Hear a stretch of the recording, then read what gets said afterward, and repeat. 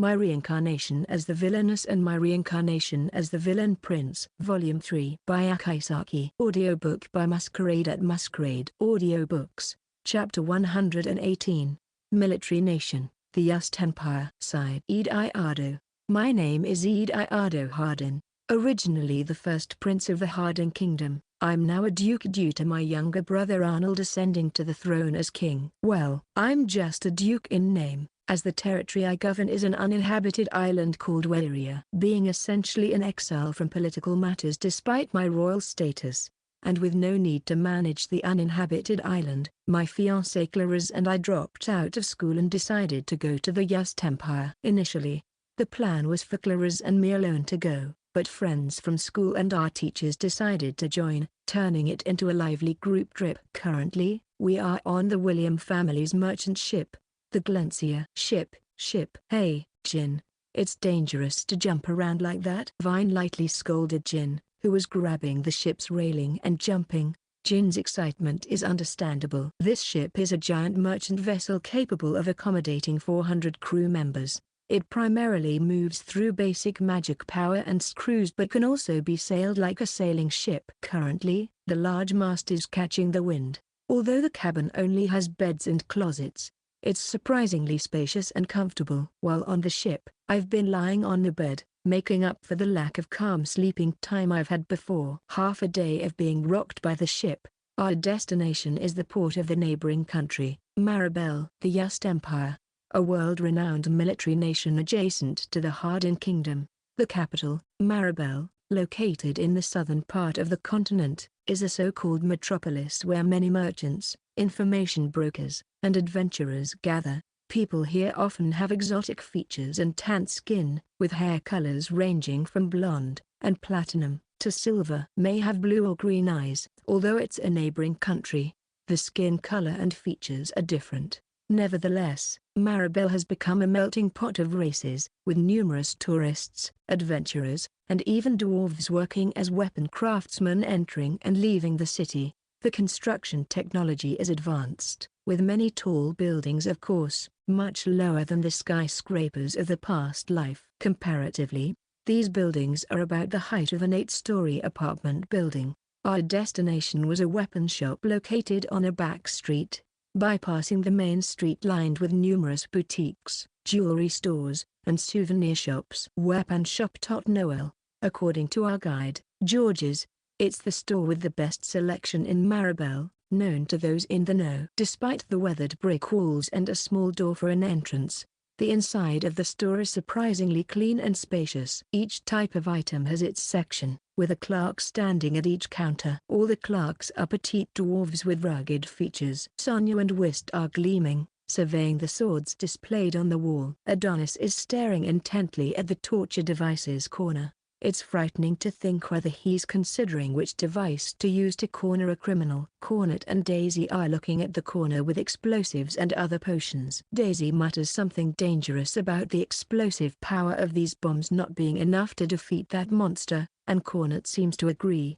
Those two are a perfect match. Meanwhile, George's family is looking at the corner with magical items. Jin picks up a wand with a star-shaped stone at the tip, his eyes sparkling. Papa, I want this wand. Why do you like that wand? Because the star shape is cool. I see. This wand enhances light magic. Apparently, light particles come out with just a swing. You want this one? Yeah. Okay, let's try it together later. George's, patting Jin's head, looks just like a father. Vine, a former court pharmacist, and George's, a former court magician, seem to be raising Jin like their own son. Jin has talents not only in pharmacy but also in magic. He's said to have intermediate class skills in fire magic, and at 6 years old, he's quite amazing. Whether he'll become a magician, a pharmacist, or both is something he's still deciding. You're doting on Jin. Didn't you buy him a wand to enhance fire magic the other day? Vine seems a bit amazed by George's affection for Jin. Isn't this the first time he's bought him a wand? He is collecting magic wands like trading cards, making a collection of magician wands. As I was looking around, I spotted a particular weapon and asked my beloved fiancée, Claris, what do you think? Does this weapon suit me? A subtle expression on Claris's face. You can practically hear her thinking. It's not about whether the weapon suits you or not. A battle axe adorned with a frontal dragon sculpture in the center. It looks cool but feels a bit heavy. If it's about this weight, I think you can take down a dragon in one blow depending on the target. The only prince thinking about taking down a dragon in one blow is probably you. Is that so? But, you see, in novels, there's also a dark dragon that drops black lightning. It's probably a good idea to expect its appearance too. Fortunately, thanks to reading the novel, I know its weakness, the third eye on its forehead. If aimed at, it can be taken down in one shot. Eddie, you're a mysterious person. While chuckling with an amusing smile, Claris whispered in a voice that others couldn't hear. That cute smile. Why didn't I have the wedding ceremony before setting out on this journey? If we were married, I could have done this and that with Claris, and this and that too. No. Get away. Temptation. It's bad to think about marriage with such impure motives, right? As I shook my head vigorously, Claris tilted her head with a question mark floating above it. At that moment, someone approached us. That battle axe is effective for taking down giant creatures, but it's not suitable for prolonged battles. Right now, you're lifting it effortlessly, but after 30 minutes, it'll become tough to hold. Who is this? They're around my age, probably one of the customers at the weapon shop. With tan skin, golden hair, and unusual purple eyes in this country. Wearing a fur vest, a sleeveless shirt, loose pants, and what seems to be a whip-like weapon attached to the belt at the waist. May I ask who you are? With a puzzled expression, I asked, and the young man smiled as he introduced himself. My name is Syriot. I'm a somewhat well-known adventurer. Syriot, the real Syriot, as in that Syriot. Come to think of it, in the novel, it mentioned that he had uncommon purple eyes in this country. I focused on his wrist. There it was, a white silver bangle with an eagle pattern drawn on it, a one-of-kind piece crafted by the royal armorers, with the eagle's eye part made of a purple magic stone. Just like in the novel. There's no mistake. This is Syriot Klein, the ghost that appeared in the novel. That being said, at this point, he's very much alive. I hadn't expected to encounter Syriot before he became a ghost. Oh, if it's Syriot, he might know about that blacksmith. Syriot, do you know a good blacksmith around here? It depends on what kind of sword you want. Different craftsmen specialize in different weapons. I'm looking for a craftsman who can work with magic stones. I heard there's a blacksmith well-versed in alchemy living in Maribel. Syriot seemed quite surprised, staring at me wide-eyed. In Maribel, there's only one blacksmith capable of working with magic stones. Very few people know about it. The blacksmith's name is Abraham Rocks. He's a dwarf blacksmith who appeared in the side story of Destined Love, From a Commoner Girl to a Queen. Chapter 119, The Villain Prince and the Blacksmith Side. Ediardo, blacksmith Abraham Rocks, descendant of the Rocks family, who created the legendary hero's sword and the only blacksmith capable of forging swords infused with magic stones. Syriot looked straight at me and inquired, "Do you know about Old Ham?" "There aren't many who know about him." "Who are you?" "I'm Eddie, a tourist." Since he was someone I met for the first time, I kept my family name hidden. Well, it's a surname that would reveal my status in an instant. Besides, he had only introduced himself by name. A tourist, huh? Syriot shrugged his shoulders, then turned on his heel, indicating with his thumb that he should follow him to the exit of the shop. I informed everyone. "Continue shopping, everyone. I'm going to the blacksmith with Syriot for a bit." Everyone is looking intently at Syriot. It seems that everyone in the shop didn't think all the customers there were my companions. Syriot, a little bewildered, nodded slightly. "Ediardo-sama, I'll come too." Claris clung tightly to my arm. This is her chest is pressing against my elbow. This sensation is somewhat inappropriate, and my heart pounds. While trying to maintain composure, I said in a slightly raised voice, "See Claris, it won't be interesting for you to go to the blacksmith, Ediardo-sama, but it's dangerous to follow someone you just met, isn't it?" Claris said in a hushed voice, as if Syriot couldn't hear. Does Claris not remember Syriot's story? Well, I don't remember every single detail of the novel either. Upon seeing us, Syriot teasingly remarked, Hey, I don't plan to join your date. It's not a D-date. I just grabbed his arm instinctively. Blushing, Claris denied it. I leaned close to her ear and asked in a low voice, Don't you remember the story of the ghost of the Pian ruins? The one where the ghost Syriot Klein appears. Oh, right. It seems she remembered. She also confirmed Syriot's full name by checking his wrist bangle. She seems to be convinced that the person in front of her is the ghost Syriot. Even though he's not a ghost yet. It seems Claris-sama doesn't want to be separated from Ediardo-sama. Why don't you two skip the blacksmith and go to the temple? You could secretly get married there. Daisy, Sonia, and Vine, the women, were smiling mysteriously. Stop that, making moon-shaped eyes and mouths. With a gaze fixed on the three of them, Claris blushed deeply and moved away from the spot. Whist offered shyly. Should I act as a bodyguard? I can watch from a distance if you prefer. Please be my bodyguard. It's not a date. Blushing, Claris scolded Whist. Her appearance was cute, and I couldn't help but chuckle. Then, I put my hand on Claris's shoulder and whispered to her, unheard by everyone. Claris, let's go on a date later! ! Claris blushed and opened and closed her mouth. It might be annoying, but my fiancé is really cute. Her embarrassed face is irresistible. Goddess July. I'm grateful for being a fulfilled person in this life. My faith voltage skyrocketed only at that moment. In the end, Whist and Sonia decided to accompany us as guards. By the way, Daisy and the others are being discreetly watched over by the Crinum family's guards, so there's no need to worry. That overly protective old tanuki, he's chosen elite guards for the Crinum siblings, more for Daisy. To be honest, in the alleys, on the rooftops, and even pretending to be customers, you can spot guards from the Crinum family watching over Daisy and the others. Once your business is done, you can take your time coming back, alright? Just go on a date just like that? Even though Sonia and Whist are here, it's not like we'll be that lovey-dovey. Huh? Is she suggesting we go on a double date? Vine is oddly meddlesome, with everyone's warm gazes and encouragement. We left the weapon shop, feeling a bit embarrassed. Blacksmith rocks. 15 minutes walk from the weapon shop. Noel, through the main street and into the alley. There stood an unusually sturdy building. It resembled a building made of exposed concrete from my previous life. Concrete doesn't exist in this world, but it seems to be constructed with a similar material. Opening the heavy iron door made of metal, a short middle-aged man was sitting in a comfortable chair, reading a newspaper, with dusky skin, pointed ears, and goggles more akin to welding glasses than regular eyeglasses.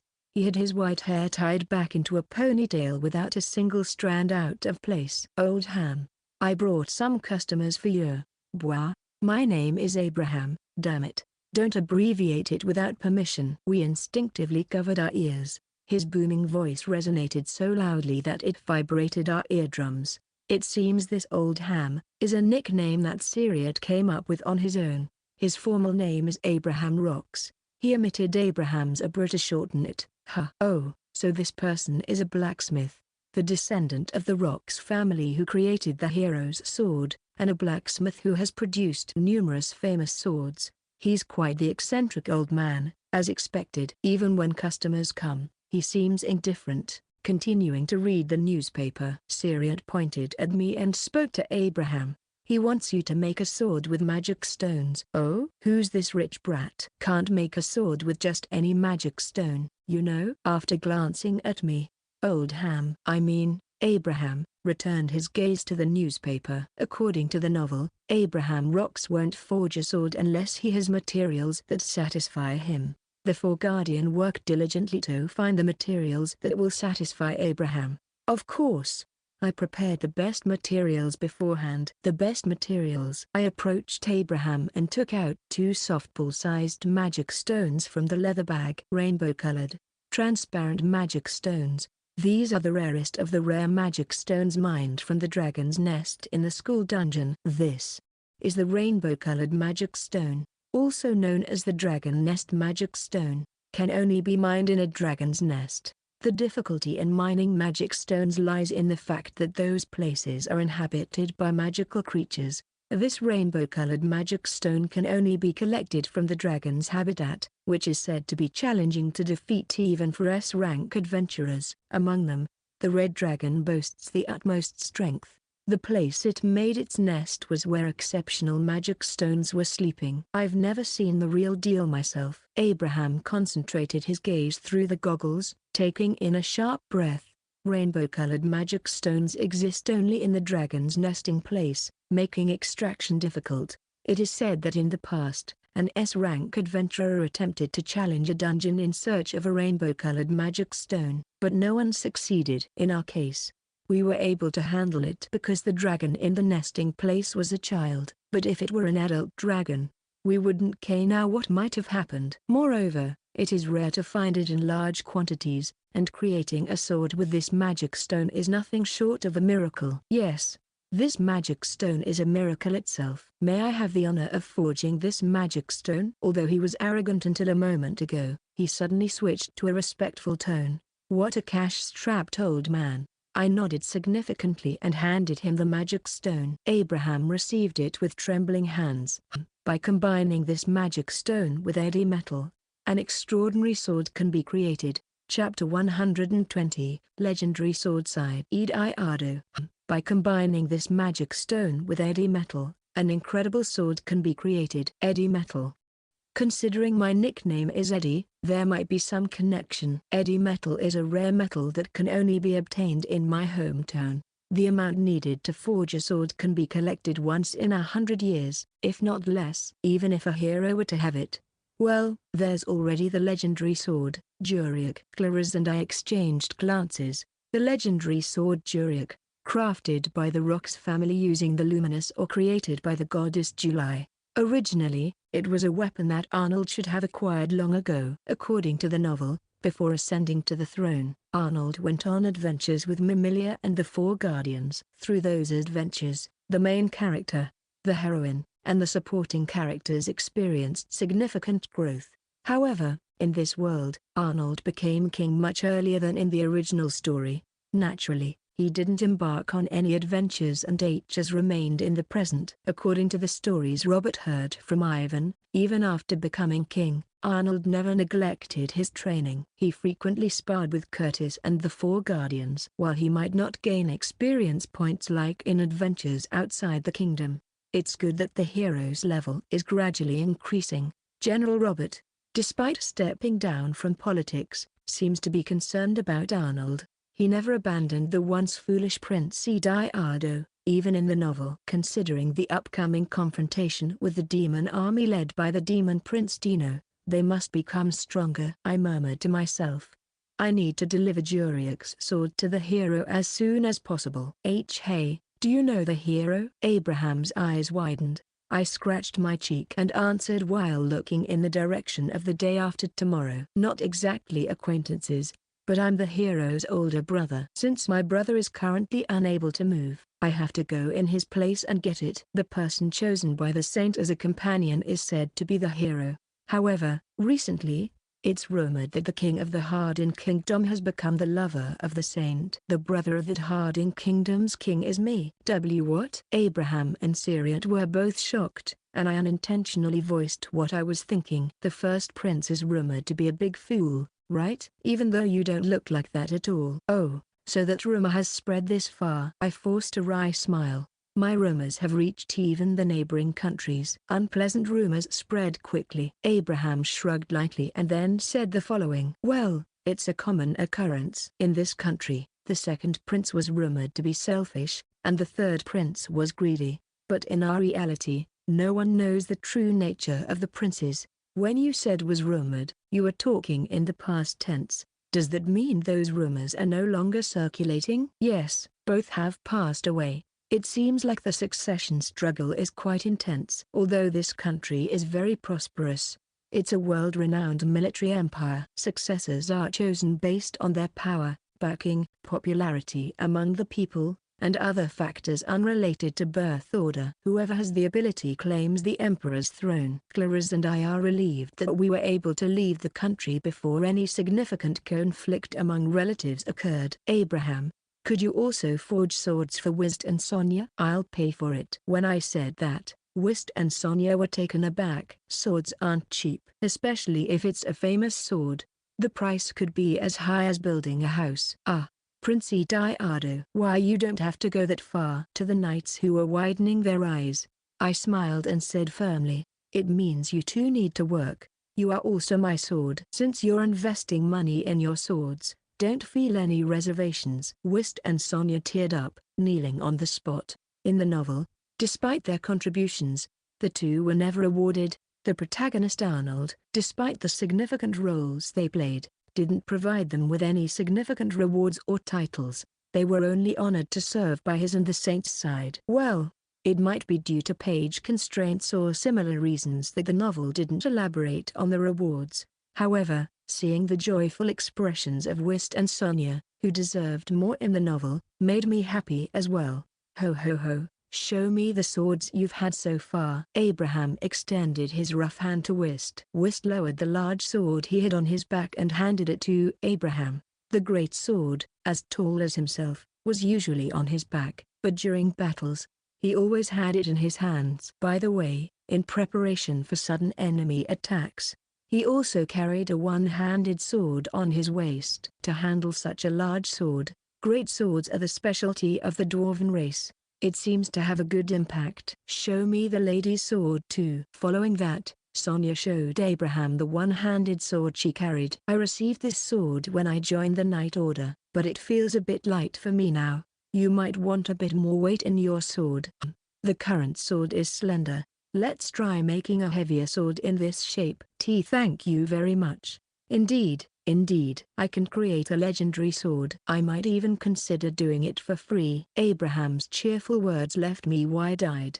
A legendary sword? Isn't that a bit too much? While the rare magic stones called rainbow-colored magic stone and eddy metal are undoubtedly remarkable ores, surely it can't compare to the hero's sword, can it? In response to my words, Abraham chuckled with pride before waving his index finger. The sword created by combining the dragon nest, a magic stone concealing both purification and attack power, and the strongest rare metal eddy metal, can rival Joriak's sword. Depending on how it's used, it might even surpass that legendary sword. Creating a sword of legend is like a dream. So, the rainbow-colored magic stone had such incredible power. However, the purification effect seemed similar to the hero's sword, purifying the power of darkness.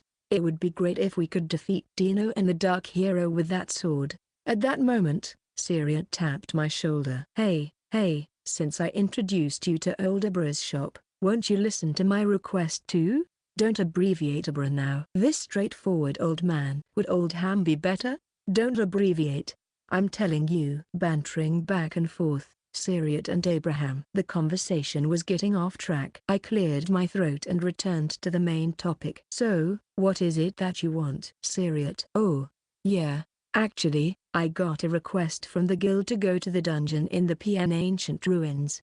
I'm supposed to go with a group, but I'm having trouble finding members. Normally, there's always someone available, but this time, everyone seems to be busy. It was an unexpected offer. We also had business at the PN Ruins, and according to the novel's setting, Syriot's power would be crucial when opening the last door. Now that I think about it, Syriot was left behind at the PN Ruins due to the betrayal of a comrade. We wanted to go to the PN Ruins anyway, so it's not a problem. But don't you have other members? Well, there are guys who want to go with me, but they seem a bit suspicious, so I don't want to go with them. Those guys feel off, and I don't want to be with them. In the novel, since no companions were found to go together, he reluctantly went with those guys. It's strange that in a big city where adventurers from all over the world gather, he couldn't find any companions. Maybe they were threatening other adventurers to keep them away from Syriot. If those betrayed adventurers found out that we were going with Syriot to the dungeon, they might not stay silent. Chapter 121, Hired individuals, sighed Ediardo. After leaving the blacksmith rocks, we decided to return to the weapon shop. Noel. Next, I'd like to visit a store that sells items. There might be products not found in the miscellaneous shops of the Hardin Kingdom. Syriot, where is the largest miscellaneous shop around here? There aren't many large miscellaneous shops around here. There are more specialized stores. Specialized stores? Like what kind of specialized stores? Water specialty stores, nutritional supplement specialty stores, magical assistance items specialty stores, and so on. I see. Before challenging the dungeon, it's necessary to visit various specialized stores and prepare. While discussing this with Syriot, when we arrived in front of the weapon shop. Noel, we stopped in our tracks. In an unbelievable sight. We widened our eyes. Several people were lying on the road in front of the weapon shop. These guys attacked me, so I blasted them away with shockwave magic. Georges spoke while waving his magic wand like a conductor. It seemed he wanted to test the power of his new wand. Shockwave magic was a spell that, the moment it was cast, blew away the body with invisible waves. Those hit by shockwave magic had their bodies slammed into walls or the ground, rendering them unable to move or causing them to faint. On both sides of Georges were Cornet Senpai, holding a mage's staff, and Adonis, ready to unsheath his rapier at any moment. Eddie, look, I defeated the bad guys. Oh, yeah, good job. Next to the proud Georges, several men had become burnt to a crisp. It seemed he used the star wand to summon lightning. Whether it was the effect of the wand or not, star-like lights were spinning around the heads of the fallen men. Behind a building's shadow, the Crinum family's guards were waiting, but it seemed they wouldn't be needed. The fallen guys looked unsavory. Judging by their swords, axes, and armor, it was clear they were adventurers. Looking at the face of a man lying face up, Syriot raised his voice in surprise. Hey, aren't these guys the ones who persistently tried to hit on me? Huh? Hit on you? Do these guys have that kind of interest? With his eyes spinning, Georges pointed to the fallen men and asked. Syriot, with a pale face, shook his head vigorously. No, not like that at all. To Georges, whose face turned blue, Syriot shook his head even more vigorously. If it were just a man's romantic affair, it would still be peaceful. Reality was likely to be more severe. Georges explained the current situation. These guys threatened us, saying to stay away from Syriot Klein. Let's hear the details from this guy. Aquablast magic, water missile. The person who had been leaning against the wall, his eyes rolling back, would now be awakened by the water bombardment to the face. Blinking several times, the man who seemed bewildered saw Wist and Sonia with a large sword and a sword held to his throat, respectively, and let out a horrified scream. Why you guys stay away from Syriot Klein? If you team up with him, something terrible will happen. Before we could ask, the man threatened us.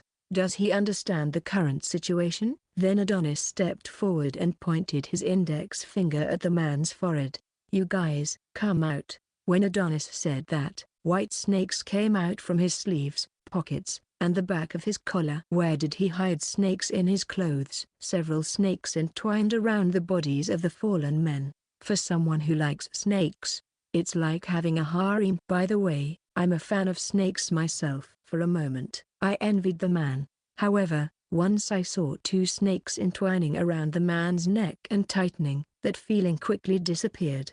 Adonis asked the man in a gentle voice, "What do you mean by something terrible?" "It means a very important person, so high up that I can't even say it." "If you don't want to become like that, get rid of these snakes quickly." Despite having a sword pointed at him and being restrained by snakes, the man grinned confidently. It was a manifestation of his confidence that someone of considerable importance was backing them. "Well, I know the identity of the client since I've read the novel. However, it might be a different client from the original, so it's necessary to make the man confess." "Since I'm not scared at all." The man seemed more anxious and continued to speak. "Oh, you guys understand, huh? It means someone so important that you can't even mention them. You can probably imagine it." "Georges, how important is can't even mention?" "Well, I have a loose tongue, so even if it's royalty or imperial, I'd blabber away. The man trembled at that answer. It's confirmed, at least royalty or imperial. Adonis, with an angelic smile, gently asked, "Hey, who's your client?" The moment he asked, two snakes coiled around the man's neck. One snake licked the man's bony right cheek, and the other bared its fangs, hissing menacingly near the man's ear. "You guys, you'll regret this. Once you know who we hired, you won't be able to do this." Tell us quickly." With their necks tightly gripped by the two snakes, the man briefly rolled his eyes. Since he couldn't speak with his neck being squeezed, the snake restraints were quickly released, but the man's face remained pale. It was the Crown Prince. "Oh, he's not the Crown Prince yet, but he's the one who will become the Crown Prince, His Highness Velad, the first Imperial Prince. Once you know this, you won't be able to live." "Velad?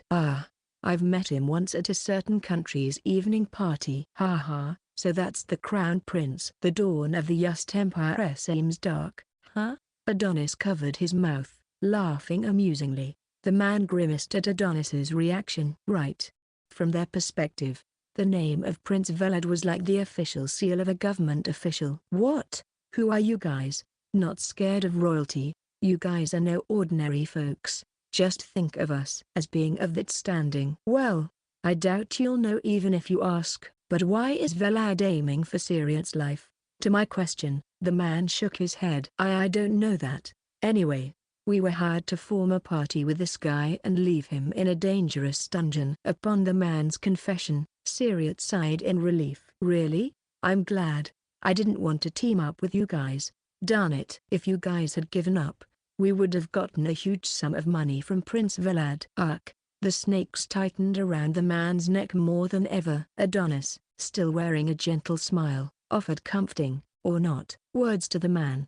"Thanks for the confession. Well, we have no more use for you." Crack. A nasty sound of bones breaking echoed. I won't go into further detail about what happened to the man. If you hear the sound of snakes squeezing a man's neck more tightly than ever, with a cracking sound, well, you can probably imagine the situation. Adonis, who will eventually become a ruthless prime minister, is already showing glimpses of it. It's like, well, for now, I'm just glad he's on our side. Chapter 122, Syriot's Secret Side. Ediardo. Currently, the Yust Empire is embroiled in a fierce succession struggle. According to the information Adonis gathered, there were originally 3 imperial princes as candidates for succession, but the second and third princes are no longer in this world. The second prince suddenly collapsed during a ceremony and passed away, while the third prince, returning from a clandestine visit to a brothel, was attacked and killed by unknown assailants. Both princes met mysterious deaths. The only remaining prince,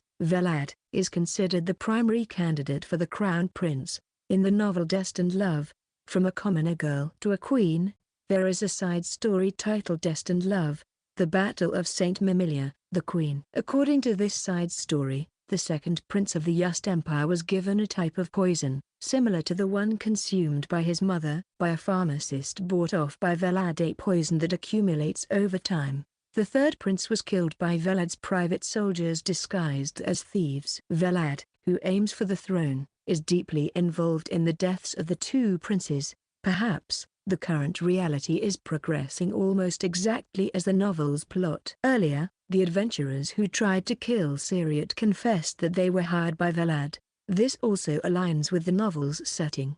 Velad is currently likely following a path similar to the novel's plot. Currently, we are in a hotel located within the Maribel imperial capital. Situated in the foreign residential area along the bay of the capital, this upscale hotel is owned by Cornet's family, the William House. Thanks to the generosity of Marquis William, the hotel costs us only half the usual price. Since the employees are trustworthy servants of the William House, we can comfortably stay here. In a room within the hotel, Syriot and I sat facing each other on a sofa. Syriot, invited to this unfamiliar luxury hotel room, seemed a bit restless. "If it's about dungeon-related matters, you didn't have to call me into a private room, right?" "I called you here because I wanted to talk about things other than dungeons." Soon after, a female servant brought tea and tea cookies, placing them on the table. As the woman left the room, I asked Syriot. "Syriot, there's a tattoo under that bangle, right?" "How do you know?" Startled, Syriot instinctively covered the bangle on his left wrist with his right hand. The tattoo engraved on his wrist, usually hidden, should be concealed by the bangle. When the bangle was removed, a tattoo of a snake, a sword, and flames appeared on the back of his hand. After taking a sip of tea, I calmly spoke. "Even with this, I'm still a prince. I hear all kinds of information." I offered some semblance of an explanation. "It's not like being a prince allows you to hear various information. Being a prince often means information is restricted, so you have to actively seek it out." Syriot looked at me skeptically. "Really? Even information about a mere adventurer like me reaches the prince, if you're just an adventurer?" Syriot's eyes widened. "Currently, there are only Syriot and me in this room. I want you to keep this conversation strictly confidential." "Strictly confidential? You mean to keep it a secret from your companions too?"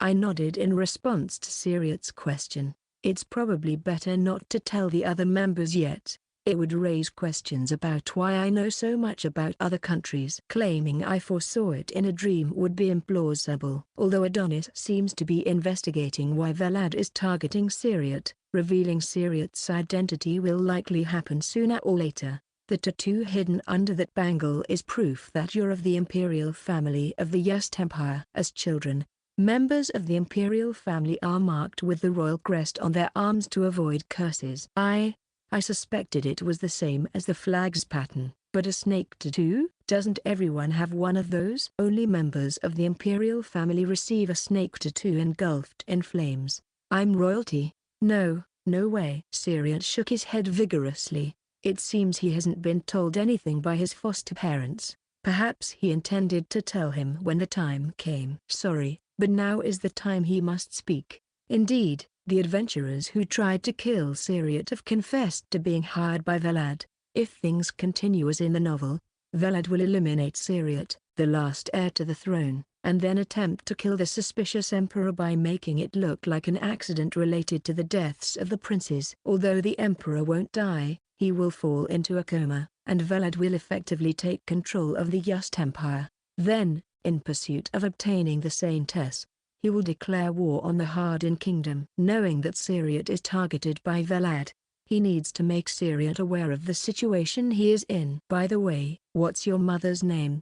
"My mum's name is Bonita. She's the owner of a bar around here, you know." "She's a bit muscular, though." "Bonita, huh?" In the novel, his foster parent was written as Bonita Klein, a former female knight of the Yust Empire. Syriot's biological mother, Empress Nia, was her exclusive knight. Empress Nia died shortly after giving birth to Syriot.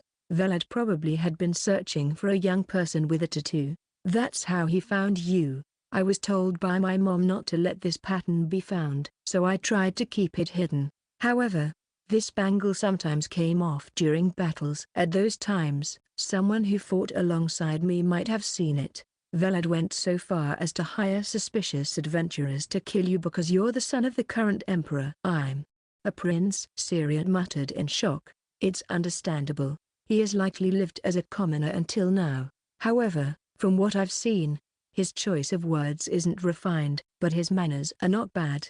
For example, the way he drinks tea. When served tea on a low table like this, it is considered proper to hold the saucer with the left hand and drink from the cup with the right. He naturally does that." Syriot makes a bitter expression, perhaps directed at his absent father. "Just because the emperor is my father, what does that even mean? Why did he leave us alone until now? My mum and I went through so much." "If he's a father, shouldn't he show his face to his child at least once? If there's a reunion, whether it's an emperor, a king, or whatever, I'll punch him." "Stop it. Disrespecting even if it's your son is a crime. Don't answer calmly." Syriot, with a sullen look, holds the saucer with his left hand and brings the cup to his mouth. Despite his appearance and way of speaking, He is surprisingly well-mannered. Whether you believe my story or not is up to you, but today, I recommend staying here. The moment you go out alone, you might be killed by Velad's henchmen. Upon my words, Syria looked around and then displayed a puzzled expression. Wait a minute. I don't have the money to stay in such an expensive hotel. Don't worry about money. We're comrades adventuring together. Considering the potential he has, the amount invested is rather too low. Whether meeting Syriot, the heir to the throne of the Yust Empire, is the result of the goddess July's will or just a coincidence is unclear. In any case, I think luck has come my way. Besides, to conquer the Pian ruins, Syriot's presence is essential.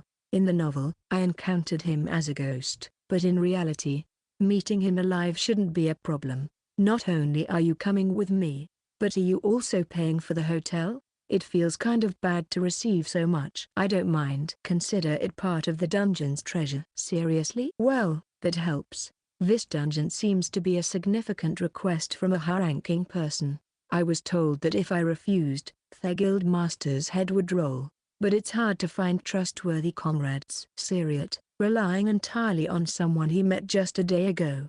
Isn't that a bit too much? However, it seems he could sniff out people who might harm him instinctively, since the corrupt adventurers who tried to attack Georges and the others during the day couldn't approach him. Well, I guess I should just be grateful that he trusts me. If you're willing to come with me to the dungeon, I welcome you with open arms. Nice to meet you, Eddie. Syriot extended his hand, and I shook it. He seems like a genuinely straightforward and good guy, but being straightforward makes him dangerously unpredictable. The request from Syriot might actually be a request from Velad. Well, I have to consider all possible scenarios. Chapter 123. First, preparations. Side Ediardo. The challenge of the dungeon where the hero's sword is hidden, the Pian ruins, is set for half a month later.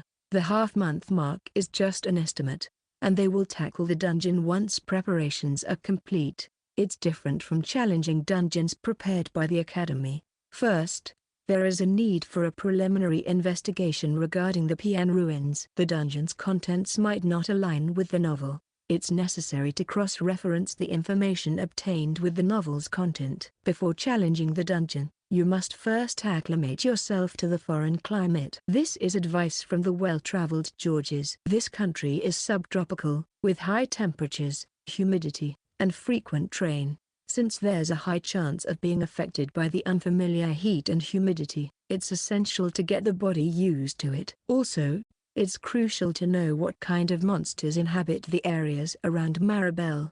It would be good to start with monster subjugation in the nearby forest, combining it with training. Cornet nods in agreement, and Claris and Daisy are fervently taking notes. Sonia and Whist, upon hearing about monster subjugation, seem to be burning with enthusiasm, their eyes gleaming. Adonis, perhaps organizing the schedule in his mind, crosses his arms, looking up at the ceiling. Syriot is sleeping. He's the type you often find in a class, isn't he? In addition, taking care of equipment and replenishing items is crucial. Let's start with shopping today. Everyone simultaneously nods at George's words. Georges, who is giving an adventure lecture in the hotel lobby, is like a teacher leading students on a school trip. It's an image of a teacher and students on a school trip when viewed from the side. Main Street is lined with various specialty stores. There are water specialty stores, medicinal herb specialty stores, and even a pet shop. Mainly, small magical creatures are sold there. Meow, meow. Magical creatures. Or rather, it looks exactly like a tabby cat. It's grooming itself on a chair placed in front of the store. Upon closer inspection, a small horn is growing in the middle of its forehead. It's a small horn that's barely noticeable, buried in short fur. When the cat-like magical creature sees a customer, it descends from the chair and flops down, showing its belly. It seems to have completely forgotten the wild behavior it exhibited in the days when I was still wild. Well, after the demon race incident is settled, maybe I'll get a pet. I'm more of a dog person, but cats aren't bad either. As I stroke the cat's chin, Adonis and Cornet look at me with somewhat pitiful expressions. It seems you're very tired. Ediardo-sama, Cornet said. It's understandable. Constantly being manipulated by an idiot hero from the family would be exhausting. You must be under constant mental strain, Adonis said. What do they think of me? Seriously, I'm not petting the cat because I'm tired and want to be comforted. I like animals, that's all. Besides, cute animals don't suit my villainous appearance anyway. When everything is settled, shall we go to the pet shop together? Claris comes over to me and strokes the cat's head. It seems she also likes animals. Yeah, living with a pet doesn't sound bad. Even if it's difficult in the royal castle, for now, I'm the duke of a deserted island. Taking a dog for a walk together with her might be nice. Thinking of such delusions, I might indeed be tired after all. I want to continue admiring the cat, but since Daisy entered the water specialty store, we decided to go there too. The store Daisy entered is specialized, so even with just water, it gathers water from all over the world. Waters from the Oa forest, Oa mountain summit, Oa cave spring, and even Meal fountain were there. However, the prices were higher than Pukarin, the miscellaneous shop in the capital of the Harden Kingdom. They were almost hundreds of times higher, and the stock was only one small bottle. Looking at it this way, Meal fountain is indeed rare. There are various types of water, from mineral water to special effect water used as ingredients for medicine. You could spend a whole day here. Claris-sama, it seems that drinking this water makes the skin glossy. Indeed, it also seems good for making facial lotion. Mixing the recently collected whitebeard seeds and uluru grass, then casting a healing magic spell on it. It seems like it would make good facial lotion. In particular, Claris and Daisy were enthusiastically selecting various types of water. For now, I purchased the milky white water, Quarto water, which promises high-quality sleep. Adonis purchased some suspicious purple water. What kind of water is that? Next, we visited an armor shop. I wanted to equip not only a sword but also proper armor. The two knights sport lightweight breastplates with high defense. In the dungeon, light armor is more desirable than heavy armor. I decided to buy a breastplate made of the same material. When worn, it feels as light as clothing. It's so light that I worry about its defensive capabilities, but it seems to be sturdy enough not to flinch even if a knife is thrust into it. Claris and Cornet bought the magician mantle and magician robe, the highest defense magician attire. The magician's attire is quite stylish, while the Harden Kingdom mostly has loose tunic types. Here, the predominant style is a one-piece type that emphasizes body shape. Then, we visited a magic stone specialty store. There were various items placed haphazardly on the wagon, as well as expensive ones stored in glass cases like gems. When making ordinary accessories, many people seem to use the magic stones inside the wagon as a substitute for gems. Cornet's eyes sparkled the most when we entered this store. While asking the clerk about the effects of magic stones, she carefully considered which one to buy. Adonis, on the other hand, was staring intently at the purple magic stone inside the showcase. The purple magic stone can only be found on the Amaryllis Island. Perhaps he mined it. He's probably thinking about whether the magic stone he mined is being sold at this price. The most exciting place was the bookstore. An 8-story building, entirely a bookstore. This was where everyone's eyes, except Syriot's, were shining. Moreover, the rooftop was turned into the relaxation park where you could read the books you bought. From popular novels to magic specialty shops, there were all kinds of books. In particular, books about curses not often found in the Harden Kingdom, books about the Pian ruins, and books detailing the history of Yusti and current events were things I wanted to buy. In the Harden Kingdom, it would be nice to have a bookstore like this. During our stay in Maribel, we would frequently visit this bookstore. Early in the morning, we engaged in monster hunting as part of our training. When I was attending the academy, it was routine for me and Whist, but with Syriot's guidance, everyone except Vine and Jin participated. The forest near Maribel is vast, about the size of Tokyo, with many large monsters, making it quite rewarding to defeat them. When you bring the defeated monsters to the purchasing agent's shop attached to the Adventurer Guild, They exchange them for money. Defeating monsters not only yields experience points but also money. It feels more like the world of an RPG than a novel. However, recently, the monsters around here seem to have become more aggressive. According to the novel, the demon prince Dino placed black magic stones emitting miasma everywhere in the world to make it his own. The size of the stone is said to be about quail egg-sized. Even though it's a small stone, it emits miasma throughout the forest, making it an incredibly large capacity.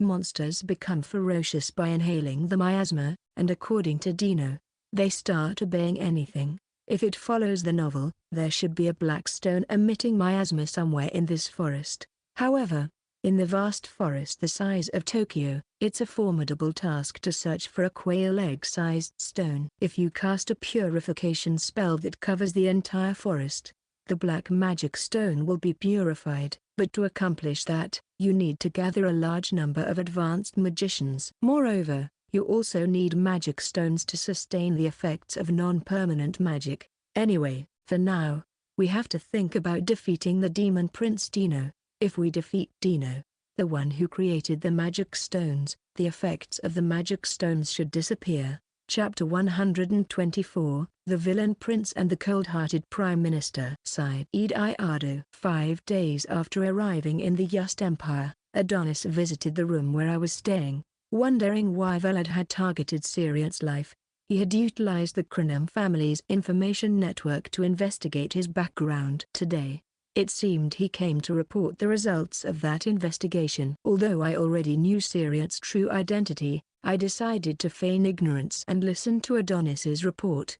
The weather was good that day, so I brought wine to the table set up on the terrace, planning to enjoy some solitary drinking while taking in the night view of Maribel. Both the Harden Kingdom and the Yust Empire allow drinking from the age of 18. By the way, in Japan, drinking under the age of 20 is legally prohibited, so readers under 20 should refrain from drinking. Seeing the wine bottle and glasses on the table, Adonis apologized apologetically. Sorry for disturbing your relaxation. I haven't started drinking yet, and there's no need to be formal. Since you're here, care to join me? I'll take you up on that later. Not hesitating to accept, it seemed Adonis was quite fond of alcohol. The wine currently available was a regional limited edition that could only be enjoyed here and a 20-year-old vintage. Given its substantial price, it was a tempting choice for alcohol enthusiasts. I brought another wine glass from the hotel room's bar counter, placed it on the table, and gestured for Adonis to sit. Adonis took a seat opposite me and then began reading the contents written on the paper he held. Syriot Klein. He is said to be the son of Bonita Klein, a former member of the Yust Knights. Bonnie currently works as the proprietress of a tavern in the imperial capital, but she appears to be a former baroness. That's not the only reason, right? Even if he is a baron's child, it wouldn't be a reason for Velad to target him. I said this as I poured wine into the glass. The wine had a deep red color, and a faintly rich aroma wafted through the air. Bonita Klein is more of a foster parent. She was entrusted with the child by her master. The master's name? The master of Bonita Klein is near Yust, the 4th empress of the Yust Empire. Syriot seems to have been the 4th prince of the Yust Empire. Almost exactly as in the novel's setting. Seeing my lack of reaction, Adonis wore a slightly puzzled expression. It seems you're not too surprised? Well, when I heard that Velad was targeting him, I had a vague idea. You became quite friendly with Syriot Klein, who should have been meeting for the first time. Were you acquainted before? There's no way that's the case. I just somehow get along with him. This claim that we get along is, to some extent, true. Syriot is an honest and good guy. Talking to him somehow reminds me of my student days in my previous life. When I was a high school student, I was somewhat like that. Still a kid, with some purity. It gives me a feeling of returning to my age-appropriate self. Moreover, the people around me seem to be unusually mature. Adonis and Cornet also appear more mature than their age suggests. Do the members of the royal family get along well? I can't sense any royal vibes coming from that guy. Saying that, I took a sip of the wine. Delicious. The aroma, the smooth taste, everything was different from the usual wines. Maybe I wouldn't have been able to drink such wine in my previous life. What are your plans for Syriot Klein? Oh, once the matter with the Pian Ruins dungeon is over, I'll deliver him to the Emperor. Are you taking someone who might be a prince to a dungeon instead of taking him to the Emperor without going to the dungeon? However, it's not that simple. I once stood up and took out a book from the stack on the desk. It was an adventurer's diary I bought at the bookstore. In it were written the experiences of someone who challenged the Pian Ruins. I showed Adonis the page I had bookmarked. It's a certain adventurer's diary. According to this guy, 3 doors are waiting at the end of the dungeon. You have to choose the correct door from them. There are traps on the wrong doors, I suppose. If you choose wrong, things will get tough. Not only that, but at the center of the doors, a magic stone is embedded. It will only open when the soul of a person marked with a snake and flame resonates with it. Snake and flame souls. It seems that all members of the Yust Empire's imperial family have a tattoo of a snake enveloped in flame. Does that mean only the imperial family can open it? That's how it works. The imperial candidates of the Yust Empire have a trial to go and get the treasure of the Pian Ruins. It seems that the story about the Yust Empire's tattoos is not well known among the common people in the country but is spread as a rumor among the nobility. Well, some noble daughters marry into the imperial family, so those who know. In the novel, Syriot, possessed by the ghost, opens the door by saying, "I have a snake and flame tattoo, so if I possess you, maybe I can open it." At this point, the novel did not have the setting that Syriot was a member of the imperial family. It was only revealed in a side story that Syriot was a member of the imperial family.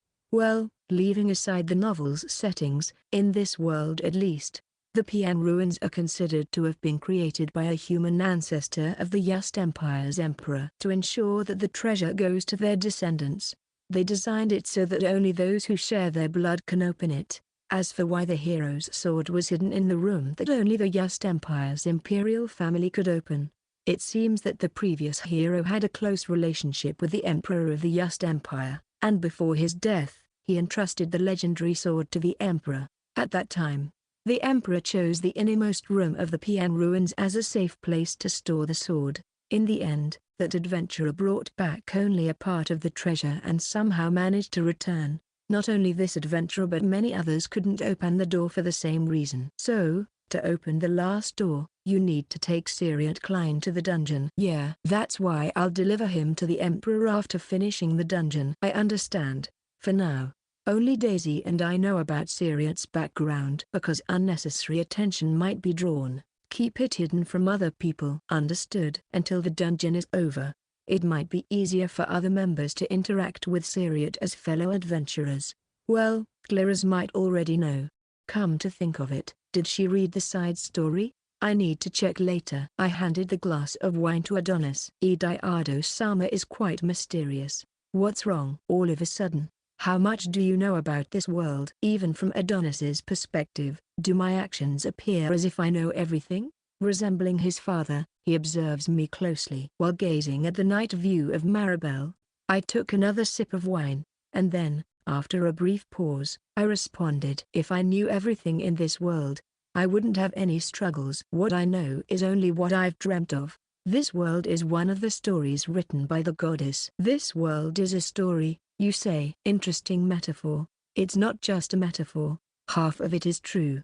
This world is not a story written by the goddess.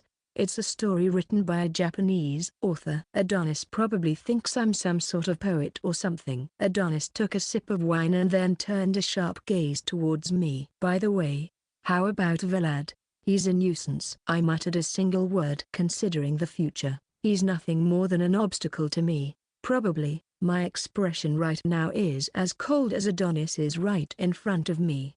I informed Adonis with an indifferent tone. Vlad just needs to disappear from the stage. How specifically? Vlad will undoubtedly come to kill Syriot. The time will come when he moves to confirm Syriot's death with his own eyes. Will he come? Vlad to confirm the death of a brother he has never seen. He has no choice but to go and confirm the tattoo himself.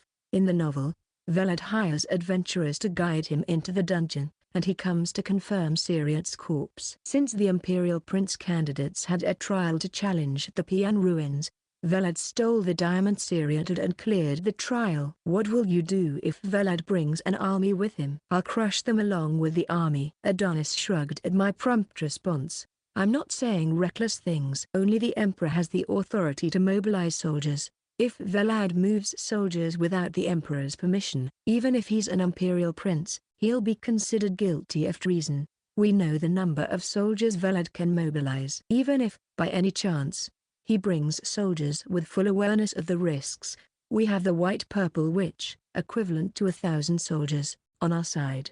And I am better than Claris in terms of offensive magic. Besides, there's also Whist, who half-destroyed the demon army. Above all, the strongest magical creature, Red the Red Dragon, is also with us, waiting in the forest near Maribel with Cornet's Sky Dragon. By the way, using a special whistle similar to a dog whistle, I can call Red, who is waiting, when needed. I raised the glass and said, gazing intently at the color of the wine, I want to capture Velad, the fish that took the bait Syriat. If there's no room, is it okay to kill him? Don't pretend to not have room and kill him, okay? I won't do such a thing. But I've been quite unpleasantly treated by him. I might act impulsively too. Adonis's smiling face, chuckling, is as beautiful as an artist's jubilation. However, it leaves an evil impression somewhere. In the novel, Adonis Grinham was written as rarely smiling. It was said that he smiled occasionally only in front of Mimyria. However, the actual Adonis is not that thick-skinned. It's a black smile, but he's smiling even in front of me. In the novel, he didn't seem like such a sadistic character. In recent times, I've been wondering if this world is novel. Sometimes, it seems to move according to the novel's settings, and sometimes it doesn't. Characters' personalities and appearances sometimes differ too. Although the settings are somewhat the same as the novel, the characters seem to move freely. If this were truly a novel world, no matter how much we struggled, the future would have been as the story dictated. However, in reality, if you have the will, you can carve out your fate. What kind of world this world truly is, only the goddess July knows. Chapter 125, Opera Appreciation 1. Sighed Ediardo. After finishing another glass of wine, Adonis returned to his room. As if on cue, the high-pitched cry of a dragon echoed from the sky, and looking up, the male dragon owned by the Grinham family descended, landing on the terraced railing. The male dragon, among the dragon-type magical creatures, is the smallest flying creature, a dragon about the size of a medium-sized dog. This dragon is responsible for delivering letters received from the Grinham, William, and Steiner families. To determine our location, the male dragon uses the resonance between the red magic stones attached to its collar and the red magic stone embedded in the pin brooch on my chest. These stones emit inaudible sound waves to humans, allowing the dragons to locate me using these clues. So, no matter where I move, the male dragon will always deliver the letters. Around the neck of the male dragon, a red pouch is hanging, containing the letters. I thought the letter would contain information about the political, economic, and military situation in the Kingdom of Hardin.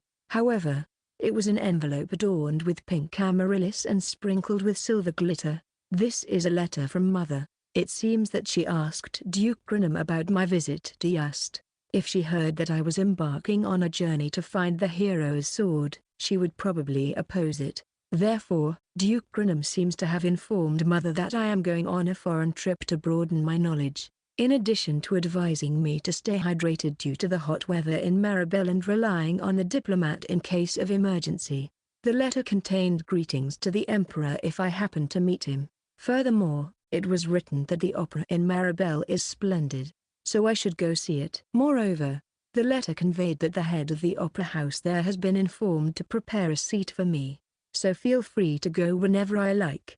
An opera, it's not something that I get to experience often, so maybe it's a good idea to go at least once. 1 week has passed since I arrived in the Yust Empire. The date with Claris turned out to be a visit to the opera house, and of course, with the need for guards, Sonia and Whist will accompany us. Also, since Daisy and Cornet seem to enjoy opera appreciation, they decided to join us. This is not just a double date but a triple date. Adonis declined the invitation to the opera house, citing the need to organize the gathered information within the empire. However, he might be considerate of us. Sirius isn't interested in the opera, so he'll be relaxing in the hotel. Vine and Georges, on the other hand, can't bring Jin into the theater due to the prohibition of children, so they decide to abstain. Thus, the 6 of us headed to the opera house. A large carriage capable of accommodating 6 people was reserved and waiting, but the women were taking quite a while to appear in the hotel lobby. It seemed they were having some trouble with their preparations. Although the decision was made to go to the opera house, Daisy, with Claris and Sonia in tow, suddenly dove into the boutique inside the hotel. It turned out they hastily decided to purchase dresses to wear to the theater. The boutique also offered hairstyling services for entering high society. With that, the preparations seemed to become more complex. Although the 3 had brought dresses for emergencies, the Harden Kingdom-style dresses with corsets proved to be too hot for the perennially warm climate of Maribel, leading to additional complications in their preparations. The boutique seemed to offer hairstyling services tailored for entering high society. "Sorry to keep you waiting." All the women synchronized their voices. Having finished their preparations, we couldn't help but gaze at their appearances. It felt like the background was sparkling. The Yust Empire, especially Maribel's dresses, had significantly different designs from those of the Harden Kingdom. Here, the dresses were relatively similar to the ones actresses might wear at a film festival in my previous life, and mermaid dresses were predominant. As Maribel is a hot place, dresses that tightly constrict the body with corsets are disliked, and many women wear outfits with high exposure. The mermaid dress, which the goddess July also seemed to like, was often depicted in paintings, showing bold clothing with exposed skin. Therefore, even designs with high exposure are treated as sacred designs. Claris wore a light blue dress with a bold V-neck that exposed her chest, and it had a shallow slit at the hem. She apparently wanted a dress with a bit less exposure, but among the dresses that fit Claris's figure, the dress was the most reasonable. When she wished for something to cover herself, the boutique offered a shawl, but it looked transparent. Daisy's dress was off-shoulder without a slit. The most daring was Sonia, wearing a navy halter-neck dress with a deep slit on one leg. With an open back, she had the highest exposure among the 3. Wist's face, standing next to her, turned bright red. "Hey, are you okay? Can this guy serve as a proper guard?" Moreover, he seemed both delighted and complicated by the fact that the woman he liked was dressed so boldly. Sonia-chan, are you okay with such light equipment? And it looks like you're not wearing a sword belt. I decided to use a dagger this time. Look, there's a belt here where I can properly attach it. Convenient, right? Saying that, she raised the slit of her dress. Since I couldn't stare at a woman's legs, I quickly averted my gaze. Sonia proudly showed off her new item, but Wist, who had seen the thighs of the girl he liked up close, hurriedly pressed his nose. Oh, he got a nosebleed. On the other hand, Cornet approached Daisy and blushing, said, "That looks really good on you, Daisy." "Do you think so?" Cornet-sama, is it okay if I sit in the adjacent seat today?" "Why yes, of course, I also wanted to watch with you." "Ah, youth, it's so fresh it brings tears to my eyes." Although Cornet usually refers to himself with watashi, in front of Daisy, he uses or. Watashi is the more feminine, neutral way to say me, I, and or is more masculine, manly way. Cornet hoped to deepen his relationship with Daisy through this trip, probably with a desire to obtain various items as well. "I'm cheering for you, Cornet. Conquering that Steel Prime Minister is a more difficult task than conquering the Demon Lord, I think." Claris, while wearing a shawl over her shoulders, had a design that showed her chest and back. No, it wasn't hidden. Since the shawl was transparent, it couldn't be said to be hiding. That glimpse of allure was frustrating, and my heart's palpitations were getting faster and faster. Calm down, Ediardo Harden." Leaning against the wall a little away, I took a deep breath. Claris tilted her head, wondering what was going on. "Can I concentrate on watching the opera?" "I'm not so sure." Chapter 126, Opera Appreciation 2. Sighed Ediardo. Maribel Opera House. Descending from the carriage, We were greeted by a resplendent and luxurious building. The illuminated opera house, with the evening sky as its backdrop, appeared remarkably white and radiant, akin to a palace. 8 towering columns adorned the front, and I couldn't help but look up.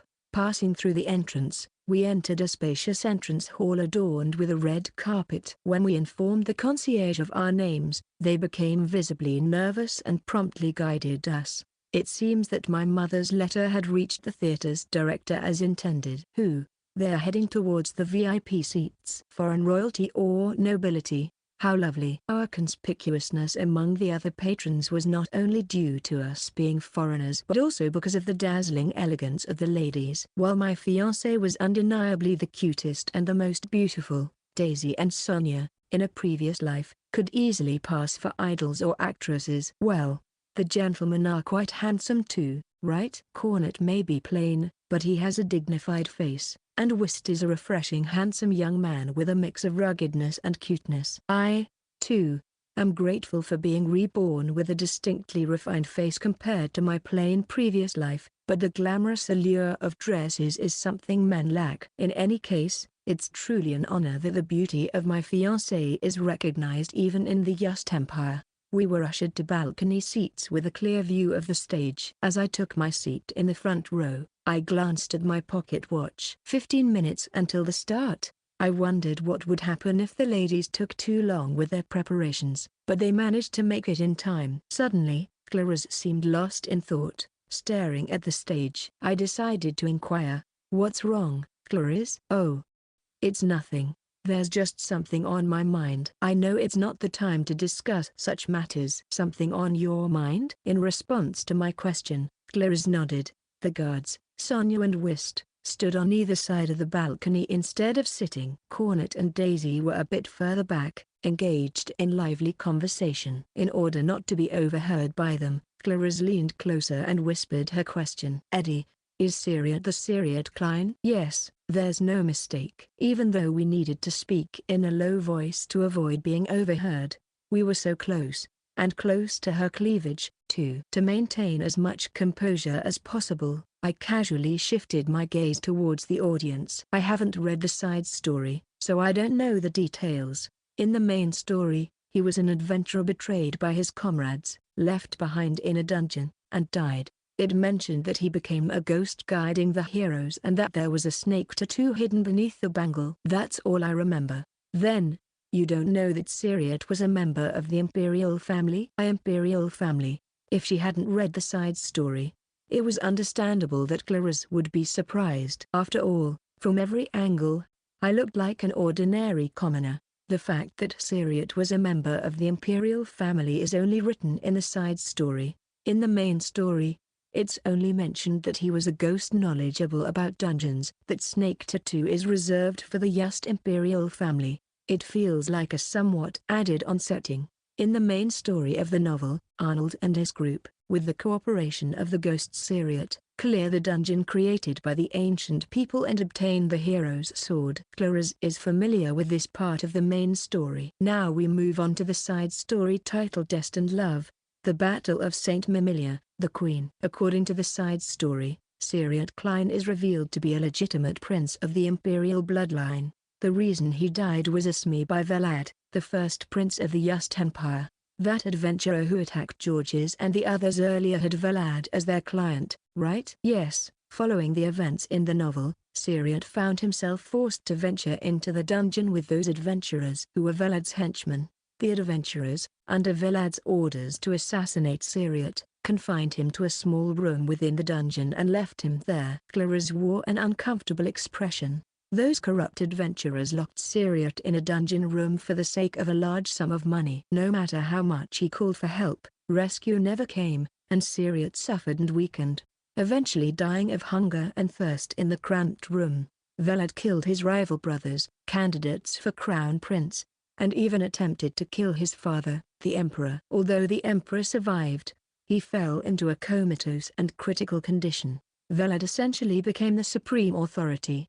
Then, to obtain the saint, he launched an attack on the Harden Kingdom. Obtain the saint? He probably thought that capturing Mimilia, whom he had taken a liking to at the ball, and making her his lover would grant him the power of the hero. The easily infatuated Velad had many lovers, regardless of gender, aside from the queen. Come to think of it, Adonis mentioned that he was once approached by Velad. Mimilia, being the heroine, had a beautiful face. Moreover, if he obtained her, he would gain the power of the hero. It seemed like something he desperately wanted. In the end, Velad was pierced through the chest by Arnold's holy sword, and he fell inadvertently. He ended up avenging Syriot. So, in the side story, do the Harden Kingdom and the Yust Empire go to war? Yes, the plot became quite human and murky, making it difficult for readers to follow. When the opponent is a monster, readers can read battle scenes as fantasy. However, when the opponent is human, the battle scenes suddenly become realistic. It's understandable if some readers can't follow that. Nue, the fourth empress of the emperor, was a princess of a small country. She passed away shortly after giving birth to Syriot. Anticipating her short lifespan, Empress Nia, fearing that her child would be involved in the struggle for crown prince, immediately instructed her exclusive knight to take the child and leave the palace as soon as he was born. Such a thing should not be allowed. She reportedly informed the imperial family of a stillbirth. With the cooperation of the emperor and influential nobles, the female knight left the palace with the newborn prince. The emperor cooperated too. The emperor and Empress Nia were reportedly the only ones in the imperial family who married for love. They probably didn't want to let the child of the woman they loved die under any circumstances. Syriot may think he was abandoned by the emperor. There might have been times in his childhood when he sought his father's warmth. However, the emperor, being the emperor, couldn't openly assist Syriot to keep his existence a secret. Having eliminated the second and third princes, Velad, thinking he was the only candidate for crown prince, was informed by a trusted subordinate that there was another prince. That was Syriot, right? I nodded in response to Claris's question. Desperately searching for the prince's whereabouts, Velad found Syriot. He wanted to send assassins immediately, but because the emperor was closely monitoring Velad's actions, he couldn't use directly appointed imperial assassins. That's probably why he hired those adventurers. Originally, Syriot Klein was supposed to die. He was raised as the son of Bonnie Klein, a female knight. Bonnie's family, despite being nobles in name, were more like servants, and both of Syriot's parents had passed away. The female knight and the prince lived a modest life in a corner of the imperial capital. Abraham San was also a character from the side story. Before the war between the Harden Kingdom and the Yust Empire, there was an episode where the four guardians who visited Maribel obtained a new weapon. It was about the dwarves, who combined magic stones and metal to create powerful weapons. So, Eddie didn't come here just to get the hero's sword. Yeah, obtaining my sword is the main goal. However, meeting Syriot gave me a new purpose. After obtaining the hero's sword, I plan to safely deliver Syriot Klein to the Emperor. With Syriot's existence, the anti-First Prince faction gains momentum, weakening Velad's influence. Syriot is the son of a woman whom the Emperor genuinely loved. He will likely receive protection from the Emperor. You intend to make Syriot the crown prince. I can't intervene to that extent, but I do plan to hinder Velad. I won't let him become the crown prince. He. Plotting something like that. You look like a villain prince. Claris's amused smile was somehow enchanting, and she leaned toward me, peering into my face. Eddie, please don't do anything reckless. Don't worry. I have a policy not to engage in losing battles. Is that so? Coming from someone who's trying to defeat a dragon in a single blow. That's a battle I can win. I placed my hand on Claris's hand, which rested on the armrest. If this weren't the theater audience, I would have embraced her and kissed her. I'm delighted by her caring attitude, overflowing with affection for Claris. At the same time, a wicked feeling arises. I want everything about her. To quell the waves of desire that threatened to run wild, I took a deep breath and then pulled out my pocket watch to check the time. 5 more minutes until the start, but whether the show will start on time is uncertain. It would be nice if it were a punctual country like Japan. Chapter 127, Opera Appreciation 3. Sighed Ediardo. Even when the supposed starting time of 6 in the evening arrived, There was no sign of the play beginning. A delay of 5 or 10 minutes is quite common, and no audience member complains. Claris, looking at the pamphlet containing the summary and cast introductions, spoke. This play has 2 parts. The first story is Kiara, and the next one is Forgiven Love. Kiara is a story centered around Kiara Yust, a notorious villainess mentioned even in history books. It had been mentioned in the novel's side story and also in the history books at the school library that the Yust Empire's harem had always been the stage for intense struggles for succession. Among them, the cruelest was Kiara Yust, the second empress of the previous Yust Empire emperor. Ambitious since childhood, she ruthlessly eliminated anyone in her way and elevated her child to the prime candidate for the crown prince. She was a wicked woman who committed deeds that made even demons pale, with over 1,000 victims associated with her. In the end, Kiara's misdeeds were exposed, and despite her status as empress, she faced execution. At that moment, the lights in the venue gradually dimmed. It seems the performance is about to begin. The solemn sound of the orchestra echoed, and the center of the stage was illuminated. An actress with tanned skin, golden flowing hair, and eyes of crimson color appeared. In reality, Kiara didn't have crimson eyes, but it seemed the actress temporarily changed the eye color with magic to convey the villainous vibe. To the accompaniment of the orchestra, the actress began to sing a somewhat innocent and lively tone. She was probably in her late 20s, but at this moment, she strangely looked like an innocent girl. I am Kiara. People call me the notorious villainess, but I don't know what's wrong. I just made inconvenient people disappear. It was just to make my cute son the emperor. Fade to black. Next, a young girl appeared with crimson eyes. It was clear that this girl was the young Kiara. From this time, she coveted her sister's dresses, friends, and even her fiancé, the crown prince. Oh, sister, I'm sorry. It's all because I fell in love with His Highness. Lara, forgive me.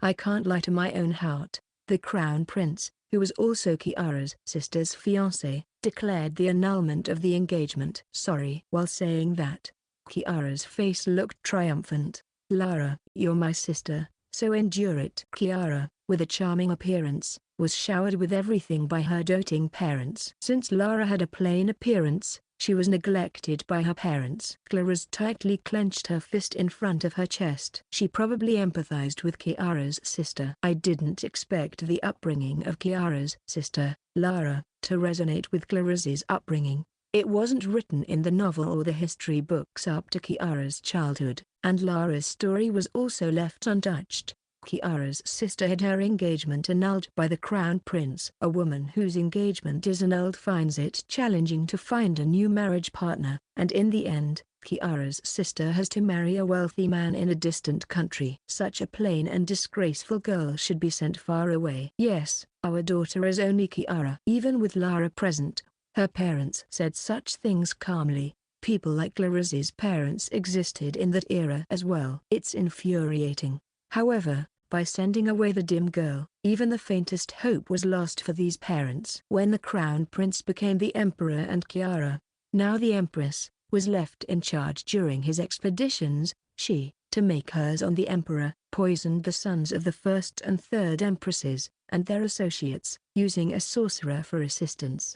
At times, Kiara herself was involved, and some scenes were chilling, such as her discarding a newborn baby into a well. Furthermore, there were occasions when Kiara, aside from the empress, burned down entire villages that were harboring illegitimate children of the emperor, their caregivers, guards, and individuals who seemed to be princes. In repeating these wicked deeds, she eventually found herself having killed over 1,000 people.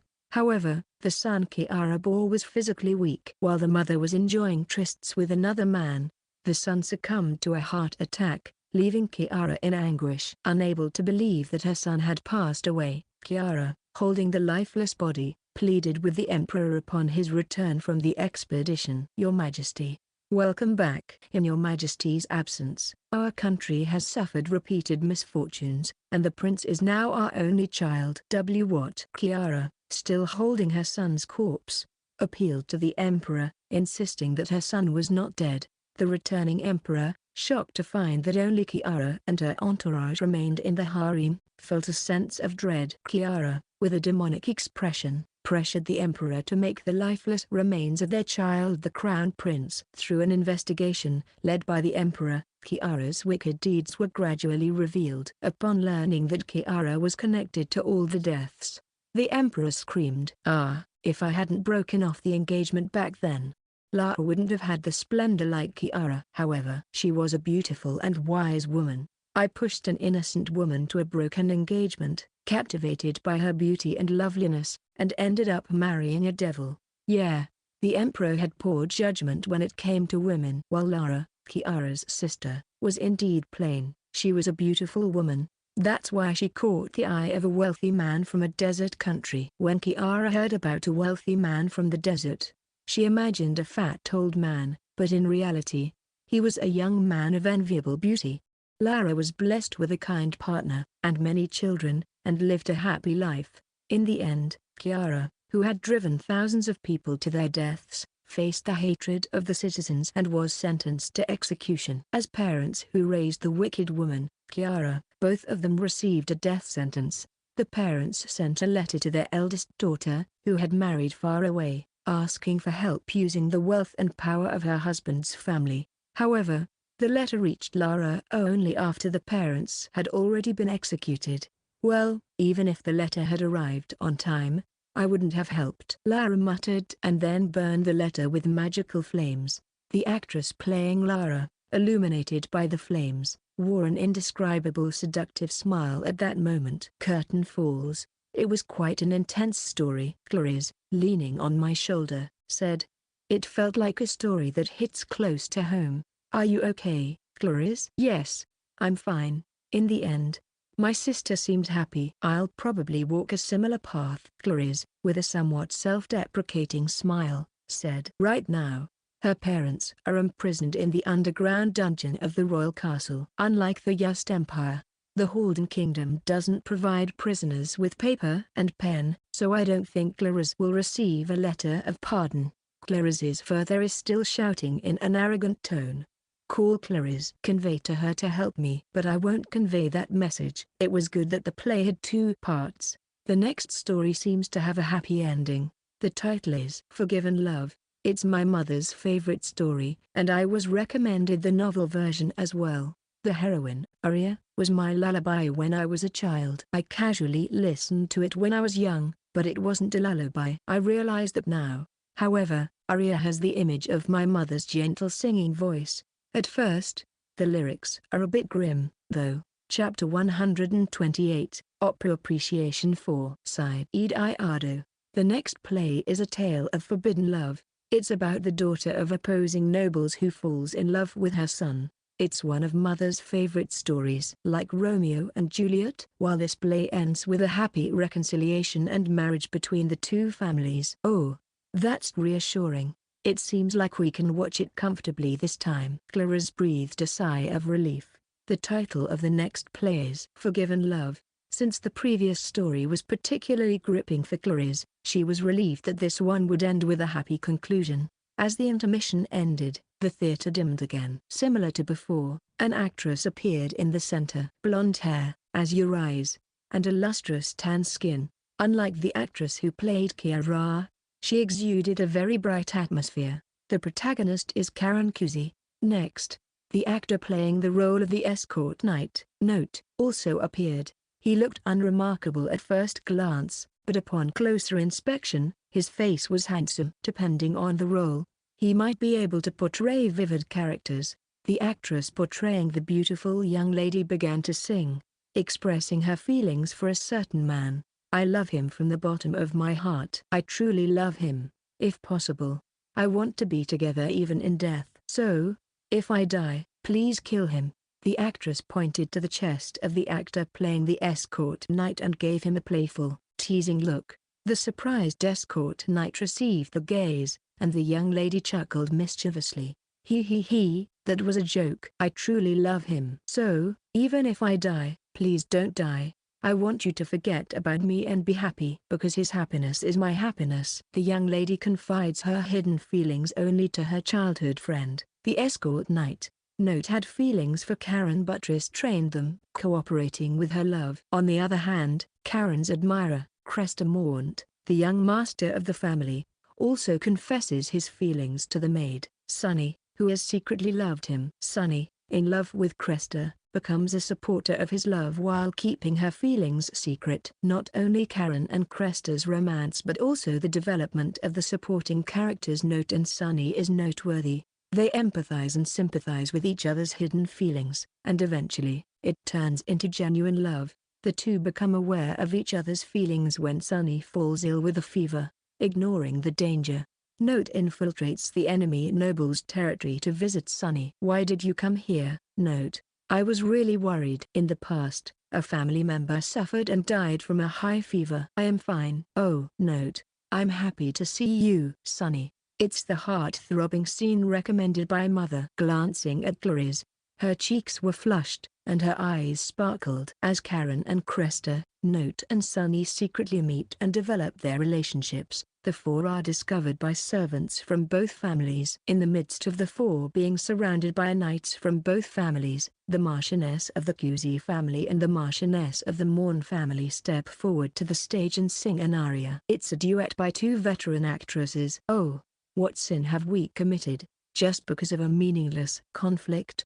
We're trying to tear apart lovers. I don't want to make my daughter sad. I don't want to make my son sad. Please bless the lovers. Please listen to a mother's wish." In response to the passion of the two ladies, the Marquises finally agree to hold a peace conference. The final scene of the play closes with Karen and Cresta embracing, while Note and Sunny, watching over them, also lean on each other. Claris applauded happily, facing the stage. "That's good. It seems like she enjoyed it." I later learned that Maribel's operas often had two parts, typically a tragedy first and then a comedy or a story with a promised happy ending. "Ah, I'm glad Karen and Cresta are together." In the carriage on the way back, Daisy had a dreamy expression. Claris nodded in agreement. I was on the edge of my seat wondering about the love between Note and Sunny. It was frustrating until they realized each other's feelings. Claris blushed and her voice became lively. The two women blossomed a conversation about the love story on stage. It seemed that both of them favored forgiven love. While Kiara's performance was impressive, it was challenging to discuss. Tragic stories are generally less engaging, and there are similarities with Claris's family situation. Although the play might have been somewhat embellished, the character Kiara resembled that unpleasant woman, Tia's Hardin, who attempted to kill me to make her son the king. Well, compared to Kiara, she's quite cute. But I couldn't help recalling that unpleasant face while watching the play. For me, that play was not a pleasant experience. Before returning to the hotel room, I invited Claris to the rooftop garden. A triple date wouldn't feel like a real date. In Just, rooftops often had gardens. The garden here had tropical plants in flower beds. Even at night it was illuminated, creating a very romantic atmosphere. The stars are beautiful, aren't they? Indeed. The moon in this world looks the same as in our previous life, doesn't it? Ah, it's a beautiful full moon tonight. I had probably forgotten whether the original novel described the moon, but the author likely set the moon to be the same as in the previous life. While gazing at the moon, Claris's expression had a hint of shadow. For her, who knew the content of the novel, anxiety about the future always lingered. I felt the same way. In half a year, the demons would attack. No. It might be sooner than that. Sometimes, it scares me. Yeah, thinking about the future. Of course, I'm worried about the future, but what scares me the most is losing Ediardo-sama. Claris. At that moment, Claris jumped into my arms. Her body trembled slightly. Sometimes, there were times when I wanted to throw everything away and run away with Claris, just the two of us living unnoticed, even if it meant living in poverty. But if I left the demon prince Dino alone, not only the Hardin kingdom but the whole world would become a world enveloped in miasma. Once the whole world was shrouded in miasma, it would no longer be a world where humans could live. Miasma stones had already been thrown all over the world. The miasma released from the small black magic stones was gradually corroding the world. To stop the miasma contamination, the only way was to defeat Dino. who created the black magic stones. Ediardo-sama, please don't leave me alone. I embraced Claris's body, overflowing with love. Even now, she carries many burdens with her slender body. Initially, I considered pulling her, a capable person as a royal family member, onto my side. If the rumors were true, I thought I could re-educate this whimsical girl and raise her as a talent to protect the country. However, when I met her, I learned that she was a person far from the rumors. Like me, she was a person actively learning many things to survive, a gentle and strong-willed woman. Occasionally, she showed a vulnerable side in front of me. I lifted Claris's chin and gently pressed my lips against hers. Her lips were soft, emitting a faint sweet fragrance. Ediardo-sama. Once I separated our lips, Claris's face turned bright red, and she stared at me with moist eyes. Too cute. I felt like kissing her again. I wrapped my arms round Claris's head and kissed her lips once again. I knew it was a long kiss, but I wanted to touch each other for even a second longer. Claris is my beloved lover and my fiancé. I want to keep her hidden, like a treasure. However, as if she had read my feelings, she said firmly in a strong tone, "When you're fighting, I'm with you." I understand. She is not just a woman to be protected. That's why I fell in love with her. I have the feeling that I want to hide Claris so that no one can touch her, but if our positions were reversed, I would probably think the same as her. It's okay. I won't leave you alone. In return, I don't want you to leave me alone. Because when you fight, I'm with you. Chapter 129, Female Knight. Benita Klein. Sighed Claris. My name is Claris Charlotte. Currently, I am staying in the neighboring country of the Harden Kingdom, the Yust Empire.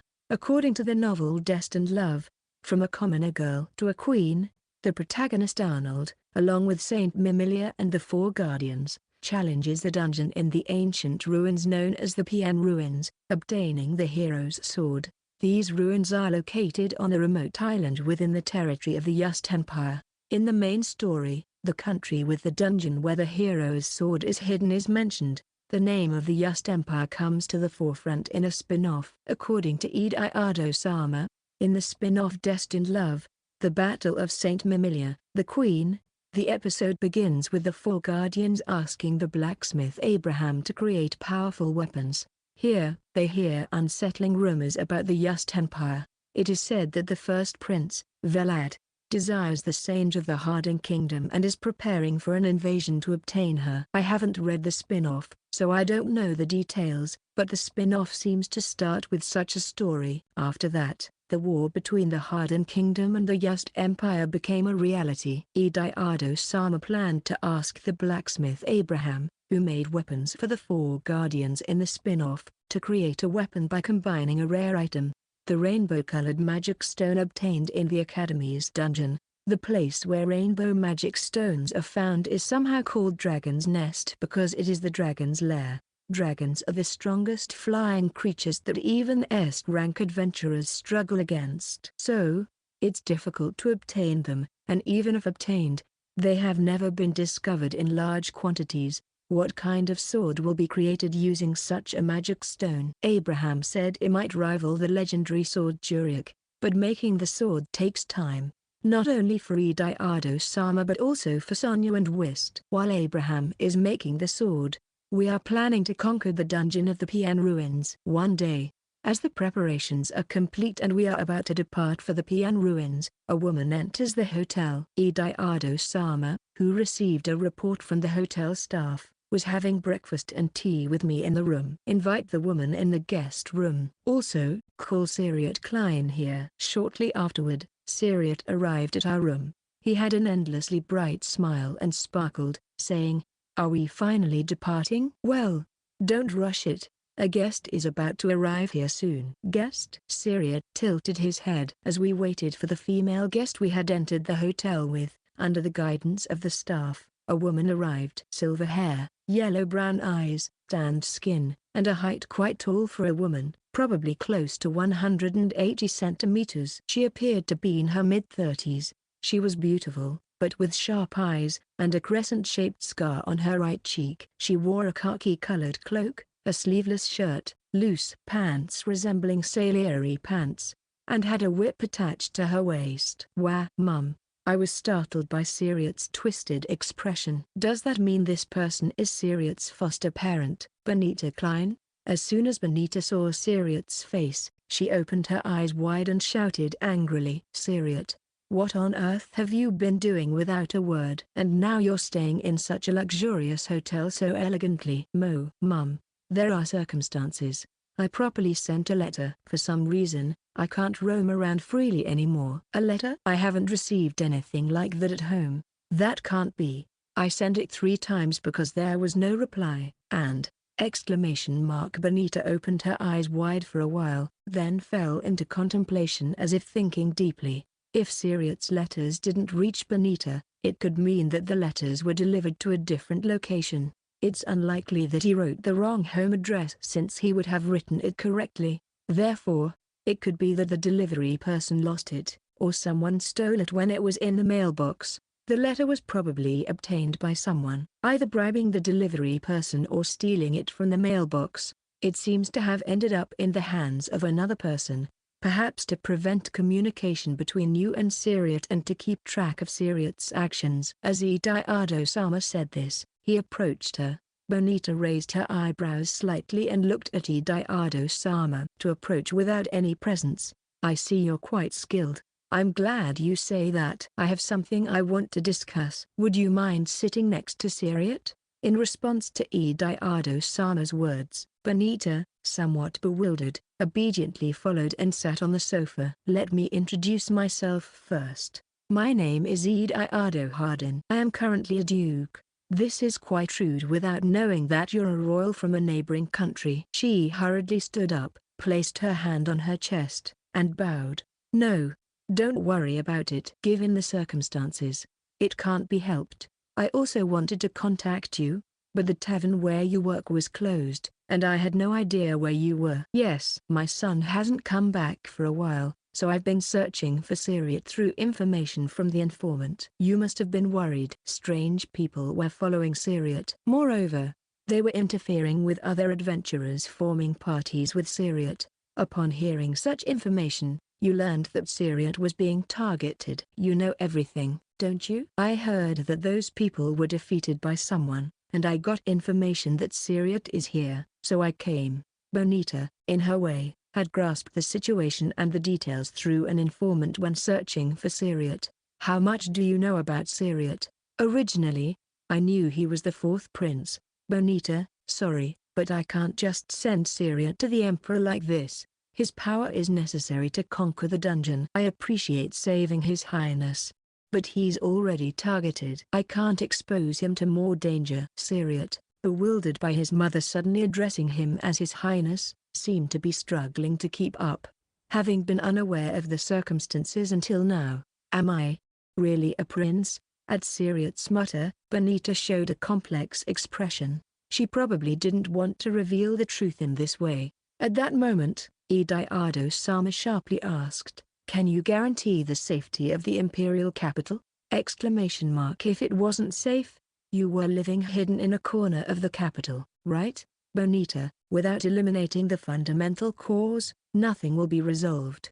Benita had no words to reply to Ediardo-sama's statement and hung her head, seemingly lost in thought. Syriot, standing between the two, looked dumbfounded. It seemed he couldn't keep up with the reality of being a prince. In any case, as a trial for the imperial family, Syriot must challenge the Pian ruins, right? To do that, we need his power as an adventurer. How much do you know about the trial of the imperial family?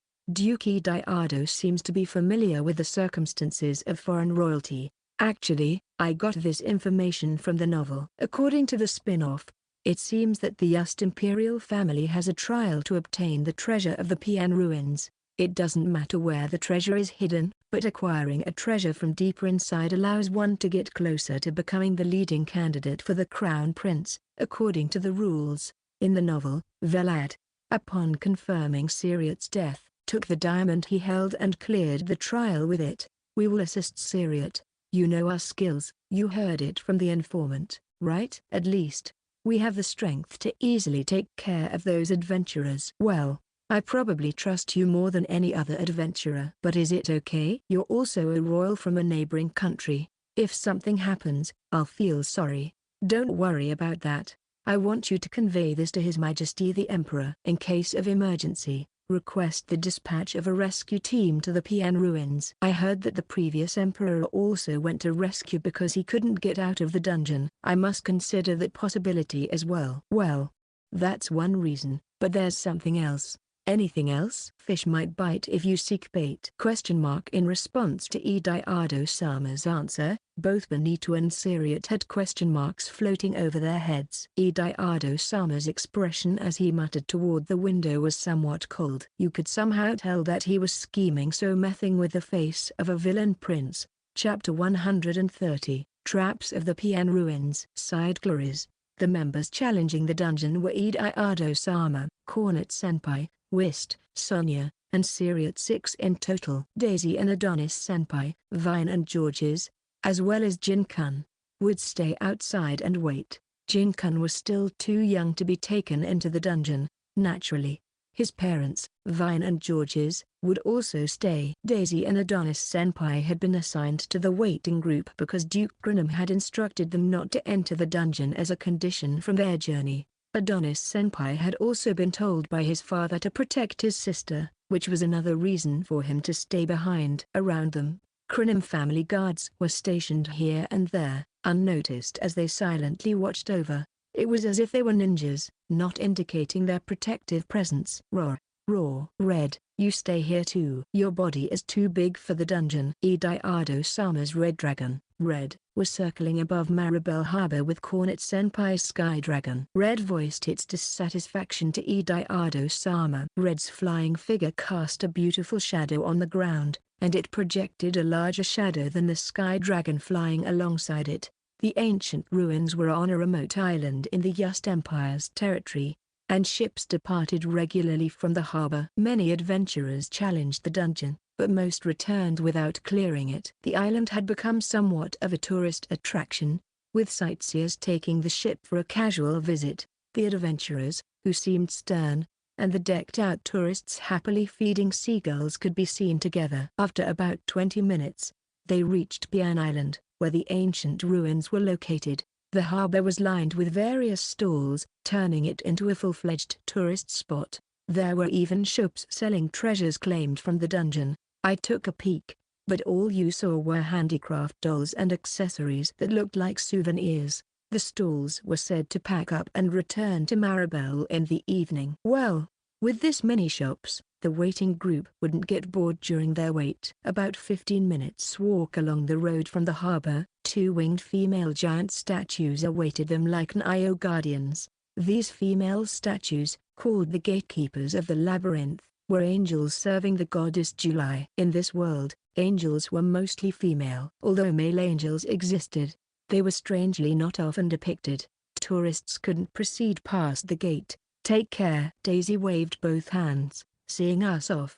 Be careful, you guys, Vine said, folding her arms. Don't you die. Georges carried Jin-kun on his shoulder. Everyone, do your best. Jin-kun, sitting on Georges's shoulder, waved the starry wand he had received as a gift from the weapon shop.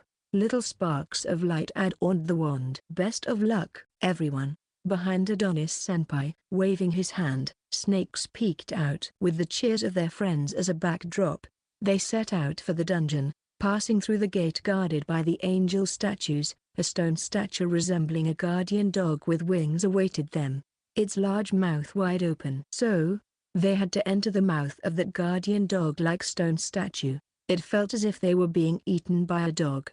The inside was poorly lit, and a few meters ahead was pitch black. Front Shanies. When Cornet Senpai chanted the spell, a magic stone the size of a marble lit up, brightly illuminating the surroundings. Siriat widened his eyes, looking around. Wow, it got so bright with such a small stone. It's my invention. I'll give it to you as a token of friendship. Really? Thanks a lot. Cornet Senpai generously handed several luminous magic stones to Siriat. Siriat's eyes sparkled as he took one of the luminous magic stones and held it up to the ceiling. He seemed so delighted, like a child. The brightened surroundings were covered with stone walls, For now, there didn't seem to be any suspicious traps or signs of monster-like creatures. The path split into two. The right path led to a dark cave with an unseen end, while the left path continued with stairs descending underground. If I recall correctly, in the novel, they descended the stairs. Just as I was mentally retracing the dungeon's description written in the novel, adventurers rushed out of the cave, looking as if they had seen something horrifying. Dangerous to stay in such a place. What's with all these traps? I hate bugs. Too many insect-type monsters. The adventurers hurriedly ran towards the entrance. Judging by their reactions, everyone present reached a unanimous decision. Let's go down the stairs in front. While there was no guarantee of safety in the front path, it seemed at least better than the right path. In the novel, the early stages of the stairway didn't seem to have many dangerous traps. If I recall correctly, however, Gaive or someone might accidentally press a hidden button, causing a scene where they fall into a pit. As long as we are careful with hidden buttons. Go-goo, huh? What was that noise? Like something grinding against stone. Siriat, who was in front, stopped walking and slowly turned back. His face was pale. Oh no, I have a bad feeling about this. Sorry. Stepped on a button on the floor. Exclamation mark. The next moment, the floor collapsed, and we fell downward. Oh no, falling, and it seemed deep. If we continued falling like this, we might get seriously injured. If the landing was bad, it could even be fatal. In an instant, flashes of past scenes appeared. Scenes from my previous life, the moment I realized I had been reborn. The time I met Ediardo-sama and more. Falling into a pit like this all of a sudden. That can't be happening. Capture net. Kornitz-senpai chanted a spell, and a giant spider web spread out. We were caught by the spider threads before being slammed into the ground. Fortunately, the ground wasn't far from where the spider threads were extended. When Kornitz-senpai cast the spell to release the magic, the spider web instantly disappeared, and we gently landed on the ground. Ediardo-sama and Whist fell on their buttocks simultaneously. However, Sonia fell onto Whist, pushing him down. Sorry. Are you okay, Whist? He. Sonia-chan, I'm glad you're safe. Well, Whist seemed happy to be able to catch Sonia. I, for some reason, landed in a kneeling position. Kornitz-senpai landed on one knee but stood up with both feet as if nothing happened. Siriat. Oh no.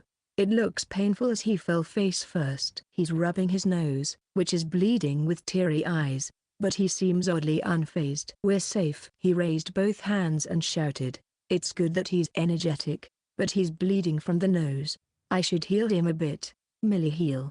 Exclamation mark. I touched Siriat's nose and chanted a healing magic. He blinked in surprise, looking at me. Was healing magic that rare? Well, it's not like adventurers haven't experienced healing magic before. He. It would be nice to be healed by such a beauty. Arara, Siriat is skilled at pleasing women. Huh? I didn't say that just to flatter her. Seemingly embarrassed by his own words, Siriat turned his gaze in a different direction. Well, that also makes it awkward to respond. Siriat, Claris is my fiancée, so keep your hands off her. If you make a move, I'll leave you behind. I know. I'm not the type to go after someone else's property. By the way, does that glasses girl over there have a boyfriend right now? Referring to Sonia as that girl, she shivered. With a reddened face, she whispered, I don't have one, but... Meanwhile, Whist glared intensely at Siriat from behind. Ah, yeah. Never mind. Is that girl with the glasses in a relationship right now? Not, but her entourage includes a steel father-in-law and a cold brother-in-law. Before that, you need to defeat Kornit over there. Pointing in the direction Ediardo-sama indicated, Kornit-senpai, although not glaring like Whist, had a gloomy aura behind her. I'm fine. Vine seems to be married, and what's this? You guys are on a group honeymoon or something. At Siriat's words, the members present turned bright red. Especially Sonia and Whist, who weren't yet a complete couple, and the shy mannerisms of Kornit-senpai were adorable. Ediardo-sama said with a sigh of exasperation. If it were a honeymoon, you wouldn't come to a place like this. Yeah. Lucky people have it good. Ah. I want a girlfriend too. Beautiful, kind, and with a big chest. Isn't your ideal too high? You've caught a girl who fits that ideal. Shut up. Annoying.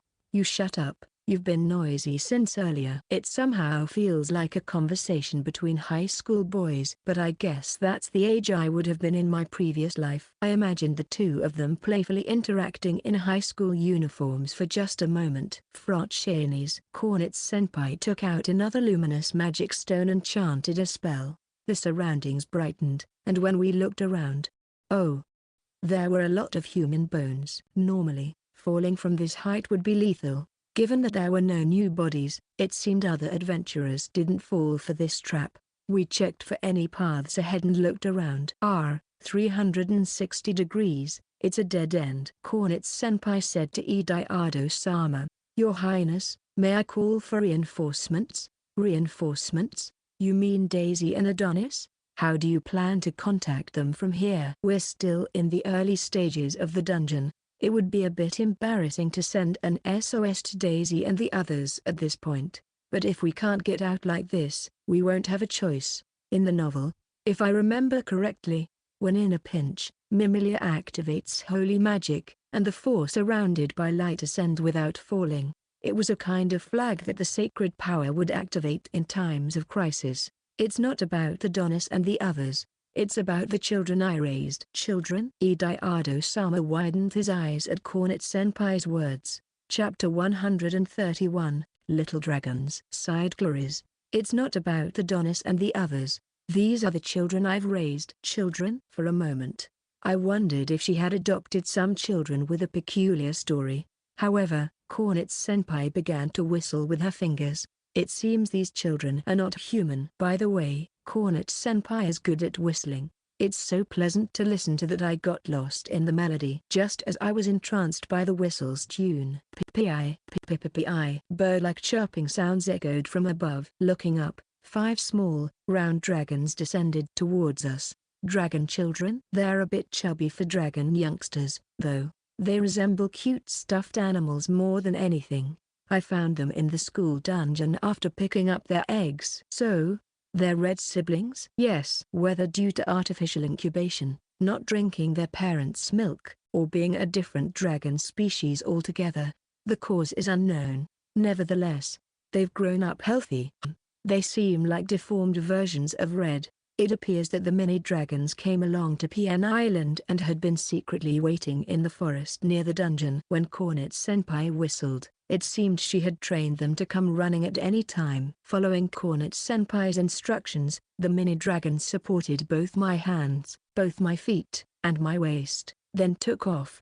Amazing. They're ascending higher and higher. Carried by these small dragons, I safely reached the outside of the hole. Likewise, the other members were able to exit the hole with the help of the mini-dragons. Well, there is also the option of instant teleportation, but I don't want to consume magic power from the early stages. Ediardo-sama widened his eyes at Cornet-senpai's words. "Instant teleportation? Isn't that what the demons use to move to the human world?" "I didn't know such magic existed. You can move yourself, or even objects, with this magic. However, when used by humans with low magic power, it can lead to unconsciousness and is recognized as dangerous magic. Additionally, in long-distance teleportation, you can't arrive at a place you've never been before." When he went to the Charlotte family to save Claris, they rode the flying dragon. Cornet continued. "Dangerous magic is not written in ordinary books. I also had to undergo a certification test for the use of dangerous magic before I was allowed to use it." "Fascinating. Please tell me more later." "Of course." Ediardo-sama gazed at Cornet-senpai with sparkling eyes, seemingly interested in the certification test for dangerous magic. "In my past life, could it be something like a hazardous materials handler test?" "Such qualifications exist, and I had no idea." Ediardo-sama asked Cornet-senpai. "By any chance, if you wanted to go to the demon continent, could you do it?" "No." "Instant teleportation across dimensions is impossible for humans with the magic power they possess.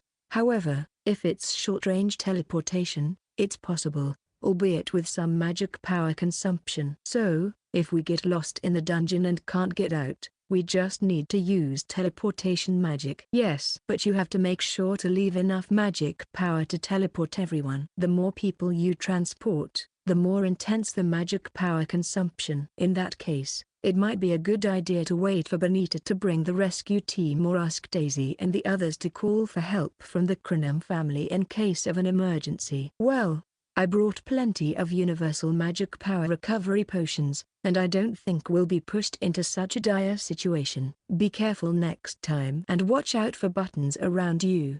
I got it.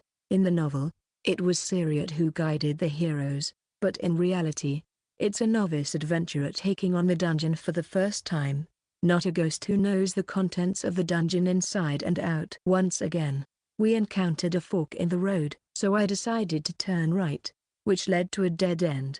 However, there were several wooden boxes placed there. Were they left by the ancient people?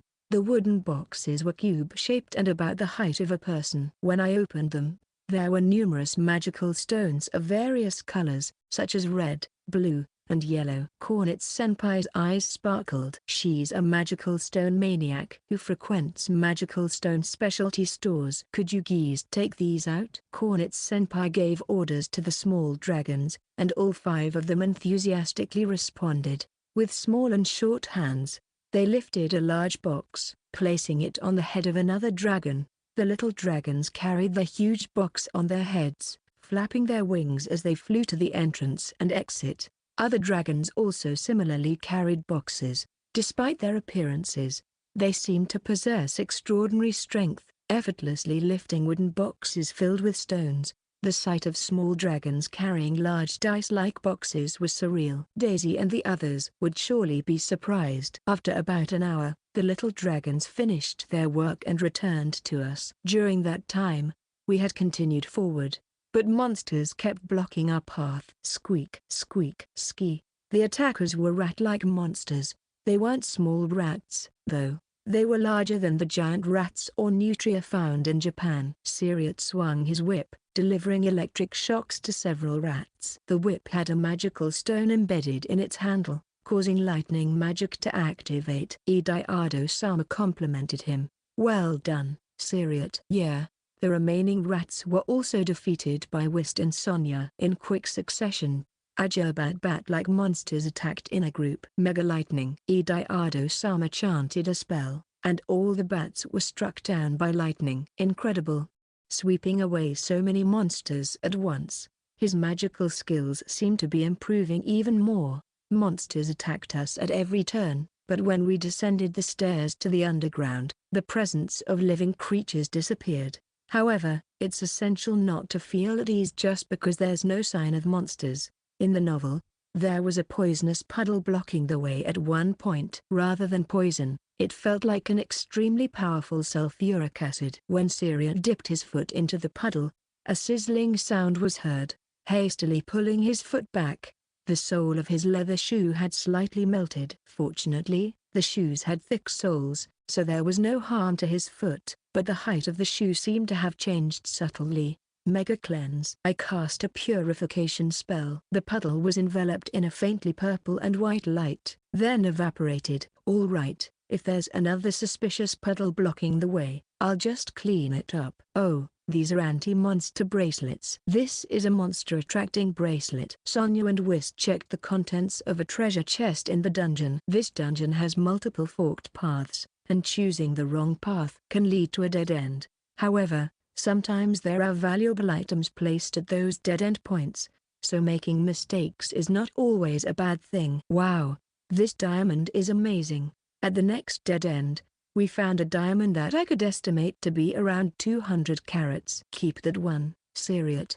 Is it okay? It originally belonged to you. According to the supplementary story I heard from Ediardo-sama, when Vlad confirmed Syriot's death, he took the diamond Syriot had in his hand. Vlad showed it to the imperial family and asserted that he had completed the trial. Knowing that episode, I can understand why he wants Syriot to keep the diamond. Our goal is not the diamond, of course. Treasures like gold and silver are always welcome. The diamond is just one of the many treasures. If the novel is accurate, there should be even more treasures in the room further inside. Sometimes, The chests left by the previous adventurers have already been emptied, but the excitement of searching for treasures makes us fully enjoy the dungeon. Oh! This time it's a sturdy-looking chest, Syriot exclaimed with joy. In the next dead end, there was a substantial chest. It gives a feeling that there might be rare items inside. Although it has a hefty lock, where could the key be? All right, it's this one's turn. Syriot took a piece of wire from his waist bag. Peering into the keyhole of the lock, he bent the wire and clicked the lock open. Yeah, it's lock-picking, as it would be called in my past life. After a while, the lock clicked, and the chest opened with a creak. Inside was an old, tattered book. What? Just a book? Pouting as if disappointed, Syriot. If it's in a treasure chest, it must be a valuable book. Thick, gold-threaded fabric covered the ancient book. For an ancient treasure, it looked relatively new. On the back cover, there was a signature. Sailor Lane. Oh, could it be the Book of Clear Flame? Chapter 132, Whereabouts of the Forbidden Book. Sighed Claris. The Forbidden Magic Book written by the mage Sailor Lane. Clear Lightning's Book, Clear Flame's Book. These two are fusion magic combining purification magic and offensive magic, bringing effects close to the sacred offensive magic used by Saint. For the temple, which claims the absolute power of Saint, this was a very inconvenient magic. Therefore, it was designated as forbidden magic. Cornet's Senpai's teleportation magic, although classified as dangerous magic, is not forbidden. Once qualified, it becomes usable. However, Clear Lightning and Clear Flame were completely erased. According to the Clear Lightning book, a book written by the magician Sailor in the Hero's Dungeon was mentioned to exist in addition to the one already obtained. This is that book. I flipped through the pages with a slightly excited feeling. Magic that combines flame magic and purification magic, the magic Clear Flame. I gasped. No mistake. This is the other mixed magic book mentioned in the Clear Lightning book. I opened the front page. Like the Clear Lightning book, a handwritten message was written. This book is considered forbidden. However, I believe the time will come when it will be useful, so I will hide the book here. By mastering Clear Flame, I have gained power second only to the Saint. This was inconvenient for the temple. The mixed magic I devised was made to be as if it never existed. Especially, the flame magic with purifying effects is similar to the powerful purification magic of the Saint, capable of attacking enemies. Of course, the power of the Saint is undoubtedly stronger, but the woman who created Clear Flame might have been revered by the people like a saint. For the fusion magic, the magic of Clear Lightning, I asked my best friend to hide it in the court's magical tools storage.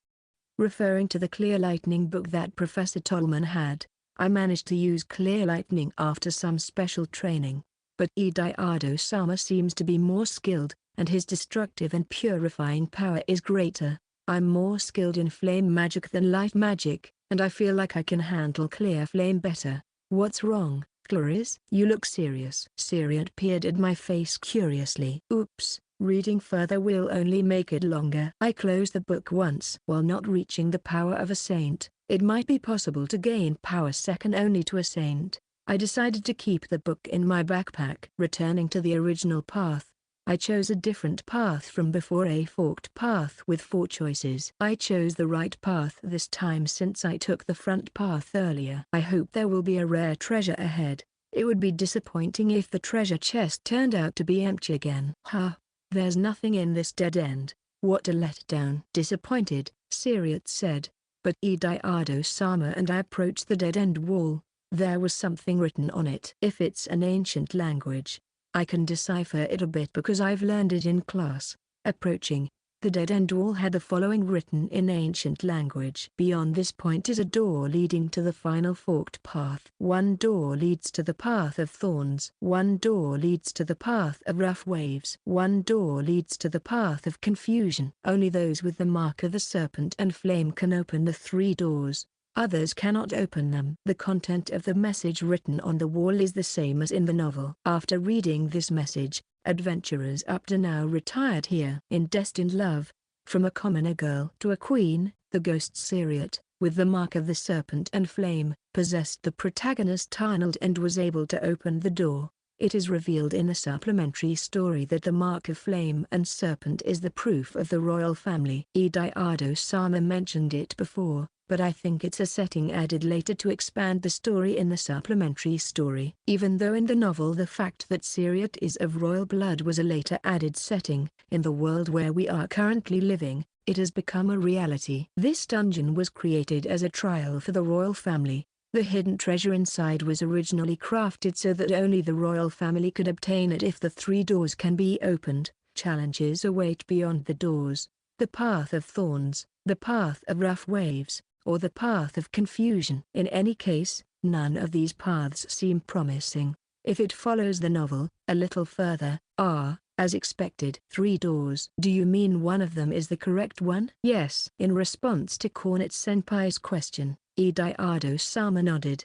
The 3 paths mentioned earlier refer to these 3 doors, but which door leads to thorns, and which to rough waves? In a voice that others couldn't hear, I asked Ediardo-sama. Ediardo-sama, do you remember which door was which? I think the middle one was supposed to be thorns. Having 3 doors in front of you is scary because choosing any of them can change fate. Then, I'll open the one on the right without hesitation. One fool opened it without any hesitation. Wait, I shouldn't have said fool. Syriot, what are you doing? Although we didn't know what kind of mechanism it was, the door easily opened, and a large amount of water flowed in. While Syriot's status as royalty was proven, it wasn't the time for that now. We hurriedly tried to close the door, but the water pressure flowing in made it almost impossible for the door to move. You guys, help me close this door. In response to Cornet-senpai's order, the 5 mini-dragons nodded and pushed the door together. Thanks to the mini-dragon's great strength, we managed to resist the water flow and close the door. Once the door was closed, the water stopped flowing. Phew, I thought I was going to drown. Don't say that. Ediardo-sama smacked Syriot's carefree head. After that, Ediardo-sama started lecturing Syriot not to act on his own. Did he do that in Japan in his past life? But, you know, it won't start unless you open it. That's true, but you shouldn't open it recklessly, and don't open the most dangerous path of rough waves. Don't blame my luck. So, where are we opening next? The middle one. Everyone, except me, was wide-eyed at Ediardo-sama's immediate response. Yes, from an outsider's perspective, he is also choosing without any basis, but if it follows the novel, the middle door is the correct one. Monsters may appear, but if we defeat them, treasures await beyond. If the text is accurate, the remaining ones are the paths of thorns and confusion. Either way, both paths are not good. The moment we open it, monsters might appear, so be prepared for anything. Syriot, open that door again with your hands. Well, okay, but I don't know what will come out. In response to Ediardo-sama's words, Syriot gently opened the door. I also readied my staff to cast offensive magic at any time. As soon as Syriot opened the door, he stepped back. Beyond the door, what could be seen was a path covered with thorns. If it follows the novel, monsters should appear from beyond the door. We were on guard for a while, but nothing happened. Shall we proceed like this? Just as Syriot was about to say that, ho ho ho, oh ho ho ho ho, ah hoo. At first, I thought I heard an elegant lady's laughter, but gradually, high-pitched and deafening laughter echoed. Then, along with rose petals, the wind blew through. Many petals swirled towards us, and I instinctively closed one eye. Ah hoo, ah hoo, ah hoo. Ugh. It's noisier than Natalie, and it's echoing inside the dungeon. When I involuntarily gritted my teeth, the rose petals began to swirl with the wind. The rose vortex gradually grew larger, and when all the petals on the ground, carried by the wind that had stopped, fell, the woman appeared. No, it would be more accurate to say that it was a monster in the form of a woman. The woman had green skin and long, rose-like red hair that swayed. Chapter 133. Hero's Sword. Sighed Claris. Thornoga. This is the first time I've seen the real thing, muttered Cornet-senpai. The Thornoga. This monster had a female form. In the records, it was mentioned that ancient people tamed monsters to guard dungeon treasures, and this monster was likely one of them. In the novel, There is also a mention of a monster that manipulates thorns. I didn't remember its formal name. The hair of the thorn ogre was a blood-like red, different from my crimson hair. Its eyeless crescent-shaped eyes shone yellow. Its mouth stretched from one end of the face to the other, resembling a mouthless woman. While Kornet-senpai held his magician's staff, he warned, "Be careful. That monster manipulates thorns." The thorn ogre pointed its index finger toward us. In the next moment, countless thorns, thin as snakes, wriggled from the open door and attacked us. Mega flame. I chanted the fire magic. The thorns were burned by the flames before reaching us. But new thorns attacked us again. Sonya and Whist slashed the thorns with their swords, and Syriot cut the attacking thorns with his dagger. Roar. This time, the small dragons breathed fire. As before, the attacking thorns burned, but new thorns immediately struck again. The small dragons, capable of emitting fire without casting spells, quickly fought back. However, this was endless. In the novel, Arnold and others spend a considerable amount of time dealing with the thorns, wearing down their magical power. But on the monster side, losing magical power also meant losing control over the thorns.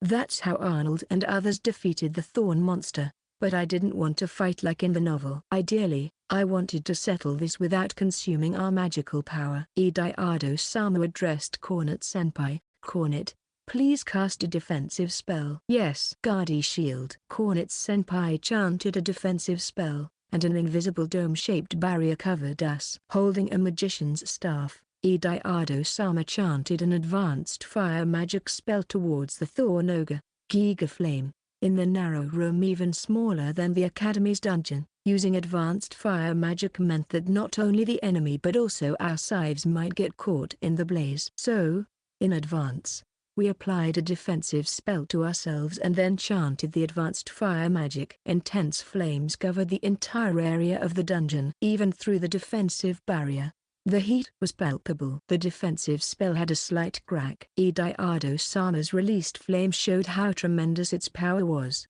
Probably, if it weren't for Kornet-senpai's defensive spell, the barrier would have collapsed immediately due to Ediardo-sama's formidable flame. Kia, kia, kia. A high-pitched scream echoed through the air. The flames burned all the thorns on the other side of the door. Plant-based monsters were weak against fire.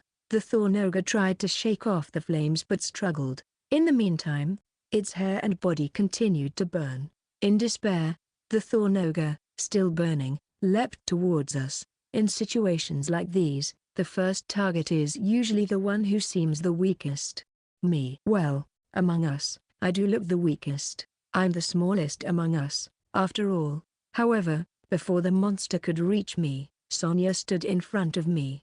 It seemed like the monster changed its target to Sonya. Swinging its thorn-covered arm like a whip, it aimed at her. Sonya intercepted the thorny arm with her sword.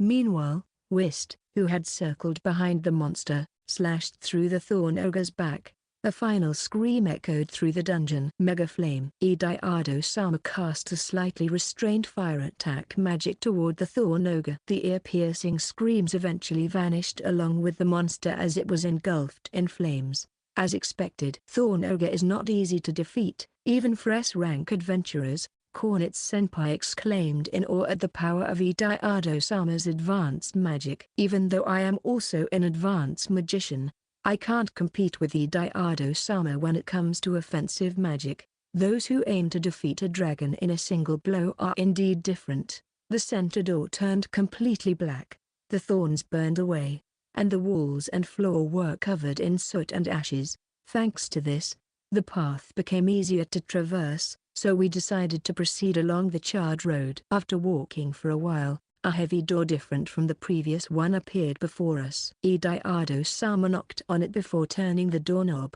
However, the door didn't open as if it was securely locked. "Syriot, please." Upon Ediardo-sama's request, Syriot nodded and then turned the doorknob. Surprisingly, the door opened easily, as if it weren't locked at all. The interior was pitch dark. Kornet-senpai threw a light creating magic stone into the room.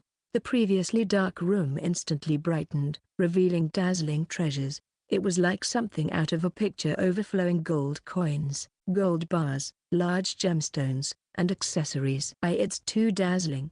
Bring back that oversized diamond and some of the treasures here, and my dream of reviving the Klein family will come true, Syriot casually uttered, revealing a touching line. Well, he had been living with his foster mother, facing struggles alone. Take them back. There's no harm in bringing back treasures substantial enough to make your mother's life easier. Syriot diligently packed gold bars and gemstones into a leather bag. Should we also take some for our future life? Cornet-senpai looked at the mini-dragons and said, could you tell Adonis and the others that we'll be back soon? The mini-dragons nodded gladly and fluttered towards the entrance. Ediardo-sama checked his pocket watch and muttered, it's 7 o'clock. Soon it will be the final departure time for the ship. If we don't make it, have them come pick us up with our ship. The mini-dragons can fly to Maribel in less than an hour and inform the captain.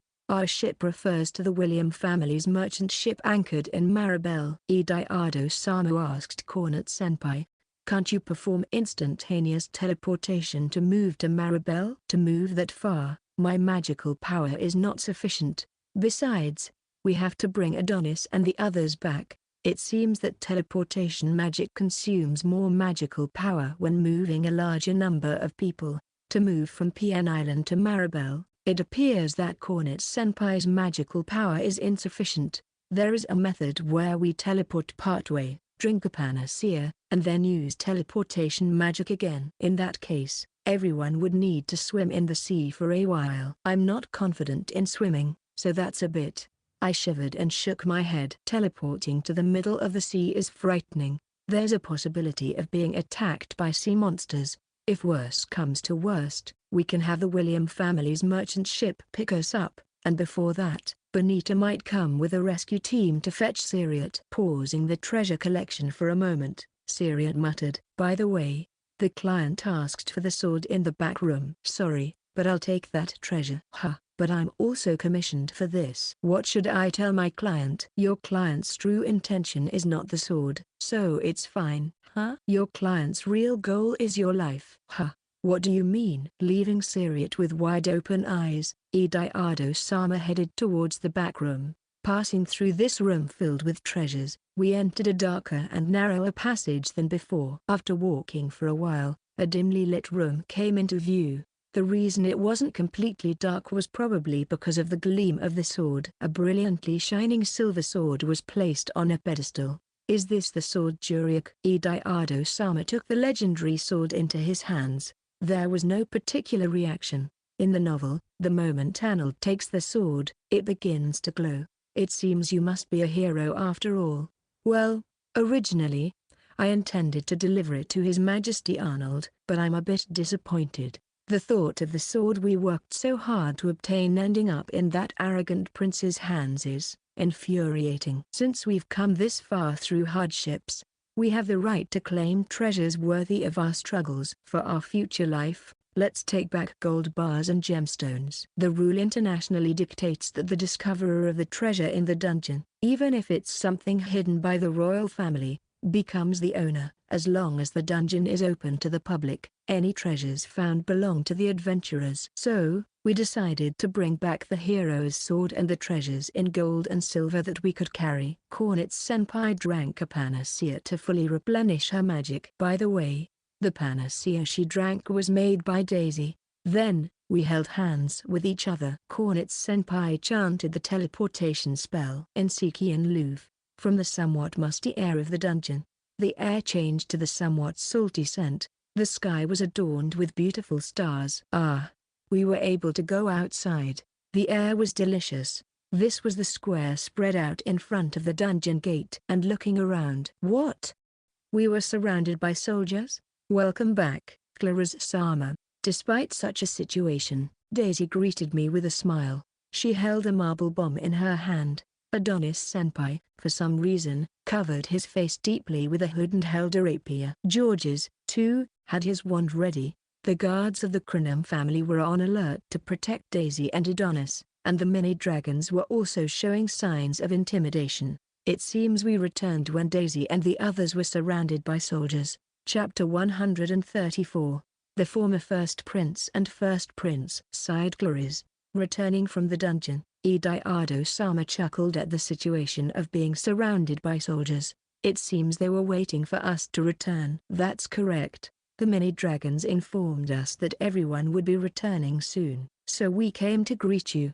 But unfortunately, we ended up surrounded by many people. Daisy. She's explaining the situation with a smile, but it's not a cheerful circumstance. Despite being surrounded by a large number of people, none of they seem to be afraid. Rather, they seem motivated or excited, if I may say so. Suddenly realizing that our group is incomplete, I asked Georges, where is Vine and Jinkun? They returned to Marabella step ahead on the last ship. That's a relief. The two of them are not here. Some soldiers wear armor with a pattern of flames entwined like snakes. It's the emblem of the Yust Empire, which means there must be a commander somewhere. I glanced around once more. Behind the soldiers, on a slightly elevated spot, a man clad in ornate armor was looking down at us. Tan skin, golden hair, and sharp green eyes. The same hair and eye color as Syriot. No way. He is. I am Veladiust. Syriot Klein. Well done. Shall you hand over the requested treasure to us? What? Syriot widened his eyes in surprise. Was he surprised that the client was the first prince of this country? Or was it because this man, claiming to be the client, looks similar to himself? In the midst of confusion, Syriot shook his head weakly. In his place, Ediardo-sama stepped forward. Sorry, but I'll be taking the treasure you desire. It must be delivered to the one who should possess it. Ediardo-sama presented the hero's sword and unsheathed it. Although it didn't emit as intense a light as when the hero held it, the sword, illuminated by the moon, had a significant presence. The hero's sword. Did you really obtain it? That's why we've returned. But be careful. There's someone who can use instant teleportation magic. That magic consumes a lot of magical power. But don't worry. I've run out of magical power already. While the soldiers were talking, Cornet-senpai calmly drank another panacea to replenish his magical power. Velad stared at Ediardo-sama. Who are you? I am Ediardo Hardin, the Duke of the Hardin Kingdom. Ediardo Hardin? Why are you here? I'm here because I have business in this place. Ediardo-sama sheathed his sword with a click. Then, he smirked with a cool, mocking smile. How about getting along as fellow eldest sons? Don't compare me to a fool like you. If your life isn't precious, hand over that sword. If you kill me, the Hardin Kingdom won't stay silent. The homeland would probably be happier without fools like you, wouldn't it? In response to Velad's arrogantly spoken words, the surrounding soldiers joined in snickering at Ediardo-sama. It's infuriating. I want to make that arrogant face taste Daisy's homemade bomb. If you kill Ediardo Dono, my father, Oliver Crenham, won't stay silent either. Of course, I won't stay silent either. Though, a dignified voice echoed, and the laughter momentarily subsided.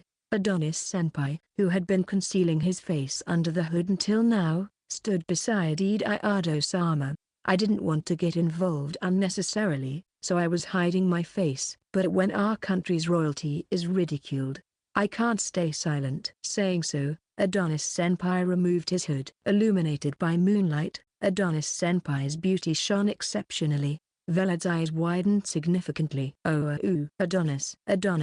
Is it not? Why are you here too? I've been traveling with His Excellency Ediardo in harmony. Adonis-senpai smiled and casually placed his hand on Ediardo-sama's shoulder. Ediardo-sama grimaced. Hey. Velad is looking at me with an intense murderous intent. I'm sorry, could you be a bug repellent for a while? Who's a bug repellent? Cornet is more friendly.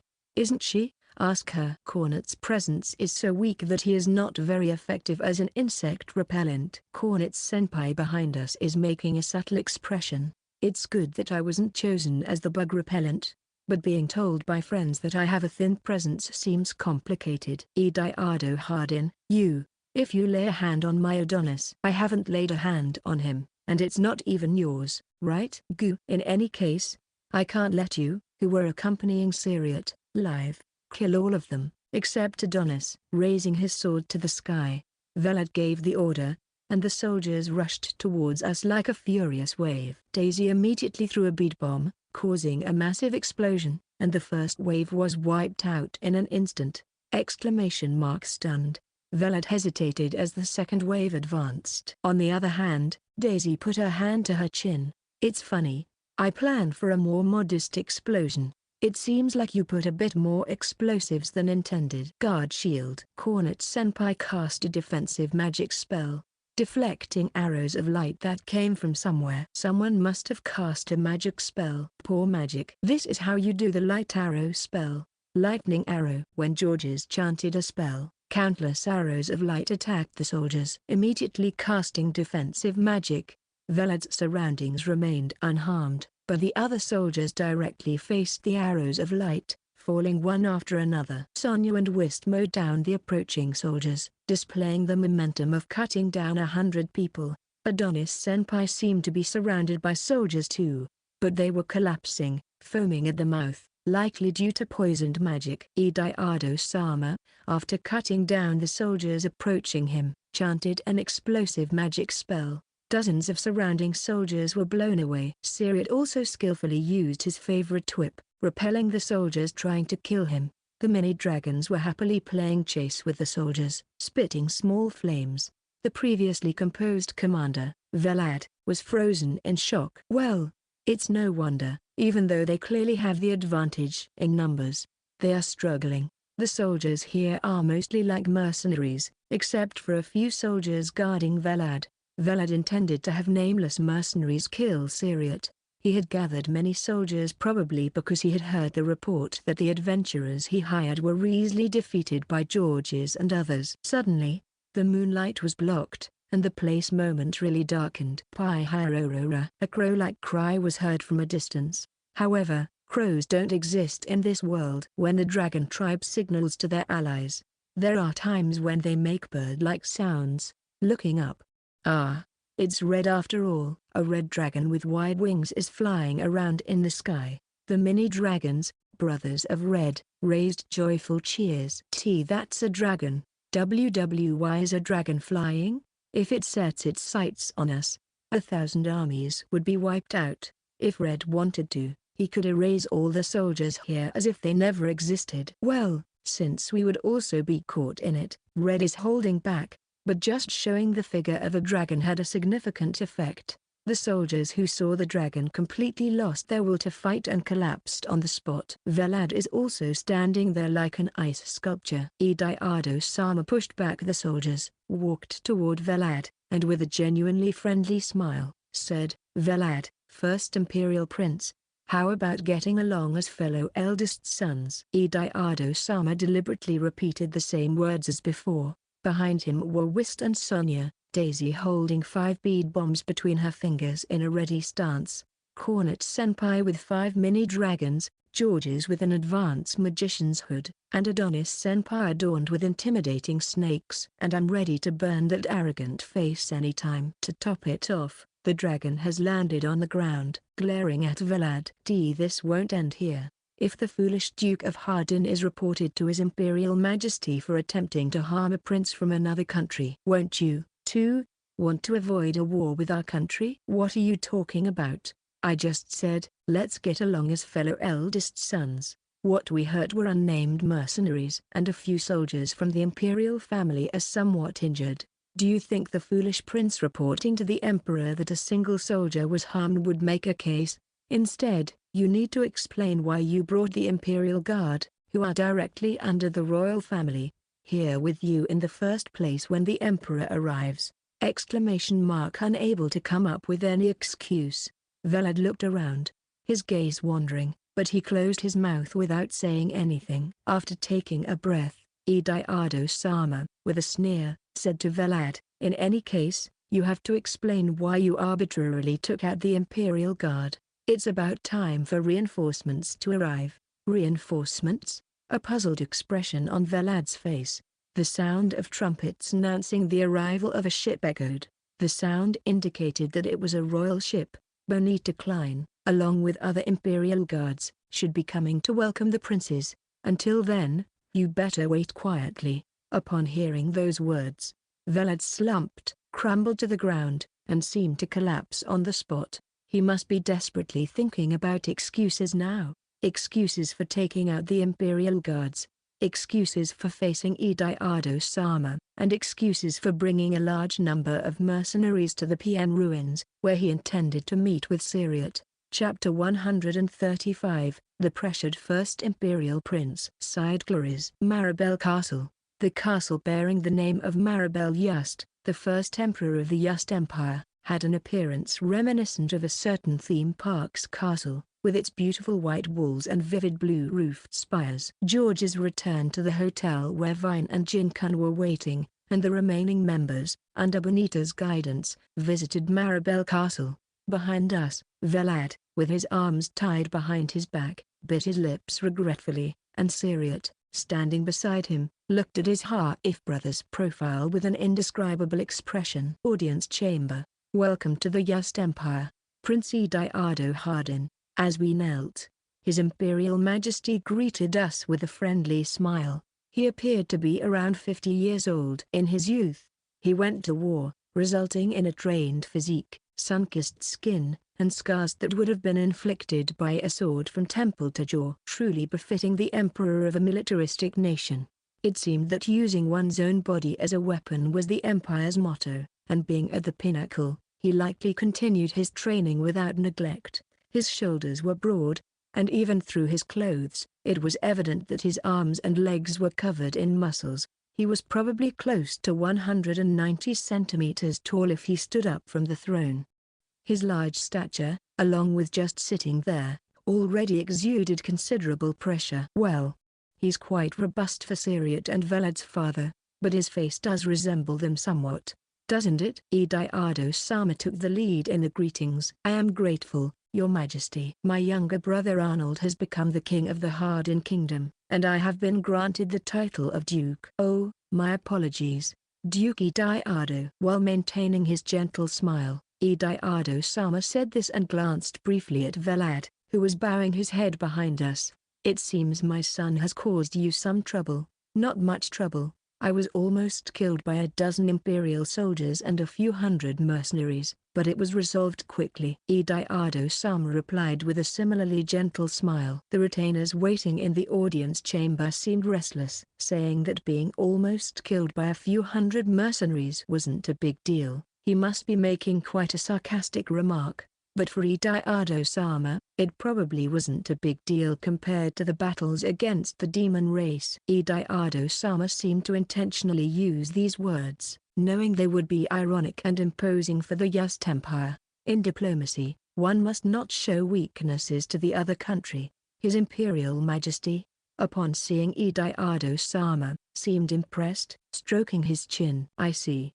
So the foolish first prince's appearance was a deception. That Oliver Crinham seems to be concerned about you. No, there was a foolish period, so it's not a deception. Your Majesty is well aware of the situation in our country. Knowing the circumstances of other countries is a monarch's virtue, in my opinion. Is that so? I would like to learn from it as well. At least His Imperial Majesty seems to have discerned that the Hardin Kingdom is being led by Duke Crinham.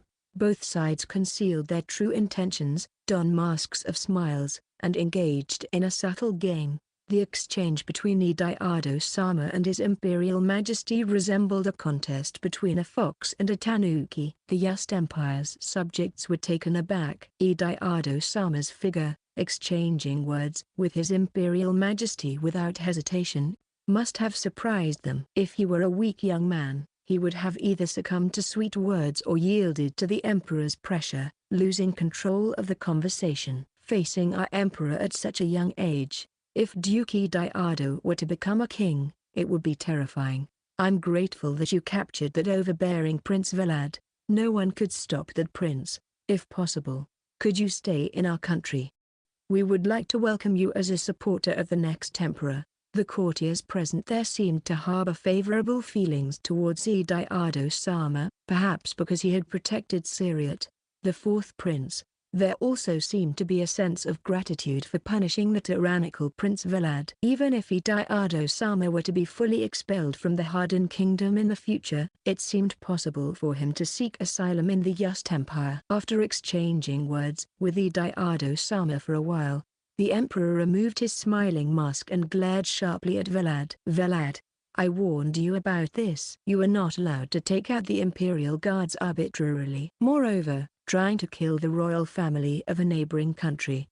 Father, do you believe this scoundrel's words? I am unjustly bound and unable to move freely. Why do you unquestionably believe the foolish words of Ediardo Hardin, who acts so recklessly and causes such chaos? Even though he had been calling Ediardo-sama foolish since earlier, what Velad was doing was far more foolish. Hiring adventurers and mercenaries, and even took out the imperial guards, just to kill his half-brother Syriot. The emperor cast a shadow over his expression and spoke with a heavy voice. Velad, you have gone too far. Killing the second and third princes wasn't enough for you, and now you're trying to kill Syriot, the fourth prince. Velad was dumbfounded. There should be no traces of his involvement in the deaths of the second and third princes. Even in the case of the fourth prince Syriot, he had tried to settle it choosing external individuals so that it wouldn't reach the emperor's ears, to kill his brothers to become the emperor himself. If there were more brothers as candidates for the crown prince, he might have committed a massacre like the infamous Lady Kiara. The deaths of the second and third princes were suspicious from the start, so I've been investigating them. I've searched throughout the country, and I found someone who sold poison to your subordinates and testified that you requested the assassination of the third prince. It was challenging to find that I'm innocent. Probably, someone fabricated that testimony. Of course, Velad immediately denied it. Presumably, he had already taken care of the person who sold poison and the one who had been asked to assassinate the third prince. Velad confidently asserted this.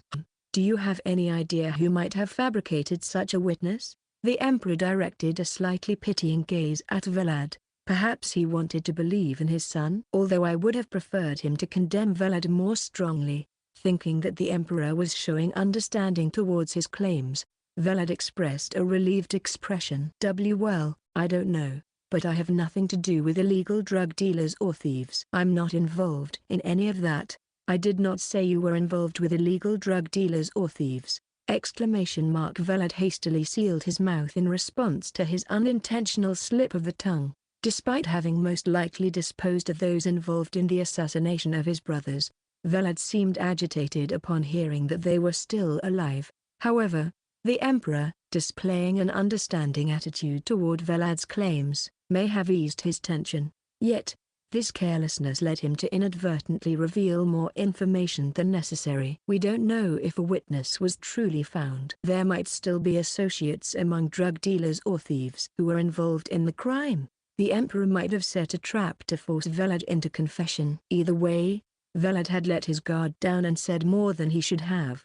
The emperor's expression shifted from pity to that of a stern judge. You forcibly took out the imperial guards who were taken to the Pian ruins and got testimonies from them. Also, the adventurers you hired have confessed. I hear that you hired a large number of mercenaries and adventurers outside the castle. Where did you come up with the money for that? We have received reports that several treasures are missing from the treasury. In addition, our Prime Minister Gottlieb, who has turned against you, has confessed to your scheming. That's absurd. Foolish. The report that the Prime Minister, whom he would have relied on the most, had been captured seemed to be quite a shock. Velad's complexion turned pale, and his body trembled as if he were in the extreme cold of the north. Chapter 136, Reunion of Father and Son. Sighed Claris. Velad, do you have any explanations for this? Father, this must be some kind of mistake. I haven't killed my brothers, and I didn't even know about Syriot. Gottlieb is trying to frame me. Velad readily discarded the Prime Minister, who would have been his ally.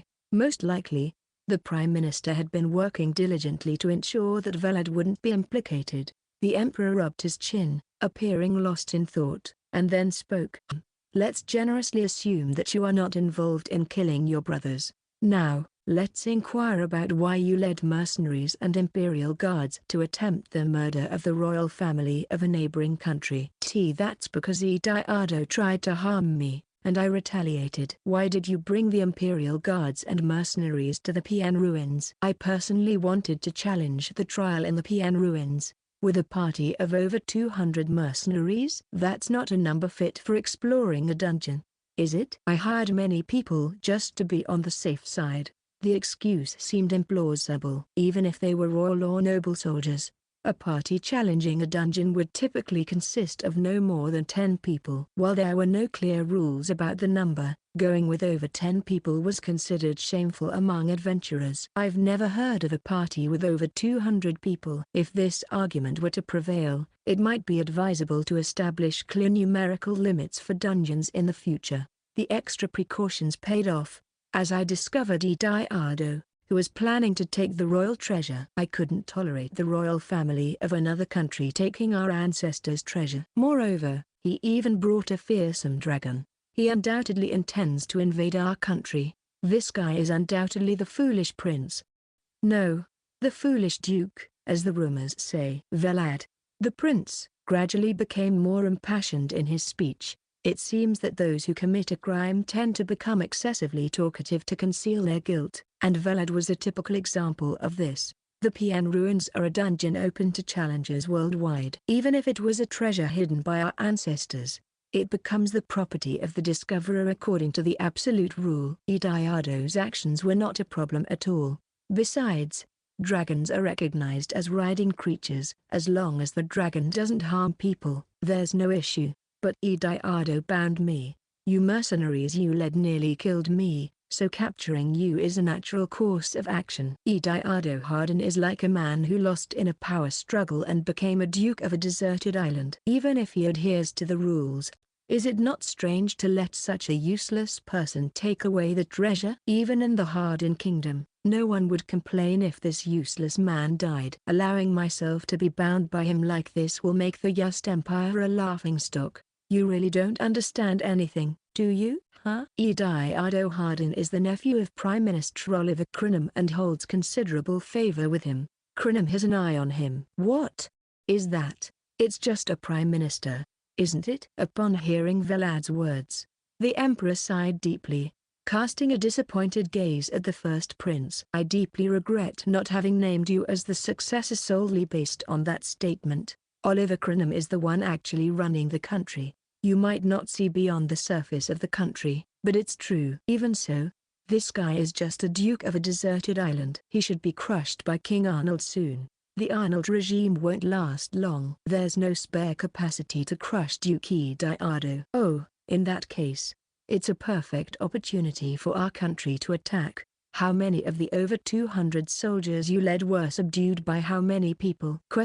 In response to the emperor's anger-infused question, Velad let out a stifled scream. It seems that, in addition to not being able to forgive him for killing his brothers, the fact that, despite leading a large number of soldiers, he was subdued by only 6 people was unforgivable. Despite being built on numerous sacrifices, he had achieved nothing.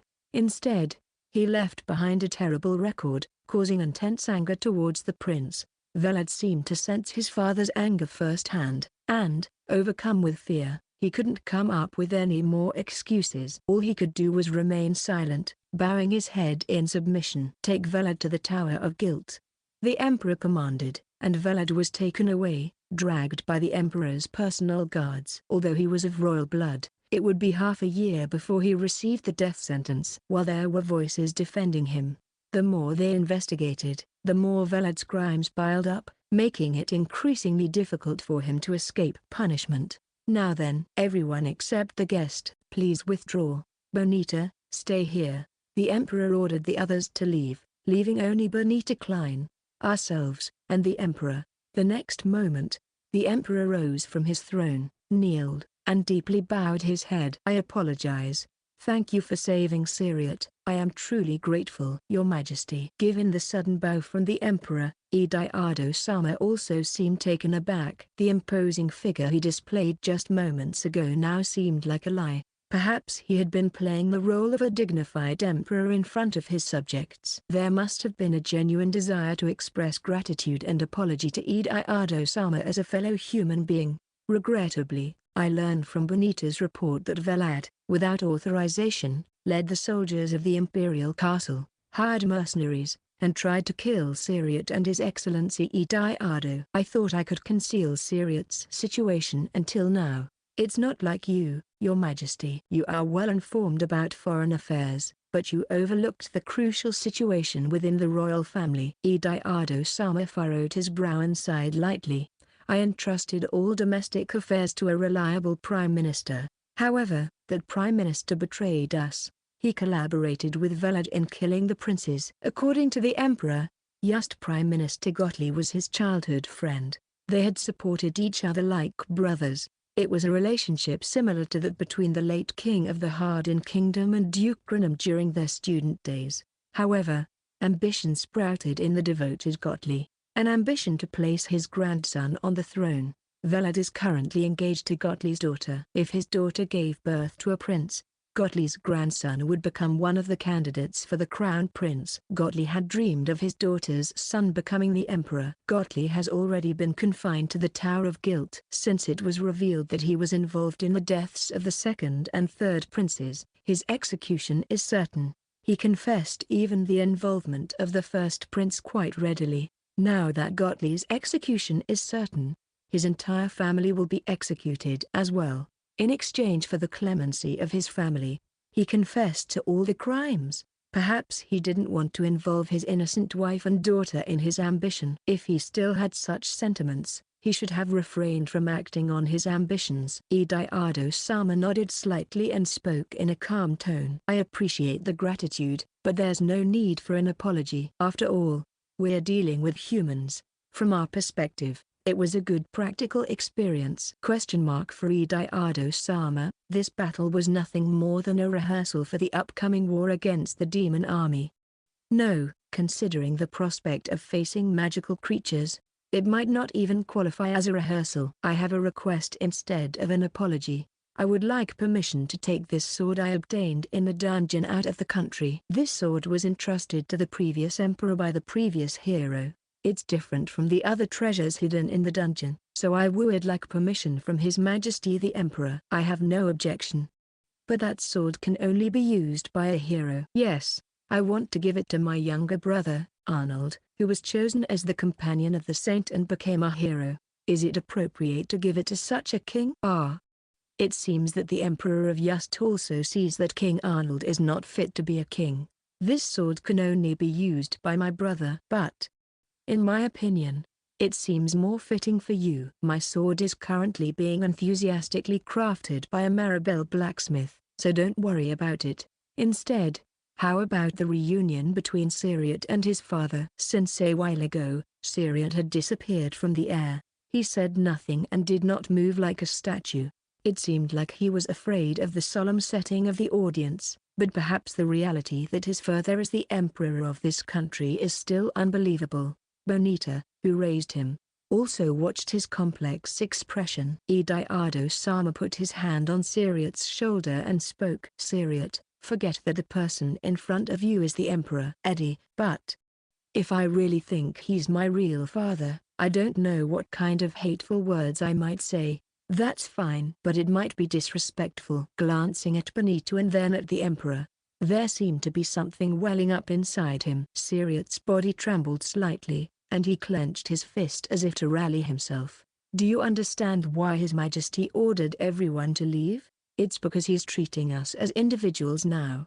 I suppose he wants you to speak your true feelings. But Ediardo-sama stood up straight again and bowed once more. We followed suit, standing up and bowing. Well then, we're done here. Syriot, take the opportunity tonight to talk to your father slowly. Whether it's complaints, crying, or anything else. As we left the audience room and glanced back, there was an awkward sight of the emperor awkwardly hugging Syriot.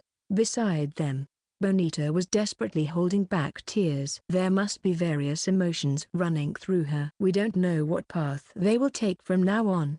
The setting of the side story has changed significantly. The moment when Syriot Klein became Syriot Just was a year later. He ascended to the throne as emperor 10 years later. Originally raised by Bonita, he was taught noble manners and academics, but it took him that much time to become accustomed to royal life and gain stable power. In the original novel, the current emperor, who was almost assassinated by Velad, was alive, so there was no shake in the authority of the royal family until Syriant became emperor. In the side story, the Yust Empire, which was supposed to go to war, later formed a strong alliance with the Hardin Kingdom. Chapter 137, Fulfilling Life on the Deserted Island 1. Side Claris. After safely delivering Syria to the Emperor's presence and obtaining the desired Juriac sword, we all slept like logs the next day. Clearing the dungeon, facing over 200 soldiers, and then an audience with the Emperor, all packed into a single intense day. An experience like no other. 3 days later, Ediardo-sama and I were relaxing on the hotel terrace, sipping tea. Although we acquired the hero's sword, it would still take some time for Ediardo-sama's sword and others to be completed. The forging of swords using magic stones apparently takes more time than crafting regular ones. During this time, we discussed what needed to be done. We should also acquire the goddess's pendant in the ruins of the Wadaria Island Palace. Let's head to my territory. The goddess's pendant, a supposedly mystical item that can convey the goddess's guidance. In the novel, the protagonist, Mimilia, could hear the goddess's advice when she prayed strongly, but it seemed unlikely that the somewhat skeptical Mimilia could fully utilize it. However, the pendant is a bit mysterious compared to the hero's sword. There isn't much detailed information about it in the literature. If anything, more books don't mention the pendant at all. We might not have paid attention to its existence if we hadn't read the novel. In the novel, it was described as an item exclusively for the saint, but according to a few scarce documents, an elderly person prayed for the recovery of their grandchild's illness using the pendant. Also, a princess from a desert country prayed for rain, and her wish was granted. So, unlike the hero's sword, it might not be exclusive to the saint. If there's a possibility that someone other than Mimilia can use it, then it's worth going to get it. We decided to take a William family merchant ship to our territory, the deserted Wadaria Island. In terms of land area, it's about the size of Ishigaki Island in Japan, with mostly forests and mountains, and only 1/10 of it being flat terrain. The palace where the previous king lived remains in its abandoned state, and we expected it to be a splendid ghost palace. However, when the ship approached the island, we were surprised to find a surprisingly well-maintained harbor. Moreover, on what was supposed to be a deserted island, 5 or 6 people were waving their hands. All of them were wearing maid uniforms or servant uniforms from the palace, leaving us wide-eyed. "Welcome back, Duke." What greeted us with synchronized voices seemed to be face that Ediardo-sama also recognized. After blinking repeatedly, I inquire of them, "You guys were serving me before, weren't you?" "Yes." We were dismissed from service by Queen Tears. However, thanks to King Arnold's arrangement, we were entrusted with this place as a new workplace. Arnold, but being assigned to an uninhabited island must have been tough, wasn't it? Ships pass by regularly, so we never had trouble with shopping. Besides, this island yields plenty of pearls, and thanks to selling them along with magic stones, the Duke's household finances have been flourishing. The butler mentioned that we can work in a more relaxed atmosphere than ever before, and we're feeling great about it now. Indeed, the maids have a nice skin tone, and the butler is effectively managing the Duke's household finances. Still, arranging for servants, regular ship services. It seems that, to some extent, King Arnold is concerned about Ediardo-sama. Well, he might be a two-timer and a bit simple-minded, but he isn't fundamentally a bad person. That's why it's troublesome. My family nearly killed me, and I was genuinely hated. I abandoned my parents and half-sister long ago. While King Arnold did belittle Ediardo-sama, I don't hate him.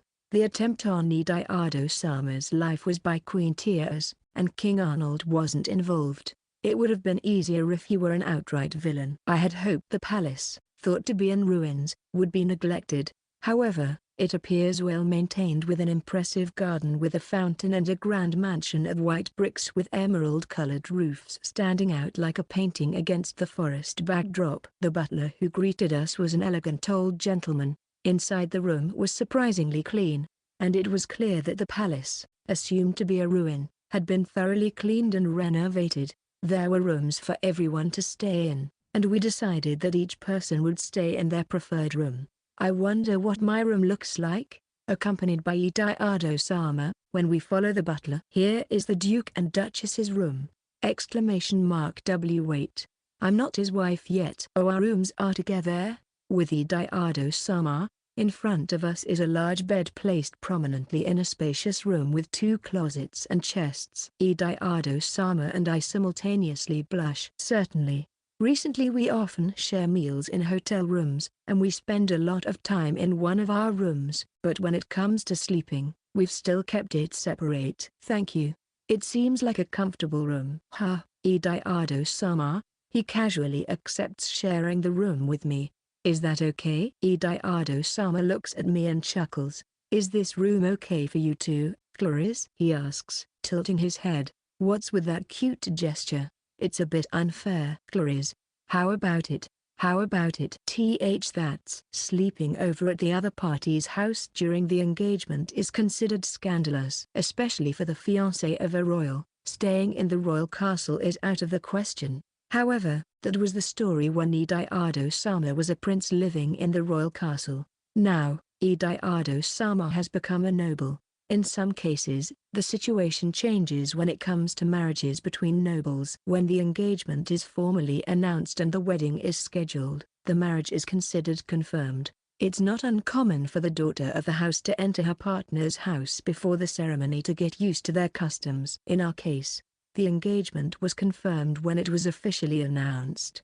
Originally, we planned to have the wedding ceremony after graduating from Hardin Academy, and that has not been invalidated yet. At least, there hasn't been any decree from King Arnold. But he might just not be thinking that far ahead. So, considering all this, it's not strange for Ediardo-sama and me to live in the same room. Well, I've been overthinking things, but anyway, I'm not mentally prepared yet. I try to convey my current feelings to the smiling butler, but looking at his gentle smile, I end up saying words different from what I'm thinking. It's a nice room. I'm glad you like it. In the end, I couldn't directly refuse in front of the delighted old butler. When the old butler respectfully bowed and left the room, Ediardo-sama and I were left alone. Normally, I wouldn't be so conscious of this, but today, I'm excessively aware of Ediardo-sama. I wonder if he feels the same way. Neither of us can find words. I look around. Beyond the large window is a pure white balcony, offering a view of the vast sea. The furniture and bedding are all white. The bed is probably king-sized, even for 2 people. It's hot. I'll take a shower. Yeah, it's hot. I might take one too. Then, Eddie, you go first. I'll take one later. Yeah.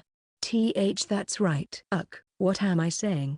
At this rate, it sounds like I want to take a bath together, but considering we'll be family soon, maybe it's okay to bathe together, but I'm not mentally prepared yet. Not prepared at all. Well, then, I'll go first. Ediardo-sama raises his hand with a somewhat robotic and awkward movement.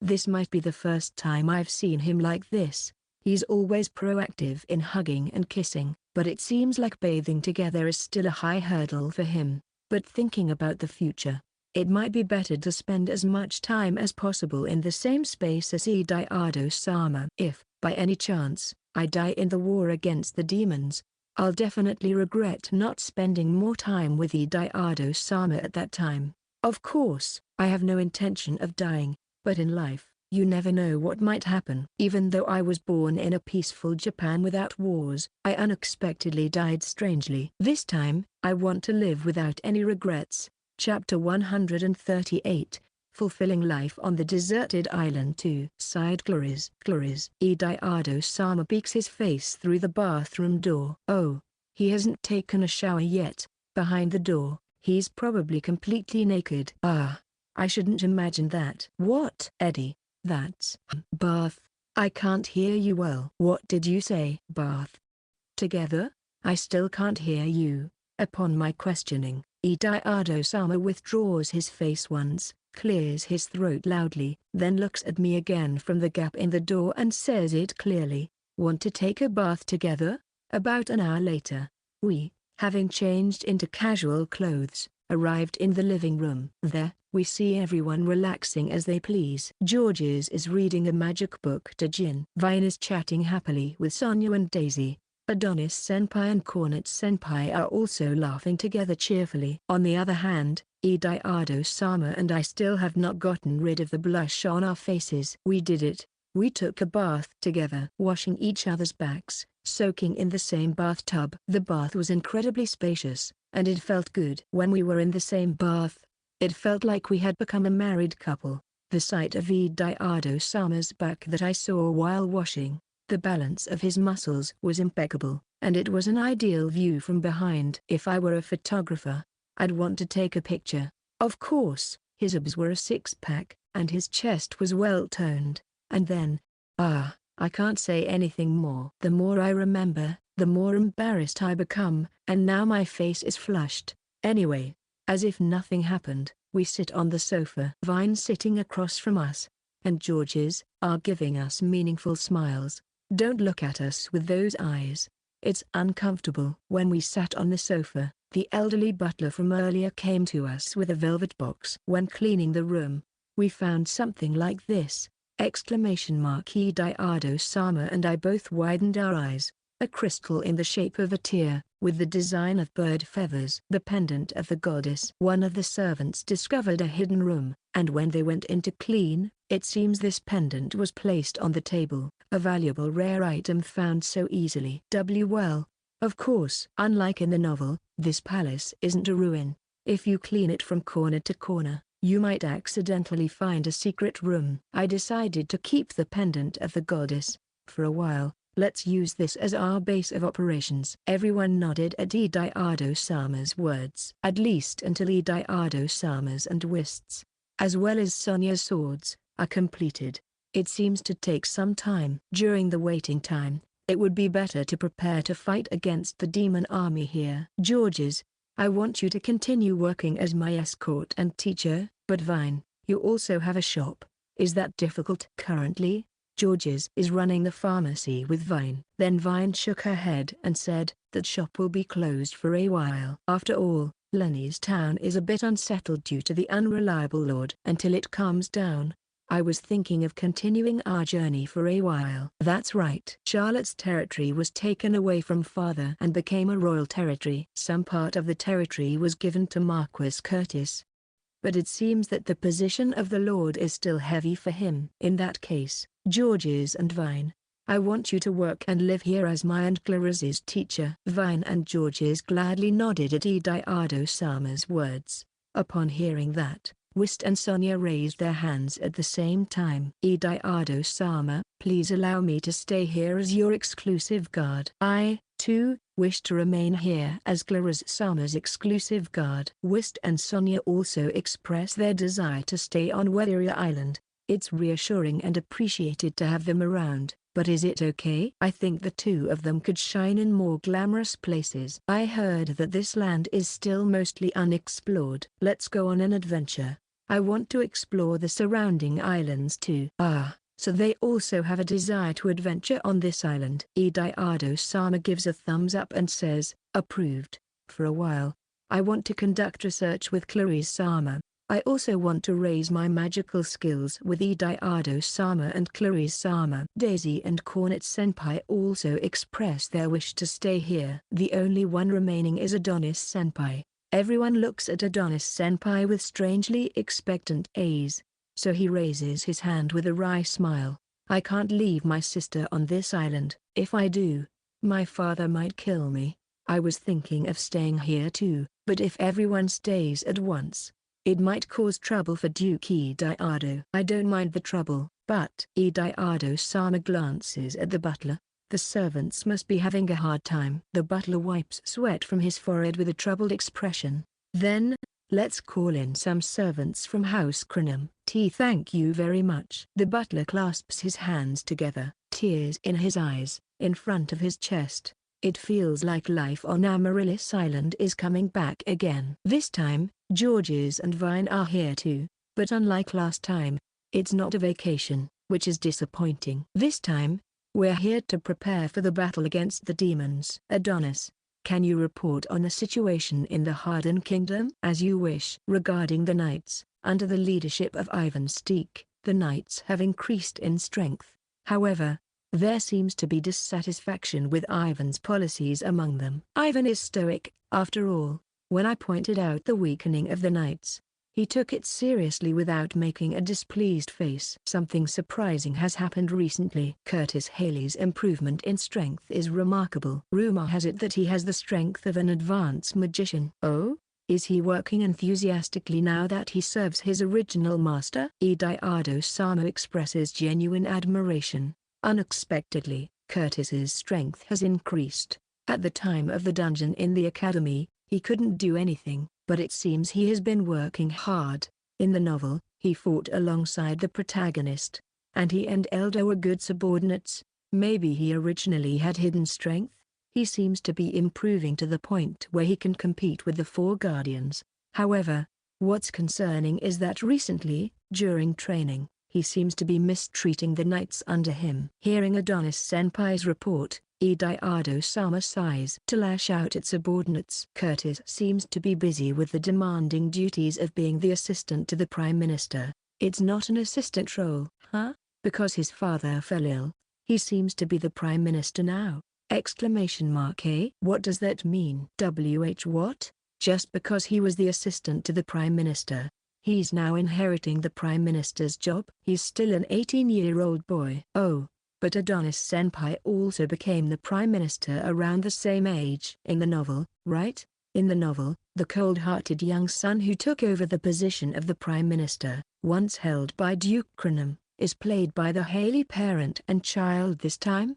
No. Even so, it's too heavy for Curtis Haley, who was just a normal student until Arnold became king. Was there no other talent available? I've been thinking this for a while. But don't the people on Tyrus's side lack the concept of right person for the right job in their dictionary? The new royal government, which is already showing signs of strain. I'm worried about the future. If it follows the original story, there are still over 5 months until the demon invasion. But it's not guaranteed to come on time. It might come a little earlier, and there's a possibility it might be delayed. I hope it's the latter. Anyway, I want to do everything possible to prepare for the battle. Especially me. From my bag, I take out one of the treasures I obtained in the dungeon, the Clear Flames book. I plan to learn the mixed magic created by Sailor, a combination of attack magic and purification magic. This magic will surely be useful in the battle against the demon Prince Dino, and thus, our life on the uninhabited island begins. At first glance, it may seem extremely harsh, but our life is very elegant. With a well-equipped palace, surrounded by kind and considerate servants, and being able to sell the treasures obtained in the dungeon and the magic stones that can be mined on Weatheria Island at high prices, we never face financial difficulties. Moreover, various herbs that can be used as ingredients for medicine are abundant, allowing us to stock up on a lot of recovery potions. There are also powerful monsters inhabiting nearby islands, making it an ideal place for practical combat training. We live a very fulfilling life on the deserted island. Chapter 139. The King in Anguish. Sighed Arnold. My name is Arnold Hardin. I am the king of this country. Originally, as the first prince and the son of the queen, it wouldn't have been strange for my elder brother, Ediardo Hardin, to become the king. However, my brother declined the throne and declared to the nation that he would pass the position of king to me. I was very surprised because I never expected my proud elder brother to refuse the throne. Since childhood, my brother had mediocre academic and magical achievements, and he had some arrogance, leading to a bad reputation among servants and commoners. Every time I saw my brother's actions, I couldn't help but think that I was the only one fit to become the king. But recently, he seemed to have changed his ways, improving both his academic and magical skills. He even respected the common mage he used to look down upon and gained a better reputation among servants and students at the academy. So, I couldn't understand my brother's decision to decline the throne even more. Unintentionally becoming the king, I started by reviewing the policies my brother had implemented. Currently, there are no conflicts between countries, and the world is at peace. However, my brother's approach to strengthening the military, despite the peaceful times, seemed too dangerous. So, I began by significantly reducing military expenses. Furthermore, my brother had advised increasing subsidies for the training of court magicians and court pharmacists to twice the previous amount to foster their development. But trying to curry favor with the chief court magicians and chief court pharmacist was futile. What's the use of increasing the number of magicians and pharmacists? It's a waste of personnel expenses. Therefore, I decided to reduce the subsidies to half of the previous amount. I also judged that the salaries of officials serving in the court were too high, so I decided to cut their pay. At the moment I became king, including the chief court magician and chief court pharmacist. Half of the magician and pharmacist left the castle. Since I had originally planned to reduce personnel, it wasn't a problem, but I hadn't expected that half of the advanced magicians and pharmacists would not remain. As Robert resigned as general, I appointed Ivan, one of the 4 guardians I had been keeping an eye on, as the new general, with Elder as his deputy. However, Ivan, who inherited Robert's will, is said to be imposing strict training on the knights. I tell Ivan that unnecessary military strengthening is not needed in times of peace, but he stubbornly shakes his head. Your Majesty has also undergone rigorous training. It would be inappropriate for us knights to have an easier time than Your Majesty. I never felt that the training was strict. It seems that, because I excelled too much, the knights' standards have risen. While a small number of knights seem to find value in Ivan's rigorous training, dissatisfaction with Ivan among many knights is increasing. I appreciate Ivan's earnestness, but I can't ignore the opinions of the knights, and it's a troubling situation. Even more problematic is Curtis. Due to Duke Grinham's resignation as Prime Minister, Curtis's father, Marcus Haley, was appointed as the new Prime Minister. However, Count Haley collapsed a few months after taking office, citing overwork as the cause. It seems he had taken on the work of other subordinates. Now that Marquis Marcus Haley is ill, Curtis, who was serving as the assistant to the Prime Minister, has taken over his father's duties. However, the pace of his work is too slow. The workload in the office is increasing day by day, but it's not getting cleared, and he can't give accurate instructions to subordinates. He can't come up with specific policies, and when problems arise, he panics. The subordinates who were completely reliant on Marquis Marcus Haley seem to be continuing to burden Curtis with their work. In the end, I had to issue instructions to the subordinates, formulate policies, and come up with solutions. Rude and incompetent subordinates who tried to delegate their work to the Prime Minister were naturally dismissed. Honestly, we don't even need a Prime Minister. It seems my grandfather didn't have one. Your Majesty, thank you for dismissing those people. If their work was pushed on to us in the current situation, I might have collapsed too. Before that, have some self-awareness as a Prime Minister. Like his father, other subordinates are pushing their work onto him. At this point, Curtis's lack of dignity as a Prime Minister is too much. Unable to endure any longer, I finally yelled at Curtis, who clung to me even in Monaco Palace. You are useless. Why can't you handle things like Crinham? At that moment, I entered Mimilia's room, and she was wide-eyed with surprise. I wonder if I've never shown her the side of me that shouted before. It was careless, but right now, I couldn't calm down this frustration. Curtis offered excuses with a trembling voice. I am sorry, I'm still not used to it. As my aide, you shouldn't keep making excuses forever. Martis couldn't process things as quickly as Crinham, but I think he diligently handled his work steadily. However, he often took on the work of other people, and there were days when he worked without sleeping, leading to his collapse due to overwork. Martis was just too kind-hearted to ascend to higher positions. Curtis suddenly had to assume the position of Prime Minister as his father's proxy, and I understand that it's tough. However, it's been almost half a year since I ascended to the throne, and I want him to get used to the work already. Even I found it challenging when I initially took over my father's official duties, but I got used to it in about 2 weeks. Then, Curtis started comparing himself to my brother and me. Ediardo-sama never said such things to me. There's no way my brother noticed your incompetence. Mimilia, who was present at the scene, also looked at Curtis with an exasperated expression. Curtis, who used to belittle my brother so much, now seems to be aligning himself with him when it suits him. I never thought he would be such an unbearable person. If you're dissatisfied, you can resign as Prime Minister right now! Originally, the position of Prime Minister didn't exist in the Hardin Kingdom. I'll handle everything, so you should step away from the monarchy for a while. Are you abandoning me? Why would you interpret it that way? I'm just suggesting you take a break from the monarchy for a while. Curtis bit his lip in frustration, then slammed the door behind him as he left. I let out a big sigh and unintentionally placed my hand on my forehead. Mimilia hugged me tightly from behind. It's tough for Arnold when he has such an incompetent subordinate. According to what I've heard, Mimilia didn't receive a proper queen education and rarely visited the temple as a saint. I've warned Mimilia several times, but when things don't go well, she bursts into tears. I used to be comforted by her embrace, but now it's somehow annoying. I can't say such a thing even if my life depended on it. About an hour later, Ivan rushed into my room to report. Curtis Haley has inflicted severe injuries on the young knights. We've cautioned him before since he was engaging in excessive sparring sessions. But why didn't you report it sooner if something like that happened? Why? Your Majesty is quite busy.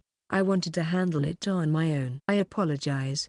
According to Ivan, Curtis attacked the young knights with explosive magic and then left the castle. Perhaps he couldn't bear the heavy responsibility of being the Prime Minister, to the extent that he lashed out at the young knights. This is my mistake in choosing personnel. I should have chosen more experienced subordinates. But even those veterans would just delegate their work to their subordinates. Who would have been a better choice?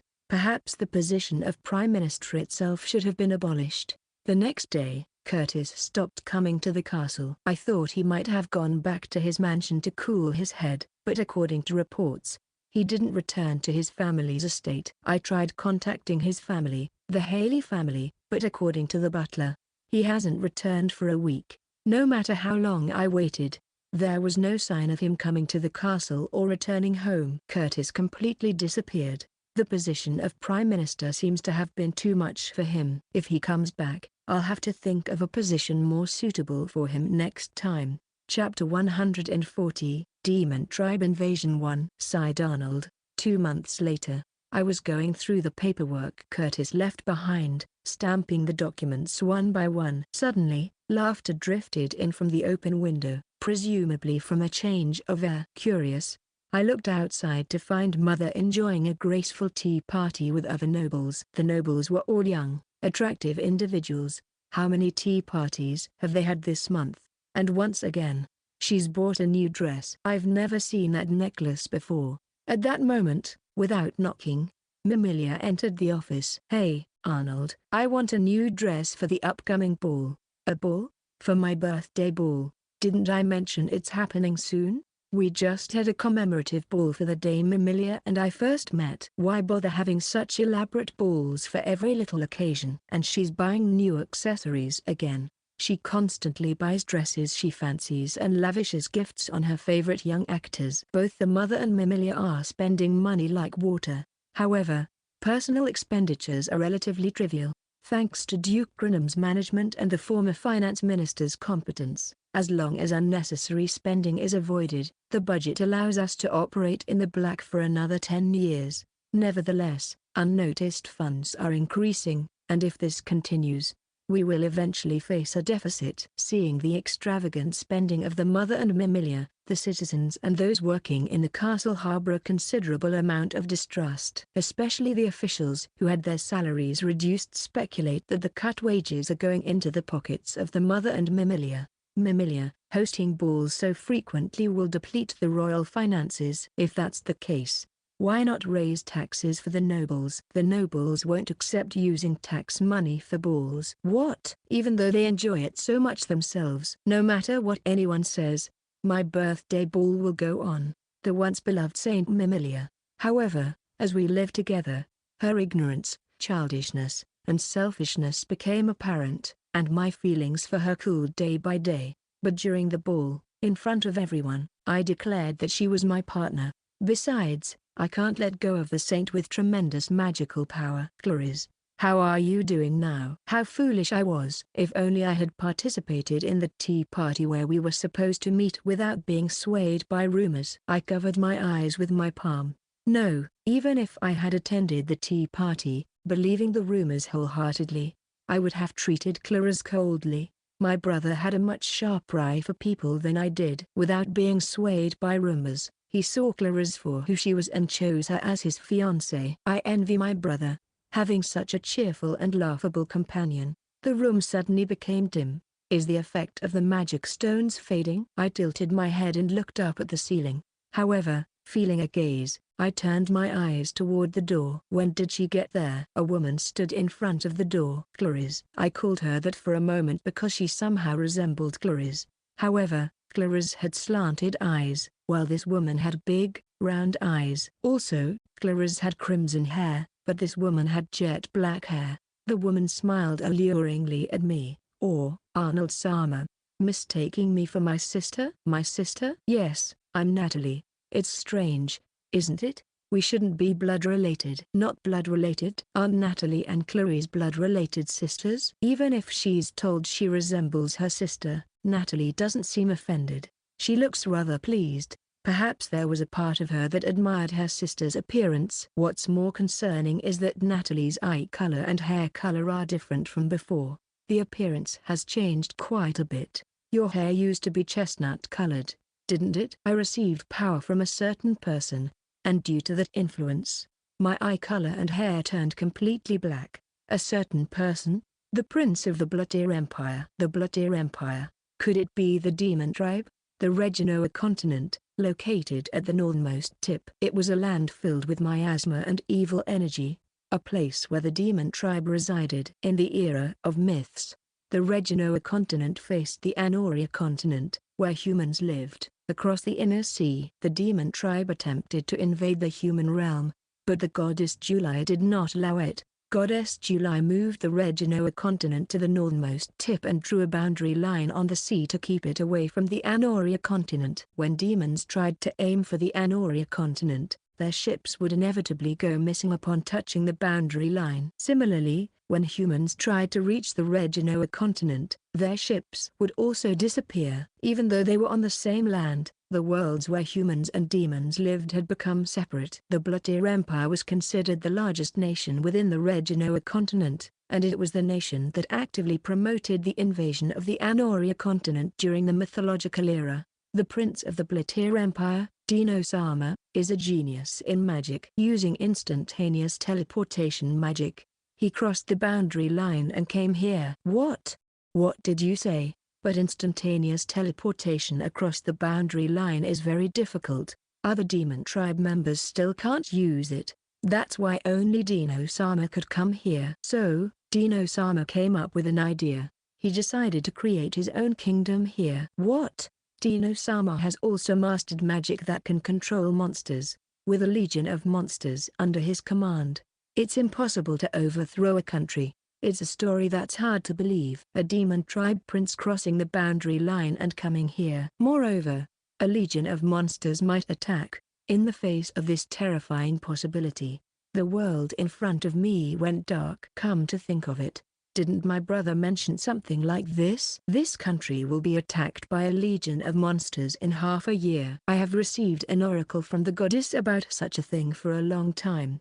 I stood up from my seat and quickly made my way to the balcony. Opening the window, an unbelievable sight met my eyes. Countless creatures were flying in the sky. No, upon closer inspection, they weren't birds but flying demon creatures, lizardmen with wings, big eagles, wind snakes. Moreover, beyond the grasslands and hills, it was visible with the naked eye that a legion of monsters was approaching the capital. Was the oracle of the goddess not a lie? Did the goddess July truly reveal this to my brother? If so, have I committed an unimaginable mistake? Powerful soldiers and magicians have all left my side. And then, Dino Sama is currently recruiting human subordinates. Among humans, some are easily influenced by demons. You know, I wasn't good at magic, but I seem to be good at dark magic. Look, Natalie showed a small black flame in her palm. A pitch black flame, like complete darkness, flickered in her palm. My nickname is the Black Flames Witch.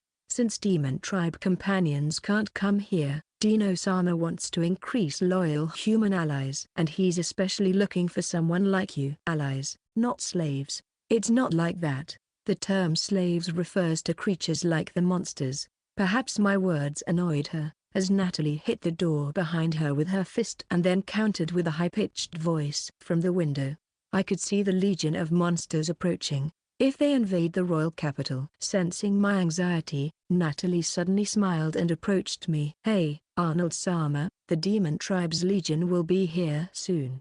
How about surrendering before that and becoming our ally? An ally? Natalie leaned toward me. For a moment, a sweet scent wafted in the air, but gradually, the atmosphere turned into a sickeningly sweet heaviness. I immediately grabbed Natalie's shoulders and pulled away from her. After taking in the black air surrounding her for a moment, I felt nauseous. Don't be shy, Arnold-sama. Natalie, thinking I was embarrassed, chuckled amusingly. Then, she pointed at the center of my chest and said in a cheerful tone, "Saints with the annoying power of the annoying goddess can't become our allies. But if you were a hero," Dino-sama said, "it might work. In your case, you need to have the hero's sword, or the power of the goddess won't dwell. You just have to darken your heart." Darken my heart? I was guided to the realm of eternal darkness by Dino-sama. When I performed a ritual in a pitch-black underground dungeon-like place, I felt an incredible power, and my heart became as hot as if it were burning. Dino-sama said my heart had turned black. When your heart turns black, you can use magic like the demon tribe, and you stay young forever. Isn't that amazing? In other words, the Natalie in front of me is now almost like a demon tribe. She's inviting me to become like them. This is not a joke. Don't talk nonsense. You're indeed a member of the Charlotte family who tried to assassinate my brother. Have you even forsaken being human? I drew the sword hanging from my belt and pointed it at Natalie. I have no intention of showing mercy to someone who has given up being human. Without any particular fear, Natalie not only countered but also laughed with a high-pitched voice.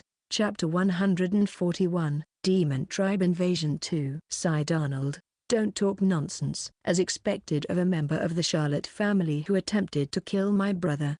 Have you ever forsaken being human? I unsheathed the sword hanging from my belt and pointed it at Natalie. I have no intention of showing mercy to someone who has given up being human. Natalie, without any particular fear, not only countered but also laughed with an even higher-pitched voice. Killing your brother? But weren't you the one trying to kill your older brother?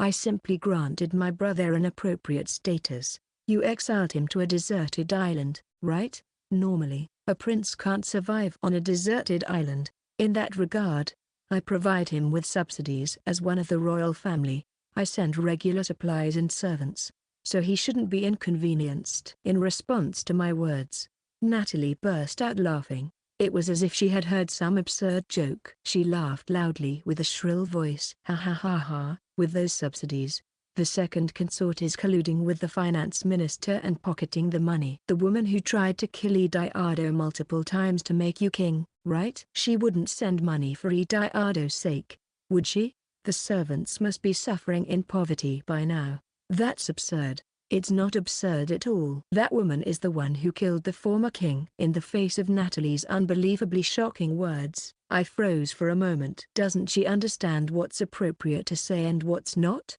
This is beyond insult. It was an assassin who killed him. Why would my mother have to kill my father?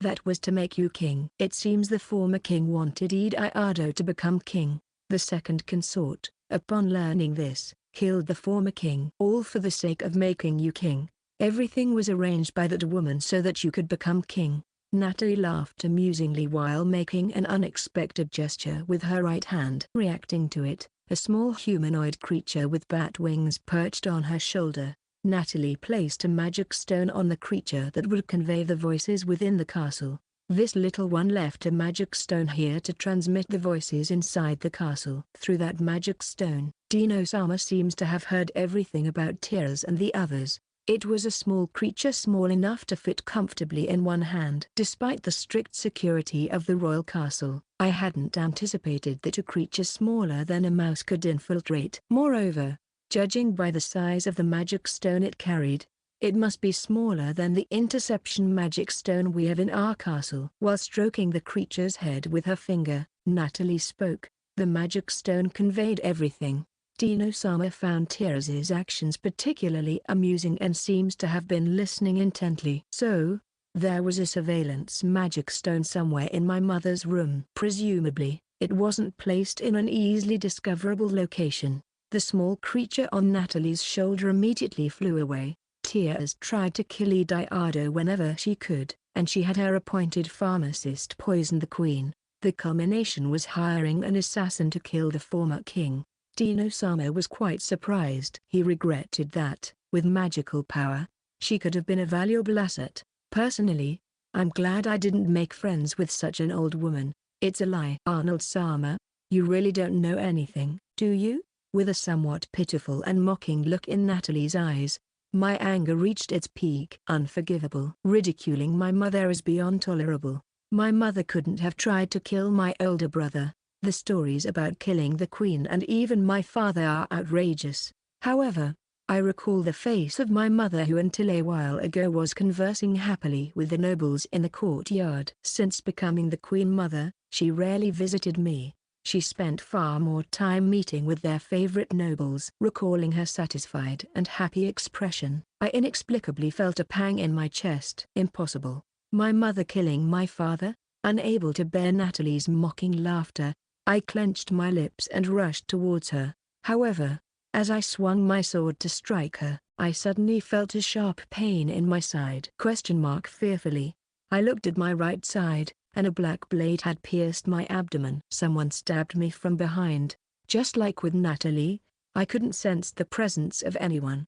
Turning around, I recognized the person and swallowed hard. Curtis, why are you here? Where have you been until now? To look at me with such eyes filled with hatred. Did you resent me to that extent? However, there was no one to answer my questions. I was so damaged that I couldn't even voice my doubts. Natalie's yelling echoed. Hey, I told you not to kill Arnold-sama. I saved you from being slashed, and what's with that talk? It's impossible to make this person an ally. He's lived trusting his justice without doubt. That's not what I was trying to persuade him about. Arnold-sama is the prince I've been targeting for a long time.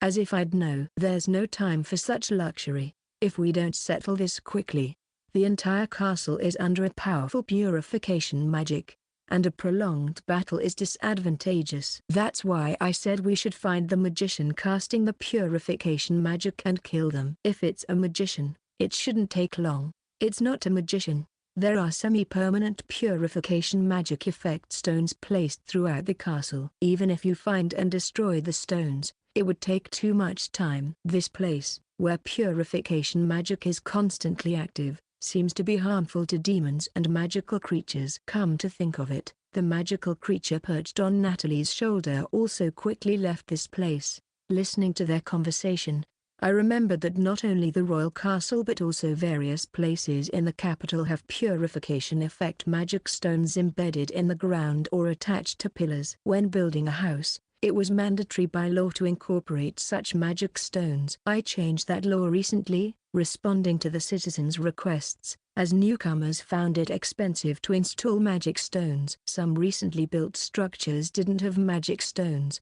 I wondered if our ancestors who established that law foresaw such a situation. Since magical creatures rarely come out of the forest to enter the city, and the continent is not enveloped in miasma as it was when demons were present, I believed there was no need to put purification effect magic stones on buildings. I accommodated the citizens' wishes, and the law was changed recently. I suddenly recalled that the temple also had magic stones embedded for no apparent reason. The chief priest seemed delighted to have sold the embedded magic stones on the pillars in the market. What if demons attack a house or temple without purification effect magic stones? What have I done? Why did I convince myself that peace would last forever? Natalie continued to laugh gleefully as I pondered my actions.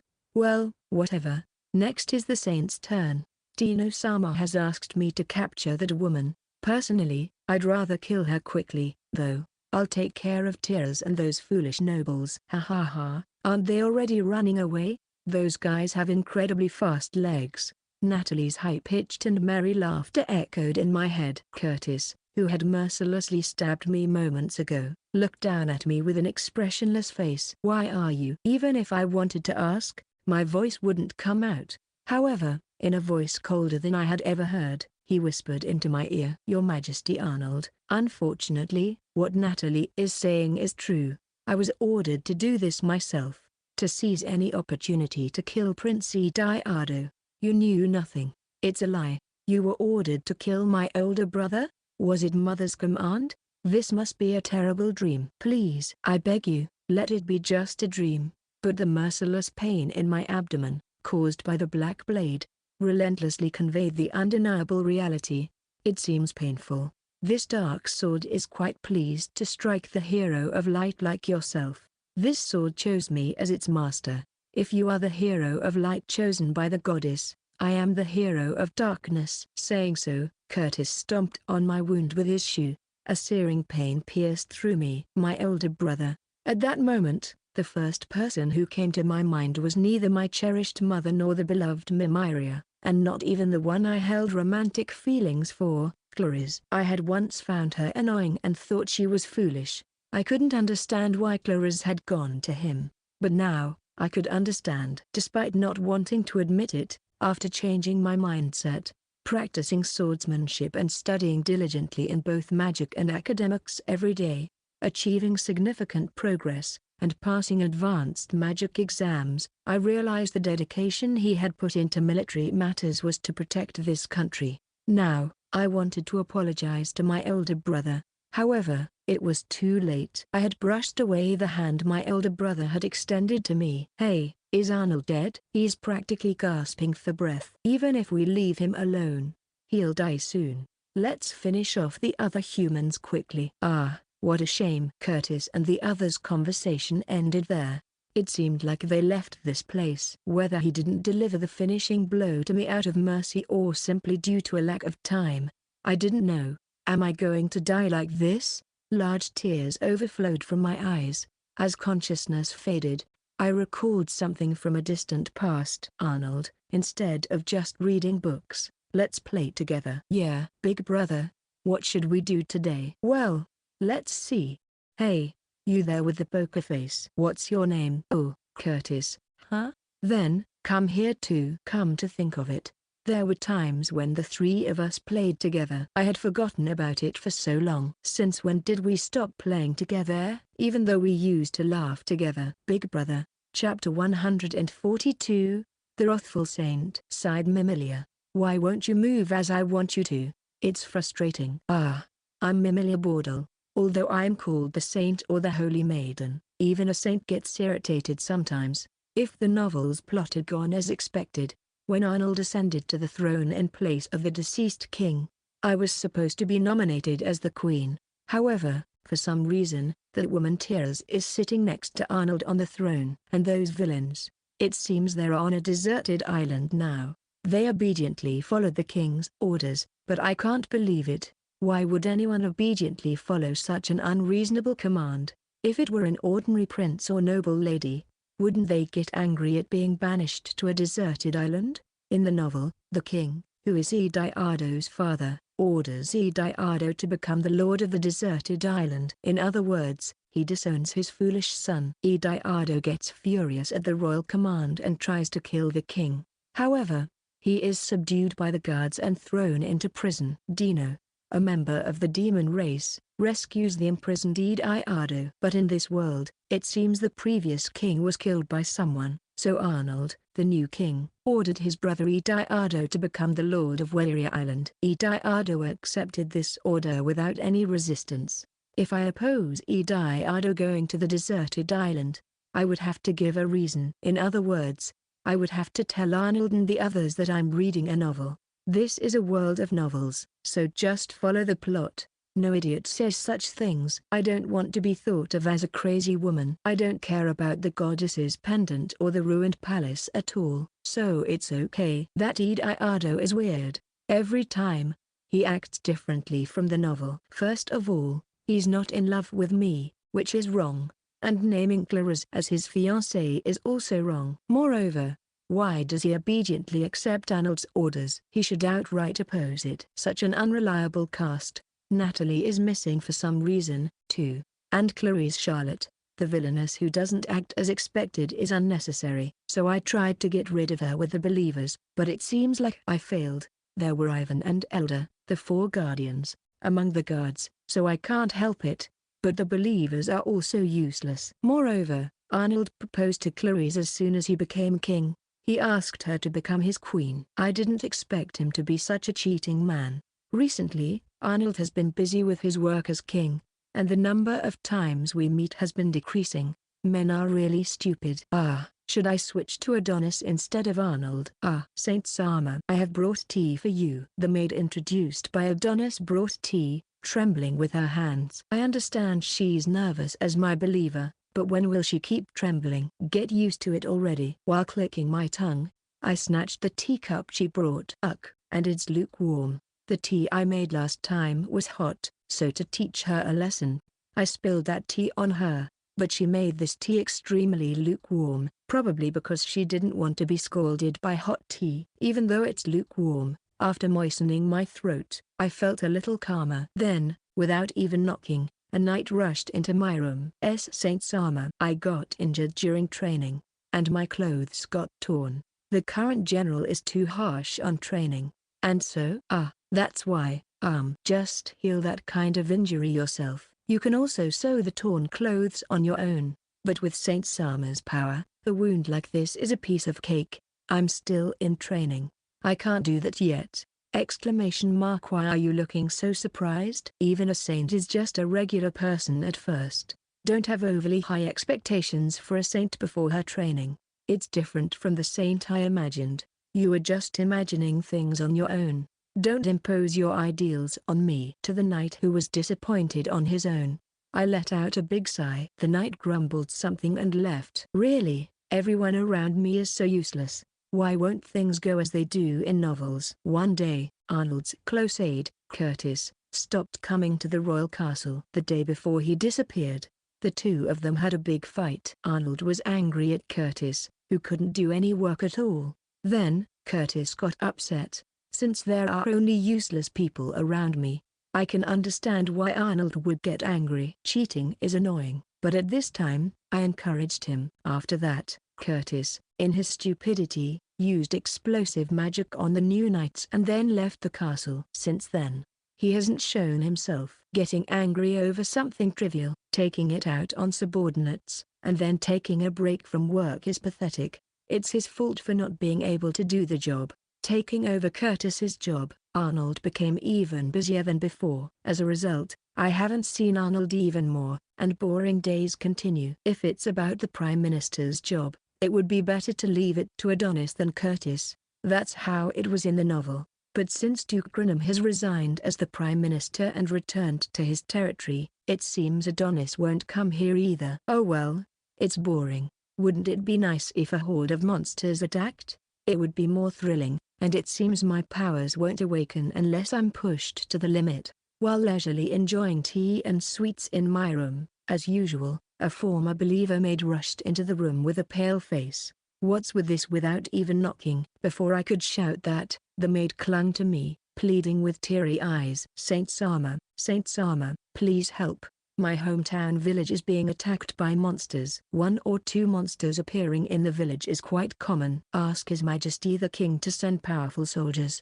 It's not just 1 or 2. Countless hordes of monsters have ravaged my hometown and are heading towards the royal capital. Monsters' forces are heading towards the royal capital. It finally came, as the heroine. There's no avoiding this path. Leaving the terrace, I looked around the royal capital. Oh!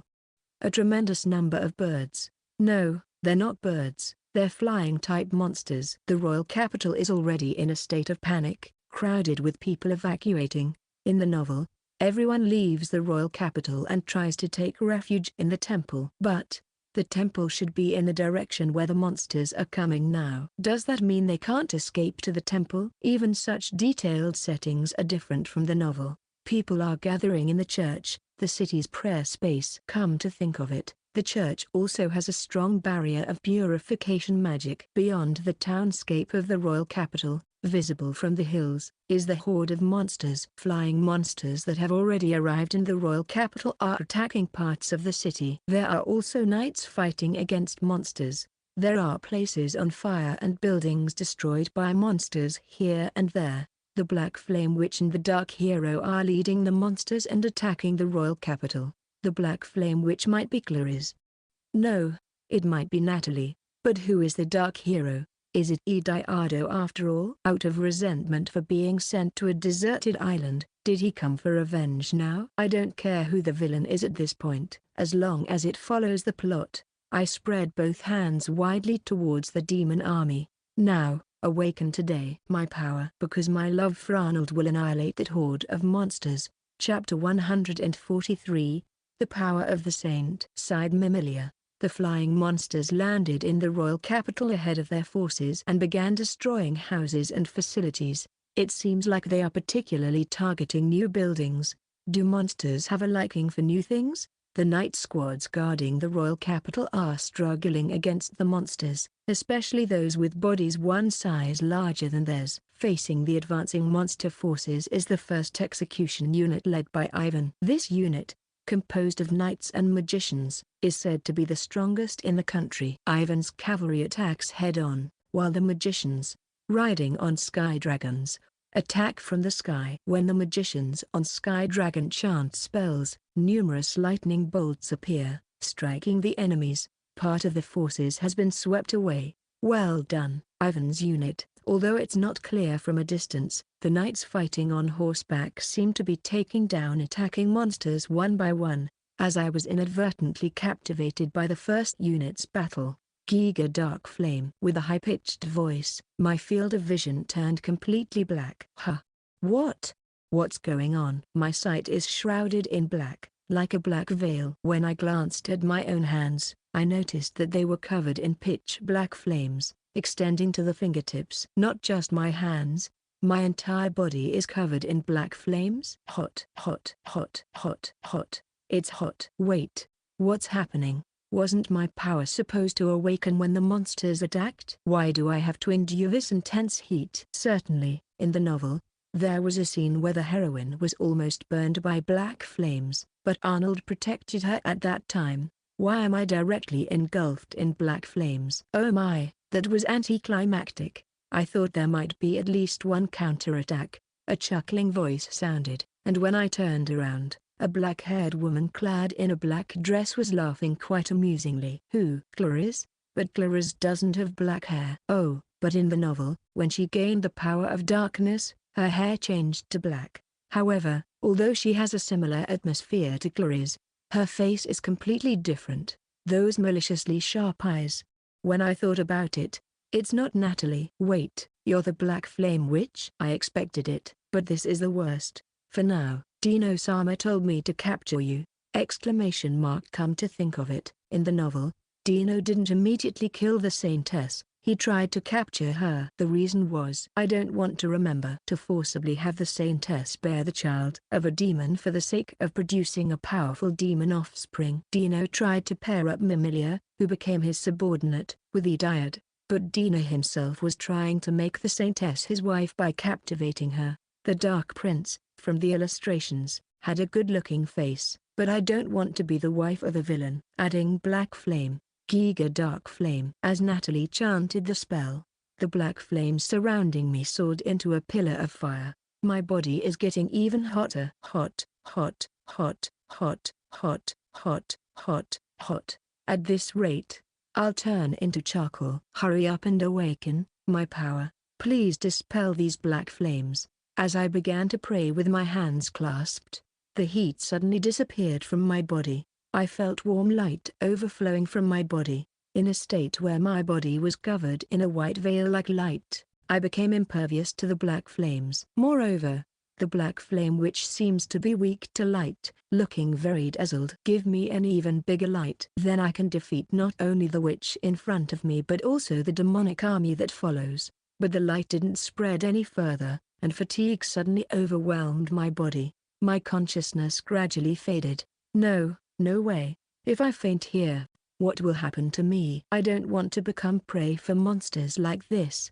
At that moment, my vision, which was pitch black, was replaced by pure white. My surroundings turned entirely white. Finally, my power was manifested, but it's strange. My own hands are gradually becoming transparent and disappearing. As the white landscape became abruptly dazzling, I instinctively closed my eyes. At that moment, Natalie's hysterical voice reached my ears. Wait a minute. Where are you running off to? The pure white light that had covered everything in front of my eyes disappeared, and when my vision cleared, the scenery in front of me on the terrace of the royal castle had changed to a different view. Oh, could it be instantaneous teleportation? It was in a novel too. When Mimilia was in a pinch attacked by monsters, the sacred power suddenly activated, and there was a scene where she moved to another location. So that's what happened. Lucky?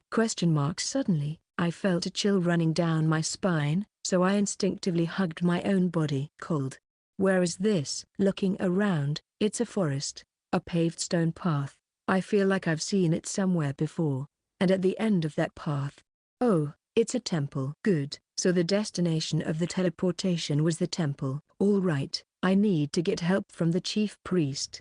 My clothes are torn, my hair is a mess, and my body is covered in soot. I want a bath. I want to take a bath. Rushing into the temple, the usually well-lit hall even at night was dim. No sign of the priests. It's usually a quiet place, but I can't hear any prayers. Strangely, there's no sign of people. Where did everyone go?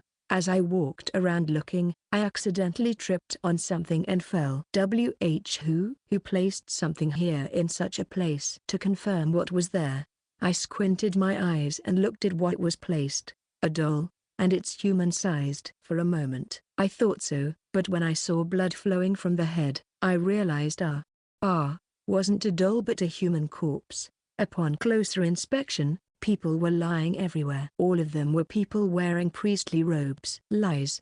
Are they all dead? What is this hellish scene? This story wasn't supposed to be like that. Tap.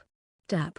Tap. Footsteps echoed in the hall. Someone is approaching. Whether it's a priest or a believer, I need to ask what's going on. Who are you? Tell me what's happening. If you're a priest, go get the chief priest. The footsteps approached, but it didn't seem like they were going to answer my question. What? Not a priest or a believer? I instinctively took a step back. I have a bad feeling, but the chief priest said that bad people wouldn't be allowed here because it's a sacred place. As the footsteps got closer and I saw the figure, I held my breath. If you're looking for the chief priest, he's right here. Even in the dim room, I could see the face clearly in the distance the footsteps had approached. Black hair swaying smoothly, gray skin, and black eyes. The Prince of the Dark Night. Such a title came to my mind. No way, a demon? Then, could this man be the demon Prince Dino? Like a spirit of the night. A beautiful face, but the black aura surrounding him was disgustingly sweet, causing discomfort. No matter how handsome he was, my feelings didn't flutter, because he had something outrageous. Yes, I am the chief priest. Saint. Saying that, he thrust what he was holding into me. The chief priest's expression froze in a face of terror. His eyes were wide open, and his face was as pale as the blue-tinged glow in the dim room below the neck. There was nothing, no way you looked. There was nothing, not magic or anything. He handed me the severed head of the chief priest. In shock, I screamed. Why is the demon prince in the temple? In a novel, the temple is always purified by the protection of the goddess, making it impossible for monsters or demons to approach. Why is it so different from the novel? Chapter 144, Return to the Royal Capital 1. Side. Ediardo. My name is Ediardo Hardin. Currently, I am the Duke of the Deserted Island, enjoying fulfilling days on my territory, Weria Island. The uninhabited island was also a treasure trove of magic stones. Red magic stones, blue magic stones, golden magic stones. Just these could build considerable wealth. In addition, there were abundant high-quality medicinal herbs, and with the help of Claris, Daisy, and Vine, we were able to create many versatile medicines. While there were many rare magical creatures, the creatures on this island were relatively docile, and even small magical creatures were friendly to humans. According to the butler, this island was originally a retreat for the past king, so there were magic stones with purifying effects placed all over the island. Additionally, powerful defensive magic stones were placed around the palace. Similar magic stones were also placed in the royal castle and palace. The duration of purification and defensive effects varied depending on the magic stones, ranging from 1 day to a year. The long-lasting ones were more expensive, and a magic stone that lasted semi-permanently cost about 100 million zyro. According to the novel, Dino, the Demon Prince, placed black magic stones emitting miasma in the forests and mountains inhabited by monsters. Monsters exposed to the miasma became aggressive and followed Dino's orders.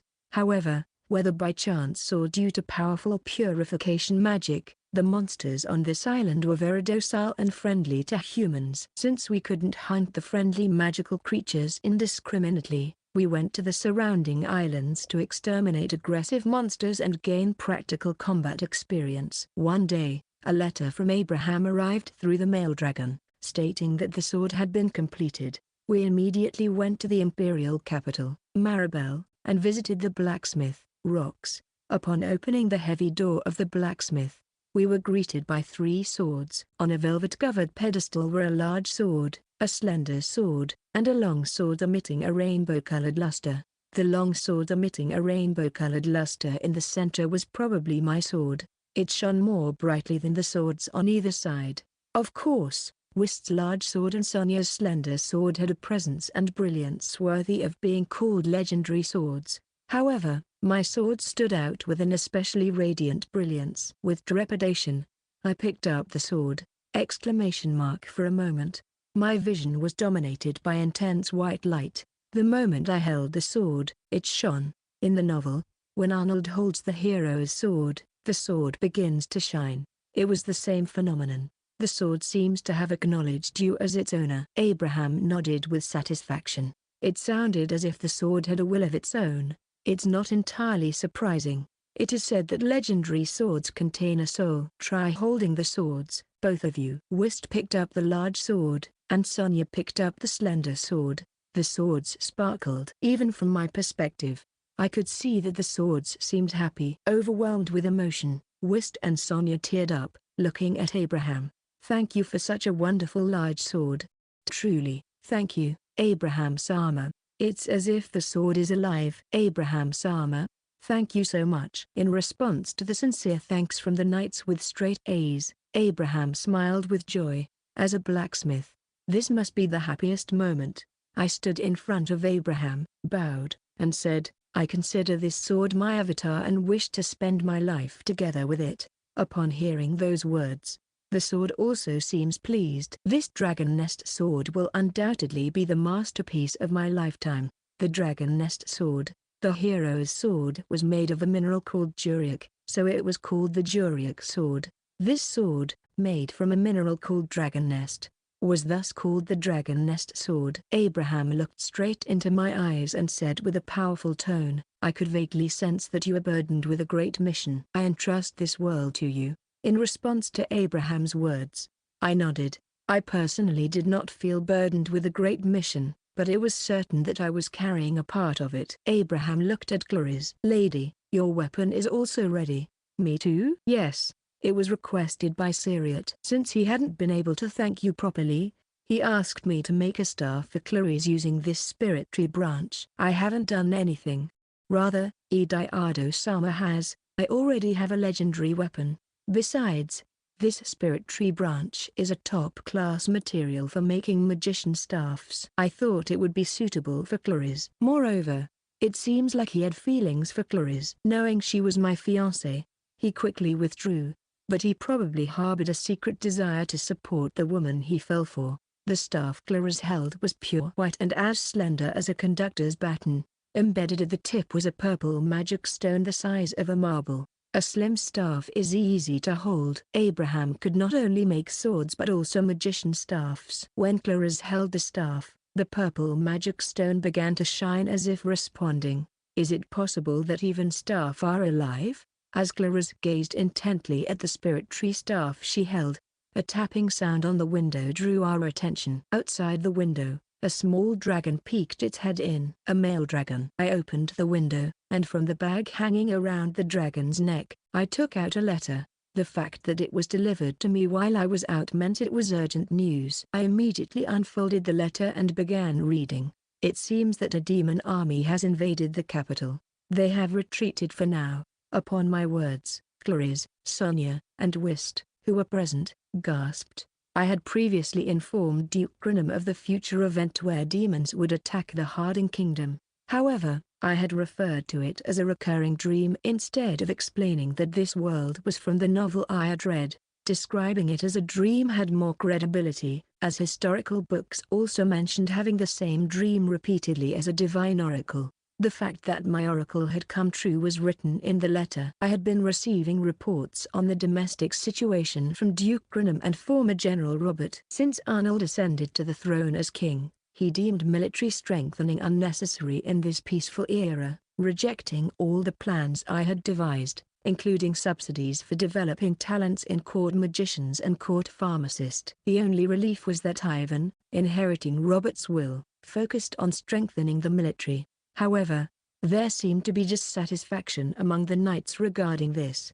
The reduced military budget and subsidies were rumored to be misused by Queen Tiras and Mimilia. Their lifestyle had become even more extravagant than before. They held salons almost every day, and each time, they wore different dresses and accessories. Meanwhile, demons attacked the royal capital. While some parts of the capital were destroyed by the attacking demons, thanks to the elite forces trained by Ivan, the demons couldn't invade further and were forced to retreat. Ivan seemed to have worked harder than I expected. Magic stones with purifying effects were placed all over the capital. Demons covered in miasma couldn't stay in the capital for an extended period. Destroyed buildings were apparently those without magic stones. Currently, the royal capital is surrounded by demon forces.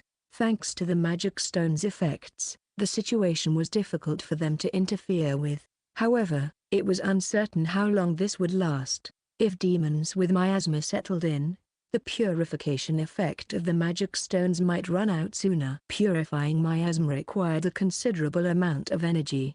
If the magic stones' effect weakened, there would be a window for demons to attack. Although Ivan's elite force had played an active role, half of the soldiers were injured and unable to fight. Arnold must be regretting it now. He had alienated the military-related nobles by cutting military expenses. As a result, some parts of the capital were destroyed, and casualties occurred. Claris asked me, "Who is leading the demon army?" "It's not written in the letter yet. They are probably gathering information now." Demons attacking meant that someone had taken command as the Black Flame Witch or the Dark Hero. Is the Black Flame Witch still Natalie?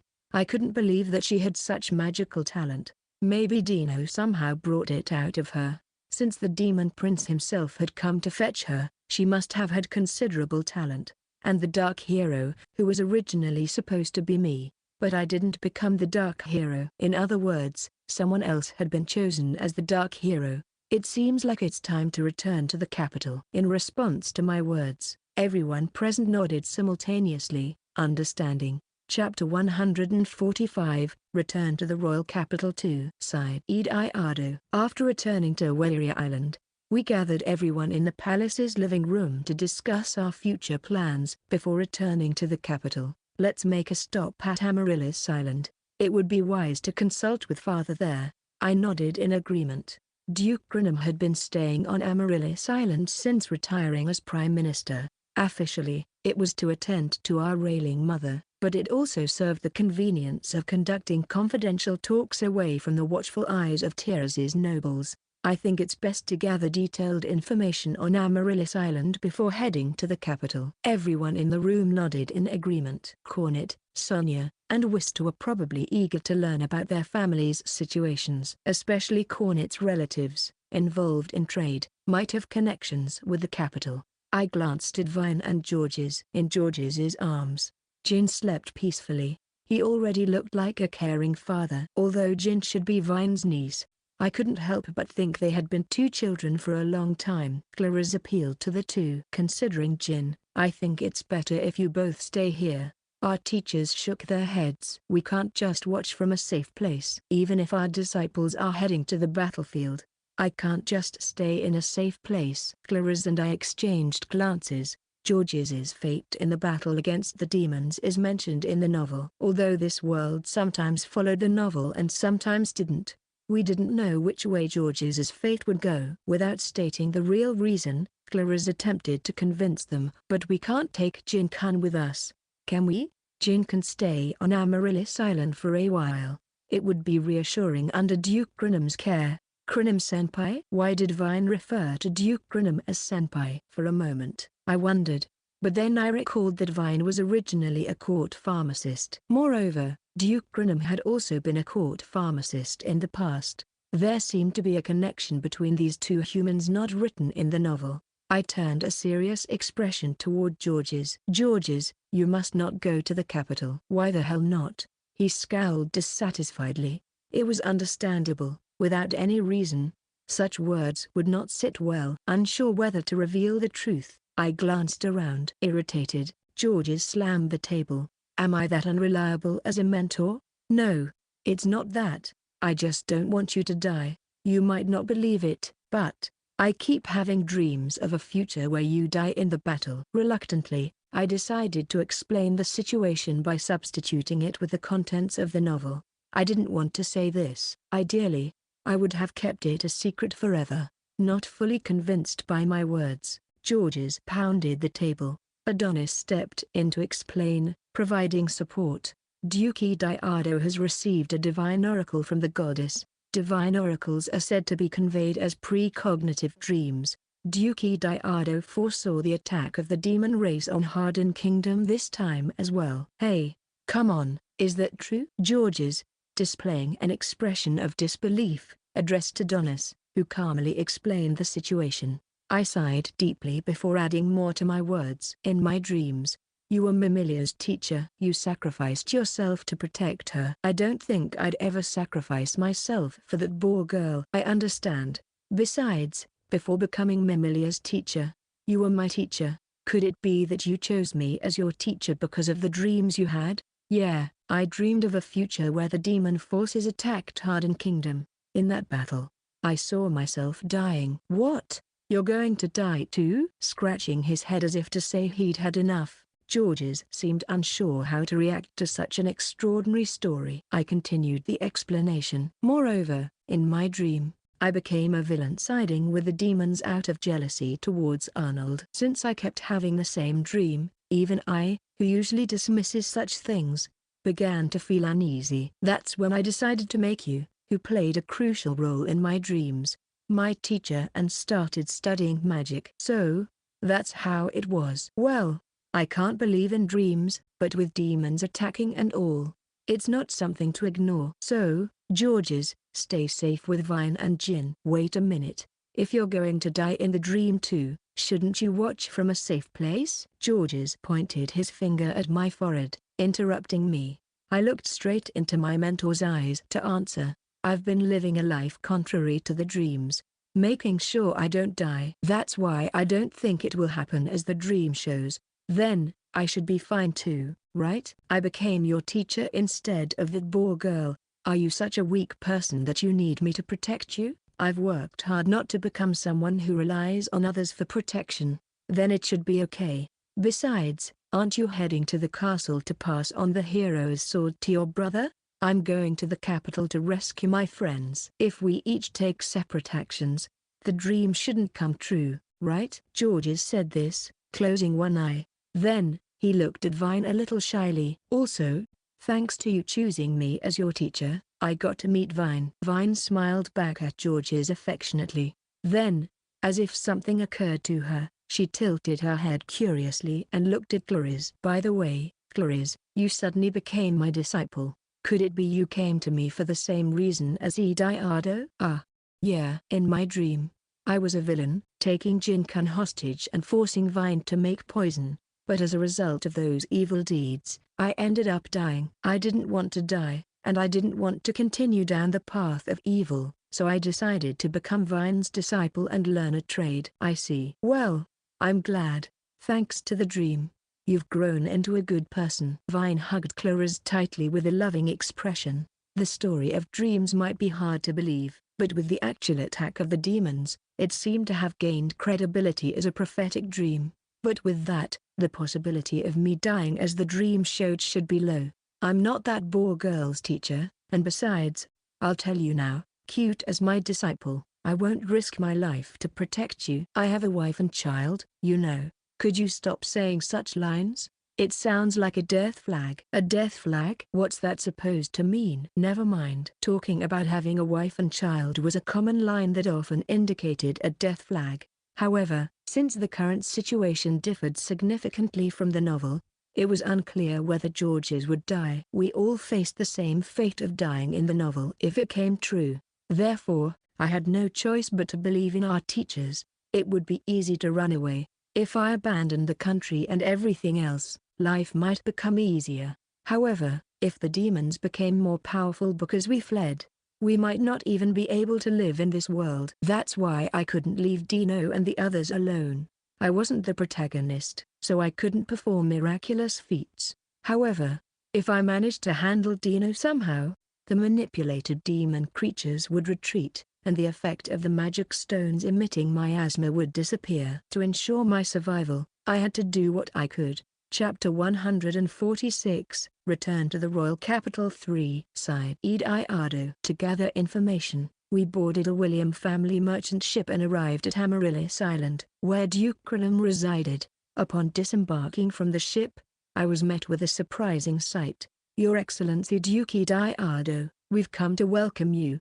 Please join us on the journey back to the capital. Until now, I had been often ridiculed as the foolish prince, incompetent highness, and recently, the deserted island duke. Being disregarded and belittled was nothing new.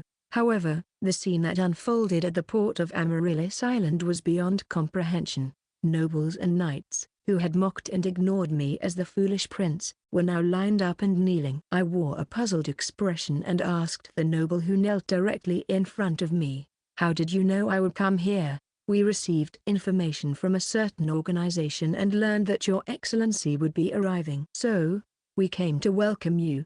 "A certain organization? The Information Guild, right?" "Yes." "Well," the noble replied with a hesitant tone, "it was a shameful thing that they couldn't grasp the actions of the royal family without going through an information guild." Upon learning that I would visit Amaryllis Island, these nobles, along with the knight, rushed here. They stood in front of me, smiling awkwardly, and tried to flatter me. "We believe that you are the one truly suitable to be the king. Please return to the mainland as our commander." "Yes, indeed. You are worthy of a hero. Please lead us on the front lines." "Oh no, not necessarily on the front lines, but please, take the role of commander. Please become our king." The nobles flattering me were all individuals from Tear's faction. Despite being the foolish prince, I remembered all their names, faces, and pedigrees. "No, I'm just a useless and unlucky prince. I can't do anything significant." "No, please don't say that." They paled, and in unison, they spoke with a sense of urgency. "I've heard such remarks from you before." Don't misunderstand." "We never." "Do you now pretend not to recall openly saying such things to me? Perhaps you want to claim it was a misunderstanding on my part?" As I grinned darkly, the nobles turned ashen. They had likely assumed that by flattering the foolish prince, they could easily make him comply. They seemed quite flustered at my cold reaction. In the novel, Ediardo Hardin would have readily fallen for their coaxing. Why would you want to appoint a foolish and incompetent person like me when Arnold, who is excellent and capable, is already there? Could you explain the reason clearly and straightforwardly, even for a fool like me? At my sarcastic inquiry, I must have looked quite the villain, even more so than these nobles who had constantly bad-mouthed me, although not as much as those in the novel. One of the knights couldn't bear it and raised his voice. Please save us," as if a dam had burst.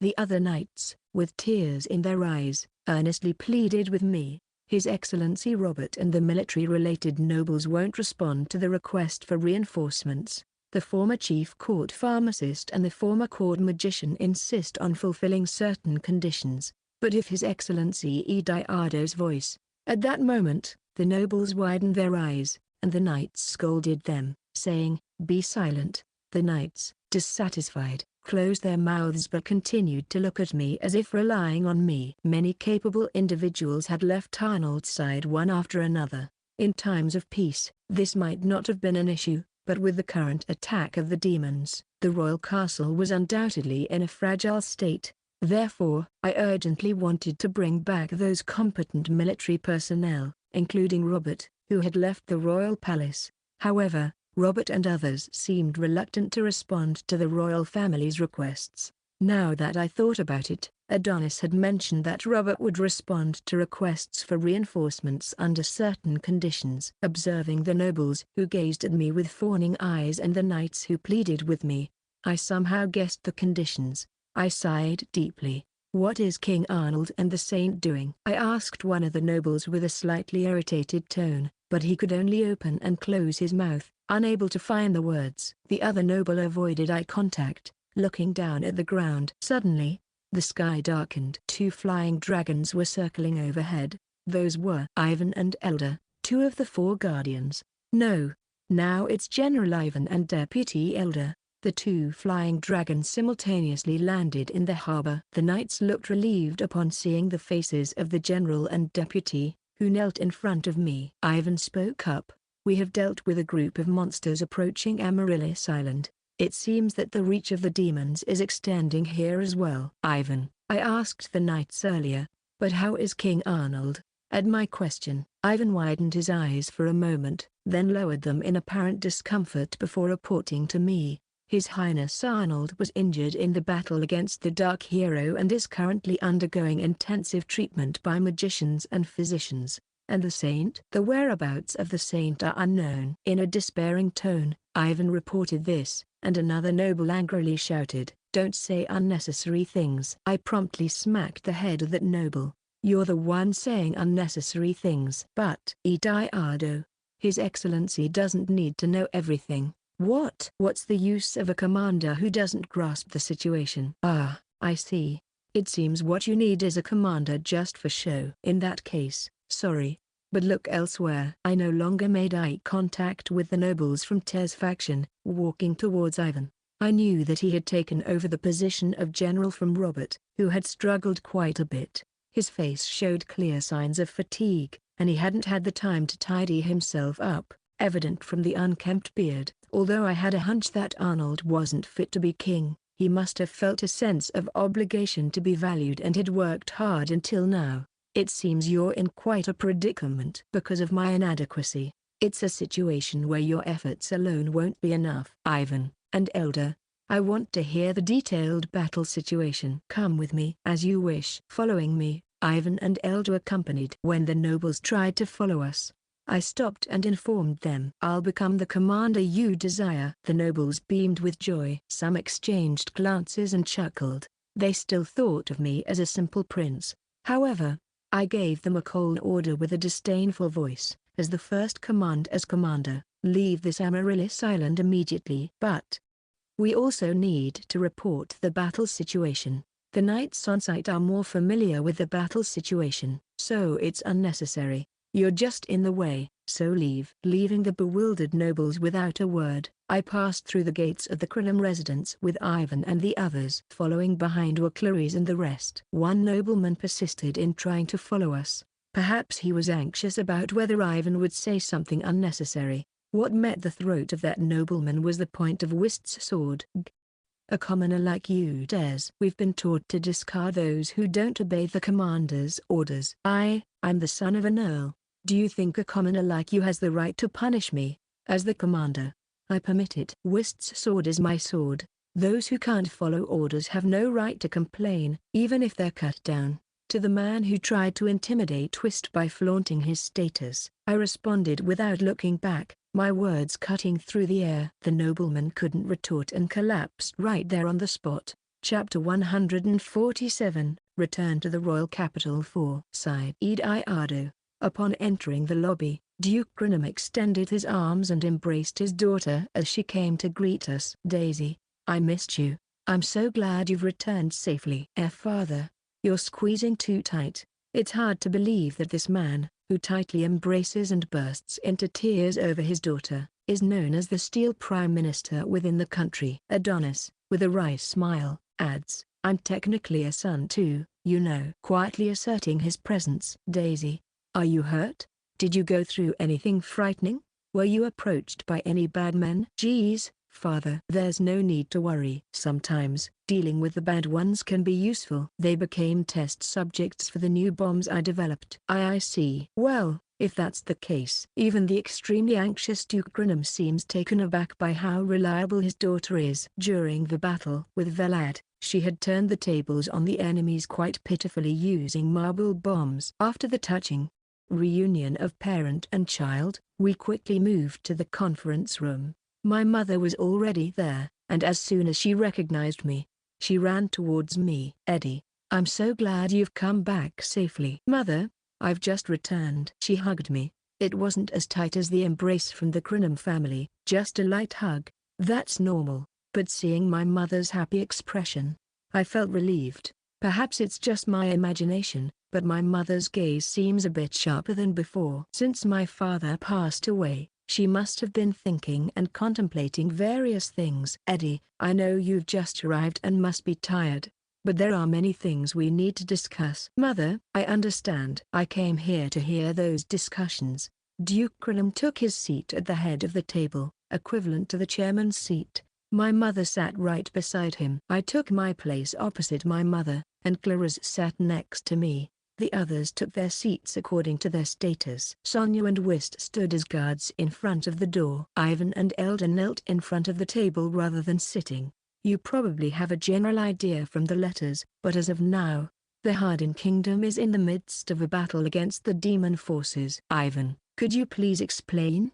Duke Grinham asked Ivan, who was kneeling. His Majesty the King suffered a surprise attack and is critically injured. The whereabouts of the saint are unknown. About half of the remaining people inside the castle were killed, and many of the survivors are severely injured. The surviving court magicians and physicians are currently working diligently on treatment. Arnold was ambushed. Even against opponents who had no human presence, it seems they couldn't afford to be on guard. Perhaps they were considerably shaken by the invasion of the demons. Although Ivan wore a pained expression, he continued his report dispassionately. According to the surviving servants, His Majesty was injured by someone who called themselves the Dark Hero, and the saint fought against a demon woman who manipulates black flames, disappearing in the process. When I arrived at His Majesty's side, both the Dark Hero and the demon witch were gone. So, the Dark Hero and the Black Flame Witch really appeared.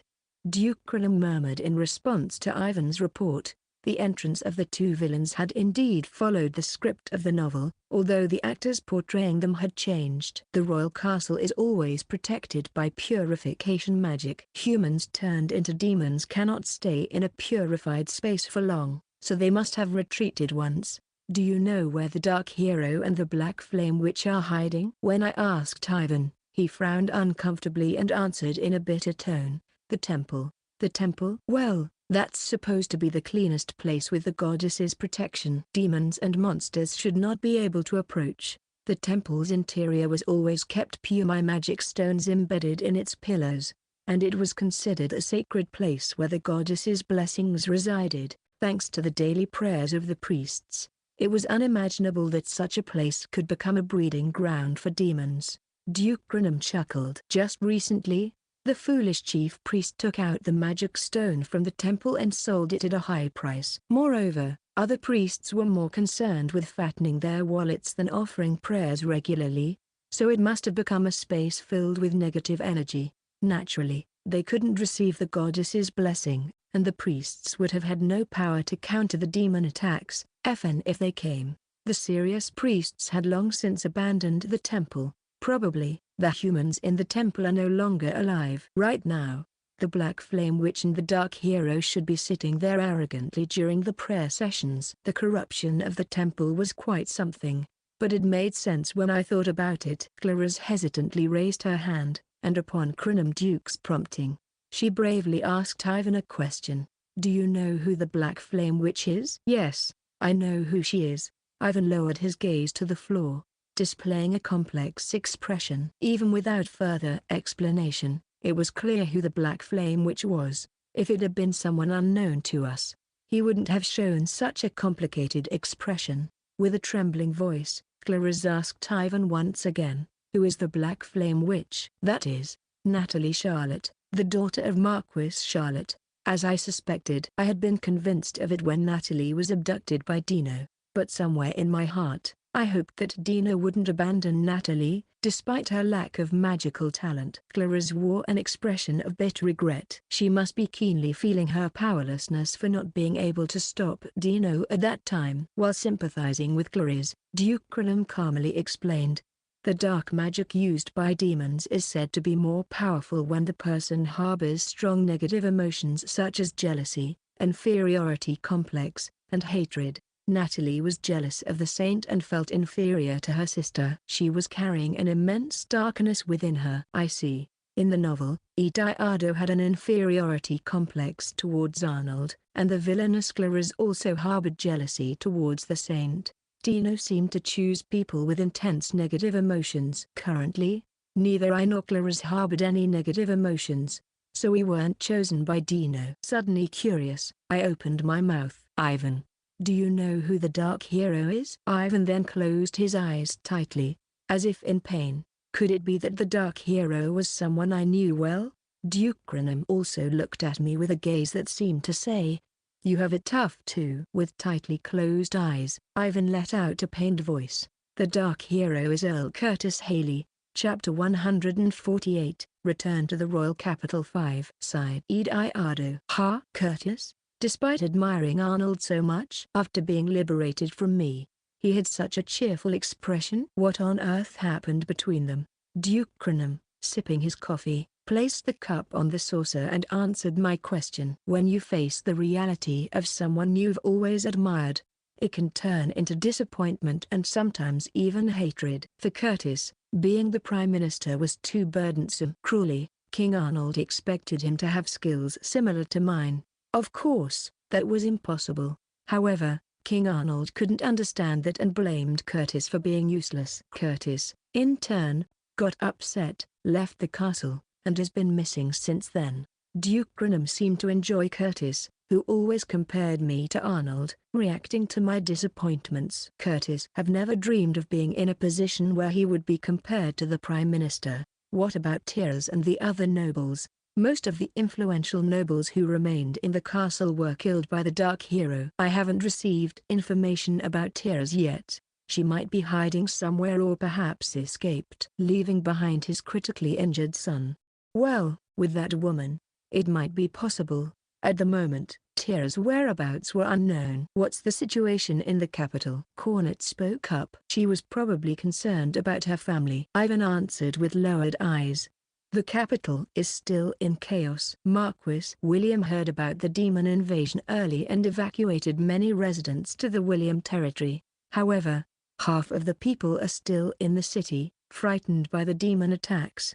The William family, known for their interactions with merchants, adventurers, and information brokers, seemed to grasp information faster than any other noble. Cornet's family had already left the capital, engaging in activities to evacuate the capital's residents to their territory. Curious, Cornet further inquired of Duke Crinum. "Are there any regions outside the capital being attacked?" "For now, it's part of the kingdom's territory.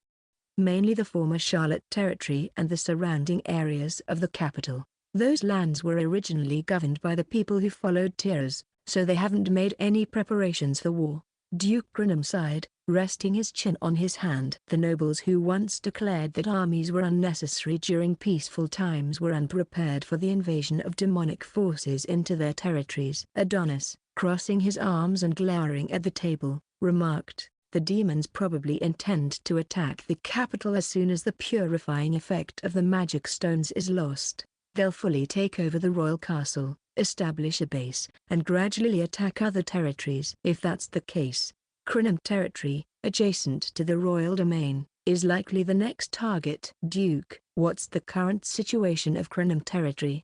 I glanced at Duke Crinum. The damage situation in Crinum territory hadn't been reported yet, and I was curious about the actual status. They came attacking a bit this way, but we quickly eradicated them. Eradication.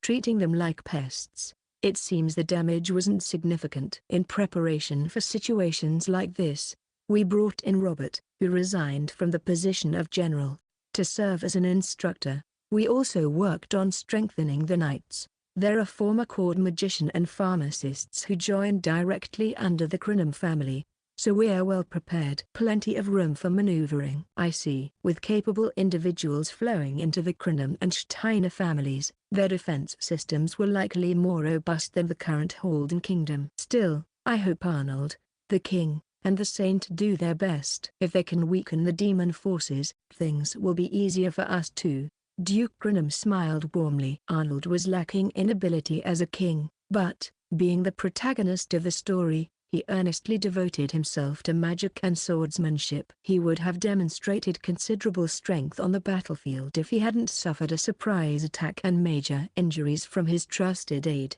Curtis, who had turned into the Dark Hero. Now, Arnold was undergoing treatment for the wounds inflicted by the demonic forces, and healing the injuries caused by the demons would be troublesome. The problem lies with Mimilia.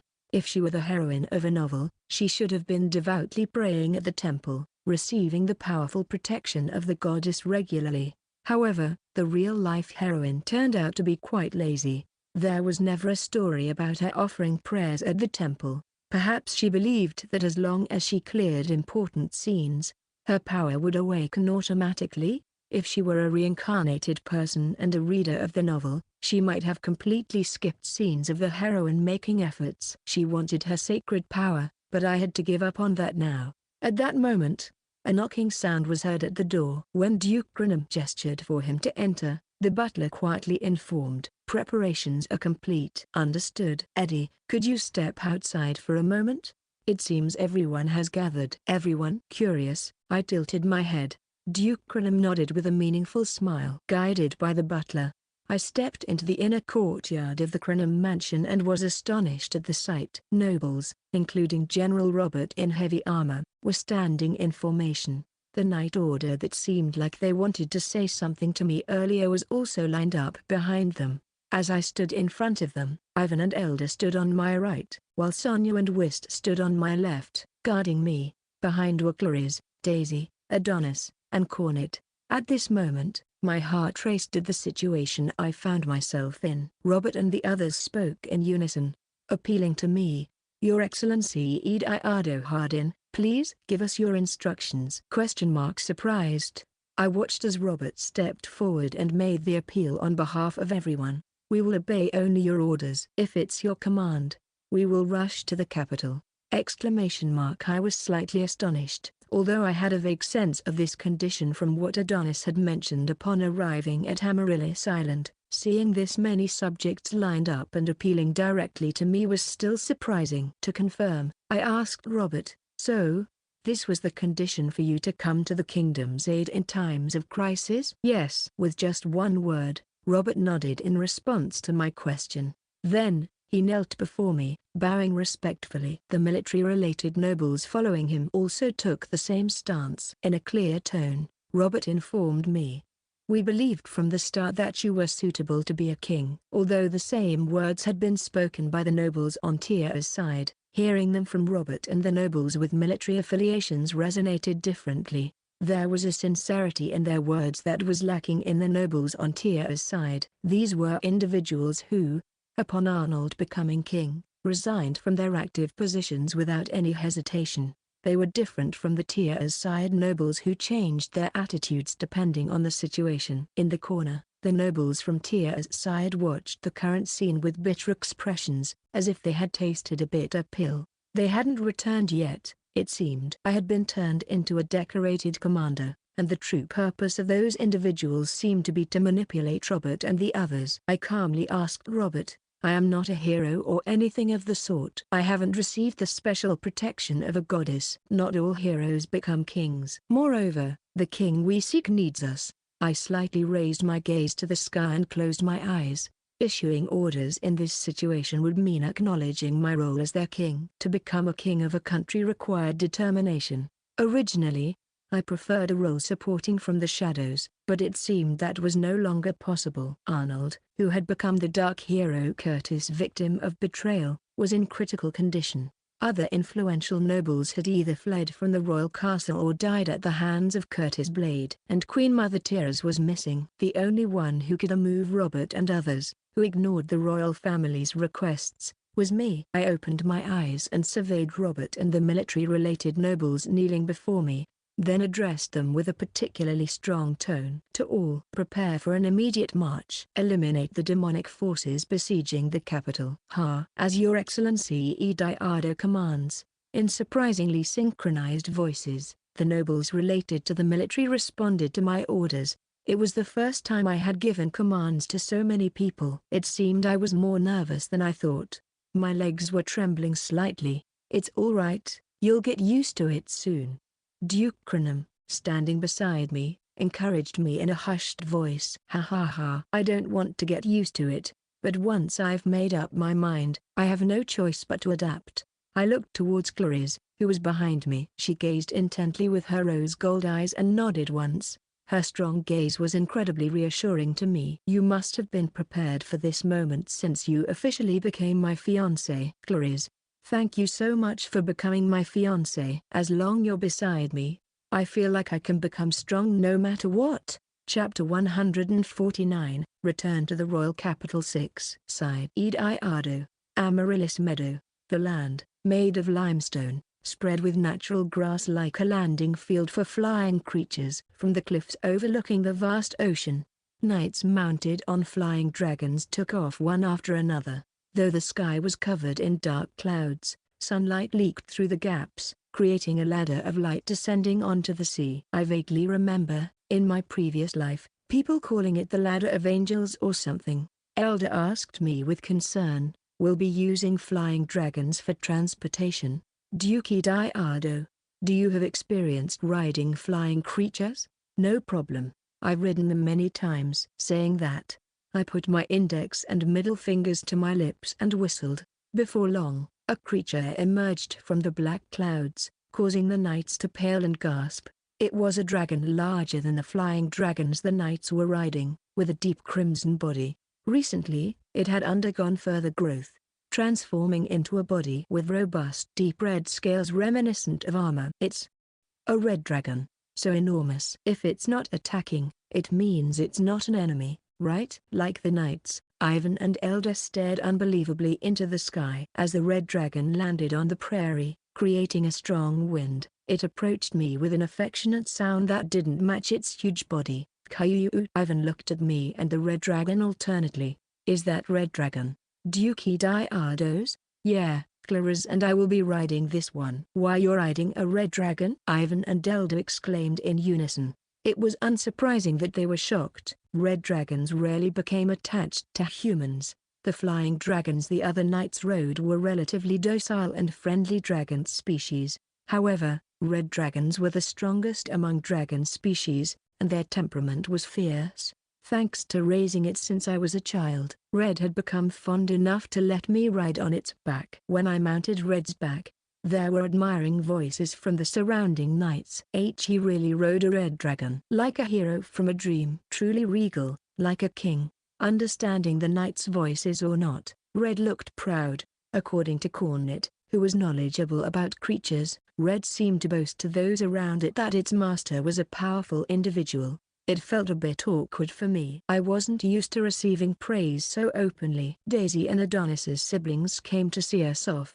Daisy approached and handed a green jewelry bag to Claris. The rest is up to you, Claris-sama. I understand, Daisy. Claris nodded once and received the bag, holding it carefully in both hands. Daisy, with a pained expression, lowered her eyes and said, I want to go with you. but I think I'd just be a burden to everyone. I'll focus on requesting reinforcements from allied nations and dispatching Crinum's exclusive magicians and pharmacists. There's plenty that only you can do. Daisy, please take care. Claris-sama, please stay safe as well. Claris and Daisy embraced each other with teary eyes. In the novel, Daisy Crinum, along with her brother, contributes to the fight against the demons through schemes and negotiations. It seems that's becoming a reality. Georges, Vine, and Jin were also there to see us off. Vine and I will take a ship to rescue our comrades who remain in the capital. Pukarin is a concern too. I'm ready to make tea anytime,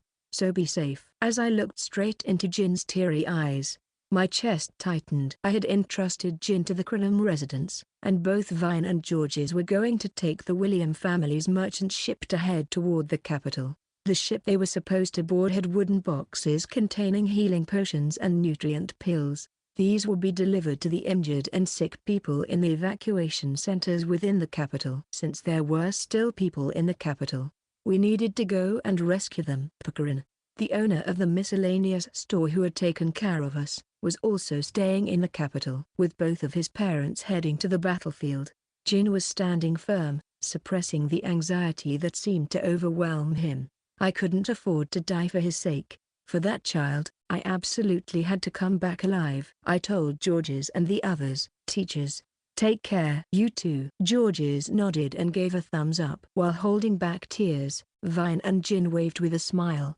Do your best, all of you. Whist and Sonia responded with a salute before taking the reins of the flying dragon and soaring into the sky. Cornet, needless to say, come back unharmed, okay? Otherwise, Daisy will cry. I can't guarantee being unharmed, but I intend to come back safely. Cornet also exchanged a high five with Adonis before mounting the flying dragon and taking off. Ivan and Elder followed suit. When I pulled the reins, Red flapped its wings. At that moment, an overwhelmingly strong wind, unlike the other flying dragons, caused Vine and Daisy to hold onto their skirts. Red, which had taken off from the cliff, surpassed the flying dragons in both speed and power, quickly catching up with Ivan and Elder, who had taken off earlier. Looking back, everyone who had come to see us off was still waving their hands. The Leda port, which corresponds to the Crinum territory, is located at the border of the kingdom's territory, and many travelers head to the capital from this port. The pier serves as the garrison for the night, and we took a break there for a while. Long-distance travel consumes stamina, both for humans and dragons, so it's necessary to rest a bit. After allowing ourselves about an hour of rest, we set off for the capital again. The view of the Hardin Kingdom from the sky seemed calm at first glance.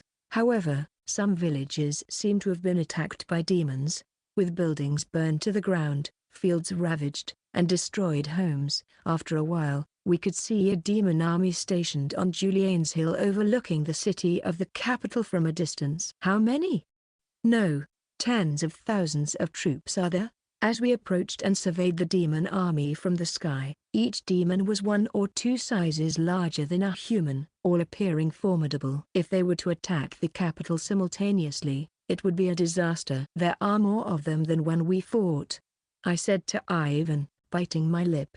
They were tougher than they thought, so the demon side probably called for reinforcements. At the moment, it seemed that the army wouldn't invade the capital, but we didn't know what would happen once the effect of the purification magic wore off. We needed to defeat the source, Dino, as soon as possible. Be cautious of the flying monsters around the royal castle. I nodded in agreement with Ivan's warning.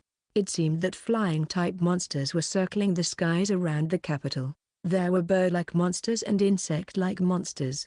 Lizardmen with wings similar to bats were said to be the most powerful among them. When the capital drew near, a legion of flying monsters attacked simultaneously. The knights accompanying Ivan were undoubtedly elite. They skillfully cut down lizardmen while passing by, and sliced through a giant moth-like monster, Black Moss, that attacked head-on. Giga Flame, Elder chanted a spell for a fire attack magic, sweeping away the flock of giant birds. Ivan swung his sword skillfully, beheading numerous lizardmen at once, bravely engaging in the battle. Clear lightning, There were also magic users adept at riding flying dragons, casting mixed magic to shower the monsters with lightning. The magician was likely a disciple of Professor Tolman. Having learned clear lightning with us, Cornet saved her magical power, throwing a bead bomb made by Daisy and blowing away a flock of agile bats. Lightning sword. When Sonia chanted the spell, her slender sword was surrounded by lightning. The lizardsman that approached her received an electric shock just by touching the sword, collapsing. Sonia, who had learned magic from Georges, gained the ability to imbue weapons with magic. On the other hand, Whist, without using any magic, swiftly and forcefully mowed down approaching enemies. With a large sword, he easily cut down even the large lizardman and, straddling a giant bird, sliced an ogre swinging a club into two without giving it a chance to attack. Against the vast army of monsters, we were a small force, but we weren't at a disadvantage. However, their numbers were overwhelming. The lizardmen also attacked us who were flying behind them. I stopped Claris, who was about to cast an attack spell, and whispered to Red in a low voice. Red, release the flames modestly. Following my instructions, Red opened its mouth slightly and spewed out bright red flames. Immediately, the lizardmen were engulfed in flames and turned into charcoal. In no time, the charred bodies crumbled into pieces with a gentle touch of the wind from above. This was still a modest attack. It was just dozens of lizardmen turning into charcoal. Into pieces with. If Red went all out, it would be much more devastating. It was being restrained to avoid causing collateral damage to the nearby knights. However, seeing their comrades turn into charcoal in an instant, the other lizardmen seemed to be intimidated and stopped approaching. The other monsters also gradually retreated in the face of the strength of the knights and the Execution First Unit. The Execution First Unit, which was already strong when Whist served as the vice-captain, must have become even stronger under Ivan, who took over Robert's will and never neglected their training. Seeing the knights of the Execution First Unit, who were strong enough to make the demon legions retreat, I felt reassured. It was likely their efforts that had prevented the complete destruction of the capital up to now. Thanks to everyone's efforts, there were no more demon attacks afterward, and we smoothly reached the capital. It had been about half a year. The capital seen from above was no longer bustling, resembling a ghost town. Chapter 150, The Villainess and the Panacea. Sighed Claris. My name is Claris Charlotte. I returned to the capital after about half a year. The once bustling city was now eerily quiet, with some areas showing signs of destruction. The fact that the entire city wasn't destroyed was thanks to the significant effect of the purification magic and the fact that the Execution First Unit led by Ivan had held back the majority of the enemy forces. It seems the residents have taken refuge in a church where powerful purification magic is cast. While the church usually serves as a place for priests to preach the teachings of the jury god and fulfill roles in ceremonies, it also becomes a refuge for residents during disasters. Such church facilities are built in each region. We landed the dragons in the square of the training ground adjacent to the royal castle, and upon entering the castle, we found the lobby filled with injured soldiers and servants lying on the floor, receiving treatment from magicians and pharmacists. Not only those injured within the castle but also those outside the castle with wounds, presumably from monster attacks, were being brought in. Many had scars and bite marks from the attacks. I am sorry. If only I had the strength.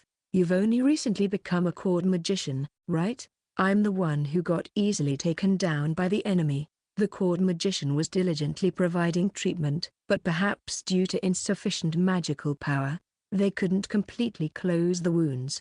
A young girl among the injured soldiers was encouraging the powerless little girl. In comparison to the number of injured, there were overwhelmingly not enough magicians and pharmacists. Perhaps the ingredients to make medicine were also lacking, as there was no sign of bringing in new medicine. In the scene where treatment was not progressing as expected, Your Excellency Ediardo sighed and then spoke to the nearby young pharmacist. Is the stock of recovery medicine in the underground warehouse of the royal castle exhausted? Yes. The 3rd and 4th execution units took all of it. Among the knights of the current execution units remaining in the royal castle, there were likely some who only thought about themselves. They might have taken the medicine meant for the injured for themselves. Even if they fought, There was a possibility that they simply fled. Ediardo-sama handed a slightly rusty silver key to the young pharmacist. "Your Excellency Ediardo, what is this key for?" "There should be a fifth warehouse that's been sealed. It's the key to that place. There are upper recovery medicines prepared by Claris and Daisy for this day. Make everyone here drink it." "Even the Duke's daughter Daisy, but that Claris, the daughter of the Marquis? Do you still think she's a wicked person who would harm?" "But, the Saint Sama said so." The young pharmacist started to say so, but he shut his mouth instinctively under Ediardo's cold gaze. It seemed that the words of the saint, whoever that was, had been circulating within the castle, spreading rumors about me. I stopped worrying about it and walked towards the young magician girl nearby. She seemed frightened, but I handed her a small bottle shining in emerald color without hesitation. What is this?" Accepting the small bottle, the girl showed an unbelievable expression. The young pharmacist who approached her, perhaps worried about her, walked up to her and stared at the sparkling liquid in the bottle. "See, could it be a panacea? Moreover, how beautiful!" At the voice of the young pharmacist, the apprentice pharmacists who were there hurriedly ran over. It seemed that they had never seen such a high-quality panacea before, as they couldn't hide their surprise at the sparkling emerald liquid. "Please try drinking it." The girl nodded and, with fear, took a sip, then another, and by the time she finished the third sip, her pale complexion turned rosy. Her skin became more lustrous, her hair more glossy, and the scratches on her legs and the cracks in her hands became clean. The girl, who had given a poor impression due to extreme fatigue, transformed into a dazzling beauty. She was probably a beautiful girl, to begin with, but her face had become emaciated due to extreme fatigue. "Amazing. My magical power is returning." Thank you so much." The girl bowed her head repeatedly, then began to heal the wounds of the soldiers that she couldn't treat before. The faint healing light turned into a strong light, quickly closing the soldier's wounds. I handed the young pharmacist a green jewel bag he was holding. To compare with items from my previous life, it was a bag of before size that could hold documents or books. When opened, instead of gems, it was filled with small bottles of panacea. I could only bring this for now, but additional supplies should come soon from the Crenham family. Until then, please endure. This is more than enough. Thank you so much. I feel embarrassed for saying something so foolish." The young pharmacist had tears in his eyes and repeatedly bowed his head. He's truly an honest child. That's probably why he believed the words of the saint so readily. In any case, we were able to supply a panacea to the magicians in the castle. Since we opened the fifth warehouse, recovery medicine should also be distributed, and the soldiers protecting the castle should soon fully recover. With the Crenham family's delivery of medicine ingredients, the court pharmacists should be able to create new medicine. Cornet-senpai was applying healing magic to a noble child leaning against the wall with bandages on his hands. I decided to treat the woman who had collapsed next to him because her injuries seemed severe. She had wounds that were torn from her chest to her abdomen, and her face was cut from forehead to chin, wrapped in bandages. There were also shallow cuts on her arms, and unlike the soldier's wounds from earlier, these wounds were black. The magician girl lowered her eyes in pain. I couldn't heal those wounds even with my healing magic. Most people who suffered such black wounds ended up dead. It's because they were injured by a dark sword of the demonic race. The wounds caused by a sword infused with immense miasma and detoxins can't be healed by healing magic alone. Perhaps this girl was injured by Curtis. It's different from being injured by a slightly miasma-clad monster. The Dark Hero's sword, the Dark Sword, has the nature of corroding those it injures with miasma and toxins. Dark magic is like a mixture of impurities and toxins, so healing magic alone is not effective. Therefore, purification magic, detoxification magic, and healing magic must be applied simultaneously. But how can purification, detoxification, and recovery be? Without answering the girl's question, I knelt in front of the woman. Then, I placed my hand on the wound on her face from which blood was oozing through the bandages. The purple magic stone ring given to me by Ediardo-sama began to shine. This rare item that reduces magic consumption by half proved to be useful right away. Clear Healdatrix. As I chanted the spell, a faint purple-tinged white light illuminated her face. This magic is a combination of 3 magics that I came up with. I was researching how to get closer to the power of the saint as well. Fortunately, her injuries were not as deep as they looked. Thanks to the effectiveness of the purple magic stone crystal, the consumption of magic for the intensively fusion magic was minimal. Since the wound was completely healed, I removed the bandage from her face and gasped as I looked at the woman's face. "Ah, it's you." The woman tried to call my name with a trembling voice, but I avoided looking at her face and said in a calm voice as much as possible, "I'm glad the wound on your face has healed." After saying that, I turned away from her, leaving that spot. She was a woman who was a follower of Mimilia. I think her name was Wanza Navarin, according to the story I heard from Ediardo-sama. I had nearly been killed by her before. Wanza, an enthusiastic follower of the saint, had harbored hostility toward me. "Your very existence is evil." I don't regret saving Wanza, but the moment I saw her face, I remembered the words she had uttered. I'm sorry, I'm sorry." I heard a hoarse voice from behind, and when I turned around, tears were flowing endlessly from Wanza's eyes, perhaps due to psychological shock. She couldn't speak properly. Even so, she managed to open her mouth and seemed to be trying to convey words of apology to me. What she did was unforgivable, and remembering the gaze of the fanatical followers who hated me, I still felt fear. I don't want to be involved anymore. But maybe my feelings have eased a little. At that moment, Ediardo-sama approached Wanza and seemed to be saying something. I don't know what he said.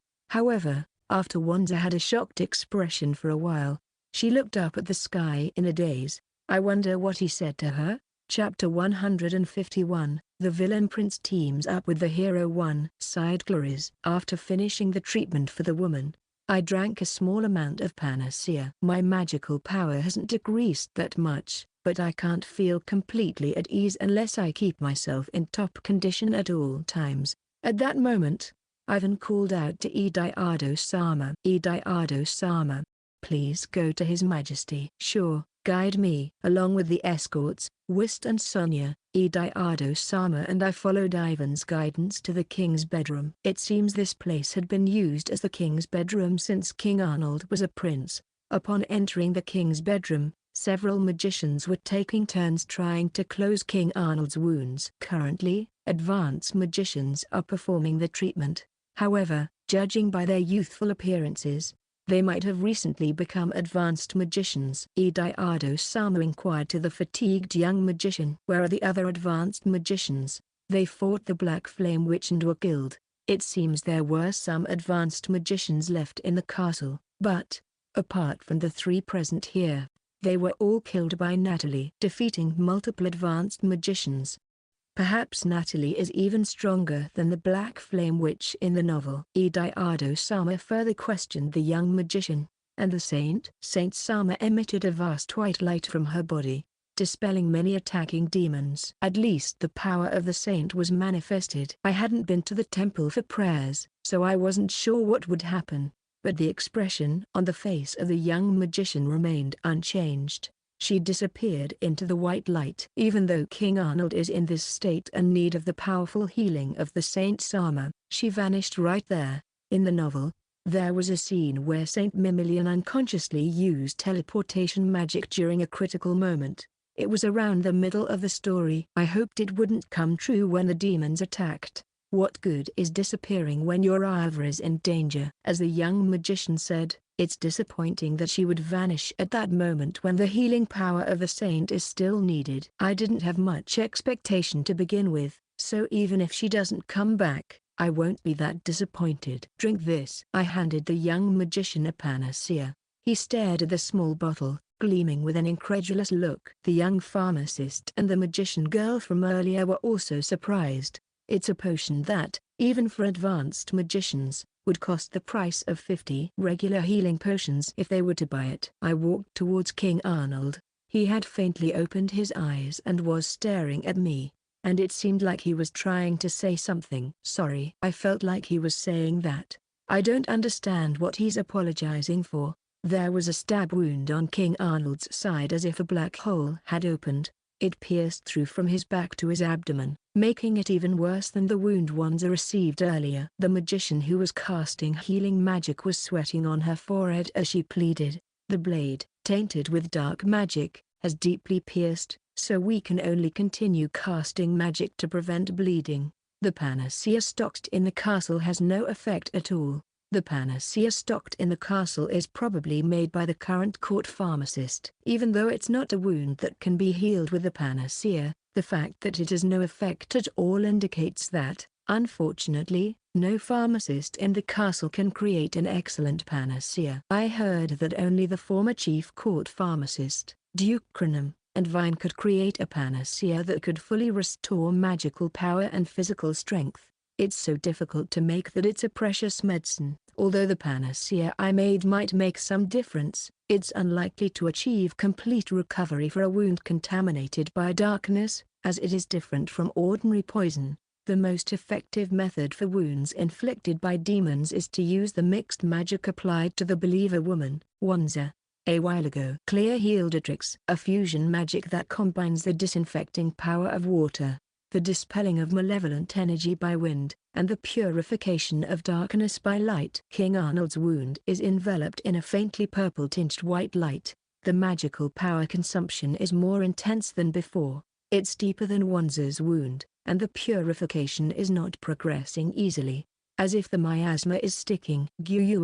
Moreover, it must be quite painful, as King Arnold arches his back and screams. It's evidence that the miasma and purification are in a fierce battle. The pain is considerable, but he has no choice but to endure it. The ring embedded on my ring finger, the crystal of the purple magic stone, sparkled at that moment. Magical power consumption is about half now, I suppose. Given the reaction of the purple magic stone, it seems that magical power is decreasing at a considerable speed. But now, the black wound has turned into the red one, and even that red wound has rapidly closed. Incredible. The wound that we couldn't close with our power has closed. Indeed, the miracle of the saint. I wish my magic power was as unlimited as that of a saint. If I hadn't worn the magic stone, my magical power would have run out in no time. Thanks to the complete healing of the wound, the face of King Arnold, who was twisted in agony, became calm. It's a relief. Well, he has a difficult personality, but he is, after all, the younger brother connected by blood to Ediardo-sama. King Arnold stared at me with a bewildered expression. Claris, I'm sorry. It must have been tough to close the wound. Maybe it's just my imagination. King Arnold seems to have aged from before. No, I should say he has become more mature. In the past, his expression was cloudless, and there was no hesitation in his sky-blue eyes. Now, there is a shadow in his expression, and his sky-blue eyes are filled with hesitation and sorrow. I tell King Arnold, if you want to apologize, do it to Ediardo-sama, not me. Ediardo-sama has been focusing on strengthening the military and training magicians and pharmacists to protect this country. What you did, King Arnold, has ruined all that. Upon hearing my words, King Arnold widened his eyes in surprise and bowed his head. Ediardo-sama intended to support and elevate you, but you rejected that. Moreover, you outright denied policies aimed at protecting the country. That's why the capital suffered, and many victims resulted. Brother, how can I apologize to you? Saying so, King Arnold looked toward Ediardo-sama. Tears overflowed from Ediardo-sama's eyes, matching the same azure color. Out of my foolish rivalry with my brother, I weakened this country. Neglecting the education of the saint, unable to stop mother's tyranny, I was an incompetent king. Ediardo-sama remained silent, listening to King Arnold's words. Becoming king brought the full weight of responsibility, and facing unexpected attacks from demons, he finally understood. He understood why Ediardo-sama strengthened the military, and why he invested efforts in nurturing powerful magicians and skilled pharmacists. As I reflect, I realize I was a puppet standing on the stage Mother created. When I realized it, I was already trapped by all kinds of constraints, sitting on the throne. What about Queen Mother Tears? Ediardo-sama, perhaps prompted by curiosity, asked King Arnold. Despite his son's serious injuries, There was no sign of tears. His mother. King Arnold covered his eyes with his hand and weakly chuckled. She took all the valuables and fled, leading the way with her secretary, who happened to be her lover. Chapter 152, The Villain Prince teams up with the hero too. Sighed Claris. The worst. Abandoning one's own son and going on the run with a lover. Moreover, she had even commissioned an assassin to kill King Arnold. It's a level of villainy that would make even the most wicked villainess turn pale. I heard from Natalie that Mother is the mastermind behind Father's assassination. King Arnold's words made me doubt my ears. Why would Natalie know about that? She's been missing for so long. I doubt she could gather information within the royal castle. I also heard that she had been aiming for Brother's life all this time, just to make me the king. Even Ediardo-sama's life? Without infiltrating the castle, there's no way to obtain such information. King Arnold continued speaking, staring at the ceiling. Of course, I thought it was a lie. But when I investigated Mother's secretary's room, I found the same poison that killed Father. The secretary even left a detailed record describing the relationship with Mother, Brother's assassination plan, and how the poison was obtained. Perhaps the secretary left such a record in case she angered Queen Tiras and faced consequences. Though the secretary was Tiras's lover, she might not have trusted her entirely, fearing she might be discarded sooner or later. If she died, leaving behind such a record, it could ensure that her crimes would be exposed whenever discovered. However, it also served as evidence of her involvement in the king's assassination. Leaving crucial evidence and fleeing, did she not anticipate her room being searched amid the chaos of the demon attack? While King Arnold, suffering from severe injuries, commanded the investigation, it seems he desperately wanted to know whether his mother had truly committed the crime. Unfortunately, the investigation confirmed Tiras's guilt. King Arnold had been staring blankly at the ceiling since earlier. It's pitiable and unbearable to watch. In addition to the misdeeds of the mother he had unwaveringly believed in, she had abandoned her critically injured son to flee with her lover. Ediardo-sama, wearing a puzzled expression, asked King Arnold. On what basis did Natalie claim that Queen Tiras is the mastermind behind the late king's assassination? A small demon infiltrated the castle, leaving behind a magic stone. Through that magic stone, she could eavesdrop on conversations between Mother and the assassin. When the castle was thoroughly searched, tiny black magic stones were found in Mother and Father's rooms, as well as in the offices of the finance minister and the general. Wasn't it in mine or yours? Probably because my room, Brother's room, and also the room of Prime Minister, who is Brother's mother, Queen Media, were located near pillars embedded with purifying magic stones, making it difficult for demons to approach. Luckily, the prince's room was excluded, and the room of the Prime Minister, who handles confidential information, remained untouched. Ignoring my advice, King Arnold shook his head and got out of bed. I must defeat the dark hero. Curtis ended up like that because of me. His expression was filled with unprecedented anguish until he ascended to the throne. They had been so close. Curtis, too, had ardently admired King Arnold, not paying any attention to Ediardo-sama, but perhaps that friendship existed only on the stage prepared by Queen Tiras. I understand. I will defeat Dino, the root cause of this war. The world is still gradually being corrupted by miasma. To cut off the effect of the magic stones emitting the miasma, I must defeat him. According to the intelligence, Natalie and Curtis have set up their base in the temple. I believe Dino is likely there as well. Reluctantly, it seems I have to go to the temple with you. Considering everything that has happened, I find it miraculous that my brother is willing to act together with me. King Arnold seems to have matured a bit from before. Perhaps the demanding responsibilities of being a king and various experiences have contributed. Discovering the true nature of his mother and Mimilia, realizing how blindly he had judged people, and experiencing regret might also be factors. Ediardo-sama, with a sword belted at his side, handed one of the swords to King Arnold. It was called the Juriac sword, or the hero's sword, a legendary sword. At first glance, it looked like an ordinary sword, but with a hilt shaped like a bird's wing and a sky blue gem embedded in the center, it was considered the strongest equipment for the hero. Ediardo-sama informed King Arnold, This sword is the one you should wield. Me. Originally, it should have been the protagonist, Arnold, who obtained this sword by conquering a dungeon. However, Arnold ascended to the throne as king faster than the novel's plot unfolded, missing the opportunity to adventure with companions. Therefore, Ediardo-sama decided to embark on a journey to obtain the hero's sword in his stead. Although initially irritated about handing over the hard-earned sword, it turned out well. Ediardo-sama acquired a sword comparable to the hero's sword, and I, too, obtained the most potent magician staff. I'm now grateful for the experiences gained through adventuring and the people I met.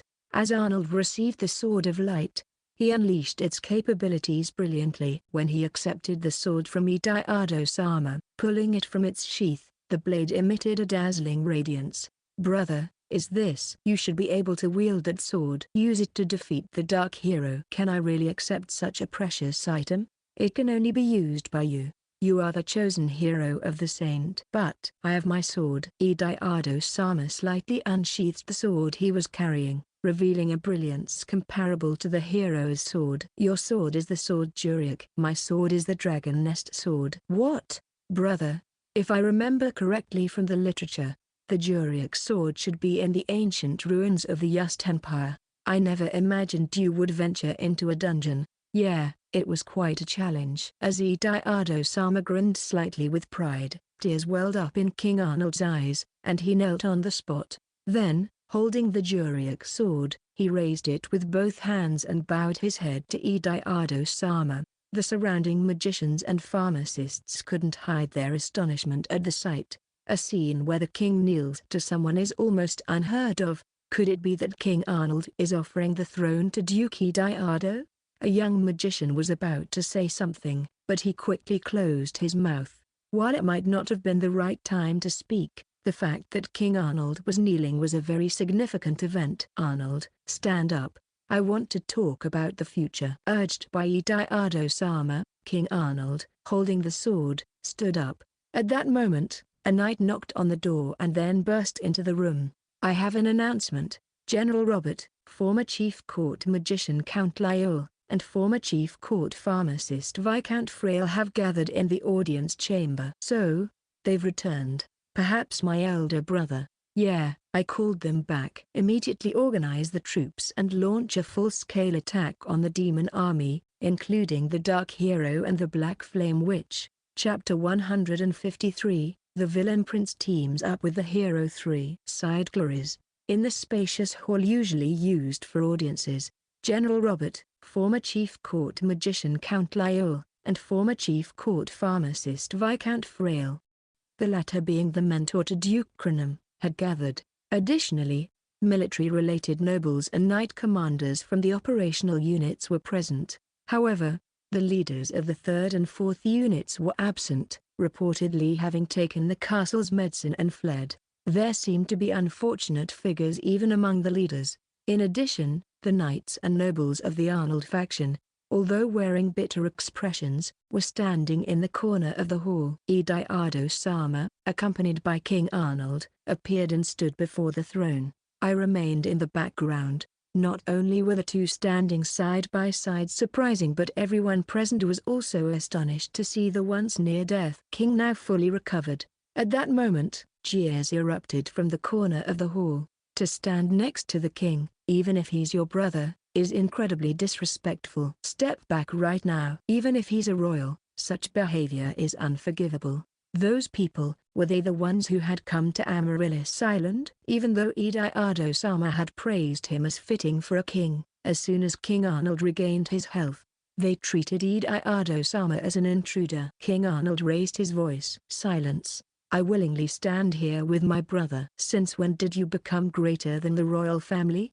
Of course, we are well aware that we are in no position to speak so arrogantly. However, Duke Ediardo is not the person who should be by your side. King Arnold coldly laughed as if he had heard a strange joke. Isn't that obvious? You may seem impressive, but in reality, aren't you far from being great? The king silenced the noble who was about to retort with a smile. Since his near-death experience, did his personality change? Moreover, The expression he showed at that moment was colder than anything seen before. During the invasion of the demon race, you apparently used servants as decoys and fled first, right? Those of you who have not only acted disgracefully as nobles but also as humans, making statements opposing my intentions as if you have any right to do so.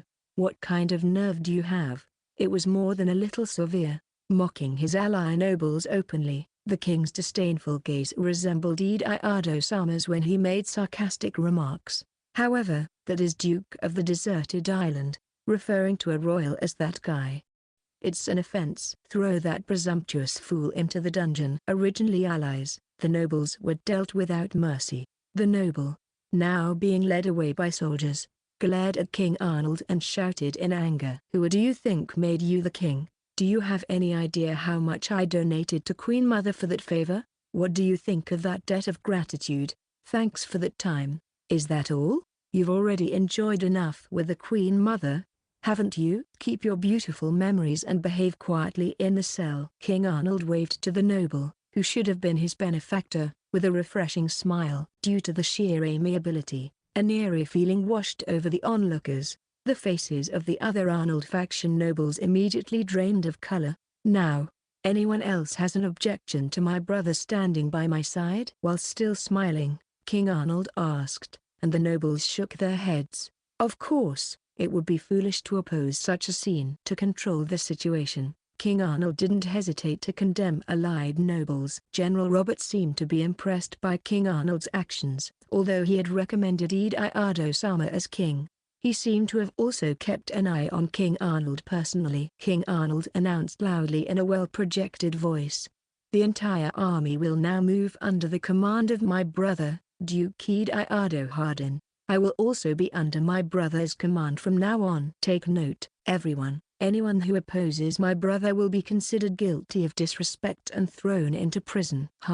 Upon King Arnold's words, General Robert and the others all kneeled and bowed their heads in unison. The Arnold faction's nobles in the corner looked extremely displeased as they also lowered their heads. Oh, General Robert has tears in his eyes. Perhaps he was deeply moved by the sight of the brothers standing side by side. Despite his stern appearance, he seems to be quite sentimental. The gathered knights and soldiers were divided into two groups, one to defend the castle and the other for the attack on the demon army. General Robert, Cornet Senpai, former Chief Court Magician Count Lyell, and former Chief Court Pharmacist Viscount Frel were assigned to the castle defense team. Ediardo-sama, myself, Sonia, and Whist, along with King Arnold and the four guardians, joined the attacking force. However, why do we have to follow the orders of the Duke of Deserted Island? Protesting until the end, as expected, was Gay Ive among the four guardians.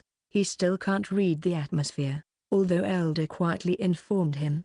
It seems that he refused to go to Amaryllis Island to welcome Ediardo-sama. Gay Ive and Gerd decided not to go to Amaryllis Island, and they chose to defend the royal castle instead. Originally, half of the four guardians were planned to be allocated to defense, so there wasn't a problem. But now, he's causing trouble by refusing to follow Ediardo-sama's instructions as the overall commander. Immediately, Ivan slapped Gay Ive's head, who was protesting. "What are you doing, Ivan? If you're dissatisfied, leave right now." "I am dissatisfied. Why does everyone obediently follow this incompetent guy? Moreover, even His Majesty, you were almost killed by Curtis, and your mind has gone crazy. Wake up, impudent fool." Ivan continued to strike Gay Ive's head. King Arnold, as if admonishing Ivan, patted his shoulder and then looked at Gay Ive with a somewhat pitiful expression. "It's not that my head went crazy after being almost killed by Curtis. My mind, which was already crazy, became sane after being almost killed by him." What are you talking about? You two, with that composed face, secretly looked down on Ediardo-sama, didn't you? Yeah, I looked down on him, but even while looking down on him, I vaguely noticed that my brother has greater abilities than I do. Pretending not to notice and continually looking down on him. What the hell are you saying? There's no way that Ediardo is more capable than you. You were betrayed and almost killed by Curtis, so your mind has just gone crazy. Come to your senses. Ivan, Have you ever considered reading the atmosphere? With just a few words, King Arnold responded to Gay Ive's passionate speech. Despite his smiling face, his tone was incredibly cold. It was only one word, but it was enough to exert pressure on the other party. Gay Ive bit his lip in frustration. Being ordered by someone he had always looked down on since childhood was unbearable for him. Even Gerd,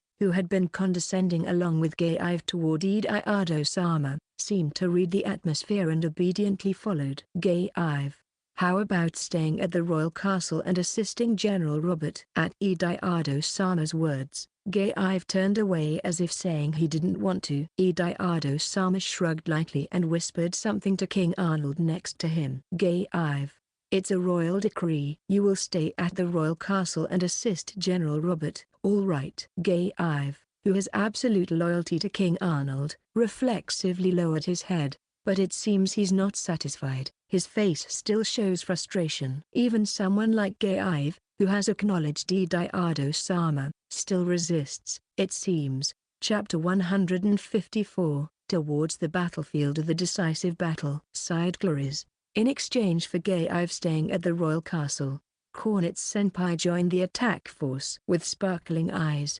Cornet-senpai asked Ediardo-sama, if I join the attack side, can I take those kids with me? Sure, but I'd prefer if they don't do anything like destroying the temple. It's okay. Since I raised them, they'll listen well. The attack force was further divided into two units. One was the extermination squad tasked with subduing Dino, who controls the Dark Hero and the Black Flame Witch, along with the monsters. Ediardo-sama, King Arnold, myself, Cornet-senpai, Whist, Sonia, and the four Guardians, excluding Gay Ive, formed this unit. It also included a combined force of elite soldiers trained by former General Robert and the joint force of the 1st Execution Unit led by Ivan. The other unit was the extermination squad tasked with fighting the army of monsters waiting in Juliana's. It consisted of cavalry, infantry, magicians, and dragon knights. Elite forces dispatched from the territories of nobles related to the military, including the Duke Cranham, the Marquis Steiner, and the Marquis William, gathered here. However, part of the extermination squad was heading towards the temple to fight the monsters guarding Deniera Mountain. Our extermination squad had another powerful ally. Beep, beep, beep, beep, beep, beep. Cornet-senpai called 5 mini red dragons with a whistle. They were the younger siblings of Red. The sight of these cute little dragons fluttering above us made the knights widen their eyes. Oh, those are... They look like red dragons, but they're smaller. They're not enemies, right? Still exuding an adorable charm that makes you want to turn them into stuffed animals. Their round eyes were truly endearing. Among the knights present, some couldn't help but smile at their cuteness. Although they are small dragons, they have grown into a force equivalent to a 1,000-man squad now that I've raised them. Ediardo-sama looked somewhat uneasy as Cornet-senpai said this while caressing the dragons that were affectionately approaching. I'll ask you to minimize damage on the ground as much as possible. Although their bodies were small, these little ones could turn the surroundings into a scorched field when they breathed fire. Back when we lived on the deserted island, a small island the size of a schoolyard turned completely charred because of them. By the way, the mini red dragons were slower in flight than other dragons, so they ended up riding on the heads, necks, and tails of their red siblings. Let's go. At Ediardo-sama's words, I nodded. King Arnold beside me also nodded. Sonia, Whist, Cornet-senpai, Ivan, Elder, and also nodded vigorously. The vanguard knights took off, and we followed suit. And so, the extermination squad led by Ediardo-sama headed towards the temple, which had become the stronghold of the demon tribe. Flying-type monsters around the royal castle seemed to be wary of Red's presence, and they did not appear in front of us. However, as we approached the temple, lizardmen and giant birds, acting as guards, attacked us. The many red dragons, who had been frolicking on Red, took off, opened their small mouths, and breathed out flames. The small flames that came out of their mouths grew larger as they approached the enemies, burning the bodies of numerous monsters. The power of the flames seemed to have increased compared to when we fought Prince Velad's forces in front of the Pian ruins. Although their bodies were small, these little ones had gained experience and become stronger. Thanks to the many red dragons' attacks, the monsters blocking our path were reduced to blackened corpses and turned into ashes, disappearing into the strong wind. With the monsters that had been blocking our path eliminated by the many red dragons, we were able to smoothly land in the square behind the temple when the other knights also landed. However, when the knights landed, lightning struck a giant tree in the center of the courtyard. And it wasn't ordinary lightning, it was black, dark lightning. It looked as if lightning had been drawn with pitch black ink. Looking up at the sky, I held my breath. A silhouette was projected on the canvas of the grey clouds. No, that's not it. It was a colossal dragon with a completely black body, as if it were a shadow puppet. Dark dragon, Ediardo-sama muttered. Unlike the monsters that lived on the Red Genoa continent, the dragon species, which coexisted with humans on the continent from the beginning, was not affected by the miasma emitted by Dino's black magic stones. However, this dark dragon was an exception. According to the explanation in the original novel, originally, it was a dragon living in the forest that became demonized due to negative emotions. In the novel, the colossal dark dragon that partially destroyed the capital was defeated by General Robert at the cost of his own life. However, General Robert is not present here, and even if he were, I wouldn't want him to attempt such a sacrifice as described in the novel. When the dark dragon neighed, Cornet-senpai also chanted a defensive magic spell. Guardy Shield. Immediately, we were covered in a semi-transparent dome. Lightning struck the transparent defense wall, exploding before reaching us. While we managed to defend against the lightning, there was no time to relax. A legion of humanoid creatures with black moth wings was heading towards us. Armed like humans and clad in armor, they were called Black Moss Knights. They shared the same ancestors as the black moss that appeared in the sky above the capital.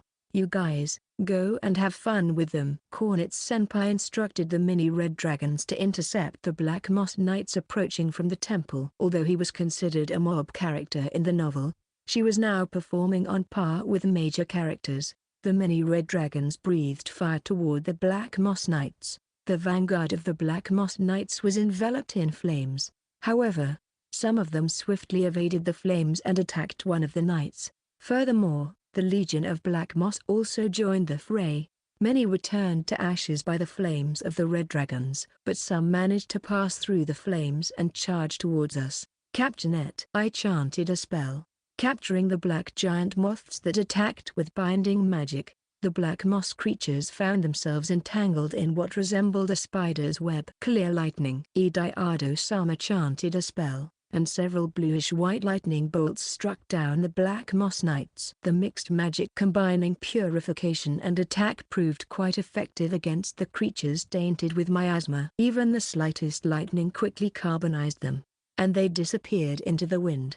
Other magicians followed Ediardo-sama's lead, chanting clear lightning or using water cannon magic and binding magic depending on the situation. Knights who didn't use magic were cutting down the attacking monsters one by one. Especially, Whist and Sonia were swiftly and surely taking down enemies. The great sword Whist wielded was a weapon crafted with great care by Abraham, the descendant of the Rox family, who created the legendary sword. Each swing of the sword sparkled, demonstrating destructive power that tore through enemies along with their armor. The thin sword wielded by Sonia enveloped in lightning was also a masterpiece by Abraham. Just touching the blade would electrocute opponents, delivering a shock that incapacitated them. When King Arnold unsheathed his sword, a radiant glow emanated from the blade, causing the black moss to flinch. Without even making contact with the blade, a rain of light poured down as he swung the sword, causing the miasma-contaminated monsters to writhe in pain and perish. That's the power of a hero.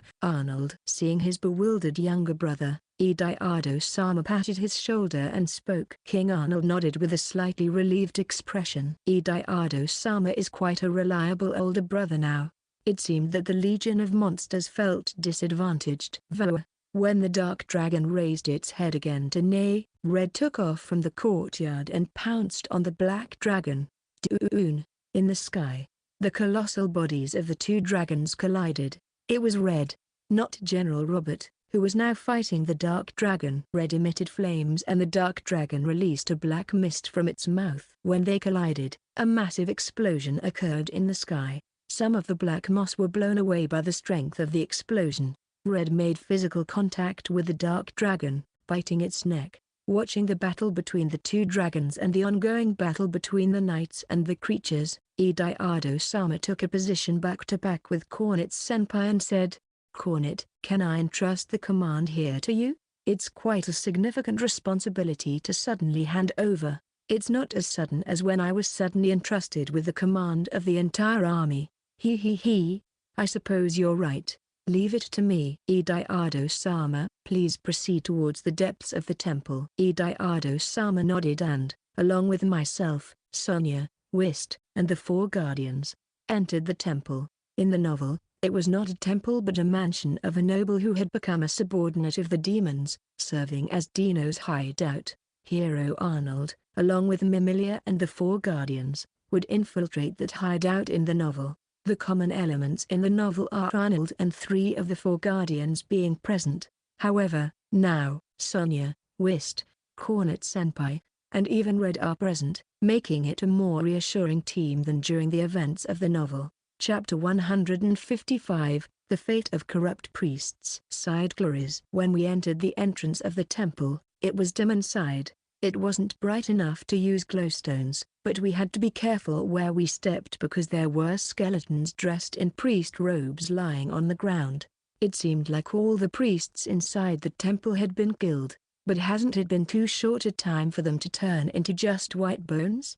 There were other similarly decomposed bodies scattered around, and the sacred temple had turned into a sinister hideout for demonic creatures. It was at that moment when the skeletal remains started rattling. I instinctively twitched and ended up clinging to Ediardo-sama's arm. What's wrong, Claris? Ediardo-sama, you don't need to blush.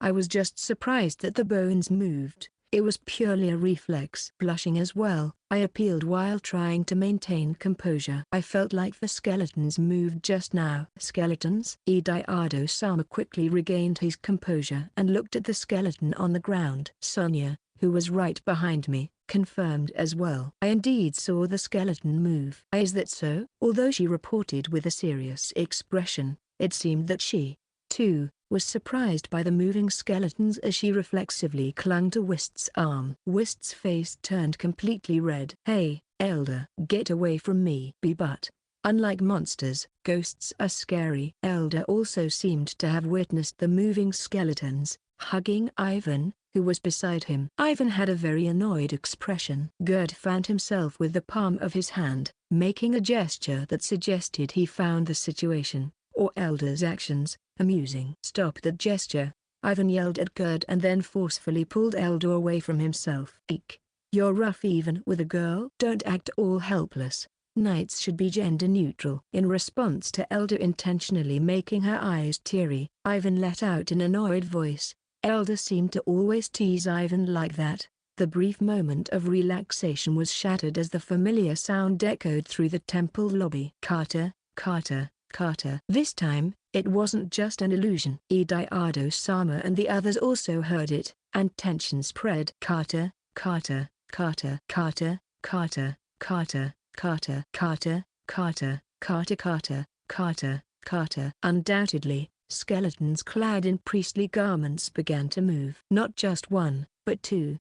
3 skeletons, one after another, wearing priestly robes, rose. I struggled to suppress the urge to scream and instead yelled in my mind, "No, no, no, these aren't monsters, they're ghosts, right? Undead-type monsters. They've turned deceased humans into demonized beings." Ediardo-sama remained calm. "Were skeletons like these mentioned in that novel?" Ediardo-sama seemed to know about them, so maybe they did appear. "And, the group of skeletons was approaching us." Arnold, the hero's sword. "Understood." King Arnold, without showing any signs of disturbance, calmly unsheathed his sword. Then, he swept the sword horizontally, creating a line. At that moment, a widespread rain of light poured down. "Claris, Elder, Purification magic. Yes, Elder and I responded simultaneously, but my voice sounded awkward. Not cool, but there's no time to be discouraged. Elder, unusually for a knight, excels in auxiliary magic like healing and purification. I exchanged glances with Elder and simultaneously chanted the purification magic spell, Giga Clear. Elder and I cast an advanced purification magic that cleansed the entire area. Due to the combined effect of the light rain empowered by the goddess's blessing and the purification magic, the skeletons crumbled as if they were fragile dolls made of sand. All that remained were the priestly garments. Ediardo-sama stared intently at the priestly robes scattered on the floor and spoke, "Not all deceased humans become demons. It seems that those who lost faith in the goddess and were filled with negative thoughts such as desires, jealousy, and vanity were the ones turning into monsters." There's no room for sympathy, it seems. Even the chief priest seemed to have zero faith in Goddess July. This must have been the inevitable outcome. By the way, I can't find any skeletons wearing what seems to be the attire of the chief priest. When I looked around, I heard heavy footsteps approaching. It seemed like a group of large monsters was running towards us. The ground shook, and the chandelier on the ceiling swayed slightly. The door leading further inside banged open. This time, it wasn't zombies but guard monsters that rushed in. Rock grizzlies, large bear-like monsters made of stone, ran with thunderous sounds echoing each time they moved. Despite being well aware that they were larger and more ferocious monsters than zombies, I found myself relieved that it wasn't zombies coming. I can't help but feel a bit numb, but I have to stay focused. Right at that moment, the knights who were fighting outside followed us, opened the door, and entered. They faced the much larger monsters without hesitation. Some defeated the monsters through coordinated plays, where magicians cast binding spells, and knights with swords cut through the rock grizzlies' bellies. Others swung large battle axes, mowing down the approaching rock grizzlies one after another. Some chanted fire spells, burning the bodies of rock grizzlies. They were steadily defeating their opponents. One knight, while blocking the claw strike of a rock grizzly with his sword, appealed to Ediardo-sama. "Duke Ediardo, please proceed ahead." Ediardo-sama nodded to the knight, and along with me, Sonia, Whist, King Arnold, and 3 guardians, not 4 guardians anymore, he headed towards the inner sanctum of the temple, the prayer room. To reach the prayer room, we had to open several doors. Guards stationed at the entrance came towards us every time we opened a door. The first to approach was a werewolf-like creature, a wolfman. Similar to the Black Moss Knights, it was a creature equipped with armor like a human. Ediardo-sama and King Arnold simultaneously rushed forward. They moved as if in sync, passing each other and slashing the guard monsters. In the dimly lit space, their swords emitted an eerie glow. The sharpness of their swords, combined with their strong purifying effect, made the defeated monsters disappear as if evaporating. The sturdy wolfman guards, numbering several dozen, fell rapidly under the hands of the 2 former princes. King Arnold wasn't just doing paperwork all this time. He seemed well accustomed to combat against monsters. After eliminating the Wolfman Legion, Whist opened the 4th door. Upon opening the 4th door, we found ourselves in a vast hall, and guards with a different aura from before stood in our way. Humanoid demons, ogres and ogresses, were among them. They, too, were adorned with weapons and armor. The ogres were male, and the ogresses were female, towering over us with a calm demeanor. Among them, an especially large ogre lifted its axe and leapt towards us. Gerd, one of the 3 guardians, immediately stepped forward to intercept the attack with his battle axe. In quick succession, an ogress wielding a spear held the spear in both hands and charged towards us. Right as she attempted to thrust the spear at King Arnold, Elder intervened. Using her spear to deflect the opponent's spear, Elder blocked the attack. Meanwhile, Ivan engaged in a sword fight with the leading ogre. The ogre and ogress guards were left to the 3 guardians, and we proceeded further. We entered the corridor lined with portraits of past chief priests. However, none of the paintings retained their original forms. There were marks of demon claws and traces that suggested they were slashed with swords. The portrait of the last current chief priest was sliced in half horizontally, with the upper part missing. After passing through the corridor of portraits, the fifth door finally appeared. This door was more massive than the previous ones, and Sonia and Whist opened it together. There, we found the prayer room. On the pedestal where offerings to the goddess Julian were made, a throne was placed, and seated on it was the dark hero Curtis Haley. Chapter 156, The Stagnant Prayer Room. Sighed Claris. It wasn't the prayer room I knew. I had visited this place before, but back then, the walls were pure white, not this dark and murky gray. The altar where priests delivered sermons remained in its place, set up at the front right corner of the prayer room. However, atop the altar was a human head placed like an art object. Oh, is that the chief priest? There didn't seem to be signs of decay. Perhaps frozen by time-stopping magic. Temporal freeze is a spell that temporarily stops time, freezing the movements of the target. Of course, having more magical power than the opponent is an absolute condition. Typically, a magic stone sustaining the magic effect is placed to use it for preserving food. But would they use such a magic stone to stop the decay of a severed head? If it's for decorative purposes, the taste of the demons is quite questionable. A throne adorned with skeletons and demon sculptures was placed where the altar originally stood. The dark hero Curtis was seated there like a king. Ediardo-sama chuckled at the sight. Have you assumed the role of the demon king? The king is my lord, Dino-sama. Even if there's a splendid chair there, I don't want to sit in a lowly place. So, I use it just as a chair. Curtis took the dark sword sheathed in its scabbard, leaning against the armrest, into his hands and rose from the throne.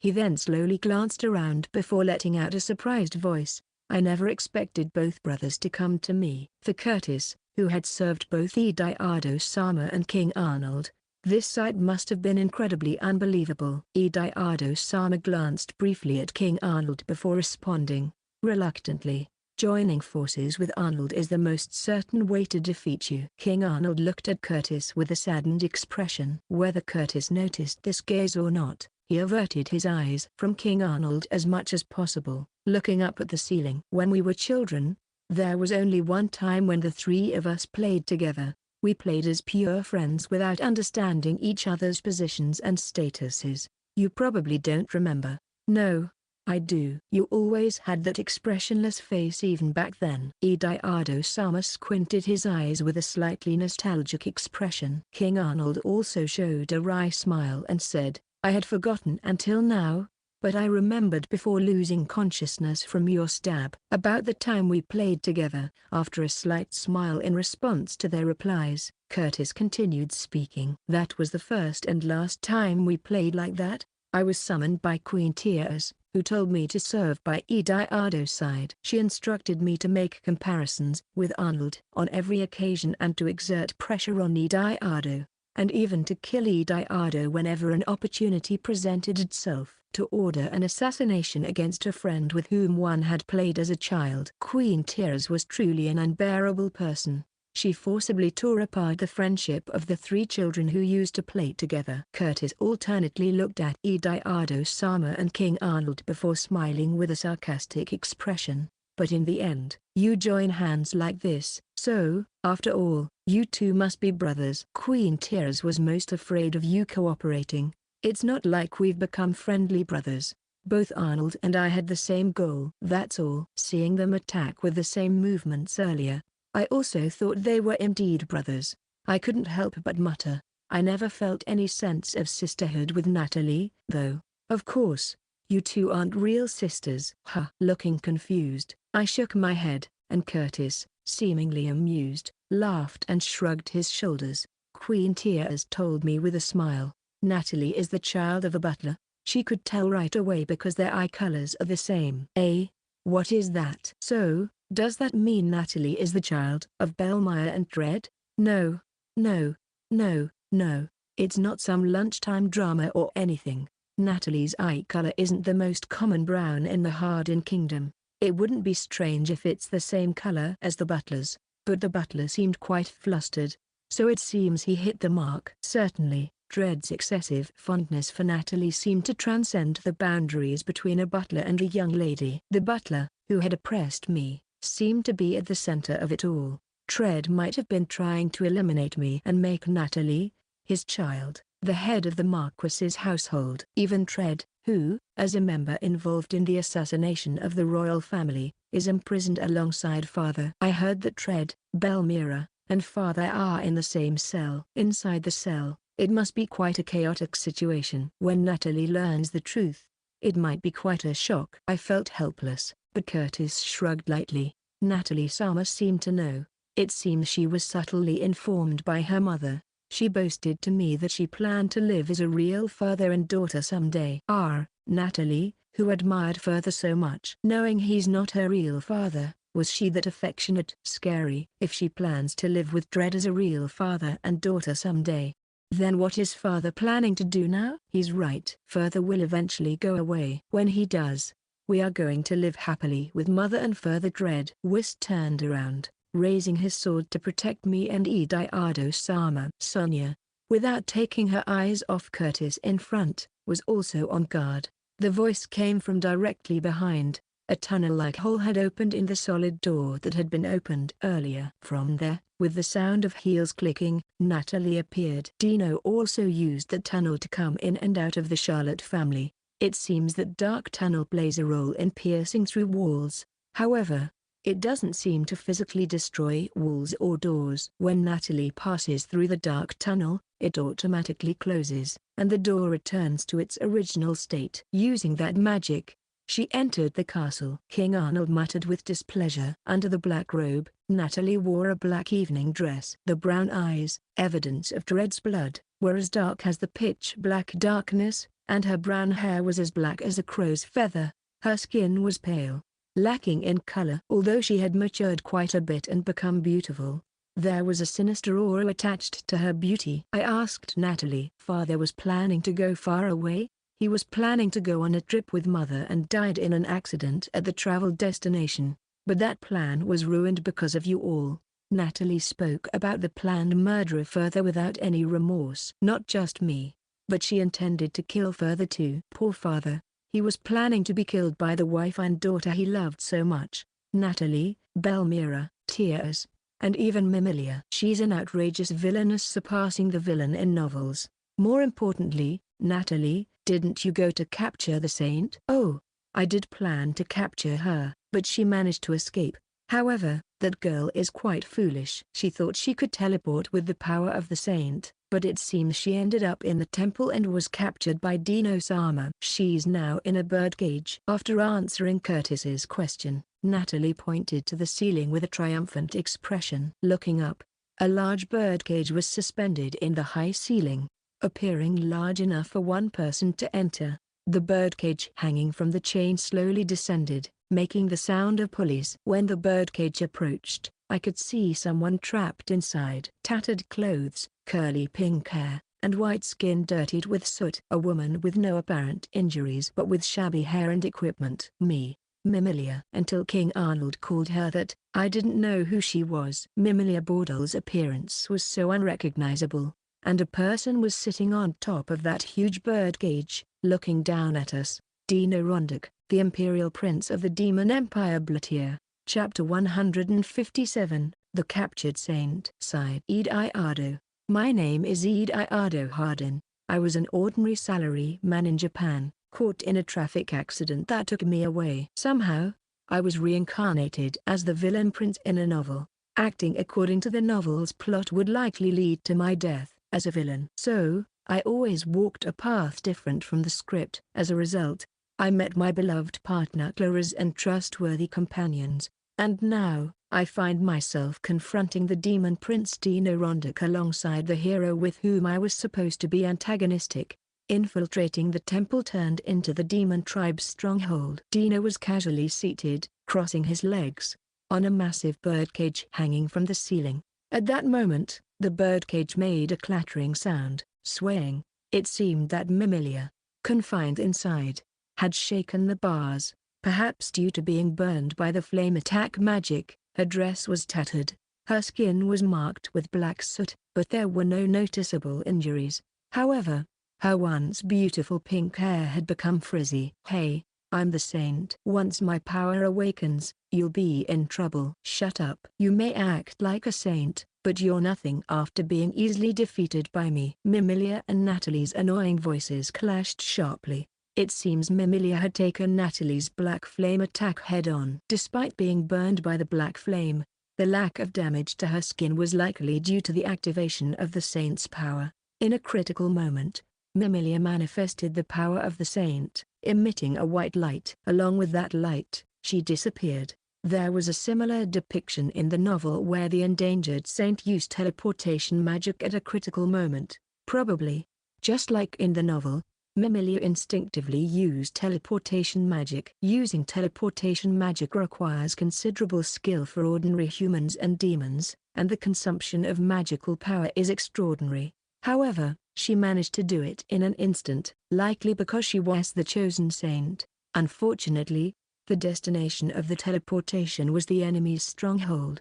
Mimilia ended up being captured there. What a waste. She possessed such talent, but perhaps because she didn't try to use her abilities, she ended up confined in a birdcage. What's the deal? I thought I could teleport near the temple, but why is the temple the enemy's lair? Those temple priests are really trash.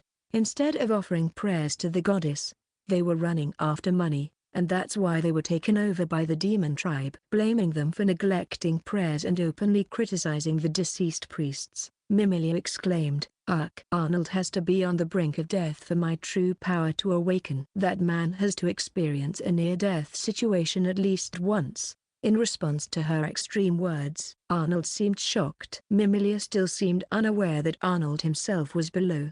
The birdcage suspended from the high ceiling until it descended was at a considerable height. Our conversation probably didn't reach Mimilia's ears. Both as a mother and a lover, Arnold had bad luck. He was raised by those around him, exploited, and ultimately used. I coldly retorted to Mimilia. At the point where you think like that, awakening your true power is impossible. The original Mimilia, who truly loved Arnold from the bottom of her heart, exhibited the power of the saint. Wishing for the near death of a lover for one's awakening is no longer love. Finally noticing our presence, Mimilia exclaimed, "Wait a minute. Ediardo, you're supposed to oppose Arnold as written in the novel. Because you're not following the novel, things have gone awry, right? It's because you're not making an effort." The Mimilia in the novel regularly visited the temple, offering prayers to the goddess Juri. If you had been studying magic to activate spells regularly, things wouldn't have turned out like this. My words left Mimilia wide-eyed. Except for Claris, the others looked at me with a puzzled expression. From their perspective, what does it mean for Mimilia in the Novi? With unbelievable eyes fixed on me, unfortunately, I don't have the luxury to respond as we are currently facing each other as enemies. Chosen hero by the saint. If you take even a step, your lover will die. Dino spoke in a mocking tone towards Arnold. He then surrounded his tan fingertips with black flames. The moment he began chanting the spell, the birdcage where Mimilia was confined seemed to be enveloped in black flames. However, Arnold remained silent, bowing his head, gripping the hilt of the hero's sword, and adopting a defensive stance. Upon seeing this, Mimilia hysterically screamed, "What are you doing? If you move, I'll be killed." "Sorry, but I want you to die for the sake of the Harding Kingdom. The dresses and jewels you've obtained so far were purchased with the taxpayers' money." Because of the taxes paid, some citizens couldn't make ends meet, and some even died. To repay those sacrifices, you must risk your life to protect the country. What nonsense. I'm the one and only saint. Why should I have to die for commoners? Even though she was a commoner herself until recently, she looked down on commoners. Quite an admirable saint. Arnold, who used to love her, now cast an absolute zero-degree coldness in his eyes towards her. It seems the affection from those days is no longer present. Well, hearing such statements would make anyone's love cool down. Even without that, Arnold probably accumulated dissatisfaction with Mimilia, who lived a luxurious lifestyle. Didn't you just say it recently? That your true power won't manifest unless you're cornered. That's because you need to be on the brink of death. I don't feel the need for me to be on the brink of death. When you were cornered by Natalie earlier, you manifested your power. didn't you try doing that again?" The hero of light, who should have been the protagonist of the novel, was now smiling with a freezing coldness inside his heart. An ice age had begun. Arnold drew the sword he had at the ready. As the radiant sword shone, Curtis narrowed his eyes as if dazzled. At that moment, the birdcage was engulfed in black flames. As declared by Dino, he set fire to the birdcage. Mimilia, surrounded by the black flames, let out a desperate scream. "No, Arnold, you abandoned me." Despite the resentment she threw at her former lover, Arnold remained expressionless. Mimilia's figure, covered in black flames, twisted in a way never seen before, whether in agony or resentment. However, in the next moment, a small white light emerged from within the black flames, rapidly growing in size. Indeed, as Arnold said, when cornered, the saint's power was unleashed. In the novel, that light spreads to every corner of the country, causing the demonic forces that ravaged the city to disappear after being bathed in that light. It also weakened the powers of Dino, the Witch of Black Flames, and the Dark Hero, and even healed the wounds of injured comrades. It would be great if it could unfold as in the story, but unfortunately, the real light only spread enough to cover the birdcage. Moreover, why is my body hot? My chest feels like it's going to burst. Why? Mimilia, emitting holy light from her body, had an expression filled with agony. It seems that her body, which hadn't been accustomed to practicing magic, couldn't withstand the immense saint's magical power. Water missile. At that moment, Claris chanted the spell for water cannon. The pillar-shaped water struck the birdcage, breaking it. The raging black flames were also extinguished. With a casual water attack magic, it would have been quite challenging to extinguish the black flames. However, thanks to the powerful water bombardment and the effect of Mimilia's holy magical power, the black flames disappeared in an instant. The birdcage was destroyed by the bombardment, and Mimilia, enveloped in white light, slowly fell to the ground. As the black flames were extinguished, the white light gradually lost its momentum and eventually disappeared. Although Mimilia's body didn't move at all, since she was breathing, she seemed to be barely alive. "You're an unbearable person." Nevertheless, leaving a hostage behind and seeing her die would leave a bad taste, so I extinguished the fire for you.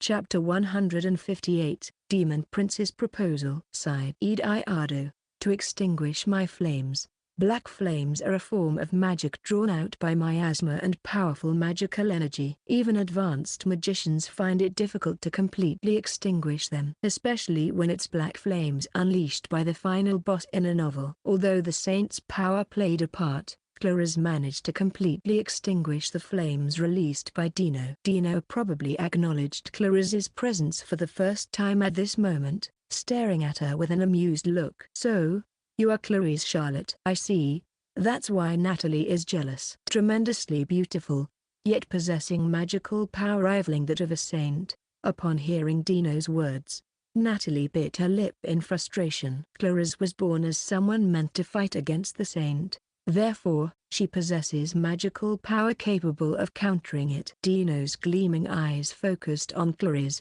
and I had a bad feeling. Dino descended to the ground and approached the pulpit. There, the severed head of the chief priest was placed like an ornament. As Dino grabbed the head, black miasma overflowed from the eyes, nose, and mouth of the chief priest. Truly, this head emits a good atmosphere. In his lifetime, he must have committed quite a few sins. A deeply sinful body emits good miasma. There was some reason to have that severed head there. After all, the surrounding black mist gradually thickened, impairing visibility. Within the enshrouding black mist, two giant demonic creatures emerged from both sides' doors, easily surpassing 2 meters in height. The dark ogres had gray skin and man-like horns resembling sheep on their heads, armed with clubs. Both had a stance with their clubs at the ready. Clear shield. To avoid inhaling the miasma emanating from the chief priest, Claris chanted a mixed spell of purification and defense magic. Only the air around us remained clear. "Don't stay in a place contaminated by the power of that goddess. Come over here." To the demons, purification magic seemed more polluted. Dino extended his hand towards Claris. It was like a scene from a novel, precisely the moment when Dino, who had fallen for Saint Mimilia, reached out to her. But now, Claris had taken on the role of the saint. "Don't approach Claris-sama." Sonia immediately stood in front of Claris and attacked Dino, while Whist and I drew our swords to assist. The dark ogres obstructed our way. The two aimed their spiked iron clubs at us. If we were hit directly, our bodies would be crushed. Both Whist and I jumped back to avoid it. Bang! The club destroyed the floor made of marble. Damn! Dealing with these interfering creatures was troublesome, but even more troublesome was the fact that visibility was decreasing. "Ediardo, brace yourself." After Curtis casually called me by my first name, he swung his sword to attack. However, the one who intercepted that sword was Arnold, who stepped forward in front of me. Curtis let out a growling sound. "You're protecting that man." "I'm not protecting him. It's because you're dealing with me." For a while, the clash of the two swords continued, a sword of light and a sword of darkness. The more they clashed, the brighter the hero's sword shone, and the more murky the dark sword became. The two continued their intense stare-down without yielding. On the other hand, Dino intercepted Sonia's sword with a black sword wrapped in miasma. The sword, wrapped in denser miasma than Curtis's dark sword, clashed with it. Clang, clang. The metallic sound of swords colliding echoed. The thin sword, charged with lightning, was supposed to deliver an electric shock to the opponent upon contact, but it seemed ineffective against Dino. Moreover, Dino's sword also transformed into a black sword charged with dark lightning. The moment the two swords collided, sparks scattered with a sharp sound. With each clash, the sound of impact and the sparks flying could be heard. The battle seemed evenly matched on the surface. But looking at Dino's expression, there seemed to be to Sonia's movements. Sensed that he was adjusting. When Sonia swung her sword with both hands, Dino's mouth curled up. Dark shockwave. The one who chanted the spell was Natalie. She had returned to support Dino. Immediately after, a shockwave struck Sonia, sending her body flying. She collided with the wall of the temple. "Sonia-chan." Whist calls Sonia's name. Fortunately, she quickly gets up, rubbing the back of her head. I cast a spell towards the ogres. Clear lightning. Blue lightning strikes both ogres directly. While the ogres, heavily damaged, stagger, Whist swings his sword horizontally, beheading both of them. Arnold pushes Curtis away, raises the hero's sword towards the ceiling, and a rain of light pours down in the prayer space. The density of the black mist gradually decreases, improving visibility. However, when the mist clears, Dino's hand is around Claris's neck. My movements come to a halt as he is in a position to strangle her at any moment. Taking advantage of this, Dino uses his other left hand to wrap around Claris's waist, pulling her towards him. Beautiful even up close. "I've decided. You will be my wife." "WH. Who the hell do you think you are?" Claris resists, trying to escape his embrace, but black mist pours out from Dino's body, forming tendrils that restrain her. Black tendrils entwine around Claris's white and delicate hands and legs, immobilizing her entire body. "Dino-sama, there's no value in dealing with such a woman." Natalie begins to protest, but Dino, with reptilian yellow eyes, stares her down. Under the silent pressure, Natalie flinches, unable to speak further. The closer I look, the more beautiful. You can surely give birth to a beautiful and powerful demon. The left hand that was around her waist touches Claris's cheek. The fingertips move from her cheek to her lips. No. Sto. P. Claris's face quickly turns pale. Not only due to the disgust of being touched by Dino but also because she inadvertently inhaled the concentrated miasma. Damn. I want to kill him right now. I want to stab him in the side with this sword, but if I move carelessly, there's a risk of breaking Claris's neck. Casting magic might also involve Claris in the process. Sonia aims her sword at Natalie to prevent her from moving, while Whist stands behind me, ready to support me at any moment. Ha ha ha. It seems Dino-sama has taken a liking to Claris-sama. Curtis laughs amusingly, and Arnold clenches his lips. Although I am concerned about Claris, I can't afford to give Curtis an opening and remain on guard. The rain of light is still pouring down, thinning the miasma. As the pure air becomes denser than the miasma, Dino grimaces with displeasure. May. At that moment, Claris chants a spell, combining purification magic and flame attack magic with a strained voice. It's a mixed magic that purifies and burns away evil attacks with pure flames.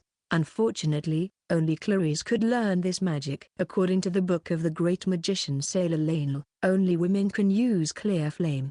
The reason remains unknown, but no matter how hard I and Cornet tried, we couldn't learn clear flame.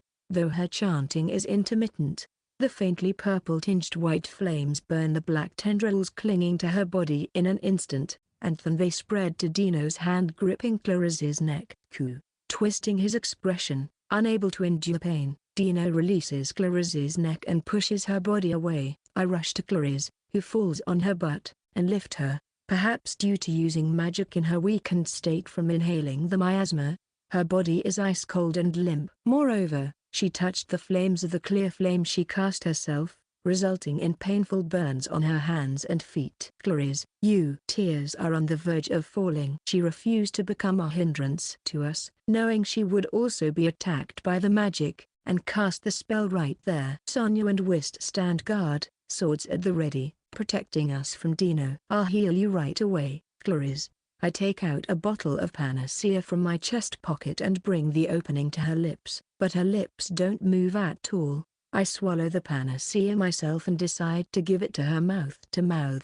Chapter 159, Individual Battles. Sighed Ediardo. I took a sip of the panacea and fed it to Claris mouth to mouth. As soon as the panacea entered her mouth, Claris reflexively swallowed it. In an instant, it seemed her strength and magic power had recovered. Moreover, her whole body was still bathed in the rain of light, seemingly penetrating even into her body. The miasma she had inhaled was instantly purified, and warmth returned to Claris's previously cold body. Claris and I were still in a lip lock. Both of us came back to our senses, and our faces instantly turned as red as boiling water. Despite the emergency, we kissed in front of everyone, hastily separating our lips.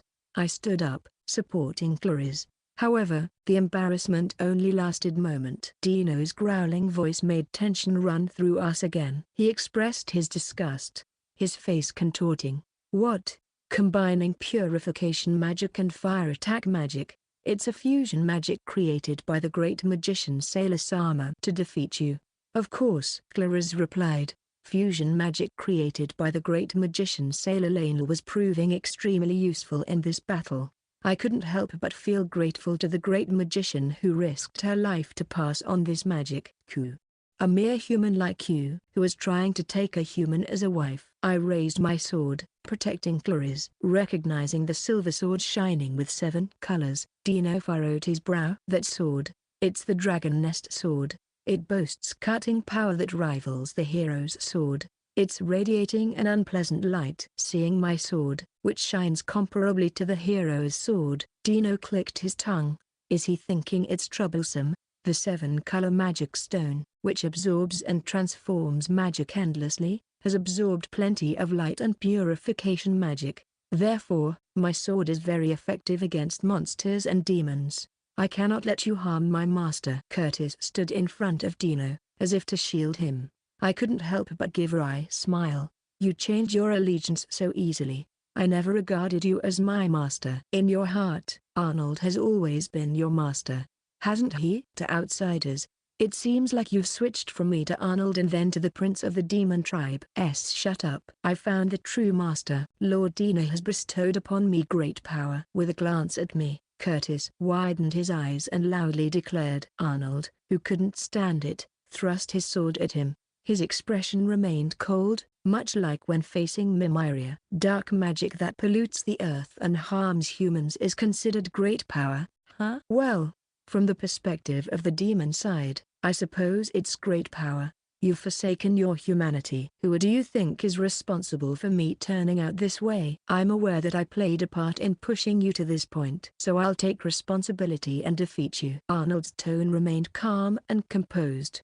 Having been betrayed by his mother, his lover, and now his subject Curtis, he could only feel a cold emotion beyond anger and hatred. With a sigh, I said to Curtis, I'll tell you this, Curtis, it's not anyone's fault but yours that you gave up being human. It was your own choice. You didn't want to admit your incompetence. You were afraid to face Arnold and ran away. You could have approached Arnold if you wanted to, but you chose not to. Shut up. Curtis, with a raised voice, glared at me. Curtis lunged towards me, but Arnold intercepted his sword. Didn't I say I would defeat you? Do you know how much I've devoted myself to you? Yeah, thanks for everything, Curtis. Arnold's expression, which had been cold until then, turned dazzlingly warm at this moment, as expected of the protagonist.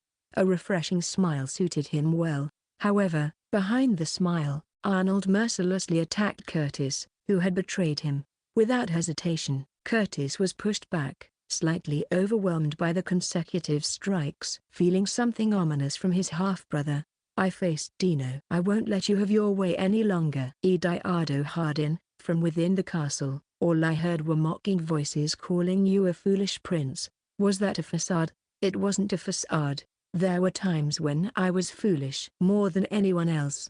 I should have killed you first. Dino snapped his fingers. In response to the signal, armored monsters poured in from both sides of the prayer chamber's doors. Lizardmen, dark moss knights, rock grizzlies, and more. Sonya and Whist stepped forward, slashing down the attacking monsters. Taking advantage of the chaos, Dino came at me with his sword. I stepped back, avoiding his blade. In the next moment, Dino chanted a spell. Dark Flame. Clear Shield. When Dino began chanting the Dark Flame spell, I also chanted a spell for a purification defense magic. The black flame was blocked by the defense barrier, saving me from the attack. Clear Lightning. This time, I cast a fusion magic of light and purification. A thunderbolt charged with purification magic struck Dino. He also chanted defense magic, but the black dome was destroyed by the lightning, injuring Dino's shoulders and legs. After that detestable white flame, it seems impossible for anything to harm me except the light of the saint. Researching everything is important. Even if I can't become like a saint or a hero, I've gained power close to that. I attacked Dino. While he easily parried the sword, I swung the sword down. Clang! The sound of swords clashing reverberated more intensely than ever before. Although I've sparred with various people, it was the first time I felt a shock that made my arms numb. It seemed that the jet black sword enveloped in miasma and the dragon nest sword imbued with light and purification magic were repelling each other. The stronger the impact, the greater the recoil. Every time our swords clashed, I winced at the numbing shock. It seemed better to dodge than to block swords here. Dino's sword drew arcs repeatedly, attacking me. Avoiding all the attacks, I thrust my sword toward Dino. However, he also thrust his sword at me in the same way. Amidst the attacks, I couldn't completely dodge, and the tip of the sword grazed my left shoulder, but my sword also tore through Dino's right shoulder. Indeed, the dragon nest sword, sharpened with the absorption of purification magic, was sharp. It inflicted a cut on the opponent's shoulder while simultaneously causing a burn-like injury. Fortunately, the wound on my left shoulder was superficial, and before being tainted by the miasma's toxins, the rain of light purified the wound. For the first time, Dino revealed a pained expression as he opened his mouth. I quickly jumped backward, distancing myself from the spot. Dark Lightning. The black lightning struck where I had been just moments ago, cracking the marble floor and creating a crater-like depression. If it had hit, I wouldn't have come out unscathed. I let out a sigh of relief. Meanwhile, Arnold and Curtis continued their sword battle. Is not using magic an implicit rule for them? Given their evenly matched fight, Curtis seemed to have improved his skills compared to before. Instead of burdening him with the role of Prime Minister, if they had given him a suitable position as a knight, he could have fully demonstrated his abilities. In the midst of this, Natalie's high-pitched voice echoed in the prayer chamber. To think that you're tempting not only Ediardo-sama but also Dino-sama. I'm not tempting anyone. As for Dino, I only see him as an enemy. Don't casually address Dino-sama so informally. Well, you're quite impolite yourself. If you want to address him respectfully, it should be His Highness Dino. You're so annoying. Since when did my big sister become so preachy? It seemed that even in her past life, Claris had times when she struggled with the education of newcomers. The memories of her corporate life were probably making her sound preachy now. Speaking of which, I also tended to say preachy things to Arnold, Curtis, and even to the older Georges. It wasn't supposed to be like this. My big sister and father were supposed to go far away. Then, I was going to be happy with my mother and dread just disappear already. Big sister. As Natalie shouted, dark flames erupted from her body, moving like tendrils as they attacked Claris. Clear flame. In response, Claris unleashed purplish-white flames. The conflicting magics collided, cancelling each other out and vanishing on the spot. Dark flame, dark flame, dark flame, dark flame, dark flame. Natalie continued chanting the black flame spell in succession. The black flames turned into bullets and assaulted Claris. Impressive way of attacking. I couldn't help but be impressed. However, that level of magic wasn't a match for Claris. Clear shield. Chanting the spell for purification defense magic, Claris created a dome-shaped transparent barrier around her. The incoming bullets collided with the invisible wall and dissipated. Cheeky. This time, I'll use an even bigger flame. Muttering, Natalie distanced herself from Claris to avoid her attacks, and then, when she started chanting a spell again, Giga Dark Water Missile. Before Natalie could finish her chant, Claris cast the spell for a water missile. The water jet hit Natalie directly, and her body flew, crashing into the wall behind her. Ow! It hurts. Don't interrupt me when I'm casting a spell. Rubbing the back of her head, Natalie, though a bit wobbly, stood up. Despite being hit by a water missile and slammed into a wall, she seemed unfazed, indicating that her demonized body was quite sturdy. However, by consecutively using magic, she seemed to have consumed quite a bit of stamina and magical power. Having stood up once, Natalie knelt again. It appeared that she hadn't properly managed the pace of her magical power. Chapter 160, Transformation of the Demon Prince. Side. Ediardo. Meanwhile, Arnold's sword clashed repeatedly with Curtis's sword. The hero's sword, imbued with the power of the goddess, clashed with the dark sword enveloped in miasma, which served as the source of demonic energy for the demon race. With each clash of the swords, the hero's sword showered with a rain of light, while the dark sword spread an atmosphere of miasmic air. The clash of the swords of light and darkness, much like the clash between Mai and Dino's swords, resulted in a repelling force. The impact was enough to numb the arms, but Arnold, even though he had been demonized to some extent, remained unfazed. It seems the protection of the goddess is shielding the hero from the impact. Curtis, you've truly become strong. No need for such flattery at this point. It's not flattery. I genuinely think so. At that moment, I noticed that Arnold's frozen expression had softened. Despite this being a battle of life and death, perhaps the exchange of swordplay with Curtis was enjoyable for him. It was the first time we had fought so evenly. Perhaps Curtis felt the same way. If he were a cunning person, he could have launched a surprise magical attack. However, the fact that he didn't choose that path indicated to me that he wanted to continue clashing swords with Arnold for a while. Dino and I continued our standoff, without taking my eyes off him. I muttered a spell under my breath. Body enhancement magic, rain force. I strengthened my body to withstand the impact of the clashing swords. I'm not a hero, so I need to compensate with magic. My body was covered in a faint blue light membrane. When I captured the saint, I thought this country had fallen, but now Dino glanced at the battered Mimilia, lying on the ground, with a wry smile. This situation seemed to be unexpected even for him. We can't rely on just the saint and the hero forever. Ediardo Hardin. If you wish, why don't you join me? Do you think the Hardin kingdom, which belittles your existence, wouldn't be better off perishing? If you're trying to persuade me this time, what if I do? I'll refuse even if it costs me my life. I politely declined while holding my sword. I've walked a different path from you, especially because I don't want to be under your command. If I were to join you now, everything would be meaningless. HMPH, you really don't waver. How boring. Unfortunately, I don't possess the negative emotions you enjoy. If you want negative emotions, I can easily create them. For example, What if I beheaded Claris Charlotte? Oh. Or what if I made Claris my wife? Wouldn't you harbor an unparalleled sense of jealousy then? More than jealousy, it would give rise to a stronger intent to kill you. I attacked Dino. Honestly, I'd love to cut off the hand that touched Claris's lips.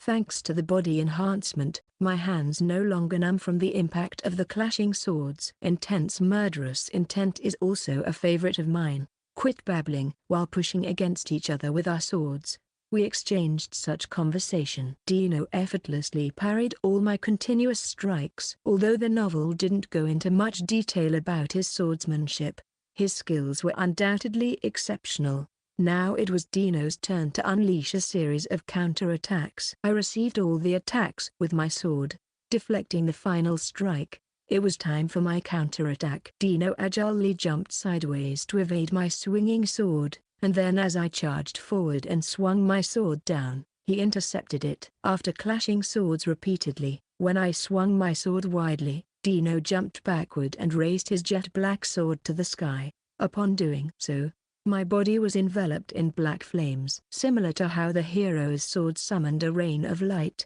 raising this sword to the sky seemed to have the same effect as dark flame. Giga clear. I chanted the highest level purification magic, cleansing my body. With regular purification magic, it was impossible to extinguish black flames, but by using a purification magic denser than the miasma of the black flames, I managed to forcibly suppress them. In return, I swung down my sword, cutting through the air. In the next moment, multiple lightning bolts struck Dino. While it was a small clear lightning, it could stagger the opponent and inflict wounds in various places. To the weakened Dino, I cast another spell, Giga Clear Lightning. Dark Shield. Fusion magic like Clear Lightning had strong purification abilities but lacked destructive power. After realizing that I couldn't master Clear Flame, I decided to focus on strengthening Clear Lightning. Through repeated practice of casting Clear Lightning in actual combat and concentrating my magical power,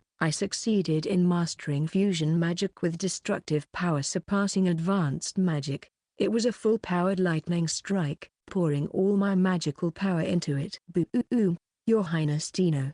Dino-sama. Curtis and Natalie simultaneously raised their voices. A larger lightning bolt than before struck, breaking through the dark defensive magic and directly hitting Dino. Since my magical power was almost depleted, I immediately drank a panacea. I couldn't imagine him falling into something like that. The shock of the lightning strike was intense, causing the temple to shake like an earthquake. However, he was still the final boss, not unscathed, but standing on both legs. His black hair was disheveled, but there were no noticeable external injuries on his skin. Ediardo. Dino roared with boiling hatred and rushed towards us.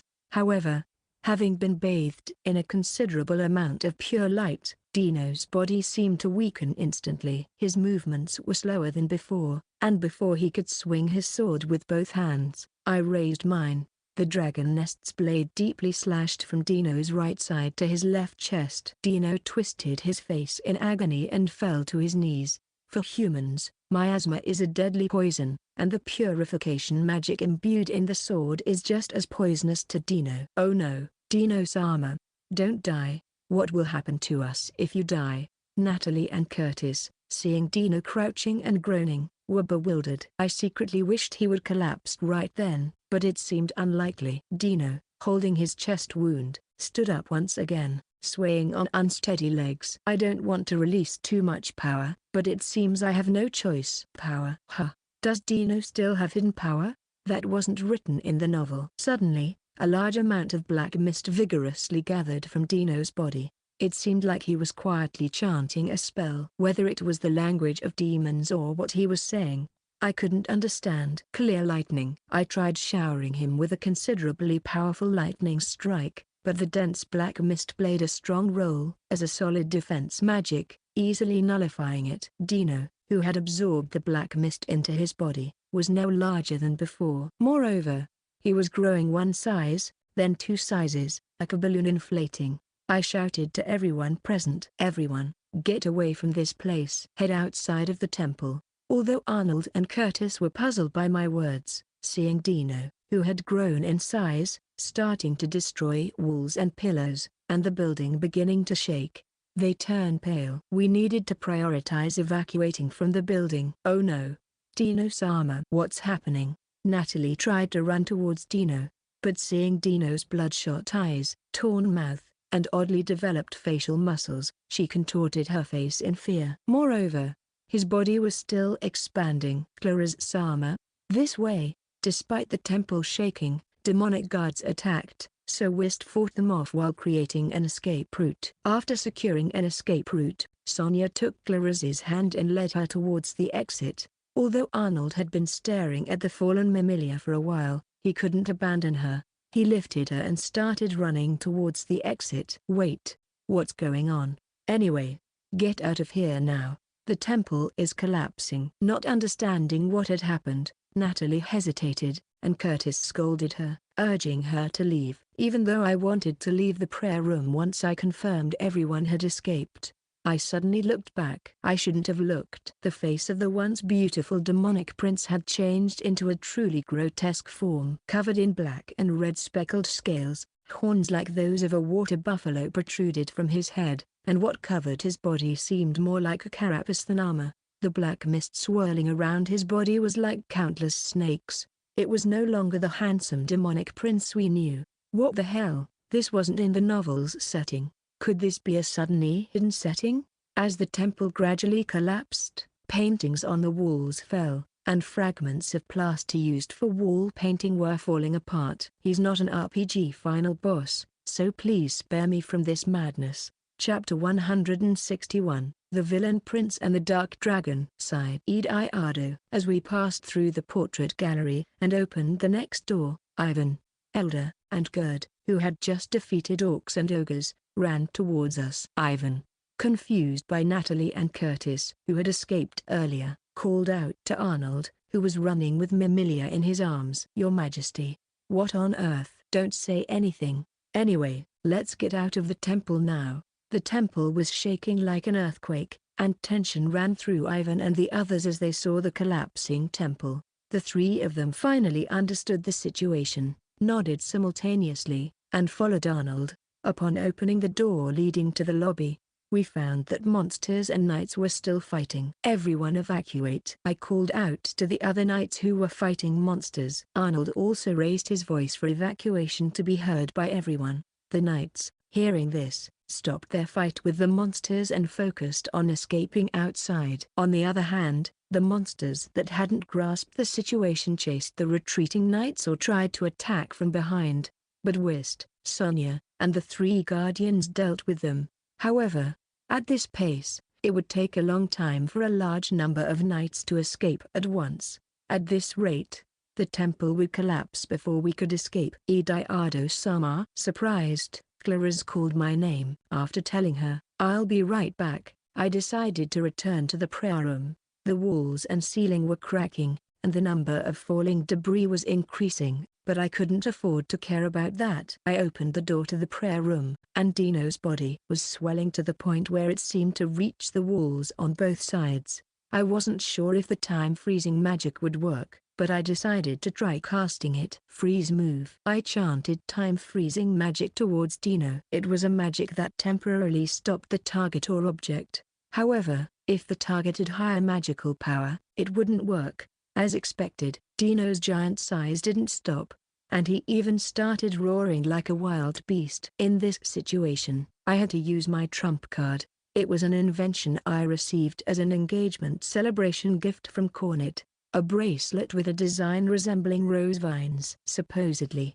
when worn, its effect would amplify the power of attacking magic 100-fold during a crisis. I didn't want to use this item much, and I wasn't sure if it worked for non-attack magic, but now, in this dire situation, I prayed that it would activate. I put on the bracelet and cast the time-freezing spell again. Freeze move. The voice expanded as if I were speaking through a microphone. Dino's movements stopped in an instant, like a video on pause. He's frozen. It worked. It worked even for non-attack magic. Oh, maybe time freezing, in a sense, counts as an attack against the enemy. The time freezing magic, which wouldn't work if the opponent's magical power exceeded one's own, successfully stopped Dino's movements temporarily due to the bracelet's effect. However, I didn't know how long this effect would last. I ran towards the exit of the temple again.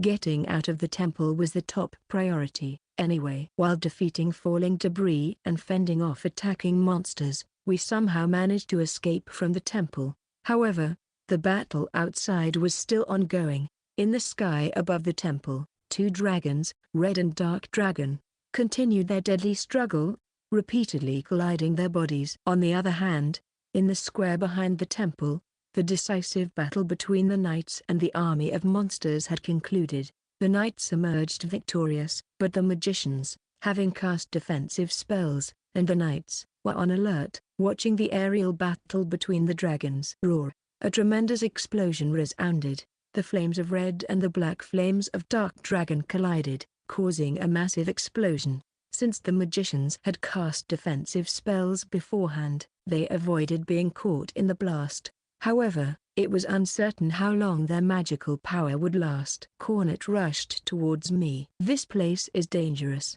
Let's go inside the temple." Unfortunately, the temple is in an even more dangerous state. I gestured towards the collapsing temple. Cornet gradually widened his eyes as she watched the temple crumbling. "What in the world? The final boss is in the middle of giantification." Final boss? Oops, unintentionally used a term from my previous life with Cornet. I decided to postpone the detailed explanation and muttered while looking up at the sky. "We need to defeat the Dark Dragon as soon as possible." "But how do we take down such a large magical creature?" "Cornet, the teleportation magic can transport objects, right?" "So, can you teleport me onto Red's back?" "That's a relatively easy task. But, Ediardo-sama, surely not." "Yeah, I'll handle it!" Cornet's eyes widened. After comparing Dark Dragon and me, he inquired again. "Are you serious? Do you think I can joke at a time like this? It seems you're serious." Cornet adjusted his glasses and let out a sigh mixed with a wry smile. "You never cease to amaze me." "Is that so?" "Yes. That's why I decided to follow you. Are you really okay with this?" "Yeah, please." Teleportation magic is a spell that instantly moves oneself or the target to another location. It can be used by advanced level magicians, but the magical power consumption varies depending on the distance, and excessive use can quickly deplete one's magical power. It is a dangerous magic, and certification is required to learn it due to its potential risks. I also want to master this magic someday, but unfortunately, the certification exam for handling dangerous magic is next year, so I haven't learned it yet. Ensiki and Louvre. Cornet aimed her palm at me and chanted the teleportation magic spell. In an instant, my body moved from the ground to Red's back. While I've ridden on a dragon's back before, I've never stood on one. Given the speed of the teleportation, I might have been thrown off if it weren't for the fact that we were facing Dark Dragon, allowing Red to hover in place. Thanks to body reinforcement magic, my core strength is on par with superhuman abilities, allowing me to perform such feats. Looking back, Red, pleased or not, wagged its tail upon seeing me standing on its back. The Dark Dragon, which had been keeping its distance, now charged towards us. Perhaps exhausted from its ongoing battle with Red, it lacked momentum in its flight. Seeing this, I whispered to Red, "Close your eyes for a moment." Confirming that Red had closed its eyes, I cast the flash magic spell, Giga Flash. Closing my own eyes, I confirmed that the light had subsided through my eyelids before opening them. The Dark Dragon, struggling to open its eyes, shook its head, seemingly dazzled. Its eyelids were having difficulty opening. Viewing it up close, it was even larger than Red. "You've fought well against such a formidable opponent, Red." The Dark Dragon stopped shaking its head, and in the moment it tried to forcefully open its eyes, I seized the opportunity. Holding the sword in both hands, I leapt from Red's back and landed on top of the Dark Dragon's head. In the novel, General Robert manages to thrust a sword into a dragon's forehead despite suffering severe injuries. I quickly withdrew the sword from the forehead and leapt back to Red's back. The Dark Dragon widened its eyes, opened its mouth, and froze in that state. Without a chance to make a sound, the dark dragon had already met its demise. By the time it charged towards us, the dark dragon was considerably weakened. Thanks to Red's fight against it for some time, I was able to finish it off effortlessly. The colossal body of the dark dragon fell, making a loud noise as it crashed onto the ground. The knights on the square erupted in cheers. Incredible! Taking down that dragon in a single strike. Hail Duke Ediardo. Sitting on Red's back, I circled the sky once and observed the condition of the temple. Either the time freeze magic hadn't worn off, or Dino's enlargement hadn't progressed. We needed to leave this place quickly. I pulled Red's reins and landed on the ground. Let's get away from here, at least for now. As I was about to say this to Claris and the others, the sound of buildings collapsing echoed. Looking towards the temple, Dino's body was once again starting to enlarge, seemingly breaking through the temple's ceiling. His face protruded from the roof. Damn. Did the time freeze magic wear off? Everyone here needed to move away as far as possible to avoid being caught up in the temple's collapse. Chapter 162, The Villainess Unleashes the Power of the Saint. Sighed Claris. My name is Claris Charlotte. At this moment, we are in the midst of battling the final boss. Ediardo-sama skillfully defeated the dark dragon, offering a brief moment of relief. However, the temple began collapsing dramatically. The once solemn and magnificent temple crumbled mercilessly, revealing a grotesque monster. It had horns resembling those of a water buffalo protruding from its head, red eyes half exposed, and sharp teeth gleaming black from its open mouth. Its facial skin was covered in red and black scaled patterns, and its body was clad in black armor. A snake-like tail is split into 8 segments. Wait, isn't this supposed to be the world of romance novels? What on earth is that monster? Even though we distanced ourselves to avoid being involved in the temple's collapse, the ground shook as if experiencing a major earthquake, making it nearly impossible to run. With an unheard-of fierce roar, the monster struck the ground with its massive palm.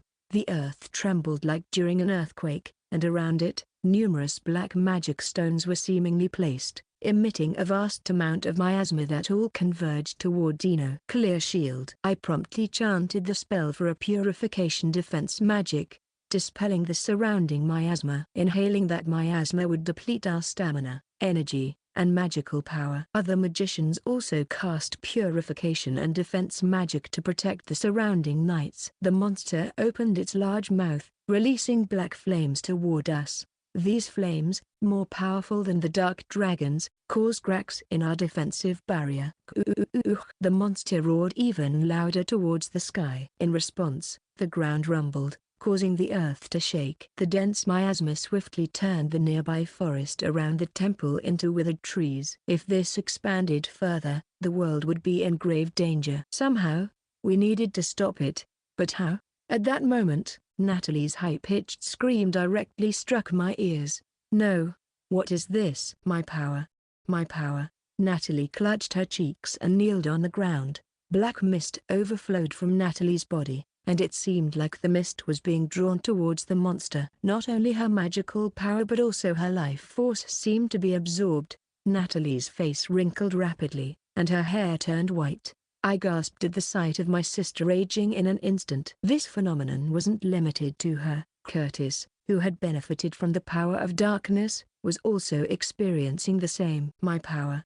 My power. With defense magic holding for half an hour, if things continued like this, we would be exposed to the miasma and collapse. Giga clear lightning. Ediardo-sama unleashed the strongest mixed magic of lightning and purification toward the monster, but it was extinguished by the thick wall of black mist. Sonia, Whist, and the 3 guardians bravely confronted the monster, slashing at its legs. However, the armor covering its legs was too sturdy to even budge, and in the process, they inhaled the miasma, turning pale. Ediardo-sama took a second panacea to recover magical power and stamina, but lips bitten in frustration revealed the helpless situation. Is the only option left the power of the saint? But Mimilia, essential at this moment, had fainted in King Arnold's arms. I clasped my hands, praying to the goddess above. Goddess July, I'm not asking for power equivalent to the saint, But please, grant us a way to overcome this situation.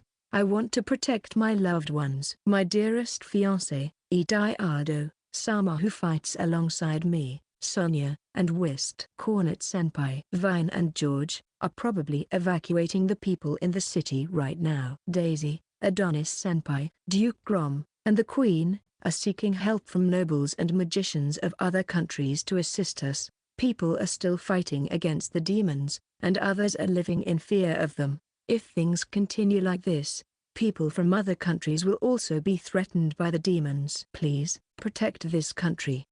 No, protect this world. Goddess July, please lend us your power. Finally, you've turned to me for help, Claris. From somewhere, I heard a voice that left me wide-eyed. I looked around, but there was no one in sight. However, I noticed light leaking from my waist pouch, and when I opened it, it was the goddess's pendant that was shining. Could it be that the pendant reacted because of my prayer? Then, again from somewhere, a dignified voice was heard. Place the goddess's pendant on Mimilia's body. Put your hands on top of it. By doing so, you can transfer the power of the saint to your body. Whether I was the only one who heard it or not, the people around me showed no reaction to that voice. Instead, they were looking at the monster. At this point, I was desperate for any hope. Your Majesty, please lay Mimilia here. As instructed by the voice, I asked King Arnold to lay Mimilia on the ground. Despite Arnold's skepticism, he laid Mimilia on the withered grass. I gently placed the pendant on Mimilia's abdomen and placed my left hand on top of it. In the next moment, Mimilia's body was enveloped in intense light. Pure white light. Everyone around, in amazement, opened their eyes wide. The light spread in an instant, purifying the surrounding miasma and restoring the withered trees to their original green state. Even the grass on which Mimilia lay turned lush green, and the gloomy sky vanished as black clouds dissipated, replaced by brightness. Natalie and Curtis, who had wrinkled and aged appearances, were gradually returning to their original state. The light that covered Mimilia eventually disappeared, and, in its place, the sacred white light enveloped my body. A strangely gentle and warm feeling surrounded me. This was the power of the saint. Now, use all the holy power to strike the monster. The voice that instructed me in such a frank manner turned out to be the goddess. Or so I thought, yet it wasn't confirmed. Anyway, I did as instructed, instinctively feeling that doubting the voice would be a mistake. I aimed both palms at the monster and released the given sacred white light towards it. The power of the saint was truly immense, and the pure white light spread at an incredible speed. If Mimilia had the power to unleash it, the situation would have been resolved much earlier. However, she lacked that power due to neglecting her training. Therefore, I, possessing the ability to maximize magical power, played the role of bringing out Mimilia's hidden power. Although the monster groaned in pain when struck by the holy light, it did not fall. I guess I'm not a saint myself?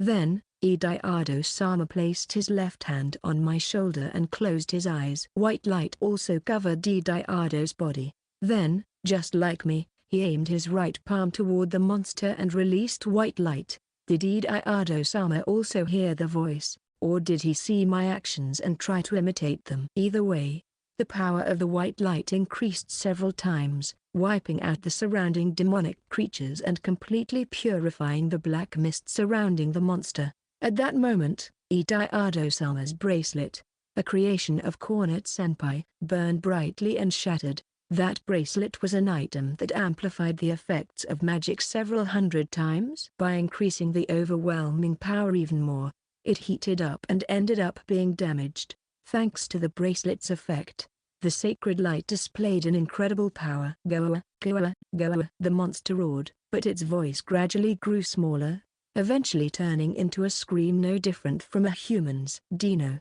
who had turned back into a human form, disappeared, consumed by the holy light. And then, my field of vision was covered in pure white, and I felt faint. Perhaps I used too much power. I could only sense the feeling of Ediardo-sama holding my body in his arms. Dying like this in the arms of my beloved wouldn't be so bad. Compared to my past life, I was much happier now. However, there was something I hadn't said until now, so I wanted to say it before I died. Eddie, I love you. Chapter 163, Goddess, Inviting the Villains. 1. Sighed Claris. Suddenly, when I became aware again, Ediardo-sama's face was in front of me. His face peering at me with concern was there. Eddie. Claris, I'm relieved you've come to. In response to Ediardo-sama's relieved sigh, I blinked several times. It seemed I had lost consciousness in his arms. Supported by Ediardo-sama, I slowly raised my upper body and stood up. Where is this? We were in a completely white space. No mountain landscapes, no buildings, no sky, no clouds. Just a pure white void. Could it be that I finally died? Is this the afterlife? Realized, I see, a voice other than Ediardo-sama, and I resonated in the space. Turning around to the voice, there stood a woman wearing glasses, clad in a pastel gray suit. You are? Hello, I'm July. July. Wait, could it be the goddess? I hastily knelt. Where is this? Is this the afterlife? What happened to that monster? There were too many things to worry about, but facing the being who claimed to be the creator god, my mind went completely blank. Ediardo-sama, still bewildered, knelt as well. Then she laughed and waved her hand casually. You don't need to be so humble. In your past life, I was just an ordinary writer. Eh? Simultaneously, Ediardo-sama and I let out surprised voices. Certainly, the woman in front of us now looked like a mid-20s office worker. No, more like a capable female president. She didn't look anything like a goddess. Just a moment ago, we were fighting against the demon race. Did we die? You're not dead. Right now, only you and Ediardo's spirits have been summoned to my room. Your bodies are in a state of sleep. She drew a circle in the air with her finger, and a table and chairs appeared in front of us. Furthermore, a variety of sweets from a famous confectionery maker were arranged on dishes. Warm tea had been brewed unnoticed, and as we were urged by the goddess, we took our seats. The completely white space transformed into a terrace overlooking countless cherry blossoms in full bloom on mountains. Perhaps it was modeled after a cafe somewhere in Japan. It felt somewhat nostalgic. Seeing cherry blossoms was truly a long time ago. July, the goddess, took a sip of tea and began to speak. The world you two live in now is a world I created. I wanted to create a world where magic, dragons, monsters, and humans coexist. She created a world so casually, it's a bit complicated. July took a bite of a macaron before sighing. But you see, every time I create such a world, the god of darkness introduces demons into it. God of darkness? Yeah, we're friends.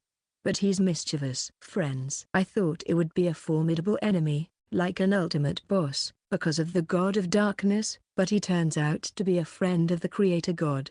I was a little surprised. Every time demons mix in, the world gets chaotic, and it becomes unmanageable. That's why I created a boundary between the place where demons and the human race live. Talking about creating the world with an attitude as if making a model. For the goddess, it seems creating the world we live in is just a matter of that sensation. But you know, every few hundred years, demons inevitably escape the boundary. So, as a measure against these demons, I decided to give special powers to chosen humans. That became the saint and the hero. Generations of saints and heroes have woven splendid stories.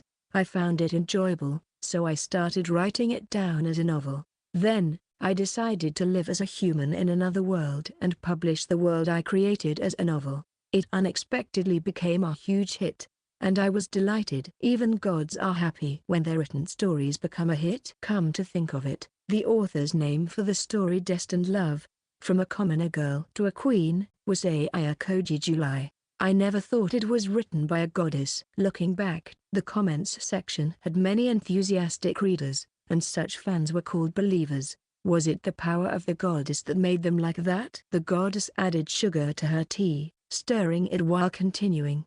However, the story Destined Love, From a Commoner Girl to a Queen was written before the novel. I created Mimilia, Arnold, Claris, and Ediardo in this world according to the settings I thought of for the story. I wanted to see if they would act as described in the story, an experiment, you could say. The experiment. In other words, we were experimental subjects. From the perspective of the goddess, humans like us are just that.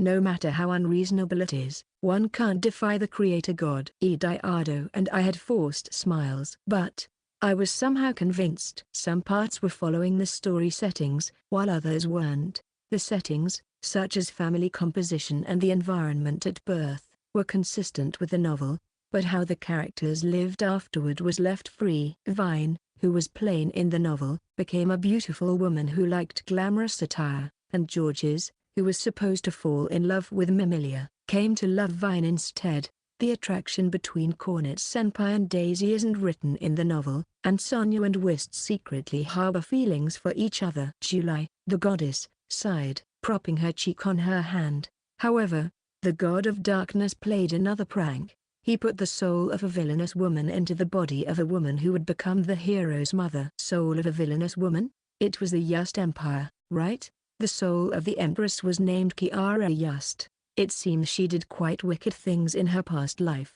Kiara Yust did have some resemblance to Tiras, but I never thought she would be a reincarnation, considering her actions in her past life. Her actions in this life were relatively cute. Maybe she reflected on herself and refrained from killing indiscriminately. Oh, that's why when the envoy from the Yust Empire came, Tiras feigned illness to avoid meeting them. Even though it was in her past life, she probably didn't want to get involved with people from the country that executed her. Ediardo-sama slapped his knee and said. The goddess also nodded in agreement. Yes. She was put on the guillotine while being stared at with hatred by the people of the Yust Empire. That fear seems to have stayed in her heart even after being reborn. Come to think of it, there was a scene in Kiara Yust's opera where she was executed on the guillotine while receiving the hatred gas of the people. Many of the people of the Yust Empire had tan skin, and features such as blonde or silver hair were characteristic. Tiras, who held Kiara's memories, might have been traumatized just by seeing people with features like those of the Yust Empire. Ediardo-sama had an expression that didn't quite make sense. If you're the creator god, couldn't you have made it so that when the soul of the villainous woman entered Tiras, you could have treated it as if it never happened? Once I've created a human, I can't treat them as if they never existed. It's a rule among us gods. Rules among gods? Gods aren't just one or two. Considering there are gods with various thoughts, it's understandable that there would be some regulations. As insurance, I had thought of creating another potential hero. However, the god of darkness, not satisfied with just reincarnating the soul of a villainous woman, also reincarnated the corrupted soul into a saint. Chapter 164, Goddess, Inviting the Villains to Side. Claris, Corrupted Souls. Yes, Claris, Ediardo, she is Japanese just like you guys. She died 6 months after you died. So, being reborn isn't in the order of death, huh? Reincarnation is random. If I wanted, I could have reincarnated the soul of a Warring States period warlord into the world you currently live in. I kind of want to see what happens if a reincarnated warlord is born into a world of swords and magic. The girl who owned the corrupted soul was likely overly pampered while growing up. Arrogant, lazy, and greedy. A girl who wouldn't hesitate to kick others aside to get what she wanted. You gave that girl's soul to Mimiria? Yes. The corrupted soul went to the saint. Kiara's soul was embedded into the body of the woman who would become the hero's mother. Worried that the power of the saint wouldn't be exerted as it should, and concerned about the world being ravaged by demons, I decided to place the strong-willed and hard-working souls of humans who defy fate into the bodies of Claris and Ediardo, who possess powerful magic. The strong-willed and hard-working souls that defy fate, that's probably us. I do have the awareness that I've lived defying fate. After Ali, I thought if I didn't resist, I would die. I asked Goddess Jula about something that had been on my mind. The advice you gave me during the fight against the demons, that was. Yes, it was me. The pendant you're wearing now is designed to allow contact when a devout believer with a pure heart strongly wishes for it. Through the pendant, I can lend my power. I usually refrain from interfering too much in this world, but I thought granting the wishes of sincere believers like you would be fine, so I created this pendant. I don't remember putting it on, but somehow, I was wearing the goddess's pendant. Ultimately, I thought it was something the saint would wear, so I kept it without putting it on. That pendant suits you. As long as you're alive, wear it. Wait, did the goddess herself put it on me? Something feels both scary and reverent about it. But she's smiling happily. So maybe I should just accept it without reservation? You were originally supposed to live as villains, but you cut off that fate and protected the world from the demon invasion. So, I invited you here to express my gratitude. Just to express your gratitude? Ediardo Sama looked up at the goddess with a suspicious expression. Could it be that he's trying to negotiate with the goddess? But from the perspective of the goddess, even Ediardo Sama trying to negotiate might feel like a child staring at her. She chuckled while tilting her head. Do you have any desires? I want to live peacefully with Claris from now on, and I want to live a long life, at least the average lifespan. That's something I've wished for myself. I don't need great wealth or absolute power. I just want to live peacefully and quietly from now on. Ediardo Sama seems to share the same sentiment. I'm really glad he's my fiancé. The goddess looked at us with a fond smile. You two are so selfless. You don't need to ask for such things from me. Ediardo, you might become the king of this country in the future, and you'll be busy for a while with the reconstruction of the capital and the temple. But once things settle down, you should be able to live peacefully. Me as the king? Of course. Arnold intends to step down from being the king.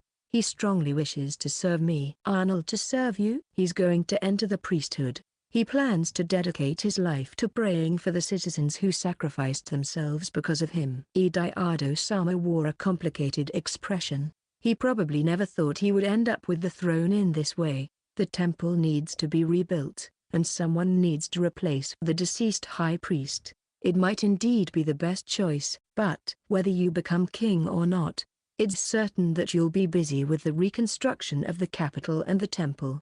That's right. We'll do what we can. Ediardo Sama and I nodded at each other, and July, the goddess, gazed at us with an affectionate smile. You two might have been destined to be together. We tilted our heads in confusion at the goddess's words, and she laughed with a tinkling sound, propping her cheeks up with both hands. In your previous life, you were scheduled for an arranged marriage. Yukitachi with Yamamoto Oka. What? As soon as the goddess said that, I remembered that the name Yukitachi belonged to the person I was supposed to meet for an arranged marriage. In my past life, the impression from the photo was ordinary and plain, but he was to my liking. But wait, did that Yukitachi also die and reincarnate as Ediardo Sama? You are Yamamoto Oka? I gasped as Ediardo Sama muttered in astonishment. So, Ediardo Sama also saw my engagement letter and the arranged marriage photo. And he remembered. Blushing deeply, he smiled shyly and said, in our past lives, when I saw your arranged marriage photo, I fell in love at first sight. I fell in love with you at first sight in this life too. Maybe it was truly destiny. Destiny, huh? I used to think it was a cheap word. But what should I call this situation if not destiny? Oh well, you've had your fun. Once you finish that tea, return to your original world quickly. I've had enough. Mocked by the goddess in a teasing tone, we blushed and drank the now cold tea with pounding hearts. At that moment, the cherry blossom scenery that had spread before our eyes disappeared, and our vision turned completely white. When I woke up, I saw a pure white ceiling and several faces peering worriedly at me were Vine, Sonia, and Daisy. Where is this? This is Claris's room in the Emilia Palace. Answering my question, Vine had tears in her eyes. Oh, right. It's a room in the Emilia Palace. I recognize the familiar furniture and bedding. Come to think of it, there was something I forgot to ask the goddess. What's happening now? What about that monster? Thanks to Claris Sama and Ediardo, it completely disappeared.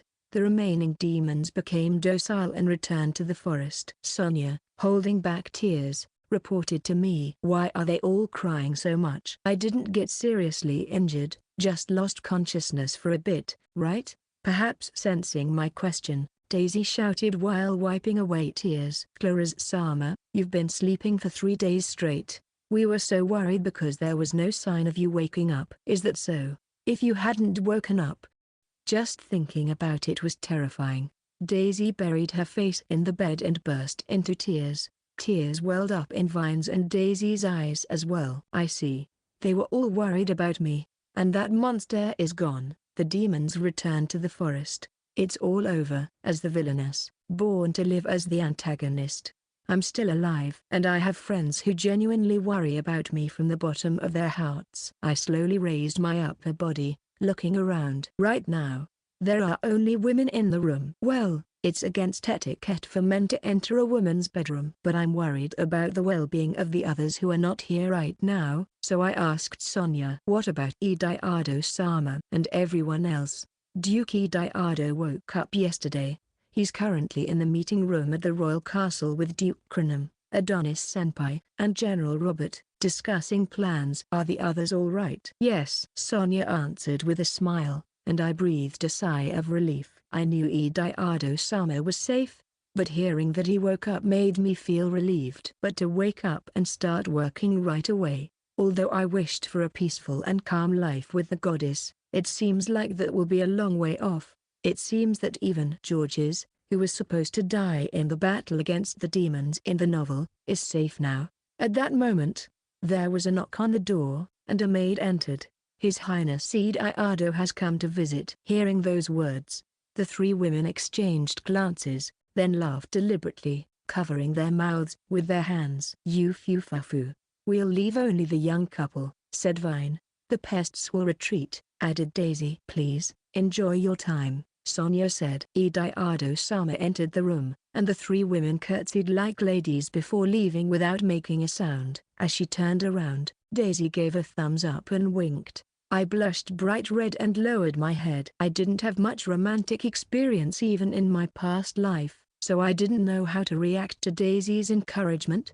Chapter 165, Since I Woke Up, sighed Claris. As soon as the three left the room and the door closed completely, Ediardo-sama rushed over to me and embraced me tightly. Moreover, oh, no, a sudden kiss?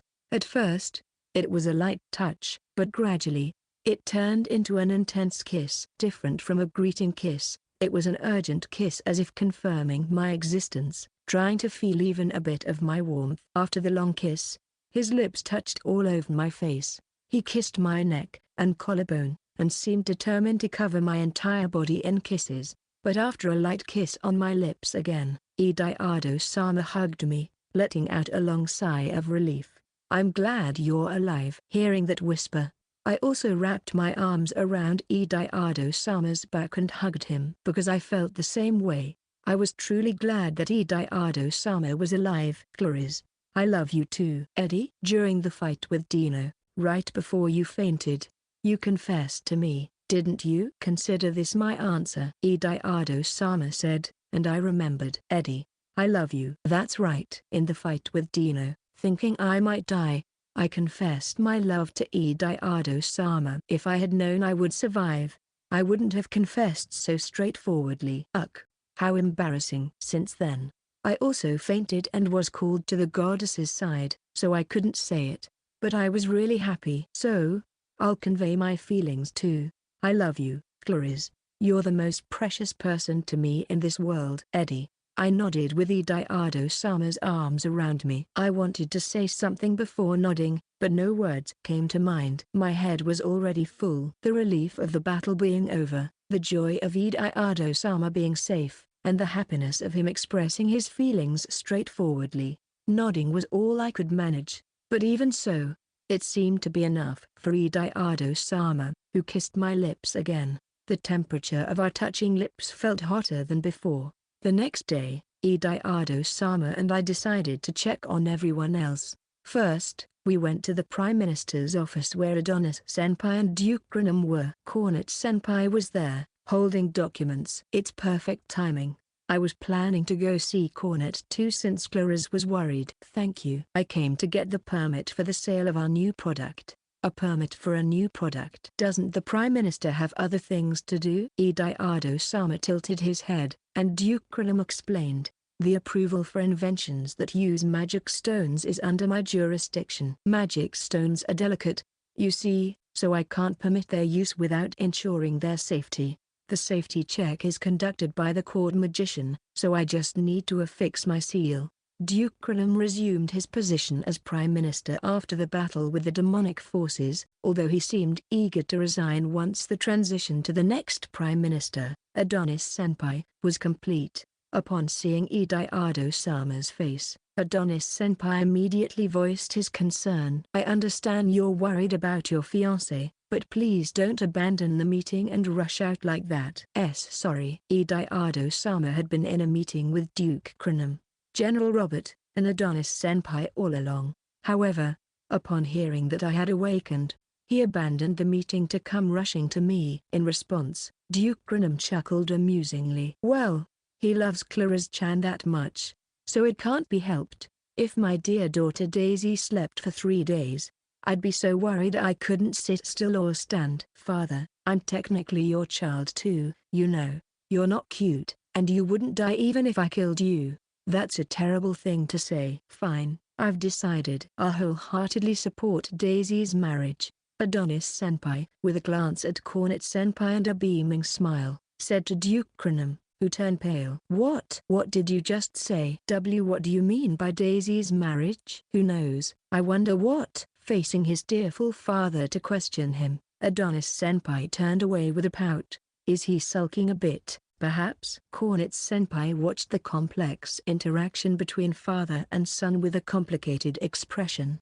Daisy's marriage, with Adonis-senpai supporting it, is reassuring, but it seems there are challenges ahead. Adonis-senpai, as if suddenly remembering, mentioned, "I'll return the books, Clear Flame and Clear Lightning, that I borrowed from you. Are you making duplicate copies for the royal family? Is it okay now?" "Yes, I've stored all the contents in magic stones." Ediardo-sama received the 2 books from Adonis-senpai. After leaving the office, we headed to the underground second floor of the magical research laboratory within the castle. This was to express our gratitude to Professor Tolman. During the demonic invasion, the professor had stayed in his underground room the entire time. Fortunately, he managed to get through it without attracting the attention of Curtis and Natalie. After Curtis and Natalie left, he had been busy repairing some of the purification magic stones placed throughout the castle, which were damaged during the battle. Ediardo-sama placed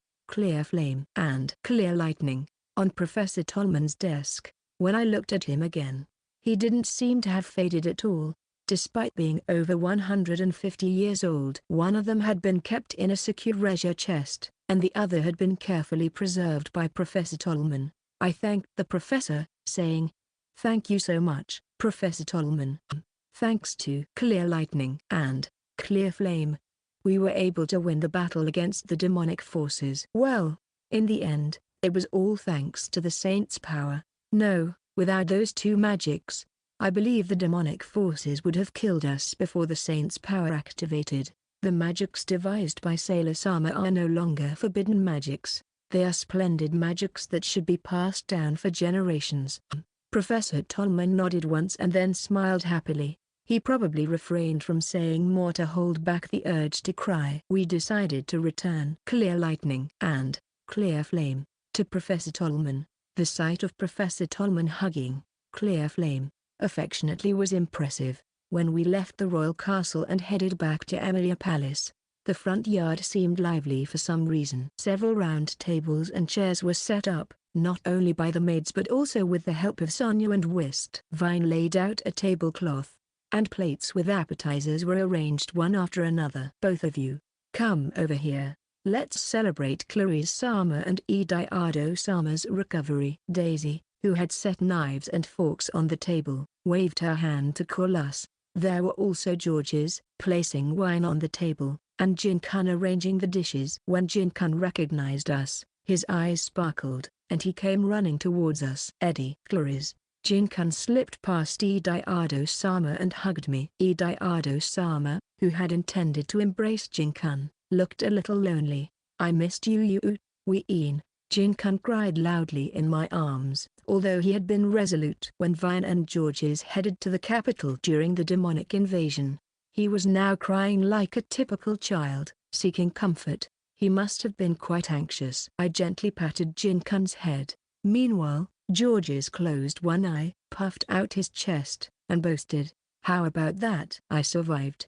There were some places in the capital where monsters had nested, so it was tough exterminating them. Jin-kun, too, had a hard time. We tried to challenge the monsters with me, Pukarin, and a drinking buddy. The drinking buddy knocked down monsters larger than himself with brute strength, causing property damage. Pukarin used all the sellable bombs to annihilate monsters along with the buildings. It was quite challenging to instruct them to use slightly more restrained attacks. Challenging? Was that your kind of challenge? Who is George's drinking buddy? Knocking down monsters with just brute strength. Pukarin was also doing quite dangerous things. Well, anyway, I'm glad they're safe. While surveying the White Rose Garden, which had become the venue for the recovery celebration party, I suddenly felt a sense of déjà vu. Come to think of it, this is where you and I first met. Ediardo-sama's words made me realize the reason for the déjà vu. That's right. This is where Queen hosted the tea party, the place where I first met Ediardo-sama. I was nervous during the first tea party here, and I don't remember what we talked about. Nice to meet you. Can you raise your head for a moment? I'm Ediardo Hardin. I hope you can enjoy the tea party casually today. At that time, surrounded by cold gazes, you were the only one who smiled kindly at me. Of course, I was happy that you were kind to me, but looking back, I might have fallen in love with your smile that day. Because I still remember your smile from that time. Cheers. That day, we decided to raise a modest recovery celebration and a toast to the end of the battle.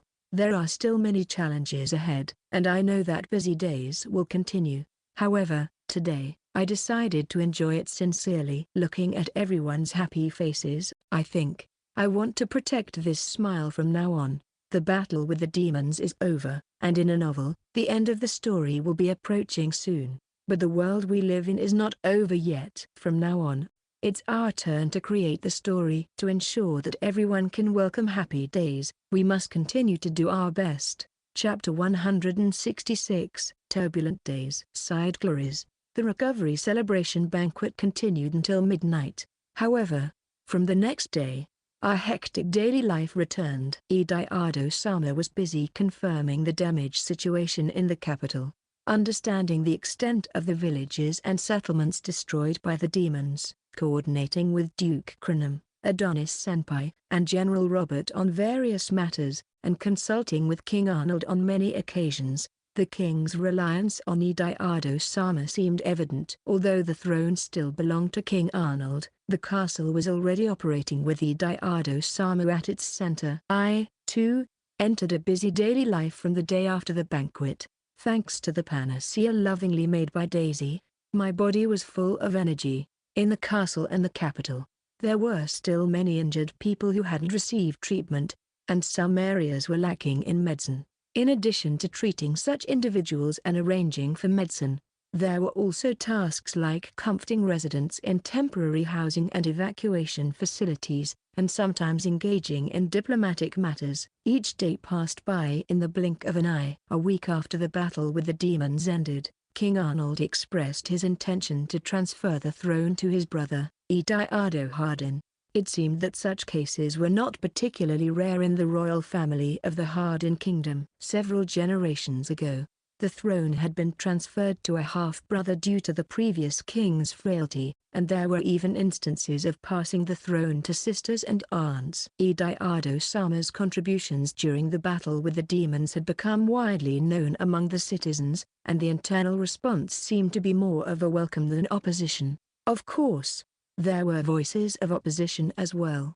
Those were the nobles who had been bad-mouthing Ediardo-sama as a foolish prince, supporters of Queen Tears who had fallen into the hands of the demons and mostly perished. Their influence had significantly weakened without the central figure, Tears, and they seemed unaware of their diminished status. One of the four guardians, Gay Ive, apparently couldn't accept King Arnold's abdication and ended up leaving the Hardin Kingdom Knight. Even if King Arnold steps down, he will still be an excellent lord. It would have been better to continue serving him. That guy's truly foolish. While muttering to herself, Elder was painting my nails. I had decided to have Elder do the coloring because I had a meeting with the foreign dignitaries' wives scheduled for the next day. That just shows how much he admired King Arnold, right? When I said that, Elder shook her head and sighed. Rather than admiring him, it felt more like he was dependent on him. Gay Ive wasn't originally someone with a strong personality. It was only thanks to King Arnold's prestige that he could assert himself. So now, without that prestige, he must be anxious. While speaking, Elder continued to paint my nails meticulously. A light pink color was applied to my well-groomed nails. Although the nail polish used was naturally different from what was used in my previous life, the result was just as good as the nail art from back then. He said he was going to become an adventurer, so he should do his best in a place without King Arnold's prestige. That way, he'll understand how much he clung to something fragile. Elder sounds like Gay Ive's mother, speaking about her runaway son with a mix of resignation and understanding. According to Elder, Ivan and Gerd were devoting themselves to the reconstruction of the temple, along with King Arnold. After the battle with the demons, Gerd developed a deep respect for Ediardo-sama and was now ashamed of his past self, who used to mock Ediardo-sama along with Gay Ive. Surprisingly, Gerd was also passionate about rebuilding the temple. Since his younger brother was a temple trainee, he wanted to expedite the reconstruction for his brother's future. If possible, I wanted to finish it a bit more elegantly. We don't have time today, so I'll ask you again next time. Yes, I'll come whenever you need me, Elder. Delighted, smiled, and I nodded appreciatively. Then, I asked him, "Hey, Elder, how about making nail coloring nail art your main job?" "Huh. But I don't know if that can be a full-fledged profession. Besides, my family has been knights for generations." Even in a family of generations of knights, there have been people who became magicians. And since you have an older brother, you don't have to inherit the family, right? Well, that's true. But I don't think there's that much demand. I'll help make it popular. If you like nail art, just tell me. Elder gave a vague smile at that moment. Well, he couldn't make a decision immediately. He had trained to become a distinguished knight, so he probably couldn't completely abandon the path of knighthood. However, it would be a shame if his talent in nail art went to waste. I wanted to do something about it. While I was pondering such thoughts, a knocking sound reached my ears. When I invited the person in, Ediardo-sama entered. Then, "I'll be going." Elder, who tidied up her tools, stood up, bowed to both me and Ediardo-sama, and left the room. "Did Elder paint your nails?" "Yes." "Look. It's not much different from the nail art in your past life." Ediardo-sama admired the nails with a glossy light pink color. "This time, I only got them colored, but when I have time, I plan to have her paint some designs." "That's a good idea." "Maybe I should have my nails done too." "Oh, right. It might be good to open a makeshift nail salon in temporary housing or church facilities." "Oh yes. There were volunteers doing hand massages and nail coloring for people affected by natural disasters in my past life." While talking about that, Ediardo-sama, after sitting next to me on the long sofa, lay down, making my lap a pillow, a trend he seemed to enjoy lately. "Today was tiring again." "Good job, Eddie." "Claris, good job to you too." "Today, I felt like relying on you a bit." In his usual cool tone, Ediardo-sama unabashedly said such things. This guy unconsciously tickled a woman's heart, but even I, who found him cute, might be quite simple. I absent-mindedly petted his head. However, as he placed the back of his hand on his forehead and sighed, he seemed unusually tired. "What's wrong?" "Eddie, Tears has been found." While escaping with her lover, she was attacked by bandits. They stripped her bare and tied her to a tree along with her lover. A woman who had recently enjoyed prosperity was found in such a miserable state. "That woman will be judged by her son's hands," I gasped. "Indeed, according to the laws of this country, only the king could judge members of the royal family." King Arnold had to pass judgment on his mother. "It's too harsh." "Since I became king, I suggested to him that he could condemn Tears after I became king, but he refused. He said punishing his mother was his final duty as king." King Arnold believed that personally condemning his mother was a way to atone for the sins that elevated him to the throne. He chose to bear the pain of condemning his mother for the great sin she had committed. Ha ha ha. We had quite a disagreement. It was the first time we had such a flashy sibling quarrel. But his determination didn't waver. The unyielding justice that the goddess instilled in him worked against him this time. Ediardo-sama didn't want King Arnold to bear such a heavy burden. However, King Arnold himself couldn't accept that. I don't know what to say in this situation. I could only continue to stroke Ediardo-sama's head in silence. 3 days after King Arnold declared his intention to transfer the throne to his brother Ediardo-sama, Tears, the queen who fled with her lover at the time of the battle with the demons, returned, or rather, she was brought back to the royal castle.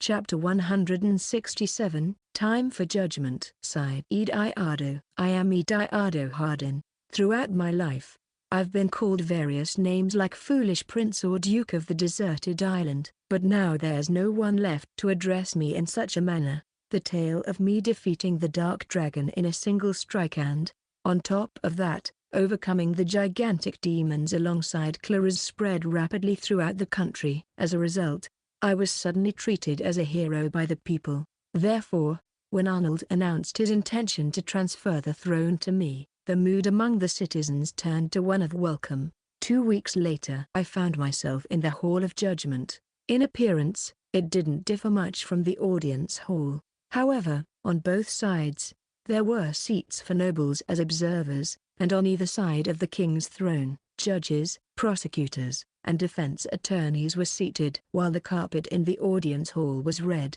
the one here was black, and the decorative items like curtains were uniformly black. Although there were courts in this country, they were primarily established for the nobility and commoners. This was the Hall of Judgment, created for the king to personally preside over trials. The seat prepared to the right of the throne was for the royal family member with the first inheritance right. Originally, the seat to the left was for the queen, but it remained unoccupied. I would take the seat on Arnold's right. Wait a minute. Why am I brought here? This isn't the Hall of Judgment, right? Why am I brought here? With both wrists bound in handcuffs, Tears appeared before us, accompanied by 2 knights. Not long ago, she was beautifully dressed, but now her hair was disheveled, and she wore a prisoner's one-piece outfit. Seeing me seated in the chair beside Arnold, who held the first inheritance right, she widened her eyes in disbelief. Wait, Ediardo, why are you here? You're the Duke of the Deserted Island,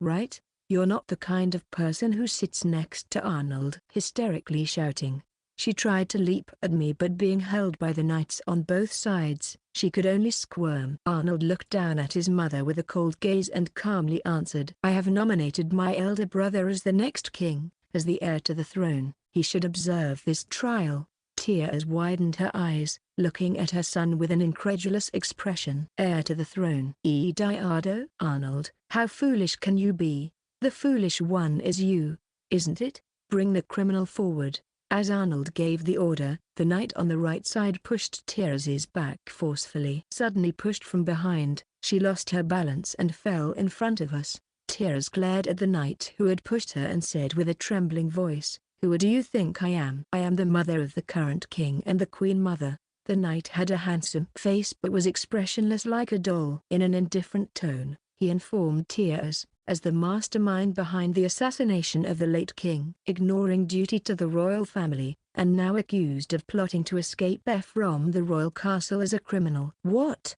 Me, a criminal? How insolent! Arnold, immediately imprison this insolent knight. What are you doing? You're always such a troublesome child. That's why Ediardo outsmarted you. Hurry up and save me. The words that make any intention to help disappear are pouring out incessantly. This woman. Oops. I used words unbecoming of a royal. Throughout her words, one can sense that Arnold is constantly being compared to me, burdened by the pressure. However, Arnold, the main character here, remained undisturbed, looking down on his mother with indifference. That knight had a sister. She was your maid, it seems. Wait, what are you talking about? For some reason, you executed her, claiming she made a mistake. And it wasn't just her. You easily disposed of people you didn't like or found bothersome. I directed my gaze towards the knight standing on Tears' right. Despite having a crescent-shaped scar on his cheek, he was a handsome young man. Presumably, the executed maid was a beautiful woman, given that she was employed by the royal family. Currently, he was expressionless like a doll, but a shade of sorrow occasionally flickered in his eyes. The knight over there is named Kenny. Originally a commoner, he became a knight baron due to his recognized achievements. He was part of the execution unit but suffered severe injuries in the battle against the monsters. Unfortunately, his superior treated him like trash, especially after he discovered Kenny's subordinate had made a mistake. Kenny wasn't given any healing potions and spent 6 months bedridden at home, the execution unit of the Hardened Kingdom. Despite claiming to be merit-based, only the first unit lived up to that ideal. The positions in other units were mostly determined by social status. The third unit was particularly harsh. The captain of that unit, taking all the healing potions stored in the castle's underground, escaped without confronting the demons. Kenny, belonging to the third unit, was always pushed to the front lines and wasn't given healing potions even when injured. Kenny's sister, Rinny, worked diligently under you to help herself and her siblings, but she was heartlessly executed by you for displeasing you. Kenny's house was damaged by the monster attack, was brought church facilities. That time, he was administered V's healing potion, fully recovering and returning as a knight. By the way, the captain of the third unit, who didn't provide healing potions to subordinates, is currently imprisoned for illegally taking healing potions from the royal basement. Kenny, recognized for his achievements before his injury, was promoted from a knight baron to a viscount. Tears, seemingly flustered by the revelation of her actions being known to her son, desperately tried to justify herself in a slightly elevated voice. That was for your sake. To secure the throne for you, some people needed to be eliminated. That's why I decided to become a demon. But the maid had nothing to do with me, right? You killed her just because you didn't like her. Well, also, getting rid of people who were in the way of me ascending to the throne. It wasn't for my sake, was it? What are you saying? It was for your sake. No, it wasn't for my sake. It was for yourself. You wanted to become the king's mother and live a more luxurious life than now. And you stained your hands to achieve that. Arnold's tone as he spoke to his mother was gentle as if telling a child a story. However, Tears either didn't want to acknowledge her son's words or shook her head. That's for your sake. For your sake. Even if I reluctantly admit that it was for my sake, the crime of killing further is unforgivable. I have nothing to do with it. There's no way I killed His Majesty. If you investigate, you'll see. At this moment, Tears, though her mouth was slightly distorted, presented a defiant smile. She probably had confidence that the fact she was the mastermind behind the late king's assassination would never be revealed. A dancer, whose hands were bound, was brought in by the defense attorney at that moment. She was dressed in a tattered costume, her hair disheveled, and her face gaunt. The dancer, who had been pursued for the crime of assassinating the king, seemed to have lived a vagabond life. Arnold addressed the dancer, unnamed dancer, in whose name did you assassinate the king? Chapter 168, Dancer's Choice. Side Ediardo. Unnamed dancer. She was raised as an assassin and never had a name to begin with. Having lived on the streets for a long time to evade investigation, her hair was now tangled, and she had become thin. Nevertheless, due to her father's obsession, she was a woman with a beautiful face.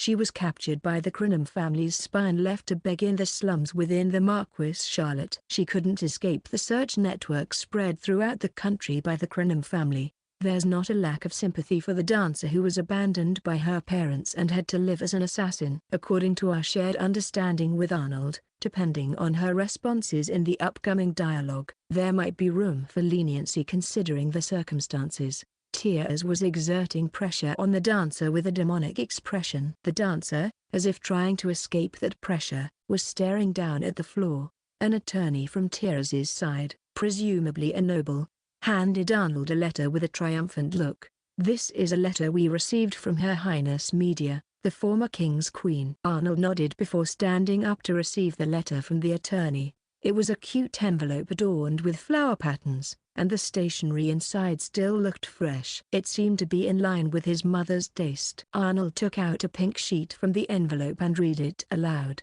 I love that person from the bottom of my heart. I truly love him. If possible, I want to be together even in death. So, if I die, I want you to assassinate him." "Huh?" That phrase sounds familiar from somewhere. The dancer clenched her trembling hands and made a passionate appeal. This letter reached me. Media-sama is currently in critical condition. That's why, to fulfill Her Highness Media's wish, I assassinated King. The dancer's face, extremely tense, displayed a strained smile. Tears was secretly smiling triumphantly. Additionally, the attorney, with a sorrowful expression, appealed to Arnold and the spectators present. "Indeed, this assassin is the loyal servant of Her Highness Media. Therefore, upon hearing the report of Her Highness Media's critical condition, she assassinated to fulfill her master's wish." The noble spectators murmured in surprise. "Well, if you listen to the contents of the letter, it might sound like the queen ordered the dancer to assassinate the king. It sounds like poetry. Did she order the dancer to assassinate the king like singing a poem? That queen might do such a thing. She was a lady who seemed a bit like a dreamy maiden. Not only Teres's entourage but also the nobles claiming to be neutral treated her as if she were a dreamy maiden. I'll remember that face well." Emboldened by the commotion in the spectator seats, Teres proudly exclaimed, "The mastermind behind the late king's assassination is Media Hardin. Can we allow the son of such a wicked woman to become king?" She, for the sake of her childish dreams, drove the late king to his death. In response to her plea, the nobles who were part of Teres's entourage seemed to regain their spirits. "What a terrible story. It's precisely because of foolish parents that a foolish child was born. Ediardo should not become the king. Release Her Highness Teres immediately." The nobles who were part of Teres's entourage seemed to believe that their positions had been reversed. Well, it was good that I could expose the so-called neutral nobles. Without changing my expression, I looked down at the dancer. Then I quietly asked her, "You're not lying, are you?" "Yes. Do you have any regrets about your testimony just now? Do you feel guilty?" I asked the dancer. By her answer to this question, her fate would be decided. A pitiful dancer who could only survive through assassination. Now, I am giving her a chance for redemption. If she confesses Teres's crimes here, she can avoid execution. She will have to endure a long period of imprisonment, but depending on her repentance, she might be released. However, if she continues to lie, unfortunately, she won't escape execution. The dancer seemed to be thinking with her eyes wide open. If there is any remorse in her conscience, she will reveal the truth. The dancer alternated her gaze between my face and Teres's face. Then, lowering her eyes, she remained silent for a while. Teres was staring at the dancer with bloodshot eyes. Her life depended on the dancer's words. It's unclear how long the silence lasted. Everyone was listening attentively to the dancer's words. In a short time, the dancer made her choice and gave the next answer. "What is guilt?" "I only spoke the truth," clearly and audibly, the dancer answered. Teres wore a triumphant expression, and the surrounding noble entourage also showed pleased expressions. The dancer probably thought it would be beneficial to side with Teres. If she could earn great gratitude from the cornered Teres, how much reward would she receive? Thinking that way, she deemed it more profitable to align herself with Teres. Imagining a rosy life with a large sum of money, the dancer's mouth was lifted like a crescent moon. I sneered at the dancer. "I see. What a shame! Your death sentence is confirmed." Upon hearing my words, the dancer probably realized at this moment that she had made a wrong choice. She seemed to be trying to retract her previous answer, but it was too late. By falsely accusing the blameless queen, the fate of the nameless dancer was sealed. "Ah, no, that was a lie." Before the dancer could say something, I said, "Mother, please come this way." The door reserved for royalty on the right side of the throne opened. I saw Teres's eyes widen unbelievably. For her, it was an unbelievable sight. Appearing was not someone in critical condition but the perfectly healthy Media Hardin herself. The spectator seats were buzzing. Wasn't Her Highness Media in critical condition? Rather, her complexion is good, and her skin is radiant. No, never mind. So, this contradicts the testimony of the assassin from earlier. Hearing the words of the nobles, the dancer panicked, perhaps thinking that her lie would be exposed at this rate. She blurted out something absurd. That media is a fake. I received a letter from the attending pharmacist stating that Her Highness Media is in critical condition. That's why I carried out the assassination. There is also evidence in the form of the letter. The attorney, in a fluster, handed me Barton's letter. I deliberately showed the contents of the letter to the dancer and asked, first of all, if she were in critical condition, she wouldn't be dead yet. Moreover, if she wrote in the letter to kill the king before she died, it's strange. If you were a faithful servant, wouldn't you confirm your master's life or death before carrying out the assassination? Beads of sweat like pearls appeared on the forehead of the assassin. She had to give an answer that everyone would accept, but she couldn't say anything. Tyrus's entourage, who had regained their spirits until then, now looked uneasy and pale-faced.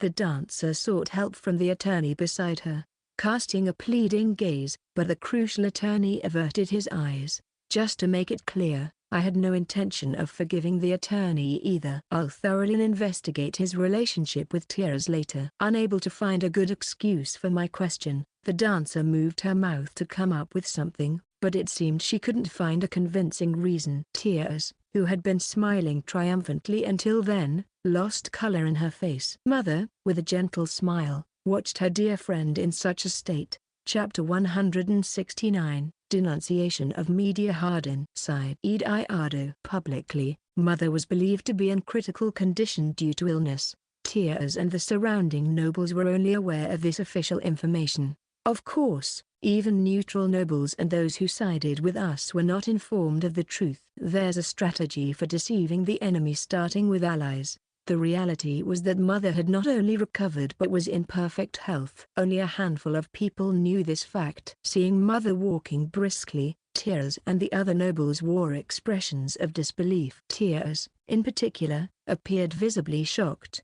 and in a trembling voice, she questioned Mother. Media. Why? Oh, Tyrus, it's been a while. But, because Barton said you were in critical condition. Oh, did Barton's letter reach you properly? Just now, I overheard that dancer over there saying she received Barton's letter through the door.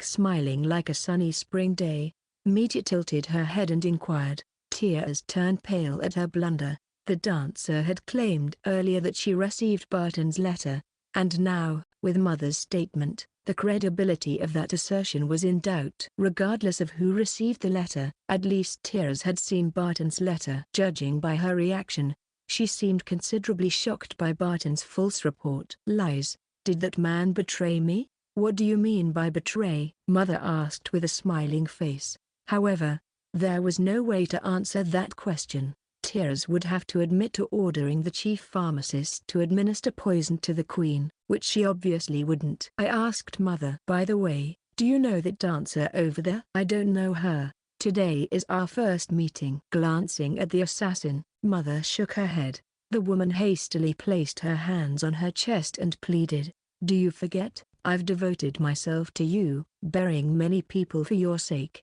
People who don't know are clueless. Since I became the queen, self-proclaimed relatives and friends have increased a lot, but are you also one of them? This letter, you gave it to me. The handwriting is undoubtedly yours. It was sent to me recently. Why can the assassin assert that it's the queen's handwriting?